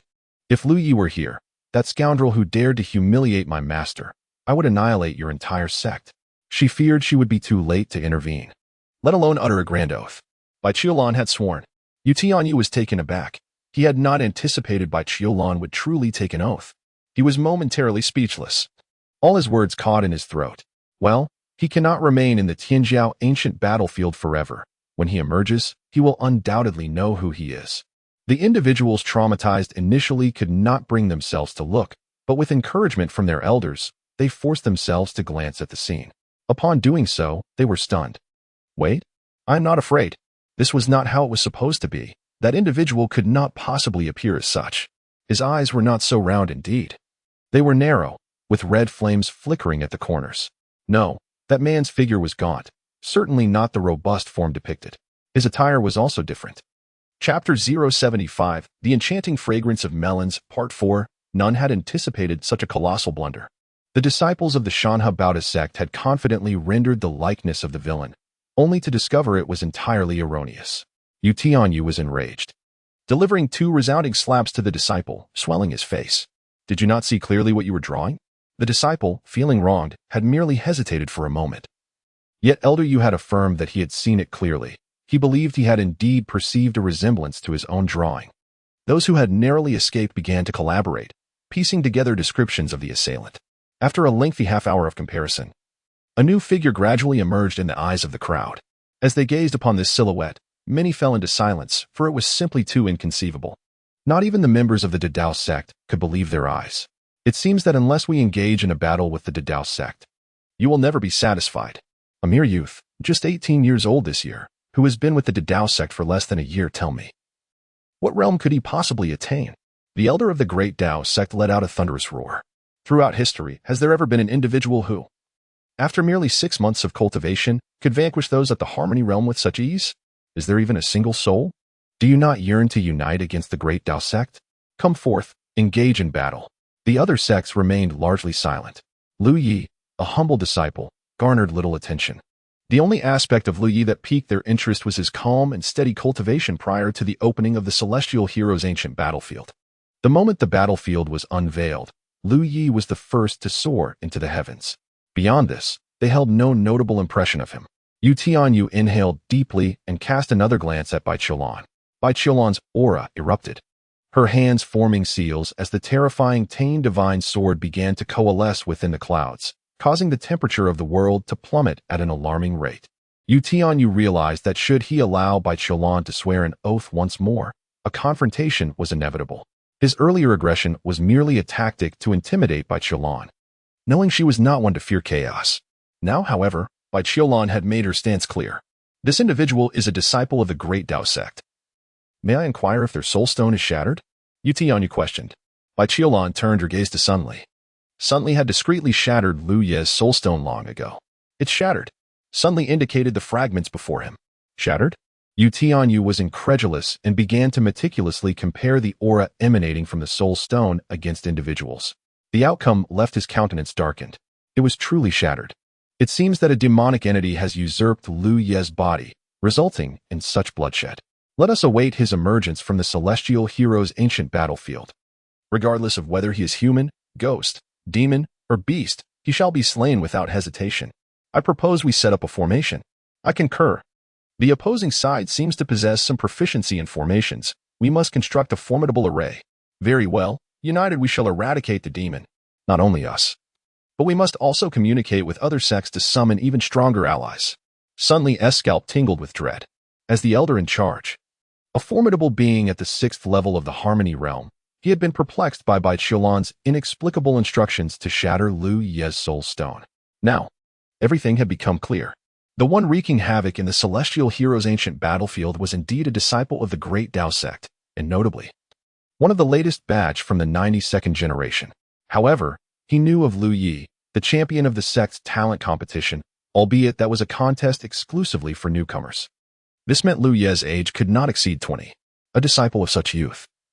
One would think that even encountering a Harmony Realm practitioner would be sufficient to ensure a narrow escape for 50 years. Yet, to slay those at the Harmony Realm? To slaughter a multitude of them? Sun Ruowei was the only person, aside from Lu Yu's fallen confidants, who grasped the general situation. Since departing the Celestial Hero's ancient battlefield, her demeanor had remained unchanged, utterly rigid, absolutely stiff. Others believe that Sun Ruowei was terrified, and given her state, it is not particularly surprising, as there are others who were equally shaken to the core. Indeed, Sun Ruowei was frightened, but not merely by the horrors of slaughter. Her mind has been inundated with an overwhelming amount of information, each piece demanding a considerable amount of time for her to digest. It is genuinely a case of being overwhelmed by the enormity of the revelations. The first colossal revelation is that Bai Qiulan referred to Lu Yi as husband. This time, she heard it distinctly and unequivocally, the term husband, infused with a tenderness she had never encountered in her 60 years of knowing Bai Qiulan. The second astonishing revelation is not only that Bai Qiulan calls her disciple Lu Yi husband, but her other disciple, Yu Hongling, is also incredibly enamored with Lu Yi. In summation, there are currently 3 women, Chu Ling, Yu Hongling, and Bai Qiulan, who are infatuated with Lu Yi. Goodness gracious, it is utter chaos. This situation has profoundly impacted Sun Ruowei's worldview, yet she cannot quell her excitement, a frenzied exhilaration that renders her speechless. The third remarkable revelation is that Lu Yi is extraordinarily powerful, to a terrifying degree. Why is he so strong? The dreadful curiosity sends shivers through Sun Ruowei's very soul. When alone, even if Bai Qiulan were to silence her, she must uncover the truth behind these 3 revelations. Without clarity on these matters, Sun Ruowei feels her path will be irrevocably severed. My goodness, how is it possible that such intoxicatingly perilous news surrounds me? I must indulge. Meanwhile, Lu Yi continues his slaughter. The corpses pile up to staggering heights, blood flowing like a stream. Standing atop the heap of demon corpses, Lu Yi gazes with crimson eyes at the demons charging towards him. Yet, his gaze seems less bloodthirsty than before. The effects of the slaughter lotus are waning. As Lu Ye's murderous intent begins to dissipate, the demons entering the fray have started to slow their advance. This time, Lu Yi does not rush. Instead, he waits for the demons to charge him. As the last demon is cleaved in two, its body collapses upon the mountain of corpses. Liu ceases his actions. The wind cannot disturb his blood-soaked garments, and his hair has turned a deep crimson. At this moment, within the ancient battleground, he stands alone as the last living being. From the 9th level to the 1st, he has eliminated everything. Good and evil, kindness and enmity, all vanished in this singular moment. The world is reduced to this solitary existence. The stone sword disappears. Streams of red light coalesce to form Liu Ye's silhouette, flickering rapidly around him. The contest for the path begins. Chapter 76. The contest for the path, 5th update. What is the contest for the path? It is a method far more terrifying than merely seizing a body. Seizing a body involves devouring a soul and occupying a vessel. However, the body and spirit find it challenging to unite, to become one. In contrast, the contest for the path begins with the way itself, generating a mutual compression of great paths within the soul, ultimately merging into one under the essence of the path, forming the most suitable state. The demon emperor of all spirits possesses great confidence in his own path. The myriad paths of the great way, I exist within the cosmos. The 5 elements and the 9 heavens are omnipresent. He harbored doubts, questioning how far a mere youth could traverse the path of the great way. Regardless of his formidable combat prowess, the immense power he sacrificed was sufficient to draw Liu Yi into the most suitable realm of the great way for him, ready to utterly shatter and consume it. The first path, the way of countless sentient beings. I am the myriad beings, and the myriad beings are me. Enter the path. In an instant, the consciousness of Liu Yi and the myriad spirit demon emperor blurred simultaneously as a colossal ethereal figure materialized above Liu Yi's head. The myriad spirit demon emperor intended to deliver a minor shock to Liu Yi, but as Liu Yi beheld the endless multitude of beings, all of which were manifestations of himself, he pondered the profound state he would find himself in. Would he not question himself, question the great way? How could one's path be so overwhelmingly powerful? With such thoughts lingering, the intertwining paths of the two began to shape the world of the great way. The ethereal figure in the sky began to unveil its form. What was it? The starry sky. Enormous celestial bodies floated in the boundless universe, seemingly motionless, yet in reality, it was the vastness of the cosmos that rendered their movements imperceptible. Each star was breathtakingly immense, adorned with rings of various hues that evoked an indescribable spiritual awe. The myriad spirit demon emperor was rendered speechless. He gazed upon these colossal stars, overwhelmed by the infinite expanse. What of his myriad beings? No. Where indeed were his countless souls? His path was meant to evolve myriad beings, not countless stars. At that moment, the tree of enlightenment upon Liu Ye's arm trembled with excitement, its leaves quivering in exhilaration. He realized he had aligned himself with the right master. Initially, he thought he was merely clutching a powerful ally, but witnessing the spectacle of the myriad stars, he understood that this was far more than just a strong arm. It was, in fact, a celestial tree reaching towards the heavens. Suddenly, the scene of the great way transformed once more. The infinite stars contracted, morphing into a dazzling, swirling vortex. The starry river. An even more breathtaking sight emerged. With the appearance of the first starry river, the second, the third, the fourth followed suit. Each celestial river resembled. No, it was the most exquisite necklace, suspended in the vast universe.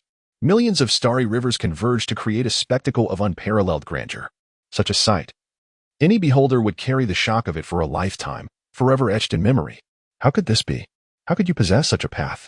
I refused to believe it. In a fleeting moment, the myriad spirit demon emperor let out a terrified roar, unable to fathom the reality before him. Convinced he was ensnared in an illusion, his path faltered, fragmented, and collapsed. His faith lay shattered.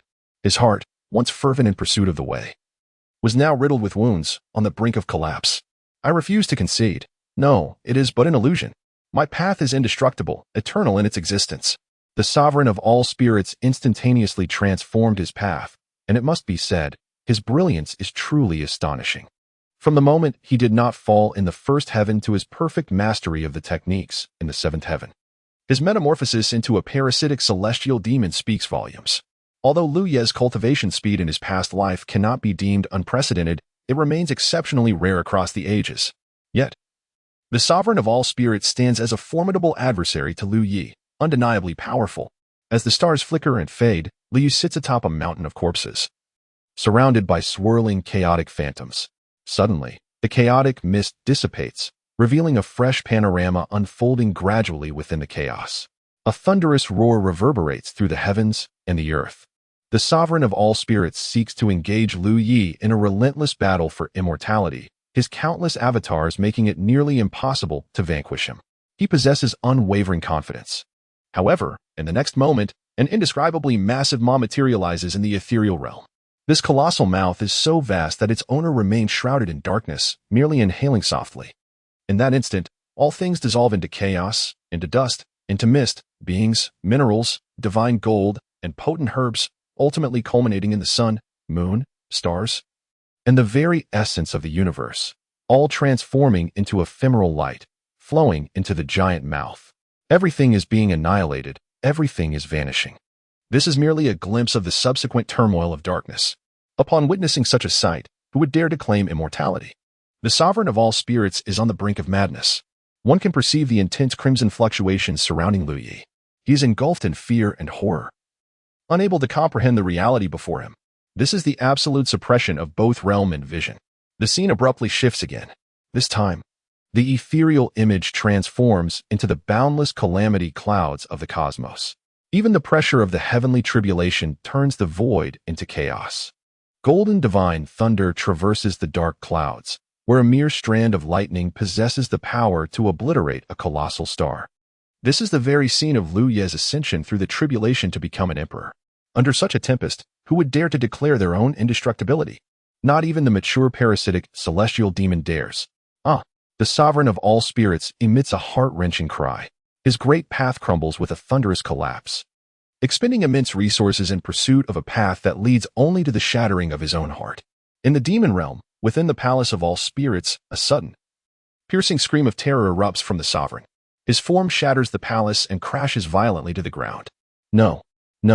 He appears utterly deranged, suddenly kneeling and fervently bowing towards the front, each strike sending dust and stones flying, causing the earth to tremble. I was wrong. Spare me. Ha.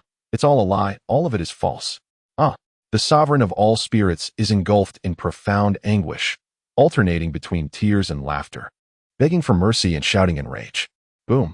Suddenly, amidst the terrified gazes of countless demons, the sovereign of all spirits explodes in a cataclysmic self-detonation. He has self-destructed. What has transpired? The demon race is on the brink of madness. What exactly has the sovereign of all spirits experienced? What horrifying experiences has he endured to drive him to madness, culminating in self-destruction? Lu Yi opened his eyes. This time, the redness in his gaze had diminished significantly. The remnants remained, they were subdued by a burgeoning clarity of consciousness. It appears that the spirit demon emperor may find it exceedingly difficult to overcome this hurdle. Of course, should he truly manage to prevail, he might become a formidable adversary for Lu Yi in this lifetime, albeit a tenuous one. Finally, a semblance of control has been regained. Though it has cost an extravagant amount of resources, what a wasteful offspring, Lu Yi muttered to himself. With a series of hand seals, flames erupted upon the corpse before him. He directed his gaze toward the ninth layer of the battlefield, seemingly piercing through the layers of space to behold the eternal pride ranking inscribed upon the blood-soaked stone monument. It is time to contend for the rankings. The burning mountains of corpses and seas of blood ultimately transformed into a glistening elixir. This potion, imbued with an alluring fragrance and resplendent in crimson, appeared to be a most potent remedy. Under the dominion of slaughter, Lu Yi had no interest in looting. What did it matter to him? He had gathered divine fire solely for the purpose of alchemy and crafting, and now this flesh and blood elixir perfectly suited his ambitions. Without a moment's hesitation, he consumed it in one swift bite. Delightful. In truth, the art of alchemy bears little distinction from roasting meat. Both are derived from flesh. The elixir swiftly metamorphosed into searing energy, coursing through Lu Yi's corporeal form, enhancing his physical strength. However, this increase was but a mere trifle, hardly worth noting. It is time to contend for the rankings. In his previous life, he ranked 33rd. In this life, he aspired to ascend to the pinnacle.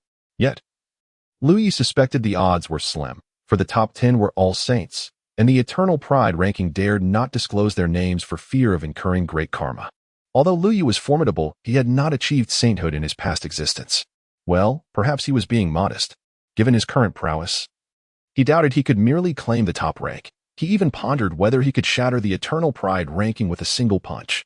The celestial sovereign has been reborn, wholly devoted to the path, and possesses a system, Li Yu's figure transformed into a streak of light as he dashed toward the ninth-layer battlefield. In the blink of an eye, he arrived at the Sea of Blood. The Blood Sea Monument towered majestically.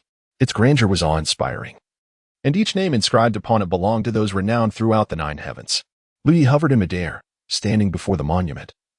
His gaze filled with a faint nostalgia as he regarded the names. In truth, he recognized at least half of those inscribed, each having emerged as a luminary in their respective realms across the nine heavens. Some had already attained the status of emperor, while others held titles of nobility and respect. Li held his breath, his presence serene as a placid lake. His path, his law, his strength, his past and present, his unwavering pursuit of the path. His fist was raised. Behind Li Yu, the winds roared and the heavens shifted between light and darkness. A tempest surged across the entire nine-layer battlefield. Li Yu's black hair danced wildly as his entire being radiated boundless brilliance. Among those listed upon the pride ranking, some were reincarnated emperors, others celestial sovereigns reborn. Some are born with innate celestial bodies, while others possess chaotic divine forms. Yet, such distinctions are of little consequence now. With this singular punch, I seek only the clarity of thought and the perpetuity of the great Tao. My eyes open wide. The heaven's venerable fist. With one mighty strike, a tempest roars. The great Tao ebbs and flows. The divine light enveloping my being converges entirely upon this fist, imbued with the power of the heavens. It descends forcefully upon the stone tablet. Boom. A tremendous reverberation echoes throughout the entire ancient battlefield of the prodigies. No. It resonates across the entirety of the first celestial layer, be it the demon realm, the Buddha realm, or the myriad of great and lesser worlds. All bear witness to this thunderous sound. The sound rings like the evening drum and morning bell, instantly clarifying the minds of those who hear it. With this strike, Li Yu's form retreats. It becomes evident that his fist did not strike the actual stone tablet, but rather the layer of energy that clung to its surface. In this moment, the energy vibrates violently, streams of radiant light coalescing at the base of the tablet. As the light gathers, it forms a radiant sphere. In the next moment, the brilliance begins to leap rapidly above the names inscribed upon the stone. With each pulse, dust and debris cascade from the tablet, and fine cracks swiftly spread across its surface. It is cracked. Li Yu continues to gently swing his arm, although the force of his punch is formidable. The backlash nearly shatters his arm. Gazing at the dancing light, Li Yu is filled with anticipation. Without a moment's pause, the radiant light surges forward, crossing the 100 mark with ferocity. The momentum is astonishing. The first 50. Li Yu's eyes remain fixed. Previously, at the 33rd position, he had received bountiful rewards, elevating his realm by 4 small tiers in one breath. Moreover, through the resonance of the great Tao, he had significantly advanced the previously incomplete text of the 9 lives indestructible celestial canon. The incomplete version permitted the cultivation of merely 3 additional lives. However, through the Tao's resonance, it has now been elevated to allow for the cultivation of 4 additional lives. Thus, the resonance of the Tao is indeed a remarkable opportunity. Onward it climbs. One familiar name after another, renowned across the 9 heavens, is surpassed by this sphere of light. 32nd place. In this moment, Li Yu has transcended his former station, achieving 32nd place. Yet, this is not the end. The light continues to ascend. The top 30. The top 20. As this light pierces into the top 20 of the stone tablet, a magnificent shadow of a stone tablet suspends in the high skies of the first celestial layer. Heaven and earth resonate, celestial music plays, and divine light shimmers. It is as if the very cosmos rejoices at the emergence of a new prodigy. All within the first celestial layer behold the appearance of the stone tablet. What manner of stone tablet is this? In an instant, powerful figures, roused from their cultivation, step forth, now hovering in the skies, their expressions filled with astonishment as they gaze upon this shadowy tablet. The prodigy tablet, the eternal prodigy ranking. As the stone tablet manifests, an extraordinary prodigy has entered the top 20 of the eternal prodigy ranking. The powerful are stirred to their very cores. For those within the top 20, should they not fall midway, they are destined to become terrifyingly powerful sovereigns. A single sovereign can impose dominance over myriad realms. And should one ascend to the status of a celestial lord, they would indeed reign supreme across the 9 heavens and 10 earths, unmatched by any, etching their name into the annals of eternity, rendering the world as a unified voice. In truth, these formidable beings merely seek amusement. The true intrigue lies within the myriad factions of the 9 Dragon Valley. They are acutely aware that a harbinger of death has emerged within the ancient battlefield of the prodigies, where all cultivators have perished. Moreover, according to Bai Qiulan, this harbinger first slaughtered the demons and alien races, signifying an indiscriminate massacre. The ancient battlefield of prodigies is now devoid of any surviving cultivators. Thus, the entity that has surged into the top 20 of the eternal prodigy rankings is none other than this harbinger. He has breached the top 20 of the eternal prodigy rankings. Such an achievement at such a tender age, with a murderous intent so potent. If he continues to mature, the very heavens shall lament beneath his blade. Esteemed friends, this killer has already attained a formidable presence. The once great sage of the 9 heavens, who vanquished the evil cultivators and established the righteous path, now faces the resurgence of malevolent forces. We must unite to eradicate this threat for the sake of all living beings and safeguard a luminous world, declared a venerable elder of the Yin-Yang sect. All sects, relay messages to your respective clans, summoning your strongest warriors. If necessary, we may even call upon the Tribulation Elder. Indeed, every sect resolved to summon their mightiest to jointly exterminate this evil. This transcends individual matters. Should we allow him to grow further, our first celestial realm shall face annihilation. His terrifying bloodlust requires no further elaboration. Elders of the sects, whose disciples had fallen to Lu Yi, were particularly agitated. Many found this reasoning compelling. The individual from the eternal prodigy battlefield, who indiscriminately slaughtered all within, is undoubtedly a demonic cultivator. At that moment, Yu Hongling and Bai Qiulan exchanged glances. Yu Hongling, initially overwhelmed with joy, exclaimed, "My senior brother has become even stronger. In the last life, he ranked 33rd, and in this life, he has surged into the top 20. However, as her joy persisted, a sense of unease crept in. It seemed her senior brother was striving to distance himself from them as swiftly as possible. As the radiant light surged past the top 20 on the stone tablet, it did not cease. It continued its ascent. The numerous powerhouses of the first celestial realm could not suppress the chill rising within them. What kind of monster is this? Lu Yu's mood, at this moment, was remarkably tranquil. Gaining this fortune is a blessing. Losing it is merely fate. The opportunity to cross swords with the eternal prodigies at this juncture is, in itself, a stroke of fortune. The brilliance continued to ascend, albeit at a reduced pace. The top 20 are all titans, with only those who fell mid-journey being exceptions. As he observed the light surpassing name after name, a subtle smile graced Lu Ye's lips. When I faced the great catastrophe of eternity, you all struck at me with fervor. Now, it is my turn to surpass you. 15, 14, 13. The entirety of the first celestial realm was astounded. He continues to surge forward? Yu Hongling's eyelids twitched uncontrollably, disbelief washing over her. Reborn, the senior brother has reached an astounding level of strength.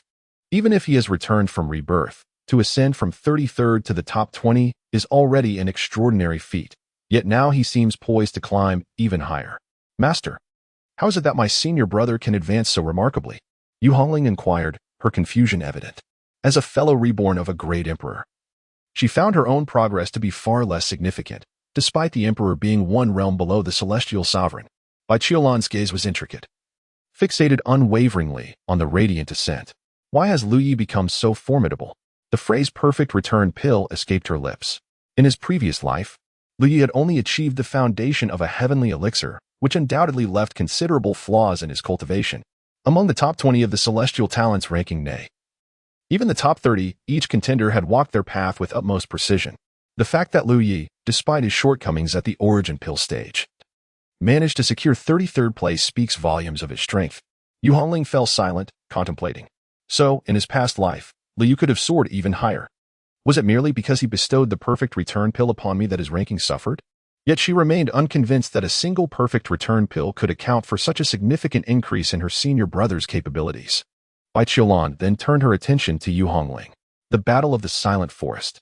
You, the 9 lives celestial sovereign, suffered a setback due to the loss of 1 life, whereas now you remain unscathed, indicating a disparity. She recalled that in his previous life, Lu Yi had not been in peak condition when he inscribed his name on the eternal celestial talents ranking. He was injured at that time, having saved Zhu Ke. Thus, without us, he truly soared to heights unchallenged. Bai Qiulan sighed deeply, her expression void of mirth. As the radiant orb of light reached the 11th position, the invincible sword sovereign retreated automatically. Such a pinnacle sword cultivator was thus surpassed by Lu Yi, inciting a genuine uproar. The shock was palpable. Liu Ye's entry into the top 20 had already left everyone astonished, yet it was within the realm of acceptance, as he was a harbinger of destruction. If his strength were lacking, he could not have annihilated all those in the ancient battlefield of celestial talents. But to breach the top 10? The names of the top 10, shrouded in chaotic light, revealed one amidst the ethereal glow in Liu Ye's gaze. Song Jiutian, revered as the great sage of Jiutian. He was the one who opened the 9 heavens, granting respite to the weak. What was this world like before the 9 heavens were established? The emperor's banners loomed large, eclipsing the sky, with countless beings flocking to them as guests. The purple river carriage became a tempest. Malevolent demons and wicked paths proliferated, growing at an alarming pace. While countless beings drifted like rootless weeds, uncertain of their survival from one day to the next, you dedicate yourself to the cultivation of the Tao, only to emerge and be slain by those who began their training after you. The cries of chaos and destruction echoed. While the infrastructure was built upon the remains of the fallen, fellow cultivator, assist me in attaining the Tao. In such a tumultuous atmosphere, the absurdity of the world becomes all too apparent, where ordinary beings teetered on the brink of extinction. In such a context, the great sage of the 9 heavens, having undergone profound reflection, rises invincibly, vanquishing evil and purifying the cosmos, which is the origin of the 9 heavens. He is a benevolent saint revered by all beings. And even to this day, countless souls pay homage to him. Liu admires him greatly. However, at this moment, Liu has taken his place, directly claiming the name of the 10th. In this instant, a previously void steel in the void bursts forth with unprecedented radiance. Countless shadows of the steel illuminate the heavens. The 2nd heaven, the 3rd heaven, the 4th heaven, all the way to the 9th heaven. The eternal hero ranking is a primordial treasure, possessing infinite power. And projecting a mere shadow in these 9 heavens is indeed a trivial matter. Yet this shadow creates a tremendous uproar across the realms. The hero steel? Has someone entered the top 10 of the hero ranking? Ah, it seems another grand era is dawning.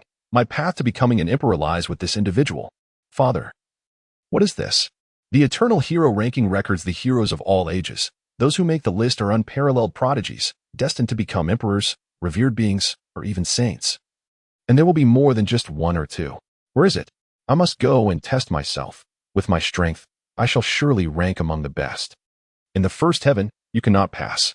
Is there truly no method? Such prominence should belong to my son. The path laid by the saints is indeed arduous. The steel hovers in the 9 heavens. Under the watchful eyes of the multitude, this contest for the ranking has yet to conclude. Liu gazes upon the 9th name inscribed on the steel, Liu, also known as the Demon Saint. Indeed, this individual ascended during the most frenzied and darkest of times, emerging as the most formidable evil cultivator. It can be said that the title of Demon Saint carries an exaggerated weight of significance. 8th, Zhuqingshan. Ah, so the heartless saint is ranked only 8th. Is that so? Deep affection does not endure. Profound love leads to deep wounds. Liu gazes at this name, sighing inexplicably. The path of heartlessness. The path of heartlessness indeed. Were it not for Liu Ye's inherently optimistic disposition, having endured the betrayals of 8 deeply loved women, he might also question himself. As the saying goes, when one person betrays you, it is their fault. But if 8 people betray you, perhaps it is time to reflect upon oneself? There is indeed some truth to this notion. Liu neither rebuts nor agrees with such thoughts. No one is perfect, and neither are saints. In this world, how can there be so many rights and wrongs? One must simply be true to their own heart. To be honest, regarding those 8 women, if even one of them were to return in a reborn state, truly sealing her heart and resolutely moving forward, Liu might not harbor such intense disdain for them. Of course, the prerequisite is that she must never approach him again. Leave him, far away from him, and live well. Perhaps she can carve out a life that astonishes the ages. Is not Shangguan Huanling striving for self-reliance and strength? Her origin devouring heaven scripture is a formidable technique derived from Liu Ye's devouring heaven true scripture. Should Shangguan Huanling manage to harness her own strength to acquire and devour such treasures, she may indeed have a chance to reclaim her imperial throne. Of course, this is contingent upon her actual capability to do so. 7th place, Yao. He did not inscribe his own name, opting instead for the moniker Yao. The great sage of the Yao clan, the devouring heaven mayfly?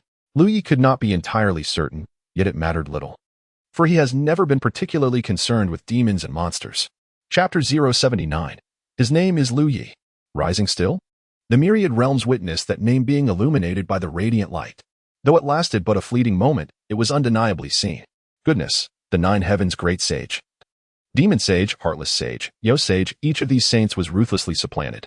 Just how powerful is this newly ascended prodigy? Sixth place, Xiangchan Sheng, the sage of longevity. He is a formidable being who has cultivated the Tao to an unparalleled degree, ultimately aspiring to share eternity with the heavens and earth. Alas, is there truly anything eternal in this world? Even the cosmos will one day transform into ephemeral blossoms of light. Still ascending. Fifth place, Brother Hongchun.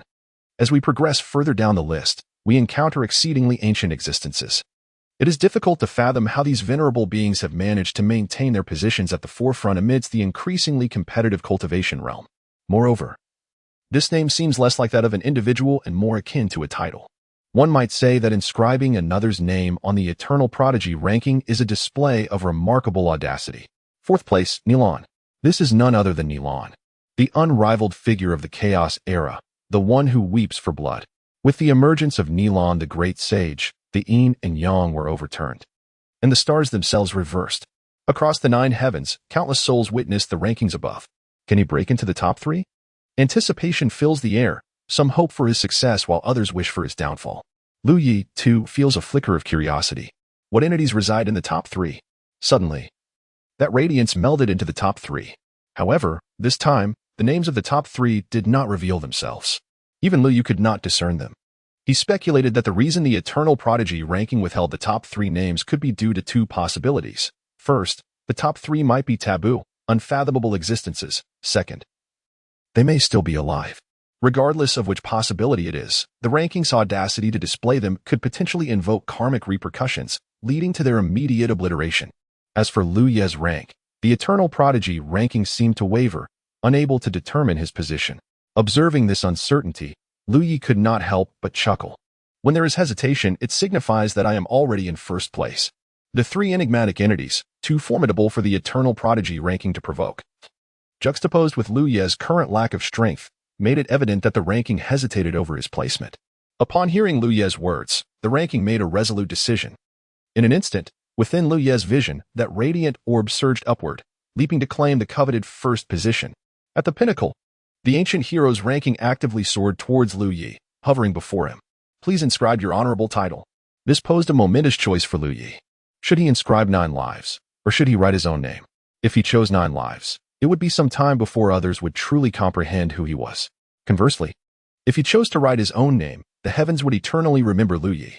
The future undoubtedly held tumultuous battles ahead. After all, the ancient hero's ranking was situated in the first heaven, and the prodigies of the other 8 heavens would have no opportunity to leave their mark.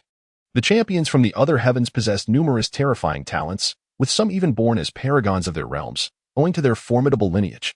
Should Lu Yu inscribe his name, these individuals would become his competitors. But did it truly matter? With his finger as a quill, Lu Yu wrote, in his past life, he had not feared the strongest adversaries. In this life, he was even less daunted. What worth was there in merely surviving and secretly developing to astonish all? In Lu Ye's eyes, only boldness and relentless progress could conquer all enemies and render him invincible. With his finger as a quill, he wrote with elegance. 2 grand characters emerged vividly upon the paper. Lu Yi. Boom. The entire ancient hero's battlefield trembled in unison. Celestial light surged, enveloping the chaos. The great path manifested like chains, revealing itself between heaven and earth. At that moment, the name Lu Yi clearly appeared upon the stone tablet, inscribed upon the ancient hero's ranking, visible to all practitioners across the 9 heavens and myriad realms. Such audacity! In an instant, countless prodigies' eyes sparkled with fervent brilliance. How bold! To boldly inscribe his true name with such conviction, what immense courage this required. Well done, Lu Yi. Many cultivators, having lost their competitive spirit, gasped in awe. This was no ordinary character, but a formidable one. From this singular act, they could vividly envision the bloody storms that would arise in the future. The first heaven, you say? Come forth, I implore you. I can hardly wait to either vanquish you or be vanquished by you. Ah, why am I not the one? Why was I not born in the first heaven? Ancient heroes ranking, do you dare to ascend? Such audacity. Yet, I truly admire it. These were the voices of those unfamiliar with Lu Yi, who were captivated by his actions. In the 9 Dragon Valley, upon seeing the name at the pinnacle of the hero's stone tablet, the crowd simultaneously gasped in astonishment. Lu Yi. He had ascended to the very top of the ancient hero's ranking. Incredible. That was the pinnacle. A multitude of saints, celestial beings, and emperors found themselves beneath his feet on the ranking. The Nine-Dragon Valley fell into a profound silence. The disciples of the Great Path sect longed to cheer at this moment. This was Lu Yi, their disciple. Their disciple had become the foremost figure on the ancient heroes' ranking. Under normal circumstances, they would have erupted with joy. However, the issue lay in the fact that not long ago, Lu Yi had slain numerous disciples from various sects, becoming a sworn enemy viewed with animosity by all. To cheer would be inappropriate. Do not cheer, for it is difficult to contain oneself. The first on the eternal prodigy ranking. Just imagining it fills one with immense pride as a disciple of the Grand Tao sect. Are we still contemplating an ambush? The venerable elder of the Mountain and River Pagoda sect asked, his voice slightly trembling. If it were merely a dozen or so, then an ambush would suffice. But this is the first. The formidable beings of the Supreme Empire were instantly electrified. Why not ambush? What does it matter if one holds the top spot on the eternal prodigy ranking? A prodigy is ultimately a prodigy, not a true powerhouse. No matter how exceptional one's talent, once slain, nothing remains. When he was unknown, we dispatched one from the tribulation realm to eliminate him. Now that he stands as the foremost prodigy, we shall send 10 from the tribulation realm, 50 from the tribulation realm to surround and kill him. I refuse to believe that we cannot handle a newly emerged prodigy. If we do not kill him, will our fallen disciples have perished in vain? If we do not strike today, this murderous seed will return to wreak havoc upon us in the future. The champions of the Supreme Empire were agitated, as were those from the Yin-Yang Law sect. Other factions may have lost a portion of their disciples, but their entire younger generation has been wiped out. Yet, the venerable elder of the Grand Tao sect's Mountain and River Pagoda still harbored concerns. Grand Tao sect, you assert that Lu Ye's soulstone is shattered. Thus he cannot possibly be one of your own. If we were to ambush Lu Yi, would your Grand Tao sect intervene? The venerable elder of the Grand Tao sect pondered for a moment. Intervene. The response was unequivocal. Against whom shall we act? An elder from the tribulation sect inquired. Whoever strikes Lu Yi, we shall act against them. The words of the Grand Tao sect began to shift the dynamics of the situation. You claim that whoever acts against Lu Yi, your Grand Tao sect will side with them? The elder from the tribulation sect appeared to be struggling to comprehend. The venerable elder Qin Yoji from the Grand Tao sect nodded affirmatively. Indeed, Lu Yi is one of our disciples. If anyone attacks our disciple, how could we possibly turn a blind eye? We must naturally protect our own. He has already committed heinous acts by slaying numerous disciples of the tribulation sect. You of the Grand Tao sect not only fail to uphold justice, but also shield this villain. Can you still consider yourselves righteous? The elder of the Yin-Yang Law sect rebuked angrily. He has violated sect rules, and we shall naturally impose punishment according to those rules. However, he remains a disciple of the Grand Tao sect, and any punishment must be carried out within our sect, subject to the sect leader's discretion. If you are dissatisfied with our handling, you may appeal to our Grand Tao sect. But if you strike against our disciples, especially in such a manner as to bully the weak, we of the Grand Tao sect shall not stand idly by. You are inciting civil war. The incitement of civil war is not initiated by us. We are merely protecting our disciple, which is in no way erroneous. At this moment, the Grand Tao sect displayed an unexpected firmness. In truth, aside from those devoid of intelligence who fail to grasp Lu Ye's significance to the sect, anyone with even a modicum of intellect can recognize Lu Ye's value. He possesses the potential to propel the Grand Tao sect to unprecedented heights, transforming it from a second-rate power among the 9 heavens into a leading force, even at the cost of their very lives and the complete exhaustion of their resources. The Grand Tao sect was determined to safeguard Lu Yi. The Supreme Sword sect offered no further commentary, and all formidable warriors silently gravitated towards the Grand Tao sect. Should Lu Yi truly soar to great heights, the Supreme Sword sect would undoubtedly reap significant benefits in the future. The Central State Dynasty also leaned towards the Grand Tao sect. Without delving into specifics, whatever the Supreme Divine Dynasty opposed, the Central State Dynasty would surely endorse. There was no need for further contemplation. The expressions of numerous factions, including the Yin-Yang Law sect, the Robbery sect, the Mountain River Pagoda sect, the Supreme Divine Dynasty, and the Jioli Heavenly Dynasty were most unflattering. If all parties united to eliminate Lu Yi, they believed the likelihood of success would be substantial. However, the current situation was far more uncertain. The Robbery sect was overwhelmed with regret. Their relationship with the Grand Tao sect had been quite amicable. Yet, due to a singular misjudgment, failing to withdraw their disciples in time, they faced dire losses, positioning themselves directly in opposition to the Grand Tao sect. In retrospect, with Bai Qilan having already sworn an oath to the Grand Tao, how could they have been so foolish as to disregard the potential dangers? Bai Qilan was no mere minor player. Having achieved the harmonious path before reaching 100 years of age, she would not act aimlessly. One misstep led to another, culminating in the present awkward predicament. The age-old principle of retribution for murder was a law recognized since ancient times, and I, the underworld, acknowledge this principle. Since the Grand Tao sect chooses to assist a killer, I shall see for myself just how formidable their path truly is. Suddenly, a chilling voice resonated. A thick mist enveloped the area. Although it was dark, it bore no malevolent aura. Amidst the swirling black fog, 7 figures emanating a terrifying presence emerged within the 9 Dragon Valley. And I, from the Eternal Sect, joined the fray. Another wave of peak harmonious path, and even Tribulation Realm experts appeared. Both the Underworld and the Eternal Sect had aligned themselves with the faction intent on slaying Lu Yi. The countenance of the Grand Tao sect's allies darkened. How lively this is! I never anticipated that my junior brother, who spoke of a remarkable prodigy, would indeed ascend to the pinnacle of the eternal prodigy rankings. I am quite eager to test Lu Ye's mettle. A striking young man clad in a moon-white robe, holding a folding fan and wearing a smile, stepped forward. The moon-white robe was adorned with an intricate depiction of a unique pavilion. Even the heavenly pavilion had come to join the excitement. Lu Yi remained blissfully unaware of the commotion outside. He was immensely pleased with himself. First place. He had indeed become the top contender. However, had he known of the tumult beyond, he might have felt even greater joy, albeit with some lingering murderous intent yet to be resolved. Boom. A colossal beam of light descended from the heavens. The rewards associated with the eternal prodigy rankings began to be distributed. Perhaps it was due to Lu Ye's position at the top. Or perhaps because no one else had ascended the ranks alongside him. This time, the rewards were remarkably generous.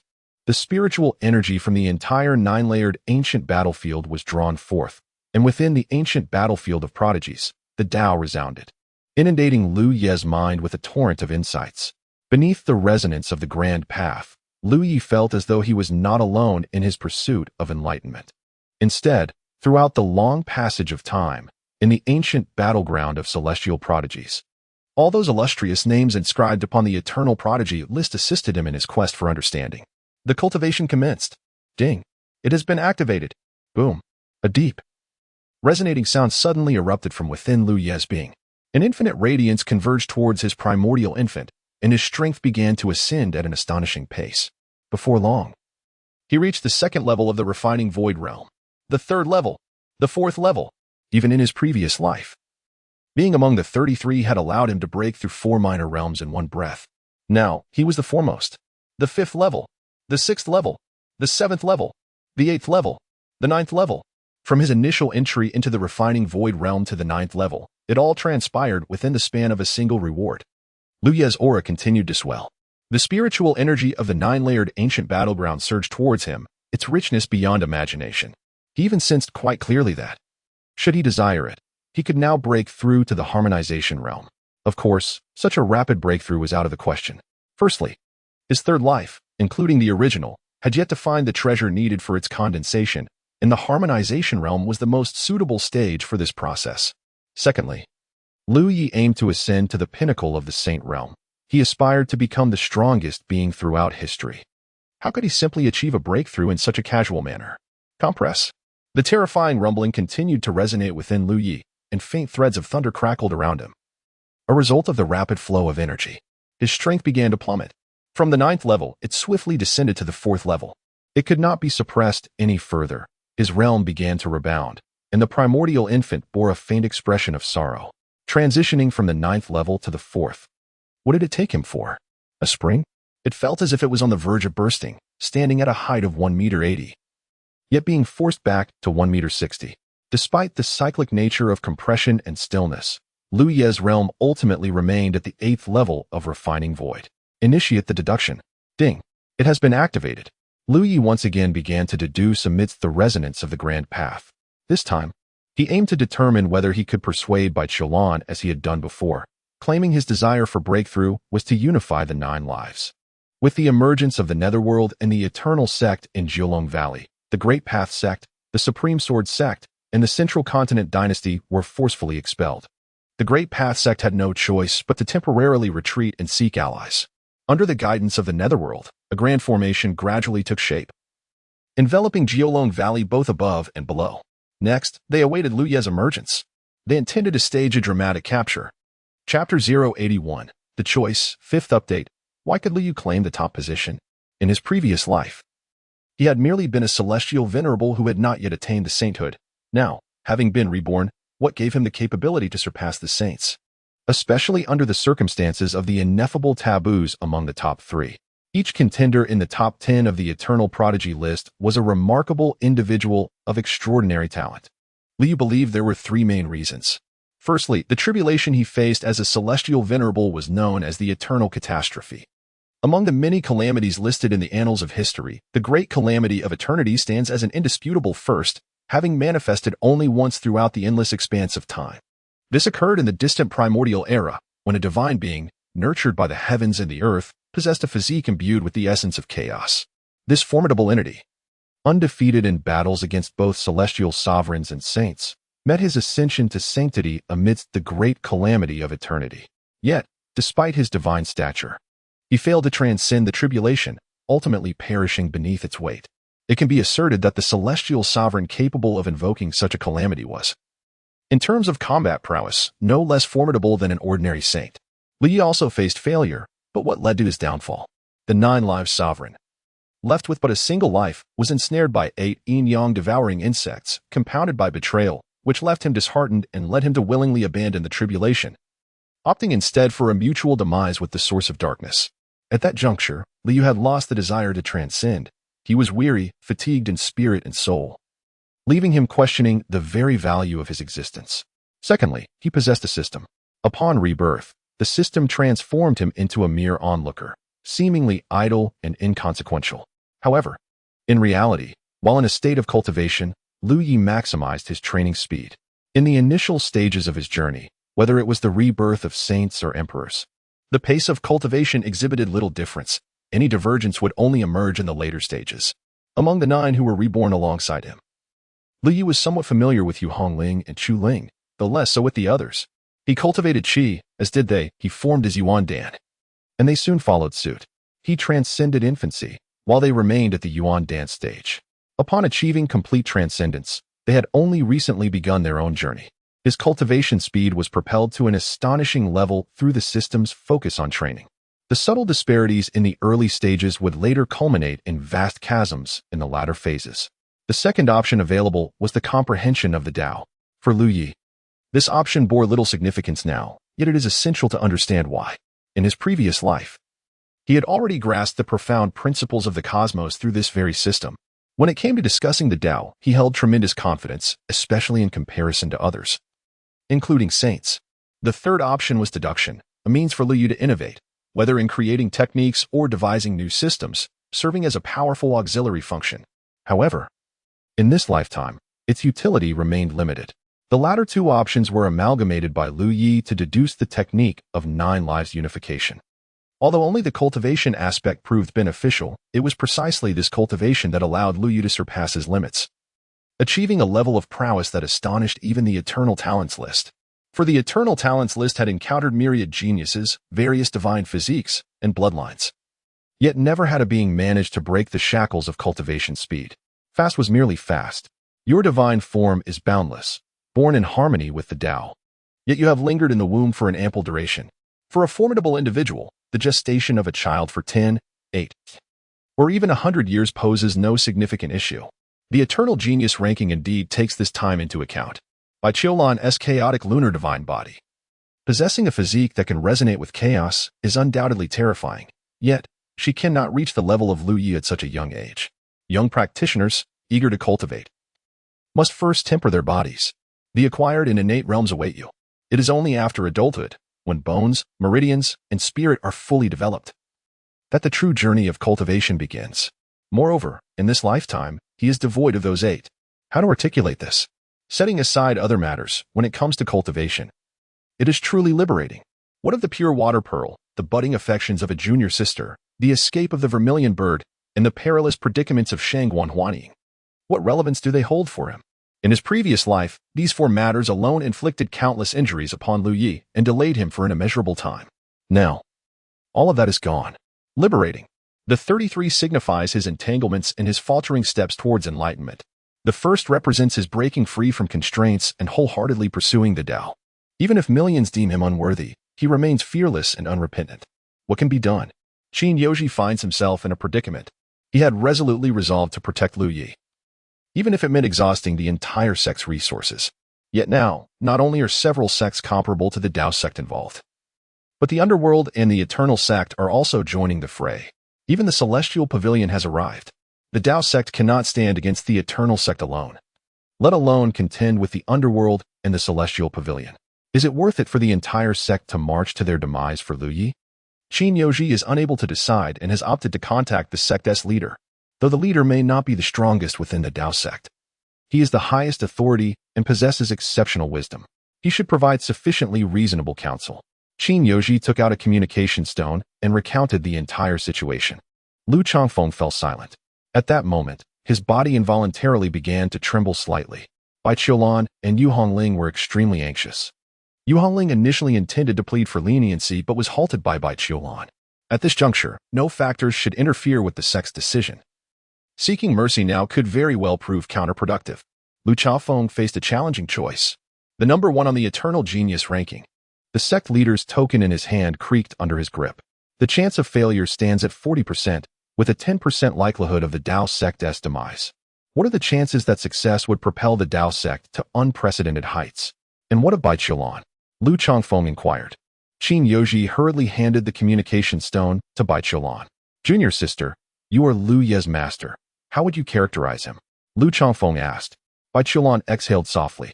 He is deeply loyal and principled. When the esteemed elder of the sword sect asked if he would be willing to leave the Bailan Peak and join another sword cultivation sect, why did he respond affirmatively? The specific reasons are not convenient for me to disclose, but I can assure the sect that Lu Ye's deep affection is rare throughout history. Lu Changfeng felt a surge of hope as his mind calculated the odds of success. Perhaps 20%, 30%, 40%, 50%? What chance does the Tao sect have to soar to greatness? Lu Changfeng clenched his fists. Transmit the order of our sect leader. Summon the ancestors to aid our disciples. Which ancestor? Sect leader. At this moment, Lu Changfeng donned his armor, his dark hair billowing wildly. With a sweeping motion of his hand in the void, he declared, "The rise and fall of the Tao sect rests upon this day." Chapter 082, The Tribulation Assault, Part 1. He still couldn't hold back. Achieving the 9th level of void refinement. Initially, he intended to temper his excitement, but the accolades from the Everlasting Talents list were simply overwhelming. The 9th level of void refinement was commendable. Glancing at the top of the Everlasting Talents list, his name shimmered repeatedly, and Lu Yu couldn't help but smile. It was time to emerge. He pondered whether there would be a fierce battle awaiting him outside. Lu Yu was indifferent. Whether to fight or kill mattered little to him. Right or wrong was irrelevant. Even if he was at fault, it bore no consequence. His figure vanished. No. Our Central State Dynasty cannot accompany you in this gamble with the Tao sect. The Central State Dynasty was taken aback by the full-scale assault from the Tao sect. You are utterly insane. This is a mere talent yet to fully mature, and you have stirred such a catastrophic storm. Who does not know the road to greatness is littered with bones? You are simply, our Central State Dynasty will not partake in your madness. Naturally, the Tao sect would not impose. Meanwhile, many from the Supreme Sword sect furrowed their brows. Indeed, it was somewhat reckless. Yet, it was undeniably thrilling. Lu Yi was not a disciple of the Supreme Sword sect. They were merely allies with the Tao sect. Thus, even if the Supreme Sword sect offered their full support, they would not reap as substantial rewards as the Tao sect. However, they could not abstain from the fray if they did not engage in the counter-assault. Would their swords not rust? No, they must involve themselves in some manner. After contemplation, the Supreme Sword sect reached a decision. Anyone who wishes to assist the Tao sect is free to act. Upon hearing this, the sword cultivators of the Supreme Sword sect erupted in excitement. Although not all had mobilized, a significant number of sword cultivators joined the fray. They were drawn to the thrill of the chaos. Members from the Everlasting sect and the Underworld Sky Pavilion had already emerged. Could the Supreme Sword sect remain idle? For the combative Supreme Sword sect, inaction was more intolerable than death. Despite Liu having slain 2 disciples of the Supreme Sword sect, they had perished in their pursuit of the path. and thus could not lay blame on anyone else. The sect had already commanded their retreat, yet they remained resolutely committed. Even if it meant death, there was no regret in their hearts. Such is the way of practitioners. Liu descended from the 9th level battlefield, scavenging treasures along the way. Upon reaching the 3rd level battlefield, he realized he had been caught in a frenzy and had not thoroughly looted the area. From the 9th to the 1st level, Liu gazed at the swirling vortex of teleportation. Without hesitation, he stepped forward. Amidst the shifting light and shadow, countless figures loomed. Akin to the celestial soldiers besieging the great sage Sun Wukong, entirely encircling Liu Yi with no avenue of escape. As the last soul was transported away, the space behind Liu Yi vanished. The ancient battlefield of prodigies, which had awakened once in a millennium, drew its curtain today. Liu raised his gaze towards all directions. Layer upon layer of formations surrounded him, with figures radiating formidable auras fully armed. How impressive! They truly hold him in high regard, bringing so many for a mere tribulation. Will they strike directly, or engage in empty rhetoric? The first on the eternal prodigy list, Liu Yi, was indeed extraordinary and astonishing. My junior disciple spoke of your unparalleled formations. Thus, I have laid down these 3,000 bewildering arrays for you. If you can break through, you may escape. If not, you shall perish here. The current master brother of the heavenly pavilion, Lu Xiuentian, chuckled. Liu Yi, daring to inscribe your name on the eternal prodigy list. You must have anticipated this day, no? You harbor no enmity with the underworld, and we are merely executing the will of others. My apologies. Liu Yi, you have slaughtered many disciples of the Yin-Yang sect, branding you as a fiend. We must ensure your demise today. Liu Yi, should you surrender? Perhaps a glimmer of hope remains. Yet, should you remain obstinate, my supreme empire shall seek vengeance for our cultivators and the royal lineage. Liu Yi, have you considered the repercussions of taking the lives of our eternal sect disciples? Blood for blood, what do you have to say regarding the outcries of others? Liu refrained from rebuttal. Their words were blunt and held substantial merit. Indeed, he had taken the lives of many innocents in his state of slaughter. Yet, what of the eternal sect? Liu regarded the speaker from the eternal sect with disdain. Hypocrisy. The representative of the eternal sect fumed with rage, exclaiming, You remain silent when others speak of you, yet when I do, you insult me. How unfair. The eternal sect was the first to strike. A golden miniature mountain surged forth, rapidly growing in size as it hurtled towards Liu Yi. Almost simultaneously, all the powerful beings unleashed their attacks. Among them were dozens of Tribulation Realm experts, including formidable individuals in the mid to late stages of Tribulation. It was evident that they were resolute in their intent to eliminate Liu Yi. Liu Yi formed seals with his hands, mastering myriad laws and illuminating countless paths. An endless brilliance surged towards him, manifesting a blurred, three-legged cauldron above his head. The ancient cauldron, weathered and marked by the passage of time, erupted with a thunderous roar. With just the first wave of assault, Liu Yi coughed up blood. The disparity was considerable. He had refined the void and the unity. Yet transcending the tribulation was nearly impossible. Even if he were to break through to the unity realm in the heat of battle, it would be a precarious endeavor. Insufficient accumulation would inevitably lead to flaws in his breakthrough. However, Liu Yi remained unperturbed, channeling seals into the bronze cauldron, which seemed to resonate with the distant void. Boom. The second wave of attack arrived. The bronze cauldron trembled violently. In that moment, Liu Yi's speed in forming seals reached an astonishing level. Within the void, not only were there terrifying energy fluctuations, but also intricate patterns rapidly emerged. Great ascension to exterminate demons. Eternal verdancy. Yin and Yang in chaos. A plethora of mystical arts and supernatural abilities emerged in rapid succession. Liu Yi continued to spit blood, the bronze cauldron teetering perilously, with numerous fissures appearing on its surface. Ha ha ha, the number one on the eternal prodigy list is nothing but this. Behold my great wilderness fist. You are still too young, if I were in your position. Even if I entered the demon realm, I would never return to the great wilderness. After having slain so many of the human race, do you still dare to return? Do you truly consider yourself invincible? Without further ado, unleash all your might to kill him. Liu maintained a calm demeanor. Suddenly, a colossal phantom materialized behind him. An indistinct figure of a Buddha. If the Buddhist sect were to witness this scene, their eyes would surely bulge in disbelief. What? You too can wield the techniques of the Buddhist school? The Buddha enveloped Liu Yi in an embrace, absorbing all incoming attacks. Liu Yi continued to form seals. The ripples in the void multiplying. The Buddha shattered. An ancient lotus flower blossomed, engulfing Liu Yi. Defense. Once again, It was a defensive technique. At that moment, a tremendous commotion erupted from the periphery. The great Tao bell rang softly, and in an instant, the entire Nine Dragons Valley was reduced to ruins. Endless patterns materialized, revealing the might of various grand formations. Lu Yi, hold on. We are coming to rescue you. Lu Yi heard the voice of Lu Chanfeng, a serious expression momentarily giving way to a smile. He had not anticipated that the great Tao sect would extend a helping hand to someone so bloodied as himself. However, such assistance was not particularly necessary. Chapter 083, The Purpose, Second Update. Dust billowed into the sky, and the ground trembled under the tremendous roar. It had been many years since the great wilderness had witnessed more than 50 tribulation stage cultivators acting in unison. Moreover, it had been ages since the top-tier forces, the 3 schools and 5 sects, had all emerged together. The great Tao sect alone had summoned 19 tribulation stage cultivators, along with 6 scattered deities and numerous harmonization and virtual refinement practitioners. Each powerhouse from the great Tao sect was armed to the teeth. Scattered deities were those who had failed their tribulations but had not perished, their paths to the great Tao severed.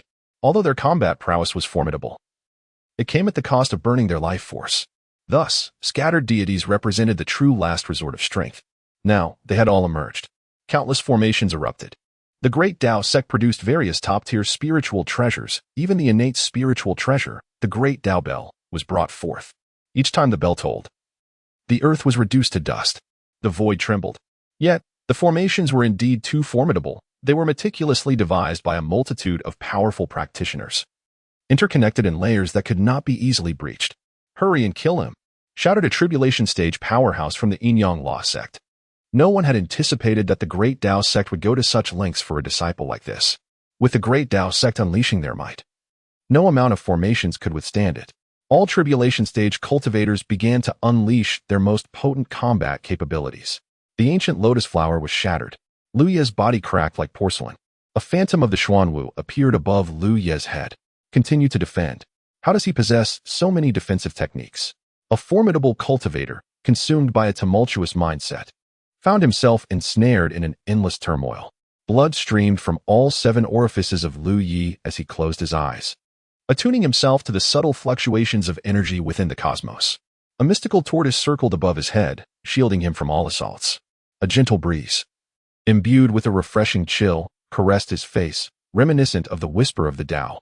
Amidst the rampant energy, a singular thread emerged, swiftly expanding and weaving its way through the chaos. These intricate patterns disregarded the tumultuous energies, rapidly taking form in the void, ultimately coalescing into an extraordinarily profound array. Bai Qilan, who had been engaged with a group from the Tao sect in assaulting the formation, was abruptly struck by the sight of the Tao patterns unfurling in the air, her expression shifting dramatically. Something's amiss. Quickly retreat. Bai Qilan shouted in alarm. What? The Tao sect members were bewildered. Listen to me. Everyone, retreat, especially those in the tribulation stage. The wind suddenly intensified. An invisible force began to succumb to the influence of the formation, plummeting from the heavens. This essence was exceedingly nebulous, fragile as if it would disperse at the slightest breath. If unleashed upon a target, it would scarcely sever a single hair. Many sensed this weak and indistinct aura, yet they remained oblivious to its nature. Lu Yi had expended tremendous effort, forming countless seals only to summon forth such an entity. One cultivator in the tribulation stage waved his hand dismissively. Whatever this is, let us disperse it first. However, as his power made contact with the tendril of energy, an instant later, boundless tribulation force ignited as if doused in oil. It is the might of the heavenly tribulation, a tribulation stage cultivator exclaimed in shock. Boom. The originally gentle and refreshing wind abruptly turned frenzied, becoming violent and chaotic. Would have been a clear sky transformed in an instant, thick black clouds enveloping the firmament. The oppressive clouds loomed over the mountains, while fierce winds shattered trees. The aura of calamity spread rapidly among the tribulation stage cultivators, rendering them powerless to eradicate it. At that moment, the expressions of the Tao sect and Taishang sword sect cultivators reflected sheer terror. As they stumbled backward, their faces contorted with fear. Who has lost their mind? Who dares to undergo the tribulation now? They wondered. With so many in the tribulation stage present, engaging in such folly was akin to a dung beetle seeking filth in a latrine. The Tao sect and Taishang sword sect fled with incredible speed, having escaped the grasp of the formation. In the vast expanse of the world, they could run freely. Yet, the tribulation stage cultivators surrounding Lu Yi were left in a state of panic. Where was this calamity emanating from? All eyes, filled with murderous intent, were fixated on Lu Yi, drenched in blood, who now smiled at the encircling cultivators. As he beheld the multitude of tribulation stage beings intent on his demise, Lu Yi had already devised a strategy. Sometimes, the act of murder does not hinge upon one's superior strength, but rather upon the manipulation of circumstances. Now, the situation had grown lively. Quickly, dissolve the formation. Allow me to escape. Amidst the turmoil, those in the tribulation stage, untainted by calamity, were struck by a sudden wave of panic, yearning to escape the formation and flee as far as possible. Yet, the formation remained intact. How could Lu Yi hope to break free from it? Were the others ensnared within the formation fated to escape so easily? Dispel the formation. Quickly, dispel it. He cried out in desperation. Who on earth set up this formation? Hurry, unravel it. Alas, he realized that he too had been targeted by the thunderous tribulation. It was over. With so many in the tribulation stage converging, the power of the heavenly calamity would be tremendous. It was a dire situation. All were doomed. Sun Tian, who had traveled from the heavenly pavilion, had not engaged Lu Yi throughout their journey. His curiosity was piqued solely by the young man. Yet now, he found himself not in the tribulation stage, but at the pinnacle of the harmonization realm. To his astonishment, the heavenly tribulation had also singled him out. The intensity of the calamity was overwhelming, locking on to everyone present regardless of their tribulation status, including Lu Yi. Lu Yi, on the other hand, wore a joyful smile. Let us face the tribulation together. How lively it shall be with 4 to 5 dozen in the tribulation stage. He gazed skyward, where the ominous calamity clouds loomed, completely shrouding the light of day. The world was enveloped in darkness. Boom! A thunderous bolt tore through the clouds. All those in the tribulation stage looked up in despair, witnessing the silver-white lightning weaving through the darkened sky. Typically, the lightning for those undergoing tribulation would appear white. However, this silver hue suggested a power that surpassed mere classification. The formidable beings of the Tao sect fled in a frenzy, particularly those in the tribulation stage, racing 1,000 miles away, yet still feeling the chill of dread prickling their skin. The apprehension was palpable. Why had such a scenario unfolded? Lu Changfeng turned to Bai Qilan, who had been the first to caution everyone about retreating. She surely understood the gravity of the situation. Bai Qilan steadied herself, explaining that the technique employed by Lu Yi was known as the Heaven and Earth Calamity Technique, a formidable form of sorcery. However, Lu Yi's current power was insufficient, and he did not intend to wield this technique for harm. With so many in the tribulation stage, all he needed was to stir a wisp of the heavenly calamity intent, and the calamity energy of all those in the tribulation stage would be ignited. The heavenly tribulation would thus lock onto them. Lu Changfeng inhaled sharply. Lu Yi, you are indeed audacious. To draw 4 to 5 dozen into such a dire calamity was ruthless. However, in doing so, he too was ensnared by the heavenly tribulation and would inevitably face its wrath. Bai Qilan closed her eyes. The act of killing was not the primary objective, rather, it was the impending heavenly calamity that loomed as his greatest aim. Chapter 084, All Reduced to Ashes, Part 3. Lu Changfeng still failed to comprehend Bai Qilan's meaning. With a resounding clap of thunder, the heavens and earth were instantaneously rent asunder by the silver-white lightning. The thunder descended not as a single strike, but as a multitude, raining down upon the entirety of Jiulong Valley. A formation? Trapped like fish in a barrel? Indeed, the vessel was sturdy, yet all the powerful beings had become mere prey, ensnared completely. It must be acknowledged, the formation laid by this group was truly formidable. The first wave of densely packed silver-white lightning failed to shatter the entire formation. We must unite to withstand the tribulations of heaven. If we engage in individual battles, our demise is inevitable. The ancient sect, on the brink of exasperation, bellowed in frustration. Victory had seemed certain, yet Lu Yi focused solely on defense. Just as it appeared he would be completely vanquished, he revealed a singular, pivotal move. From the very beginning, he had anticipated the method to break the deadlock. The seals he had formed were not defensive spells at all, but rather intended for the construction of this very array. Boom! The second bolt of tribulation lightning descended. All formations were utterly obliterated. An endless surge of calamity energy permeated the air, with the essence of thunderous spiritual energy reaching its zenith, crackling with errant bolts of lightning. A colossal shield was raised, belonging to the ancient sect, a treasure of innate origin known as the indestructible shield. Everyone combined their strength. At this moment, no one paid heed to Lu Yi. Although the Xuan Wu above him had dimmed considerably, breaking through it required collective effort. All those in the tribulation phase gathered behind the indestructible shield. An overwhelming influx of spiritual energy surged into it. Shadows of shields rapidly materialized, culminating in a total of 99 radiant shields. Lu Yi closed his eyes, his hands swirling above his dantian. A faint silver light flickered around him as the errant thunderous essence began to converge towards him. He had been cultivating his true essence. It was time to refine his body. Boom. The third bolt of tribulation struck. Layers of shield light on the indestructible shield were annihilated with relentless force. The entire shield sank, and the weaker tribulation practitioners coughed up blood, their bodies severely battered by the overwhelming impact. It was overwhelmingly powerful. Quickly, everyone, draw forth your defensive treasures. The practitioner from the underworld roared in fury. He was the first to summon his spiritual treasure, a completely black talisman that ignited, forming a dark curtain of light. The others hastened to act as well. The fourth bolt of lightning descended. Boom. All defensive spiritual treasures shattered, reduced to ruins. The mightiest indestructible shield was pierced through. All the practitioners in the tribulation phase were left charred, suffering varying degrees of grievous injury. This was only the fourth bolt of tribulation. One must remember that there are 9 in total. Despair engulfed the hearts of all. One practitioner in the tribulation phase turned to Lu Yi, his gaze ignited with venomous rage. It's all your fault. You must die. Lu Yi nodded gently, inviting the assault. He formed seals once more. At this moment, the Vermilion Bird, Xuan Wu, Azure Dragon, and White Tiger united, creating 4 luminous barriers that enveloped his body entirely. A shadow of Xuan Wu had already endured 3 strikes without complete destruction, and now Lu Yi had condensed the 4 symbols into one. I will see you dead. The tribulation practitioner had become utterly deranged, roaring as he charged at Lu Yi, his aura swelling uncontrollably, his body inflating like a balloon. Lu Yi was taken aback, realizing self-detonation.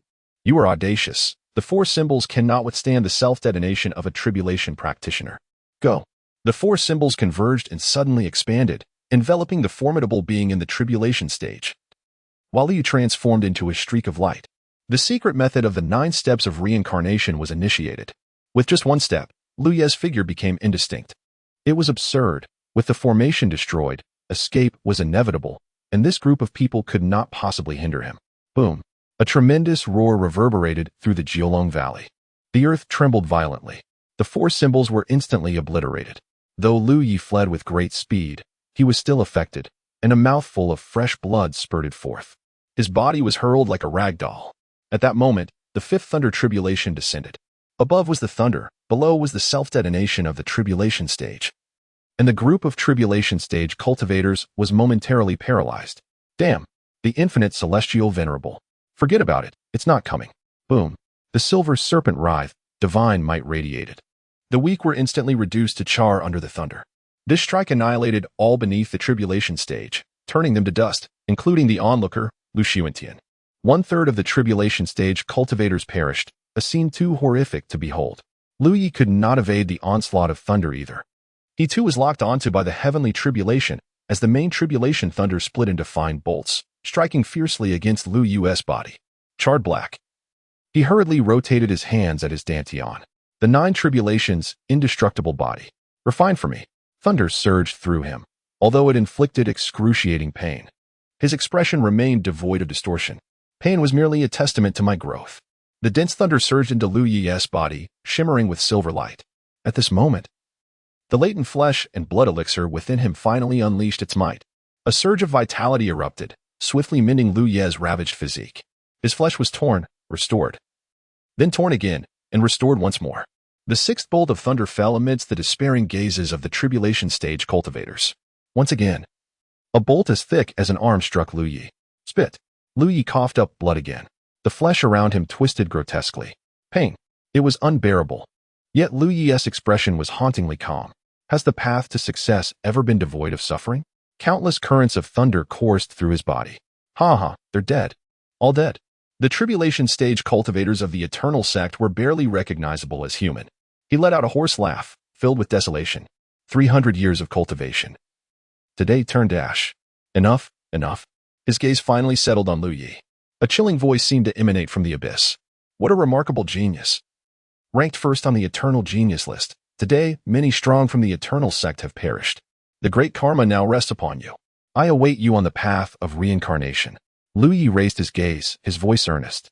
Failure in the tribulation leads to no reincarnation. It is not a rule I have decreed, but one set by the reincarnation celestial venerable. The tribulation stage cultivators of the eternal sect cried out in frustration. Boom. The seventh bolt of heavenly thunder descended. The last tribulation stage cultivator was reduced to dust in the thunder's light. Lu Yi, witnessing the approaching thunder, realized he could no longer withstand it. A stone sword materialized in his grasp, accompanied by an overwhelming surge of 3,000 sword lights. In an instant, a multitude of glimmering blades surged forth, only to be violently obliterated by the wrath of thunder, which subsequently struck Lu Yi. Chapter 085. The Indestructible Body of Nine Tribulations. Fourth update. The eyes of the multitude from the great Tao sect were fixated upon Lu Yi. No one had anticipated that he would resort to such formidable tactics. It was utterly terrifying. In one fell swoop, he had vanquished 40 to 50 individuals at the tribulation stage. After this day, those at the tribulation stage and the great wilderness would become a rarity. Yet, could he withstand the terrifying tribulation he had invoked? Although the primary wrath of the tribulation was directed at those tribulation stage cultivators, even a mere 1% of its power could annihilate an individual at that level. Lu Yi appeared gravely injured, his body charred, as crimson light surged within him, causing the blackened blood scabs to rapidly shed. The eighth bolt of tribulation lightning struck.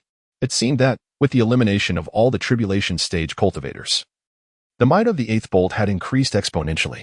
Lu Yi positioned himself, a unique resonance of the Tao swirling around him, embodying the principles of Taiji, Yin and Yang, transforming the cyclical dance of life and death. With resolute determination, Lu Yi faced the descending lightning, and as he extended his arms, the bolts began to distort. In that moment, the thunder, akin to flowing water, spiraled around him, as the essence of the yin-yang Tao transformed the fierce and unyielding bolts into gentle, flowing currents. As the lightning circled his form, he rapidly absorbed its power. His body was in a constant state of disintegration and rebirth. The relentless transformation of the lightning gradually dissipated, all of it being assimilated into Lu Yi's being. In truth, had he not been refining his physique with the tribulation lightning, he would not have had to endure such hardship. However, all was for the sake of growth. Surrounded by darkness, yet pulsating with the energy of thunder, Lu Yi's heart beat robustly, sending vibrant blood coursing through his body. In that moment, his flesh rapidly regenerated from the brink of annihilation. He had completed the first stage of the indestructible body of nine tribulations. Let the final bolt of tribulation come, Lu Yi declared, gazing upward. The sky roiled with dark clouds, coalescing into a formidable mass. A terrifying aura enveloped the heavens. At that moment, the cosmos seemed to merge with Lu Yi. The blackened blood scabs continued to shed, revealing the pristine skin beneath, which glimmered with a lustrous sheen. Boom. The tribulation lightning descended like a dragon. Lu Yi's figure soared, agile and formidable. With a single punch, he stirred the very earth and heavens. He unleashed the celestial sovereign fist. At that instant, his right fist radiated with dazzling light, akin to a shooting star, and struck the thunder with tremendous force. Boom. The fist and the lightning collided with a resounding impact, erupting in a blinding flash and a deafening roar. The silvery lightning exploded, sending arcs of electricity surging through the sky. Lu Yi was propelled backwards. Yet before he could touch the ground, he halted in midair, his gaze piercing and his form reminiscent of a dragon. After the strike, he formed a seal with his hands. Return. In that moment, the fragmented lightning transformed into a torrent, and Lu Yi opened his mouth, drawing in all the lightning, which then manifested around him. He had consumed the tribulation lightning. The final thunderstorm has ceased. The clouds have dispersed, and the sky is brilliantly illuminated. The Jiulong Valley has been completely reduced to rubble, with numerous craters dotting the scorched earth, presenting a harrowing sight. Lu Yi hovers in the sky, an immense vitality coursing through him, his hair growing wildly and swirling like tendrils of darkness, embodying the essence of a deity. The members of the Tao sect gaze upon Lu Yi in awe, an inexplicable reverence swelling within them, a reverence for the formidable. Lu Yi adjusts his storage ring. Crafted from spatial stones renowned for their resilience, impervious even to the ravages of heavenly tribulation, with such a bounty of storage rings, Lu Yi has indeed reaped a substantial reward. The entire Tao sect came to his aid, a gesture he genuinely did not anticipate. However, since they have arrived, Liu feels a sense of loyalty towards the Tao sect, recalling that in his previous life, they too had ascended from a second-tier sect to a prestigious holy land. He flies towards the Tao sect, addressing the sect leader and the esteemed elders with respect. Disciple Liu pays his respects to the sect leader, to all esteemed ancestors, and to the revered uncles. Everyone has been acknowledged, save for his master, Bai Qiulan. Liu Yi, commendable indeed. You truly embody the brilliance of our Tao sect's prodigies. Yet, this time you have slain numerous formidable figures from various factions, inflicting severe losses, particularly upon the Netherworld and the Eternal Sect. Let us return to the sect and activate the protective formation before discussing further. Lu Chafeng expresses his thoughts with clarity. With the demise of those in the Tribulation realm, news will inevitably spread. This enmity cannot simply be overlooked. Soon, scattered gods may come seeking vengeance, possibly armed with treasures of great worth. No matter. Liu responds with a smile, I shall return to the sect, but I merely bring calamity upon it. I can simply remain hidden outside. They cannot harm me. Lu Changfeng's expression turns grave. What words are these? The sect and you are forever bound as one. Do you believe that by not returning, we can remain uninvolved? Enough of this. Let us return to the sect first. Liu feels indifferent. Having reached the 9th level of the Void Refinement Realm and completed the first stage of the Undying Body, few can threaten him at this stage. Then let us return to the sect for a brief respite. I shall sift through the storage rings of these individuals, keeping what I require and donating the rest to the sect. Moreover, returning to the sect holds an advantage. Should the formidable beings of the Eternal Sect truly come bearing treasures, he can simply depart, thus drawing more attention to himself. Figures streak through the air with incredible speed. Returning to the sect. Sect leader, may I first recuperate my injuries? Liu Yi inquires respectfully. Of course, recover at your leisure, and once you are well, come to the Grand Hall to find me. Liu nods and vanishes from sight. The protective formation of the Tao sect is activated. The protective formations of various sects are, without question, the mightiest arrays of the first tier. Each sect has invested tremendous resources and manpower to continuously upgrade their protective formations, culminating in a colossal array. Take the Myriad Path sect, for instance. Its numerous peaks serve as the foundation of their formation. The Grand Formation enveloped an expanse of over 10,000 kilometers. Such a colossal array, once activated, would consume an immense quantity of spiritual stones daily. However, breaching it would prove to be exceedingly challenging. Finally, it is over. Yu Hongling could not help but exhale deeply. The ancient battlefield of prodigies had instilled in her a profound sense of the unpredictability of worldly affairs and the transience of life. Bai Qiulan also sighed softly. Her once silver hair transformed into a deep black. Bai Qiulan. Sun Ruowei's voice suddenly rose in pitch. Both Bai Qiulan and Yu Hongling turned their gazes towards her. You dare to refer to Liu Yi as husband? How could you, Bai Qiulan? I considered you my closest sister, yet you have concealed this from me so thoroughly. What on earth is happening? Tell me, why do you call Liu Yi husband? Could it be that you too, at this moment? Sun Ruowei was ablaze with curiosity. In this world, such inquisitive nature often leads to troubles. Indeed, it was true. In her previous life, Sun Ruowei had met an untimely demise, yet she had been utterly astonished by the juicy gossip just before her end. Truly, she had no regrets in dying for the sake of gossip. Bai Qiulan, you must have misheard, she insisted. You are spouting nonsense. How could I mishear? You unequivocally said husband. I heard it distinctly without a hint of doubt. Now, elucidate the situation. We have shared over 60 years of friendship, inseparable and cultivating together. We might as well have shared a bed. Bai Qiulan, at a loss, bore an expression of helplessness. She had previously suggested that their master simply address Liu Yi by name, but their master, lacking ambition, had quickly surrendered under the pressure of their senior brother, ultimately sobbing as she referred to him as husband. In contrast, Yu Hongling remained steadfast, refusing to utter the term husband no matter the tribulations faced. Eventually, their master became accustomed to calling him husband, and now it had inevitably been revealed. I assure you, you must have misheard. What I said was, a gentleman's conduct is to cultivate oneself in tranquility, to nurture virtue through frugality. The latter part of my statement was uttered too softly for you to hear. At that moment, Sun Ruowei was rendered speechless. You jest? I jest? Bai Qiulan, I considered you my sister, and you regard me as a fool? Sun Ruowei found it impossible to accept. Regardless, it is as such. Liu Yi and I are entirely innocent. We are merely master and disciple, devoid of any other relationship. Bai Qiulan declared with an air of indifference. Very well, very well. Hongling, Do you harbor feelings for your senior brother, Lu Yi? Sun Ruowei shifted her focus onto Yu Hongling, believing this naive girl would be easier to persuade. Yes, I truly like my senior brother, Yu Hongling asserted confidently. Then can you accept that your senior brother might have more than one woman? Sun Ruowei pressed on, sensing an opportunity. She believed Yu Hongling's simplicity would make her vulnerable to such inquiries. Yes, Yu Hongling responded, unwavering in her conviction. Not merely capable. She has already become a comrade to those women. Can you accept a master and disciple serving the same husband? Yu Hongling? Bai Qiulan gazed at the two. Her eyes reflecting a sense of helplessness. She felt somewhat rigid. Their conversation seemed to elude her comprehension. Why was it growing increasingly silent? Growing increasingly silent. Bang. Suddenly, Bai Qiulan collapsed straight down. Neither Yu Hongling nor Sun Ruowei anticipated such a turn of events, for Bai Qiulan was at the harmonization realm, uninjured. So why would she suddenly fall? Master, Yu Hongling exclaimed in alarm, hastily crouching to support Bai Qiulan. Cold. Piercingly cold.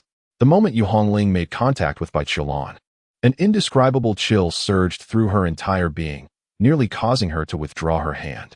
Qiulan, Sun Ruowei, too, was taken aback. She touched her, wondering why she was so cold. Hadn't she said she could recover swiftly? Quickly, we must warm the master. Yu Hongling, aware of Bai Qiulan's condition, urged urgently. How to warm her? Sun Ruowei was equally anxious. Her hands turned crimson as she unleashed a torrent of scorching energy, placing them upon Bai Qiulan. Yet, it was futile. The warmth emanating from her hands was utterly incapable of dispelling. Not dispelling. Rather, it was unable to penetrate the frigidness enveloping Bai Qiulan. Incompatible. Yu Hongling understood her master's plight. Though not entirely. Her master was always reluctant to speak of it. However, she had witnessed her senior brother's method of alleviating this icy grip. Thus, she extended her hands to loosen Bai Qiulan's garments. Sun Ruowei, perplexed, chose not to voice her confusion. It was just the three of them. And with the barrier she had set, they were secure. Soon, Bai Qiulan was stripped of her layers. Yu Hongling began to free herself of her own bindings. Sun Ruowei? The situation, it seemed, was becoming increasingly dire. Yu Hongling swiftly liberated herself from all constraints, cradling Bai Qiulan in her embrace. In an instant, the bone-chilling cold inflicted excruciating agony upon Yu Hongling. It was a suffering almost unbearable for the body. Her form trembled uncontrollably, instinctively conjuring myriad thoughts urging her to flee. Yet, she refused to abandon her. Bai Qiulan's body began to warm slightly. Though still frightfully cold, it was not as frigid as before. Ultimately, Yu Hongling could no longer endure. She felt that if she continued, her body would succumb to frostbite. Her very soul would be wounded by the chill. She released Bai Qiulan's body, wrapping her in a thick blanket with utmost care. What on earth is happening? Sun Ruowei inquired hastily. She began to remove her own garments, emulating Yu Hongling's actions to embrace Bai Qiulan. In an instant, Sun Ruowei emitted a cry of profound anguish. She could not withstand that extreme cold. Merely touching her for a moment was enough to make her let go. Too cold. It was unbearably cold, a chill that no body or soul could endure. Bai Qiulan's breathing steadied, her eyes tightly shut. Her breath revealed no significant abnormalities, yet her body was chillingly cold. Only her senior brother possessed the means to help. I must seek him out. Rising, Yu Hongling donned her garments. Uncle Sun, please watch over our master while I fetch my brother. I shall return swiftly. Very well. Hurry back. With great haste, Yu Hongling dashed towards Lu Ye's location. She intended to burst into Lu Ye's room, but halted just 10 centimeters from the door. See? I told you that teaching isn't as effective as demonstrating. Brother, our master is unwell again. She has fallen into a coma. Come quickly to her aid. Yu Hongling urged with urgency. Silence echoed from within the room. Brother. She knocked fervently on the door. This is dire. You must come with me. She is our only master. Despite her relentless knocking, Li remained unresponsive. Gritting her teeth, Yu Hongling prepared to force the door open when, at last, Lu Ye's voice emerged from within. Another episode? Yu Hongling's spirit lifted. Yes, she has lapsed into unconsciousness and is exceedingly cold. Please, brother, help her. Lu Ye's tone carried an oddity. How am I to help? Any way you can. Just do it. A self-deprecating smile flickered across Lu Ye's lips. Anyway? After I help, will I not become the one who defied my master and earned her wrath? Yu Hongling insisted. Our master is oblivious to the torment you endure. This cannot be blamed on her. Do you truly believe she is unaware? Chapter 087. Respecting others' destiny does by Qiulan comprehend the intensity of the suffering Lu Yi bears? She feigns ignorance, yet the reality is stark. The Tian chaotic divine body. When the chaotic poison strikes, it necessitates the life flame to actively thaw that lethal chill. The horror of the chaotic poison transcends mere coldness. It penetrates to the very marrow, to the soul. Liu lost a life due to this affliction. Through relentless deduction, he discovered a glimmer of hope after sacrificing a life. The solution involves preemptively consuming a dozen potent yang elixirs, using his own lifespan and cultivation as a flame to forcibly neutralize the chaotic poison. Of course, this method is not exclusive to Lu Yi. Should others develop those potent yang elixirs and disregard the cost of life and cultivation loss, they too could assist by Qiulan in detoxification. However, the creation of those elixirs is complex, almost causing the barely upgraded system to malfunction during the initial deductions. It was precisely because of these elixirs that Lu Yi struggled immensely while detoxifying, turning by Qiulan over and over, her eyes rolling back in distress. Our master is unaware of your suffering. Yu Hongling could scarcely believe that her revered master could be so disingenuous. Lu Yi, listening to Yu Hongling's unwavering conviction, could not help but chuckle. Behold, it remains unchanged. His words are eternally untrustworthy, and there is no need for investigation. He dismisses them outright. Exuding an extreme certainty in his conjectures, he fails to comprehend the reality. Both he and Bai Qiulan have endured numerous experiences together, having witnessed the utmost honesty in each other, and Lu Yi, under the influence of the elixir, displays little pretense. A mere glance from Bai Qiulan towards Lu Yi, or even the absence of such a glance, would suffice for her to discern the depths of his suffering.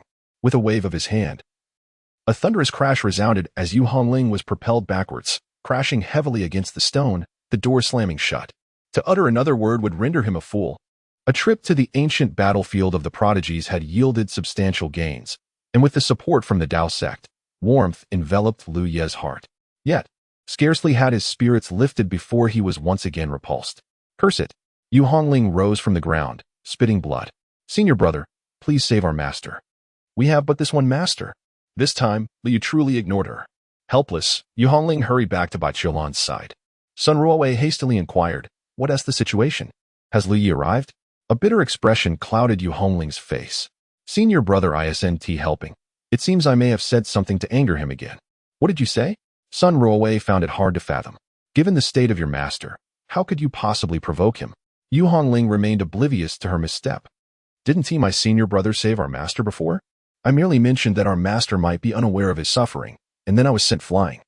Sun Ruowei was taken aback. How do you know your master is unaware of his suffering? Yu Hongling was momentarily at a loss, pondering the question. How did she know? It was what her master had said. In that instant, her gaze fell upon Bai Qiulan. Master stated that Lu Yi does not suffer as much, but rather finds joy within it. But could this truly be the case? She had chosen to believe her master's words, yet what of her senior brother's?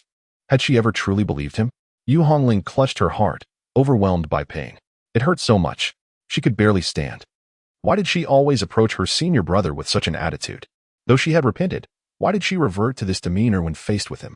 In this moment, she even found herself loathing her own self. She could not grasp what was wrong with her. Why, in the presence of her senior brother, did she always exhibit such unreasonable confidence, believing only what she chose to believe? Sun Ruowei sighed softly, casting a glance at Bai Qiulan.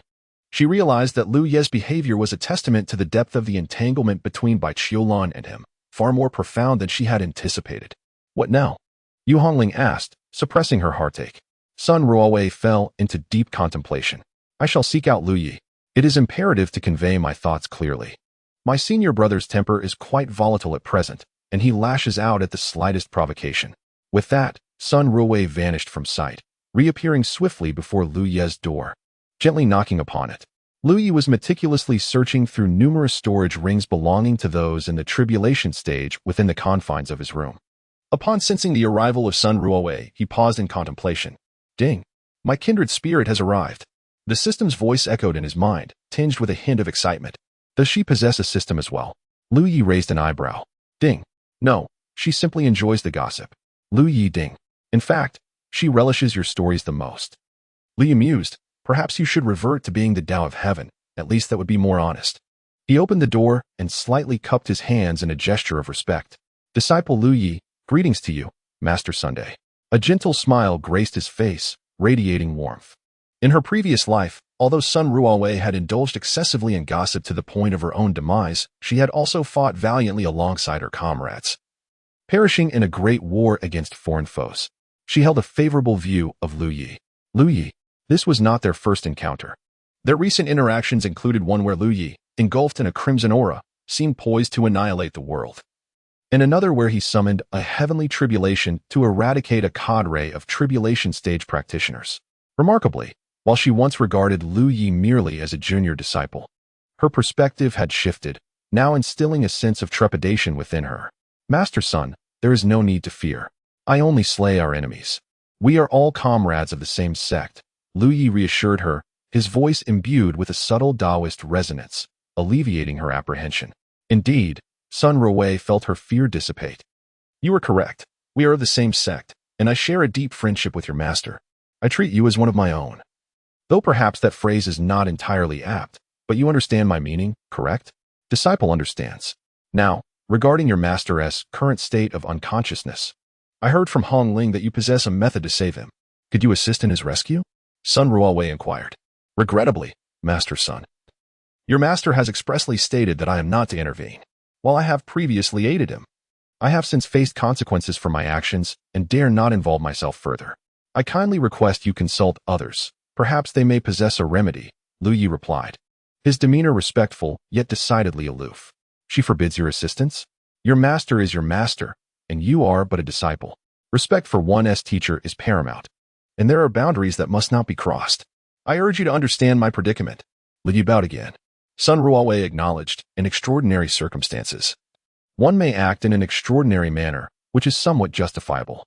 Yet she continued, for something to be justifiable implies the possibility of forgiveness, which suggests a wrongdoing must occur first. If I refrain from acting, does that not imply that no error will be made, thus eliminating the need for any discussion of forgiveness? Sun Ruowei found herself at a loss for words. Chapter 088. What should you call me? She does not require my aid. Should I assist her, it may lead to my own detriment. If I refrain, would that not render the issue moot? This is what it means to relinquish the urge to assist and to respect the destinies of others. Is it truly virtuous to simply watch as she descends further into despair? Lu Yi remained silent, his gaze steady upon Sun Ruowei. In this moment, silence served as the most poignant response. Is there truly no way to help? None. The two words were uttered with resolute finality, leaving no room for negotiation. Sun Ruowei took 2 steps back. Under the watchful gaze of Lu Yi, Sun Ruowei departed, her figure fading from view before he finally closed the door. Such a polite and gentle individual, one wonders what could have gone awry. Alas, it seems I have fallen into the habit of indulging in idle gossip. Though now hardly seems the appropriate time. What should follow? Ding, a kindred spirit indeed. I am eager to observe how this kindred spirit will respond. Lu Yi? A luminous screen materialized before him without his consent. Damn it, this system is becoming increasingly attuned to my thoughts. Had it merely inquired whether Lu Yi wished to view it, he would have surely refrained. However, the system's unilateral initiation left him with no recourse. After all, one cannot simply seize the system and chastise it, can one? Ahem, tidying up treasures is hardly a cumbersome task. Glancing at it will not cause any harm. Lu Yi felt as though he had been transported back to his childhood on Earth when he was placed in an orphanage. The orphanage had inexplicably acquired a bountiful supply of cotton, still encased in its husks. The director summoned all the children to begin peeling the cotton, seemingly rewarding them with an outdoor film screening. As they stripped the cotton, they watched the television, a rare and cherished memory from Lu Yi's life. The present moment mirrored that nostalgic experience. Meanwhile, Sun Ruowei returned to Bai Qiulan's residence, where Bai Qiulan's complexion remained pallid. What happened?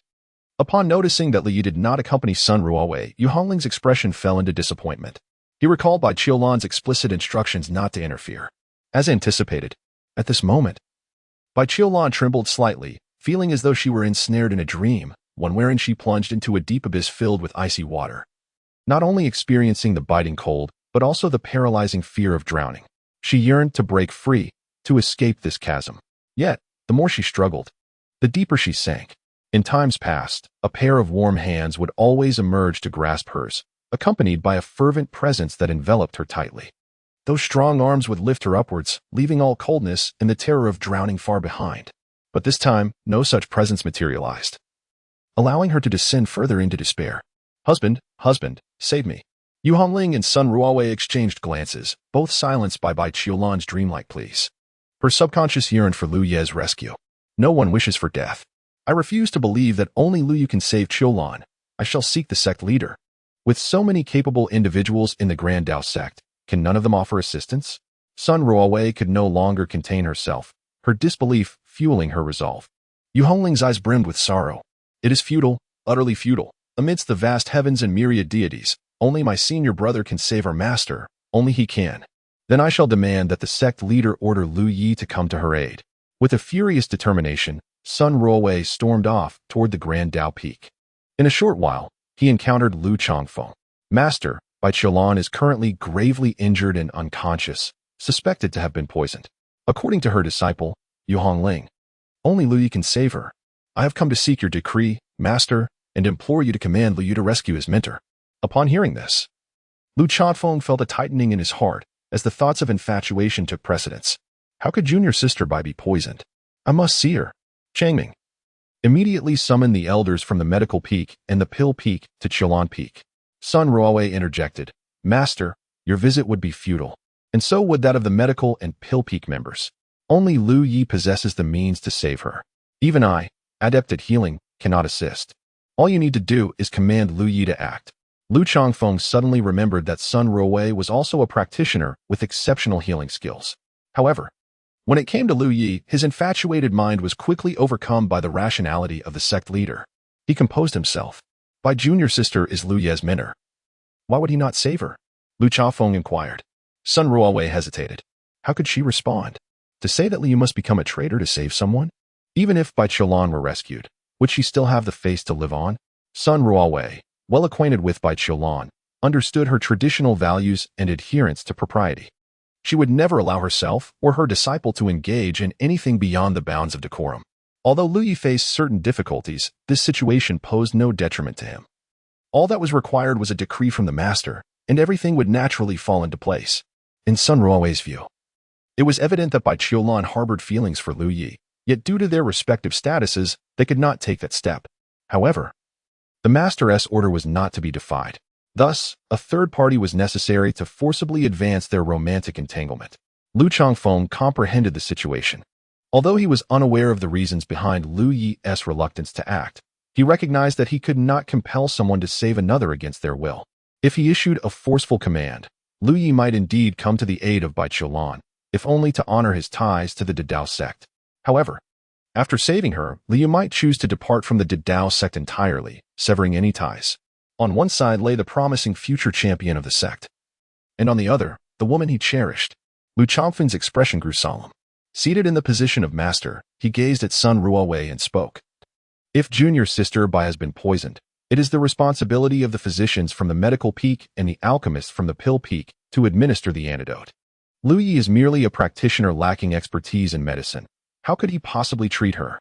Changming, do not hesitate. Summon the elders from the Pill Peak and Medical Peak at once. The deputy sect leader, Ji Changming, promptly acknowledged and hurriedly departed. Lu Changfeng, Sun Ruowei's eyes brimmed with disbelief, which swiftly transformed into profound disappointment. She could hardly fathom that Lu Changfeng, who adored Bai Qiulan so deeply, would so resolutely abandon her in this moment. Lu Changfeng maintained an expression of utmost seriousness, his gaze fixed upon Sun Ruowei, his voice grave and detached.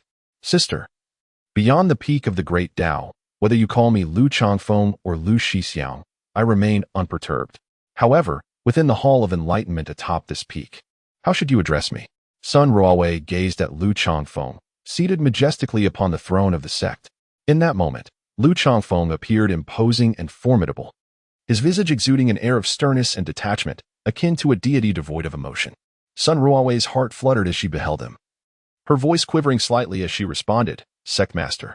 Chapter 089, Deceiving Oneself. She has awakened. Bai Qiulan has awakened. With a soft murmur, Bai Qiulan opened her eyes. And at that moment, her aura surged dramatically, propelling her 2 minor realms higher. The Ta'in transformation scripture proved to be an incredibly potent technique during her slumber. It had been operating autonomously, continuously dispelling the chaotic poison within her. Dispelling, the primordial infant absorbed, condensing. Again dispelling, the primordial infant absorbed, then condensing anew. Of course, the absorption rate of the primordial infant could not compare to the speed of its emergence. Bai Qiulan gradually regained her composure, her body temperature rising significantly. You have awakened. Both Yu Hongling and Sun Ruowei exclaimed with joy. Bai Qiulan suddenly furrowed her brow, her expression shifting dramatically. Who has touched my garments? It was I. It was I who moved them, Yu Hongling hastily replied. Bai Qiulan then sighed in relief. How do you feel now? What is the nature of your constitution? How is it that you have reached the harmonization realm and still face such calamities? Sun Ruowei inquired anxiously. Fear not. I possess my own methods to handle this constitution. My fainting was merely an act of self-preservation. I did not disturb anyone, did I? Bai Qiulan asked. Yu Hongling and Sun Ruowei exchanged glances. Ahem, no. Bai Qiulan's face reflected exasperation. Pray tell, who was disturbed? It was better not to mention the matter, yet upon bringing it up, Sun Ruowei was filled with ire. Qiulan, what on earth is happening? Why are you surrounded by such men? One Lu Yi is troublesome enough. Even after pleading with him to let go, he still refuses to save you. Although Bai Qiulan had already surmised the situation, hearing Lu Ye's indifference towards her still sent a chill through her heart. Well, I must admit, I am somewhat foolish. I clearly did not wish for Lu Ye's assistance, yet when he truly does not come to my aid, I find myself disheartened. It is indeed my refusal that bears no blame upon him. Bai Qiulan exhibited no signs of distress. As for Lu Yi, you insisted he not intervene. But what of Lu Changfeng? Bai Qiulan's face paled.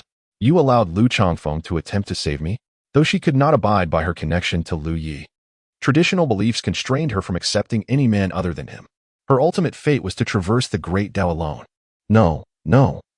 It is impossible that Lu Changfeng would save you, Yu Hongling, understanding Bai Qiulan's reaction, quickly clarified. Bai Qiulan then exhaled in relief. It was not a plea for him to save you. It was I who commanded him to order Lu Yi to rescue you.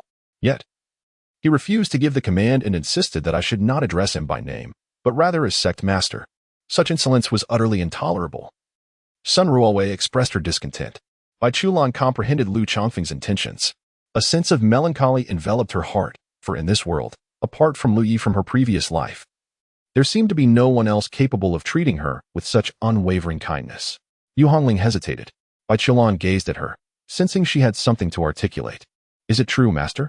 Are you truly unaware of the immense suffering your senior brother endures while assisting you? Yu Hongling inquired. Bai Qiulan was momentarily taken aback. Why do you ask this? I went to seek your senior brother's aid, and when I mentioned that you were unaware of the tremendous pain he would bear to save you, he retorted, you know. Bai Qiulan fell silent, refraining from answering the question. I am weary and require some time for meditation and recuperation. You too may attend to your own matters. The absence of a response was the most deafening answer of all. Yu Hongling was incredulous. Master, you truly are aware? Hadn't she repeatedly claimed ignorance? Why? Why did she pretend not to know, when in truth she did? What could be the reason? She wished to inquire further, but was pulled away by Sun Ruowei. Bai Qiulan stared at the closed door, shutting her eyes, and ultimately could no longer contain herself, a solitary tear trailing down her cheek. She was acutely aware of the profound agony Lu Yi bore, yet she consciously chose to forget, especially after acquiring the Ta'in transformation scripture. Lu Yi would no longer suffer. As time passed, she gradually forgot the pain he had once endured. However, she retained a clear recollection of Lu Ye's identity. She was the master, and Lu Yi was the disciple. She was deceiving herself, a self-deception so profound that she had come to believe it. Tragic indeed. This isn't even worth watching, Lu Yi remarked with dissatisfaction. Ding. If it's not worth watching, why are you so engrossed? The system promptly retorted. Am I truly engrossed? Ding. You are. You must be mistaken. That makes sense. Since you have no eyes, it's understandable to be mistaken. Ding. I have eyes, as many as I desire. All of them are blind. Ding. Your eyes are the only ones that are blind.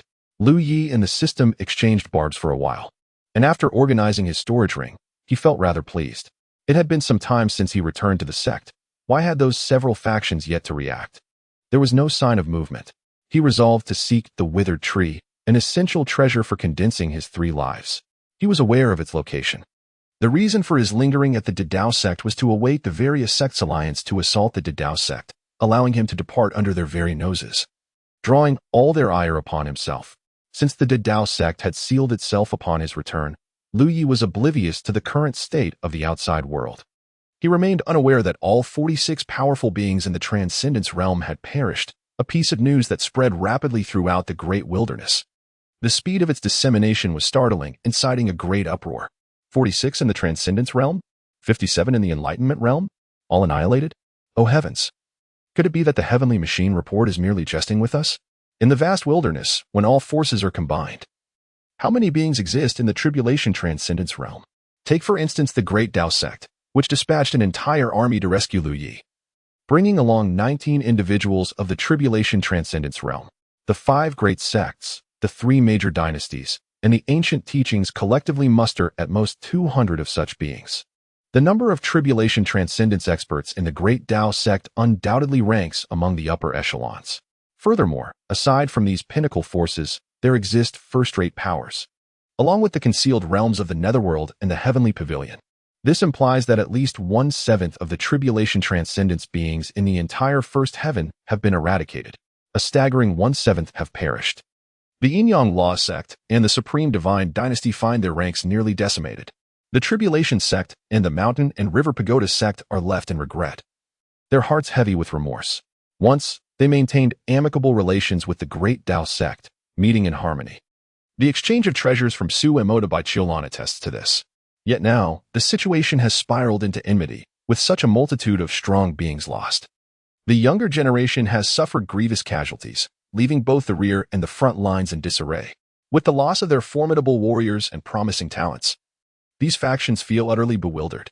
Chapter 090. No longer waiting, 4th update. Hee. In the demon realm, the demon emperor laughed maniacally, a black banner floating behind him, shrouded in an endless rolling mist, within which seemed to echo the anguished wails of countless souls. I cannot fathom this. I truly cannot. The demon emperor was rendered giddy with laughter. My dear demon saint, 46 beings of the Tribulation Transcendence realm have perished, all struck down by a murderous wretch employing a peculiar method to invoke the heavenly tribulation, annihilating them all in one fell swoop. Upon receiving this news, he nearly choked in delight, almost succumbing to laughter on the spot. Surrounding the demon emperor, many demon cultivators of the Tribulation Transcendence realm displayed sinister grins. Initially, they had been anxious, concerned that with so many young demons lost, their lineage would falter. But now, there is no need for such worries. The human race is no longer a mere shadow of weakness. They are utterly bereft of strength. 46 beings of the Tribulation Transcendence realm, 46. The demon emperor repeatedly murmured this number, as the demon race had effectively lost a monumental adversary. Convey my decree, summon the various clans. The opportunity to invade the wilderness and unify the First Heaven has arrived. This time, I shall ensure that my banner of 10,000 souls feasts upon the souls of humanity. Indeed, it is akin to the demon realm. When other foreign races received the news from their spies within the human race, the strong among them erupted in exuberance. The fall of 46 beings of the Tribulation Transcendence realm was akin to a grand festival for the foreign races. They swiftly received the message from the demon emperor. Attack! Attack! This once-in-a-millennium opportunity must be seized to assault the wilderness, for now, amidst the chaos, is the perfect moment for us to strike. United, we shall ensure that humanity pays a heavy price. I believe it would be prudent to wait a while longer. The human race has already suffered the loss of a transcendent being. The emergence of a new one demands considerable time. Presently, internal strife has erupted among the human factions. The illustrious Lu Yi, ranked first on the Eternal Talents list, has slain numerous transcendent beings, and the Supreme Tao sect stands firmly by his side. How could the other sects simply acquiesce? They are bound to retaliate, and this impending conflict will undoubtedly be monumental. Either the Supreme Tao sect will face annihilation, or the other sects will endure severe losses. Patience is essential. We must not rush. Ahmedba, your reasoning is sound. I, too, believe it would be wise to delay our actions. Very well, let us bide our time, but I shall gather strength to be ready to strike at a moment's notice. Many from the alien races began to confer. At this juncture, a descendant of the water god, named Shui Liang, spoke up. Perhaps we could reach out to the factions that have suffered significant losses. What do you mean? The Supreme Divine Dynasty has sent envoys to contact our divine race, claiming that if we can dismantle the Supreme Tao sect and eliminate Lu Yi, they are willing to coexist with us. Shui Liang's revelation immediately piqued the interest of the alien powers. Did the Supreme Divine Dynasty truly make such a statement? Indeed, this is quite intriguing. Let us contemplate this further. The Supreme Tao sect, We cannot afford to wait any longer. Lu Yi abruptly rose. To remain idle while the enemy does not approach is an utter waste of life. He was unwilling to continue in such a state of inactivity he sought to cultivate. His figure vanished, and when he reappeared, he had arrived at the Pill Peak. Lu Yi's name had become synonymous with the Supreme Tao sect. The events of his slaying transcendent beings were as vivid as if they had transpired yesterday. Disciple Lu Yi requests an audience with the master of Qinghua Peak. Upon hearing Lu Yi's arrival, the elders of Pill Peak did not dare delay. They promptly escorted him to the summit and informed Taoist Qinghua. Before they had taken many steps, Taoist Qinghua's laughter resounded. Ha ha, Lu Yi, you come to my Pill Peak seeking elixirs? Whatever you need, feel free to ask. Lu Yi respectfully bowed to Taoist Qinghua. I am not here to seek elixirs, master. Rather, I wish to borrow the 9 Dragons fire cauldron for a moment. I intend to refine a grand elixir. The master of Qinghua Peak was taken aback. You can refine elixirs? Indeed, there is no need for modesty. Lu Yi's alchemical skills are truly remarkable. What elixir do you intend to concoct? A nameless elixir, if I must assign it a title. Let it be called the Giant Spirit Elixir. The master of Qinghua Peak appeared momentarily dazed. A nameless elixir implies that you have created it, does it not? Do not jest. At your age, achieving such a level is already a testament to your extraordinary talent. To master alchemy requires prolonged dedication. How could one become a master without such immersion? I understand your skepticism, master, but it matters not. I simply require the use of the 9 Dragons fire cauldron. It is incredibly sturdy. Even if I were to cause an explosion, the cauldron would remain unharmed. You can rest assured, Liu stated with a smile. That is a valid point. Very well, please follow me. The two then proceeded to the location of the 9 Dragons fire cauldron. The alchemical furnace, measuring 3 feet in diameter, was adorned with the spiraling designs of 9 dragons, capable of unleashing flames at their command. Its intricacy was remarkable, a marvel of the Tao, and it was renowned as one of the most distinguished alchemical furnaces in the first heaven. May I observe your alchemical process? Inquired the curious Taoist of the azure flame. Doubt lingered in his mind regarding Lu Yi's prowess in alchemy. Should Liu falter, he could readily offer guidance. Perhaps, if Liu were to be awestruck by his extensive knowledge and choose to follow him in the path of alchemy, he could become a mentor of sorts to Lu Yi. The mere thought of such a possibility was delightful. Lu Yi, however, did not decline. As you wish, master of the peak. He extended his palm, and the flames of the sun ignited beneath the furnace, while the 9 dragons coiling around it seemed to come to life. The furnace glowed, indicating the initiation of the heating process. The azure flame Taoist nodded in approval. Lu Yi's furnace management and fire control demonstrated commendable skill. Lu Yi produced a handful of spiritual herbs and cast them into the furnace without hesitation. The azure flame Taoist, momentarily taken aback, was astonished to see Lu Yi toss in a quantity of herbs he had scarcely registered. What is he doing? Who throws herbs in like that? The flames surged, and the intense heat swiftly transformed the herbs into a medicinal liquid. The azure flame Taoist raised his hands, almost covering his ears out of embarrassment. Surely, the furnace would explode. Yet, the anticipated explosion never came. The lid of the furnace opened automatically, revealing 12 pills of qi replenishment, each one plump, smooth, and exhibiting distinct, even patterns. Heavenly Lord, exclaimed the azure flame Taoist in astonishment. Did he truly succeed in that manner? Who concocts potions by tossing in all the ingredients at once? The potency of the herbs varies. Conflicts are bound to arise. Yet, Lu Yi had done just that and achieved success. Familiarizing himself with the current state of his alchemical process, Lu Yi felt confident. Let us proceed. Suddenly, an array of spiritual herbs appeared in his hands, each exuding potent spiritual energy, as expected of treasures from the tribulation stage. Without hesitation, he cast dozens of these herbs into the 9 dragons fire furnace in one swift motion. What is wrong? He inquired, turning to the azure flame Taoist while manipulating the flames. The Taoist's complexion turned pale. This is it. The peak is going to be obliterated. Do not be so anxious, master of the peak, Liu reassured, noticing the Taoist's clenched fists. Keep a close watch on the furnace, the Taoist urged, his voice rising in pitch. It's truly fine. This isn't my first time concocting potions. The herbs you previously used were of a common, lower grade, while what I am now using are top-tier materials from a tribulation stage cultivator. There is no basis for comparison. Unbeknownst to him, the ingredients for Lu Yi's alchemy were the most exquisite divine herbs, some of which had already awakened consciousness. Yet they were carelessly tossed into the mix as if they were mere common weeds. In essence, the nature of medicinal materials is rather limited. the variances are subtle, and a slight deviation could lead to catastrophic consequences. Even a single herb can possess differing properties. Before Daoist Qinghua could finish his warning, Liu seized another handful of herbs and flung them into the cauldron. "Slow down, take it easy," Daoist Qinghua exclaimed, clearly distressed. "Look, it hasn't exploded yet." Another generous handful was cast into the furnace, and the 9 dragons continued to breathe fire, swiftly transforming the herbs into liquid essence. Once more, Liu Yi hurled in another handful of herbs, treating them as if they were merely a bundle of wild grass. At this point, Daoist Qinghua found himself at a loss for words. He had discerned that the heap of herbs Liu Yi tossed in bore similar properties to those he had mentioned. However, the art of alchemy was far more intricate. A single elixir requires not only ingredients with harmonious properties but also those that create discord. Purely uniform properties cannot coalesce into a pill. Consuming such a concoction would surely result in toxic effects. As time ticked away, Liu produced yet another assortment of herbs, each with entirely different properties. No. Daoist Qinghua was rendered speechless. His prior knowledge warned him that introducing this collection into the cauldron would undoubtedly result in an explosion.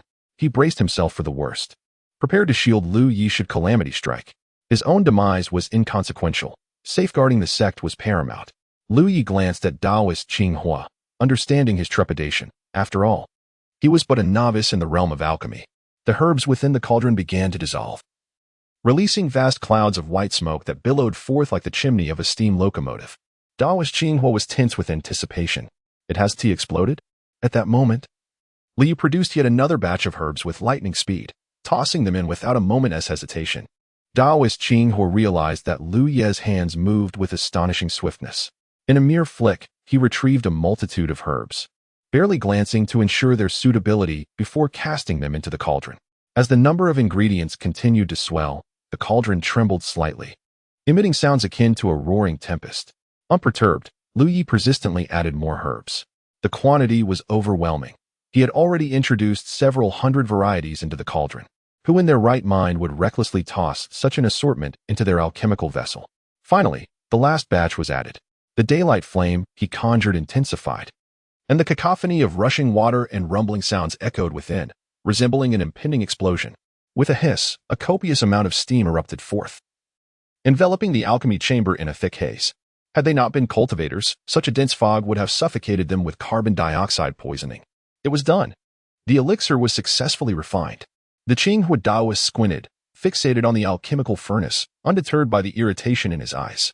He was determined to witness the extraordinary elixir that Liu Yi would concoct with such a tempestuous method. As Liu Yi opened the furnace, an overwhelming fragrance of herbs surged forth. The Qinghua Daoist was taken aback. How delightful! However, at that moment, Liu Ye's expression darkened. Damn it! The sunfire's level was too low.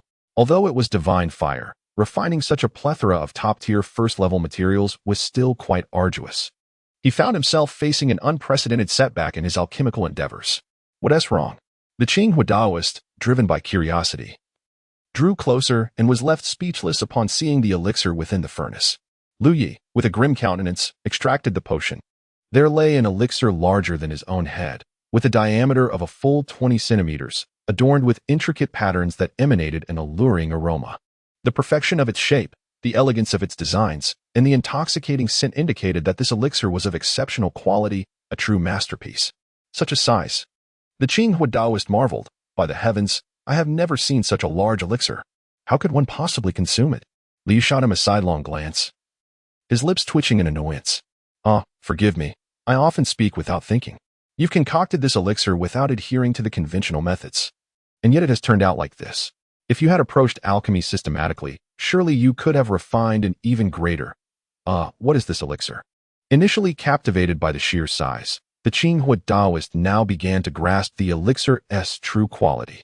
An exceptional elixir? He exclaimed in disbelief. Indeed. I must thank the Peak Master for allowing me to utilize the 9 dragons leaving fire furnace, Liu Yi replied, producing a knife to carve a piece from the colossal elixir and offering it to the Daoist. Feel free to eat or study it as you wish. I shall take my leave. The Qinghua Daoist stared blankly at the fist-sized piece in his palm. He had just carved a chunk from the elixir with a knife, and that piece alone was the size of his fist. In that moment, the pride he held in his alchemical prowess faced an unprecedented blow. Lu Yi stored the giant spirit elixir away, only daring to unveil it again once he returned to his own quarters. Ding ding ding. The system in his mind resonated with a jubilant chime. Lu Yi contemplated whether to slice, scoop, or gnaw at the elixir. Ultimately, he decided to enlarge his form. Law of heaven and earth.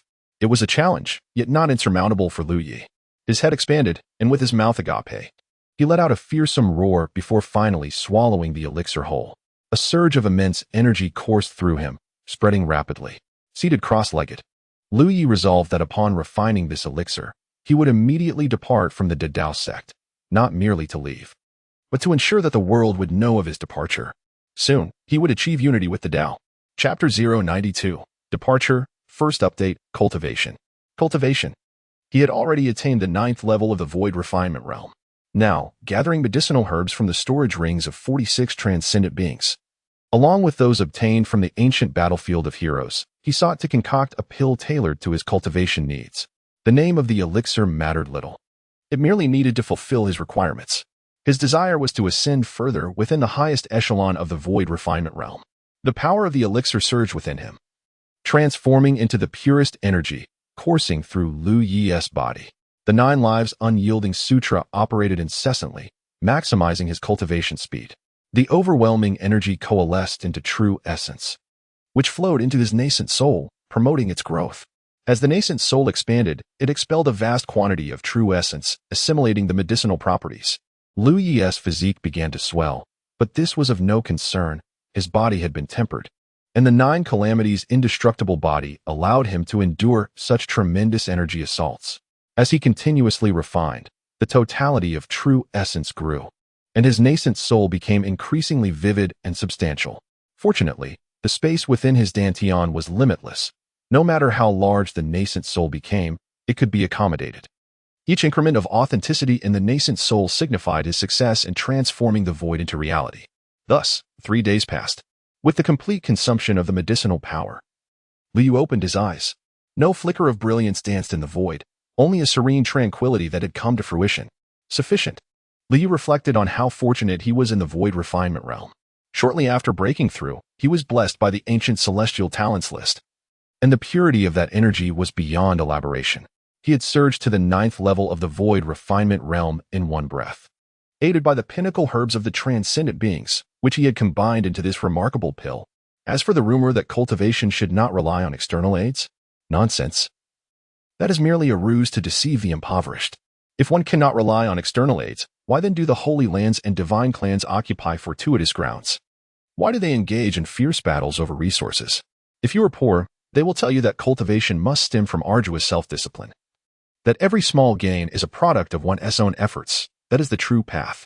If you are wealthy, they will extol the wonders of their elixirs, claiming that after consumption, you can outpace your peers, gaining an edge at every step. That is the essence of a cultivator's rivalry. One can only say that Lu Yi had truly feasted well. After concluding his meditation, Lu Yi rose and made his way to the peak of the Great Tao. Disciple Lu Yi requests an audience with the sect master. Upon hearing this, Lu Changfeng's face broke into a smile as he personally welcomed Lu Yi. Ha ha ha, Lu Yi. How is your recovery? Do you require any elixirs from the sect to aid your recuperation? Lu Yi returned the smile. Thank you for your concern, sect master. I am quite well now. I have come to discuss a new idea and hope for your approval. Oh, pray tell. Currently, I have reached the pinnacle of the Void Refinement Realm and am but a step away from merging with the Tao. However, there are no methods for merging with the Tao within the Great Tao sect, hence I need to venture outside. So soon? Lu Changfeng furrowed his brow. One must not waste their cultivation. What is required to transcend into the Tao? I wonder if our sect possesses it. We are indeed at a critical juncture. I have received news that various factions from beyond the realm are beginning to stir. Although other sects have yet to exact vengeance, they will undoubtedly not relent. Should you venture out now, and if your presence is revealed, you will face not only the assaults of rival sects but also the might of alien warriors. Lu Changfeng speaks the truth. Lu Yi, now outside the sect and devoid of the protective formation of the Grand Tao sect, would find himself universally opposed if discovered. The treasure I seek is known as the Withered Manwood, which is found solely in the western desolate Buddha Desert. This was the first time Lu Changfeng had heard the name of such a treasure. The western desolate Buddha Desert was once a holy land of Buddhism.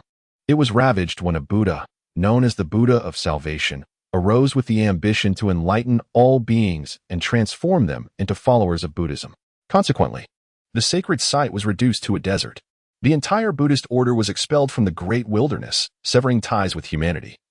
And now they no longer regard themselves as part of the human race. Their sole desire is to return to the great wilderness and rekindle the light of Buddhism. Do not rush. I shall send someone to search. Lu Yi understood well that the Grand Tao sect did not possess such a treasure, having sought it in his previous life.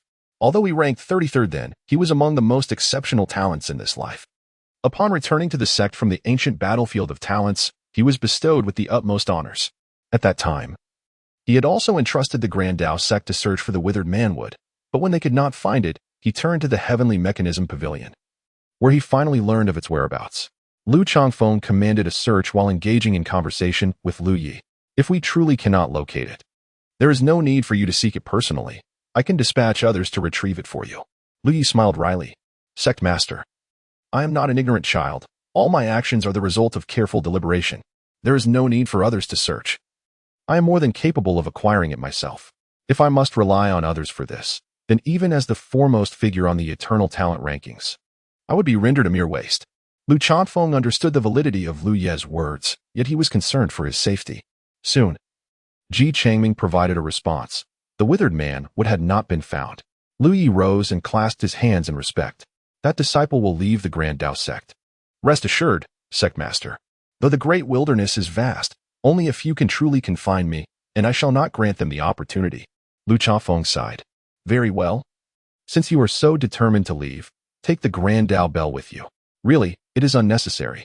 Farewell. Lu Yi departed. Lu Changfeng pondered deeply, contacting Master Qi Feng to ensure his covert protection of Lu Yi, without his knowledge. Understood. That was all Lu Changfeng could do.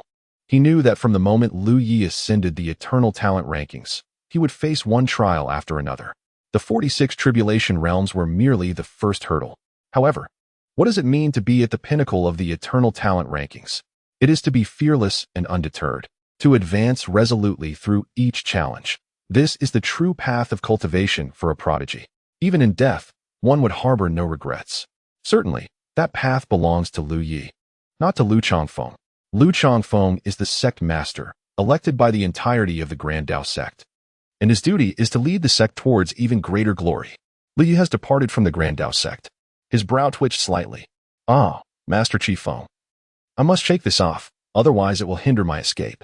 The troubles I have stirred up are certainly beyond Master Qingfeng's ability to resolve. Thus, half an hour later, the silver-haired yet youthful Master Qingfeng appeared, a hint of bewilderment in his eyes. He surveyed the surroundings, contemplating the heavens and the earth. He took out a communication stone. What happened? Lu Changfeng inquired.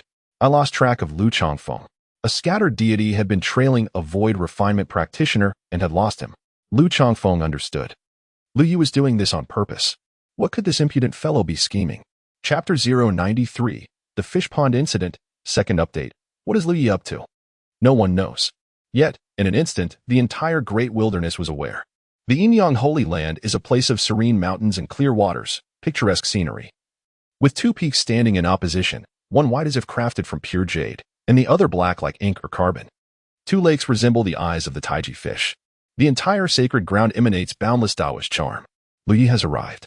He adhered to the principle that without making a significant commotion, how would others know that he had left the Grand Tao sect? He would bear the consequences of his own actions alone. Those seeking vengeance from the various sects could come directly to him. The disciples guarding the mountain noticed Lu Yi hovering in the air. Due to their limited strength, they did not recognize him. What are you doing? This is the entrance of the Yinyang sect, not a place for you to soar freely. Return to the ground at once and state your intentions. Otherwise, do not blame us for capturing you. Even the guardians of the Yinyang sect commanded sufficient authority over the powerful, just as Li Jian pursued Chu Ling. Despite his strength being at the broken infant stage, he still had to behave respectfully before the disciples of the Yuan Dan Grand Tao sect.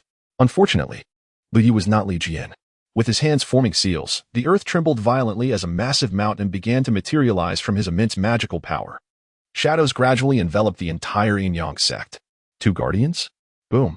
The colossal mountain crashed down towards the Yinyang sect. The protective formation of the sect activated automatically. Large boulders shattered, and dust filled the sky. The Yinyang horn resounded with a powerful tone.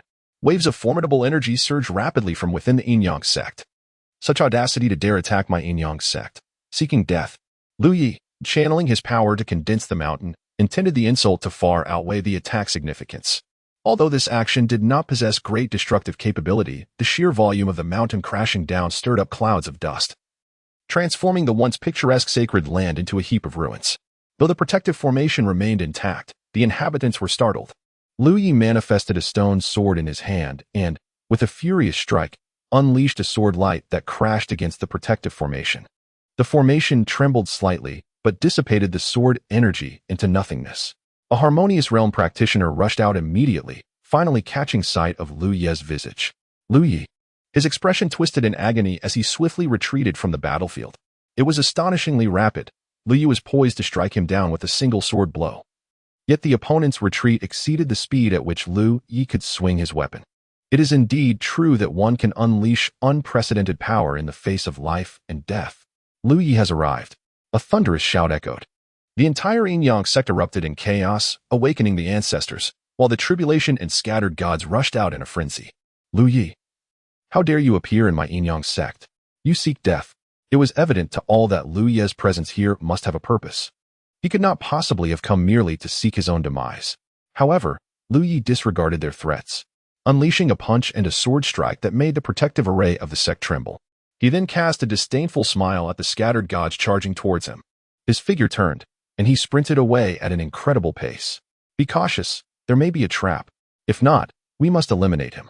The sect leader, Taoist Wuji, proclaimed loudly. Lu Yi ran with astonishing speed, employing a technique known as the floating feather technique, allowing him to soar like a feather, elusive and unpredictable. Nevertheless, the pursuers were scattered gods, and the distance between them was steadily closing.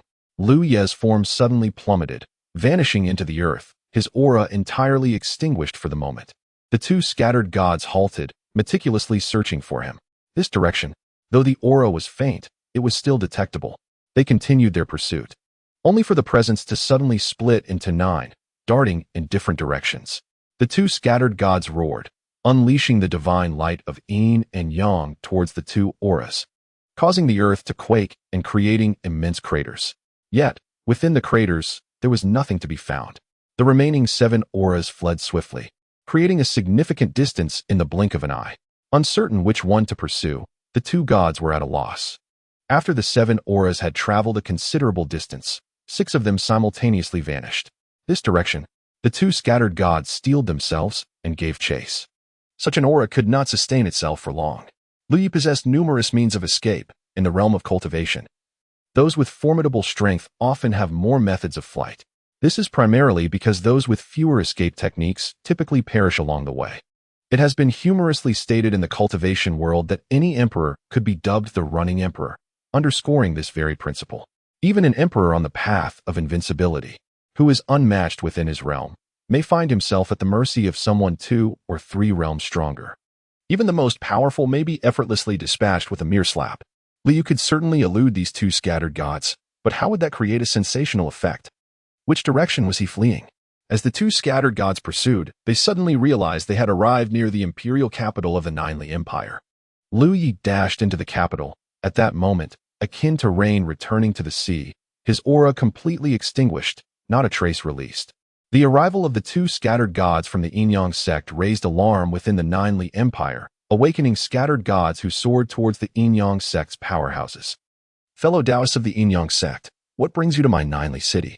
Asked the ancestor, Gu Qingzi. What? The voice of the ancient ancestor of the Jiuli celestial empire suddenly rose sharply.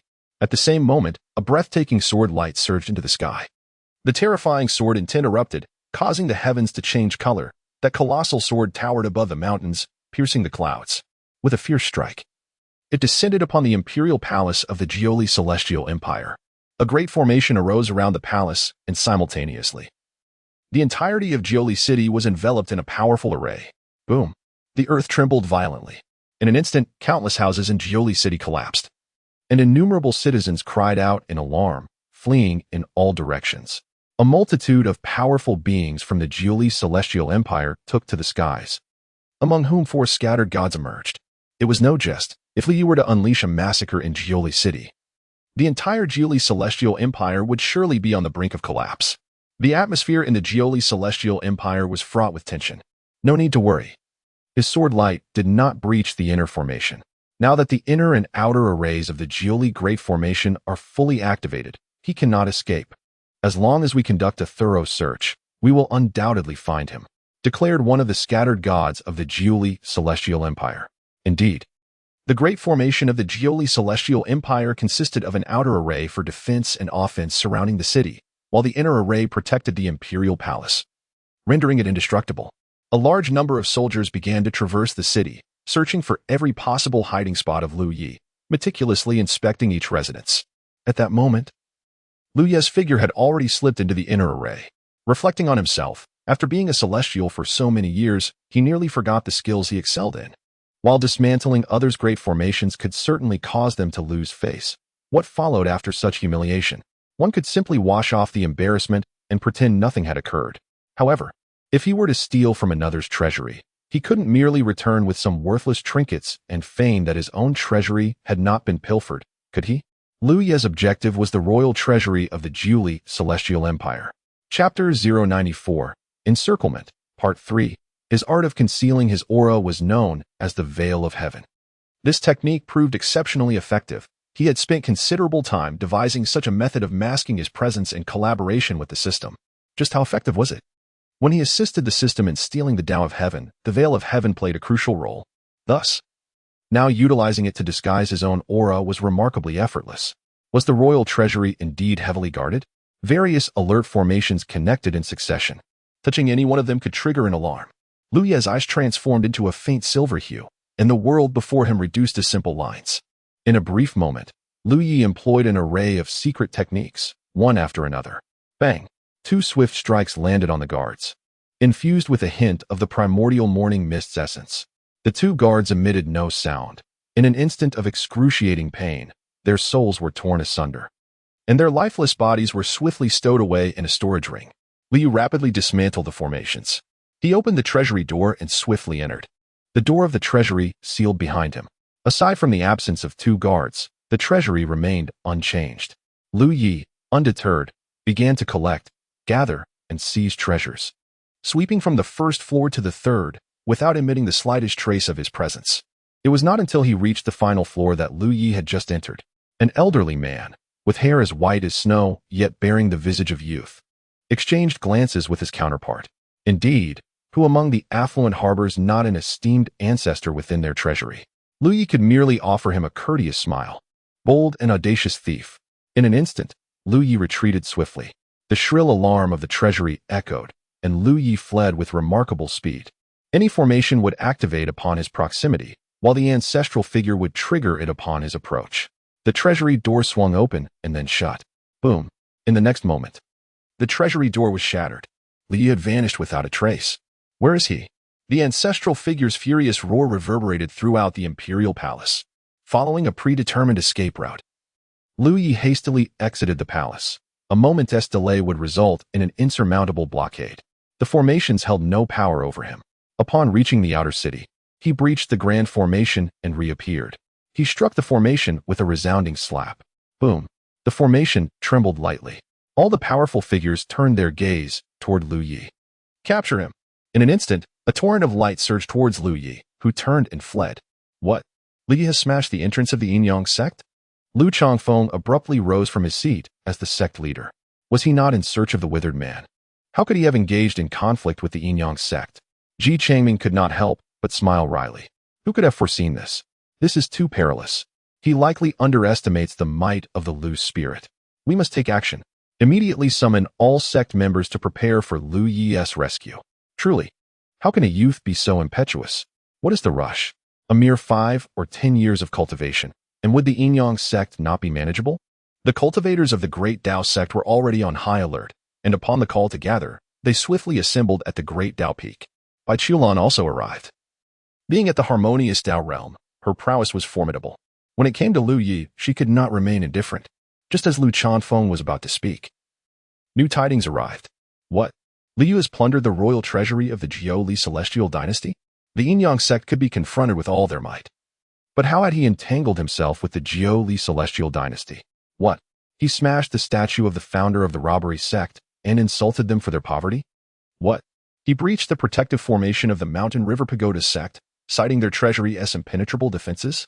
The powerful figures of the Great Tao sect, upon receiving the reports from their scouts, felt their scalps tingle with dread. This was madness. They had already offended these powers, who had been holding back from retaliating against the Great Tao sect, yet Lu Yi had gone forth to insult them. You, boundless celestial lord, were you not supposed to be seeking the withered man? The ancestor Qifeng Taoist could not help but exclaim, thank heavens I did not accompany you. Had I done so, I would surely have faced dire consequences. Sect leader, what shall we do? Lu Chafeng felt utterly overwhelmed. He had witnessed reckless behavior, but never such self-destructive folly. The actions of Lu Yi are quite revealing. Those who are aware recognize him as a mere void refinement stage practitioner, while those who are unaware might mistakenly believe he has successfully transcended. Others possess scattered spirits and innate spiritual treasures, yet he dares to confront their sections. If he were even slightly weaker, would he not dare to annihilate their entire lineage? What can be done? We must exhaust all means to meticulously gather every piece of information related to Lu Yi and ensure the Heavenly Secret Pavilion maintains close surveillance. Everyone must stand ready for immediate combat. Indeed, it is not only the Taoist sect that is fixated on this matter.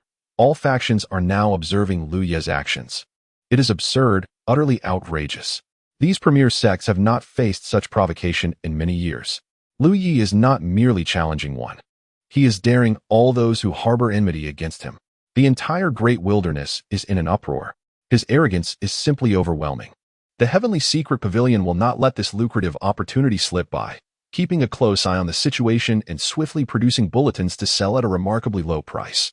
Yet, even at such a modest cost, profits are reaping abundantly in a short span of time.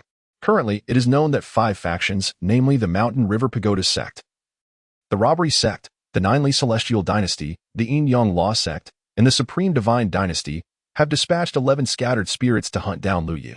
11 scattered spirits. With such a formidable number, even if the Taoist sect intervenes, they would likely only result in mutual destruction. According to the news from the Heavenly Secret Pavilion, the Taoist sect remains in a state of inaction, meaning they are not providing any assistance for the time being. In the latest reports, Lu Yi has fled towards the Desert of Annihilation, and all 11 scattered spirits have pursued him. The Desert of Annihilation is fraught with peril. Many perished during the annihilation of the Buddha in those lands. However, they are all powerful beings, so significant issues should not arise. Once inside the Desert of Annihilation, can the Heavenly Secret Pavilion still provide retime updates? To question this is to insult the pavilion. Their Heavenly Secret Mirror can observe all, and they are certainly not blind to the events unfolding. Alas, how could such a tumult arise among the human race? The alien factions are stirring restlessly, while we humans seem to have lost our wits. What manner of situation is this? I contend that entering the Desert of Annihilation signifies that Lu Yi's escape route is dwindling, and it will not be long before he is overtaken. At that point, his demise will be inevitable. I do not share this sentiment. Lu Yi has already exterminated 46 transcendent beings in one breath, and now he faces merely 11 scattered spirits, whom he could likely dispatch with ease. Chapter 095, The Path to Enlightenment, 4th Update, The Desert of Annihilation. The boundless sands radiate intense heat, causing the air to warp incessantly. Lu Yi traverses through the desert. As others have noted, he is indeed being gradually encircled. 11 scattered spirits. Scattered spirits are not of the transcendent realm. While he may invoke heavenly tribulations, they are free from such concerns. In terms of combat strength, scattered spirits are comparable to those at the transcendent level. One has yet to transcend, while the other has failed in their attempt. Should one disregard the heavenly tribulations and unleash their full might, it is uncertain whether a scattered spirit could truly overcome a transcendent being. However, in such a scenario, the transcendent would likely also meet their end. Lu Yi now confronts a wandering deity. The challenge is not insurmountable. Employing various strategies, he can indeed eliminate the deity, albeit at a significant cost. Among the 11 wandering deities, the act of slaying one does not come lightly. His purpose for arriving here is unequivocal: to draw the world's attention, ensuring the safety of the Tao sect, and to obtain the withered wooden man, thereby achieving a breakthrough in the art of harmony, to vanquish the enemy. As for right or wrong, on the path of contention for the Tao, where can one find definitive answers? Should Lu Yi emerge victorious, it would signify the refusal of the various sects to heed counsel resulting in the demise of their disciples. And their relentless pursuit of Lu Yu would lead them to their own ruin. Conversely, should Lu Yu falter, it would be attributed to his excessive bloodlust, succumbing to darkness and inciting calamity, thus deserving his fate. Such is the nature of this world. The victor reigns while the vanquished are scorned. Ahead, half submerged in the desert sands, lies a temple that once shimmered with golden splendor and radiant Buddhist light, now reduced to crumbling ruins. The once majestic Buddha statues, now shattered and cloaked in dust, exude a sinister aura. Lu Yu steps within, faint echoes of chanting wafting through the air, yet he remains undeterred, striding forward with purpose. The head of a Buddha statue silently shifts as Lu Yi, with a swift motion, cleaves it with his stone sword, etching a deep scar upon its surface. "Do not disturb me," he commands, as the spirit bound to the statue retreats in silence.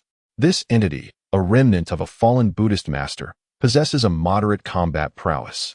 Yet its terrifying presence is palpable. Traversing the front hall, he finds the grand main hall collapsed, littered with countless skeletons. Lu Ye's fist strikes the ground, sending a multitude of bones flying and creating a deep crater in the desert. He plunges into the pit, where the sands begin to churn in an eerie manner, layers of murderous intent transforming into a blood-red hue, threatening to engulf him. As he delves deeper, the crimson sand invades his body, filling his mouth, nose, eyes, and ears, even creeping into his veins. The sight is harrowing, a living man on the verge of becoming a figure of sand. Having encountered such horrors in a past life, Li understands that this is not merely an attack but a vivid illusion. Since entering the temple, the withered wooden man has continuously unleashed toxins upon him, an imperceptible, intangible poison that he initially disregarded. Merely an illusion, he fears not. He has descended to a profound depth within the desert, employing the art of concealment to mask his presence.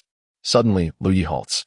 In his consciousness, he realizes that he is transformed into a terrifying state, entirely consumed by the blood-red sand, even his mind filled with it. He reaches out, grasping a piece of desiccated redwood, its roots sprawling in myriad directions. Despite its apparent lifelessness, Lu Yi feels as though he clutches a hand drenched in fresh blood. A flash of light emanates from his sword, and faint, anguished cries resonate from the withered wood. With the withered wood in hand and the essence of true energy released, a space was established deep within the desert for cultivation. The moment had arrived, cultivation commenced. The golden sunflower, the pure blood pearl, and the withered manwood, three treasures converging to forge the third life. In this state of cultivation, the primordial spirit opened its eyes, and without a trace of hesitation, it chose to break through. The path of harmony. The alignment with the great Tao, this represented an initial engagement with the profound essence of the Tao, a realm where many individuals affirm their path of cultivation. In a previous life, Lu Yi's chosen path of harmony seems somewhat laughable. It was one of guardianship, protecting loved ones and safeguarding the human race. Those who lack love, once they grasp it, will never relinquish it, even if it comes with thorns, leaving their hands bloodied yet content, unable to extricate themselves from the joy it brings. Only those abundant in love possess the right to choose and discern love. While he bore no grievances in protecting humanity, he would always wear a knowing smile upon witnessing the happiness of others. The world harbors countless beauties worthy of protection. Yet, in this moment of guarding his beloved, a cruel smile graced Lu Yi's face. In this lifetime, he sought the path of the Tao. He desired not the beauty or wealth of the world, nor the compassion of the virtuous, but rather the heights of the Tao, the pinnacle of existence. The audacity to embrace death for the sake of understanding, and the courage to forge ahead relentlessly. A tranquil yet indifferent smile appeared on Lu Yi's face. He was about to embark upon the path of harmony. What new poison awaited him? The demon realm. Following the self-detonation of the All-Spirits Demon Emperor, chaos reigned. The All-Spirits Demon Emperor had held unparalleled prestige among the demons, and even now, many could scarcely believe in his demise. Yet, the fallen demons must look forward. Thus, a new demon emperor ascended, a powerful entity bearing the bloodline of Qiangqi, whose combat prowess was rivaled only by that of the All-Spirits Demon Emperor. In a desolate expanse of the demon realm, a damp, gray-feathered bird lay in the mire, its breath faint. It was the vermilion bird. However, its condition was evidently dire. The creature trembled incessantly as if something were incessantly writhing within. Suddenly, the vermilion bird opened its eyes, its gaze fierce and frenzied. In the next moment, its eyes closed, only to reopen with a sense of urgency and struggle. Two consciousnesses fiercely intertwined within a single body, clashing, merging, The process of parasitism had begun. No, damn it. Why is your essence so formidable? A voice that did not belong to the vermilion bird escaped its beak. The demon emperor of Cheongchi emitted a roar of anguish and resentment, his eyes transforming from those of the Cheongchi demon emperor to those of the all-spirits demon emperor. The vermilion bird gasped for air, utterly weakened after the fiery ordeal. Though the all-spirits demon emperor desperately attempted to parasitize her, he ultimately failed. Yet, it could not be deemed a complete failure. In that moment, two perspectives seemed to materialize within the eyes of the vermilion bird, one being her own. From the perspective of the Cheongchi demon emperor, a parasitic seed took root within her being. Despite her desperate attempts to sever all its tendrils, the seed remained undeterred and fully assimilated into her essence. This implies that to utterly vanquish the Wanling demon emperor, she too must perish. Chapter 096. Major Offensive, 5th Update, Dispatch Orders. Relay my command. The Wanling demon emperor has been resurrected. Although his heart was severely damaged by Lu Yi, nearly obliterated. He is, after all, a parasitic celestial demon. It is noteworthy that in his previous life, he maintained an equal pace with Lu Yi from the 1st heaven to the 7th heaven, a testament to his formidable nature. Of course, this was also due to Lu Yi awaiting the ascension of his numerous enchanting companions. The parasitic celestial demon has reconstructed his heart. He glimpsed Lu Yi's path, and through this revelation, his own path underwent a profound transformation. Even if one possesses infinite stars and universes, what of it? Sooner or later, he will be able to inhabit the cosmic expanse, becoming the most fearsome entity within the 9 heavens. With the revival of the Cheongchi demon emperor, the Wanling demon emperor swiftly absorbed all events that transpired in his absence. The number 1 on the eternal prodigy list, annihilating 46 transcendents, 11 scattered gods pursuing Lu Yi into the demonic Buddha desert, other foreign races biding their time to enter the great wilderness. Upon discerning all this information, the Wanling demon emperor felt his eyelids twitch uncontrollably. By the heavens, still waiting for opportunities? This moment is a rarity that could only be encountered once in 10,000 years. If we delay any further, Lu Yi will eliminate the 11 scattered gods and penetrate the great wilderness, subsequently facing all foreign races single-handedly after his breakthrough. Whose foolishness is it to suggest we wait? Immediately relay my command to all foreign races, summoning their mightiest warriors to traverse the void and return to the great wilderness. Upon entering, our first objective is to annihilate the Jioli celestial dynasty and seize their territory, establishing a stronghold there. The second step involves gathering all transcendents and scattered gods, with half remaining to defend and half advancing into the demonic Buddha's domain to eliminate Lu Yi. Once Lu Yi is slain, we shall fully assault the Mountain River Pagoda sect and the Robbery sect, completely conquering the northern side of the great wilderness and standing in defiance against the human race. The Wanling demon emperor was exceedingly irate, his words dripping with confidence and dominance. His tone was not one of negotiation, but rather a command for the foreign races to heed his directives. We cannot allow transcendence to encircle and pursue Lu Yi. He possesses means to provoke heavenly tribulations, making it perilous for transcendence to chase after him. The Wanling demon emperor erupted in anger. What is wrong with your minds? Do you not pay heed to the reports from our scouts? The heavenly tribulations that led to the demise of 46 transcendents were due to their own entrapment by formations. Otherwise, once the tribulation energy emerged, all transcendents would have fled. At the speed of heavenly tribulations, a single transcendent could escape anywhere. What kind of nonsense is this about provoking tribulations? His tone was audacious. Upon hearing this, the other foreign races were taken aback, sensing that this Cheongchi had begun to resemble the Wanling demon emperor. Are you Wanling? One of the foreign races could not help but inquire. I am the heir of the 10,000 spirits demon emperor. Long ago, the 10,000 spirits demon emperor bestowed upon me the 10,000 spirits blood demon scripture. Now that the demon emperor has fallen, I shall assume the title of the new 10,000 spirits demon emperor. Hear my command, other races.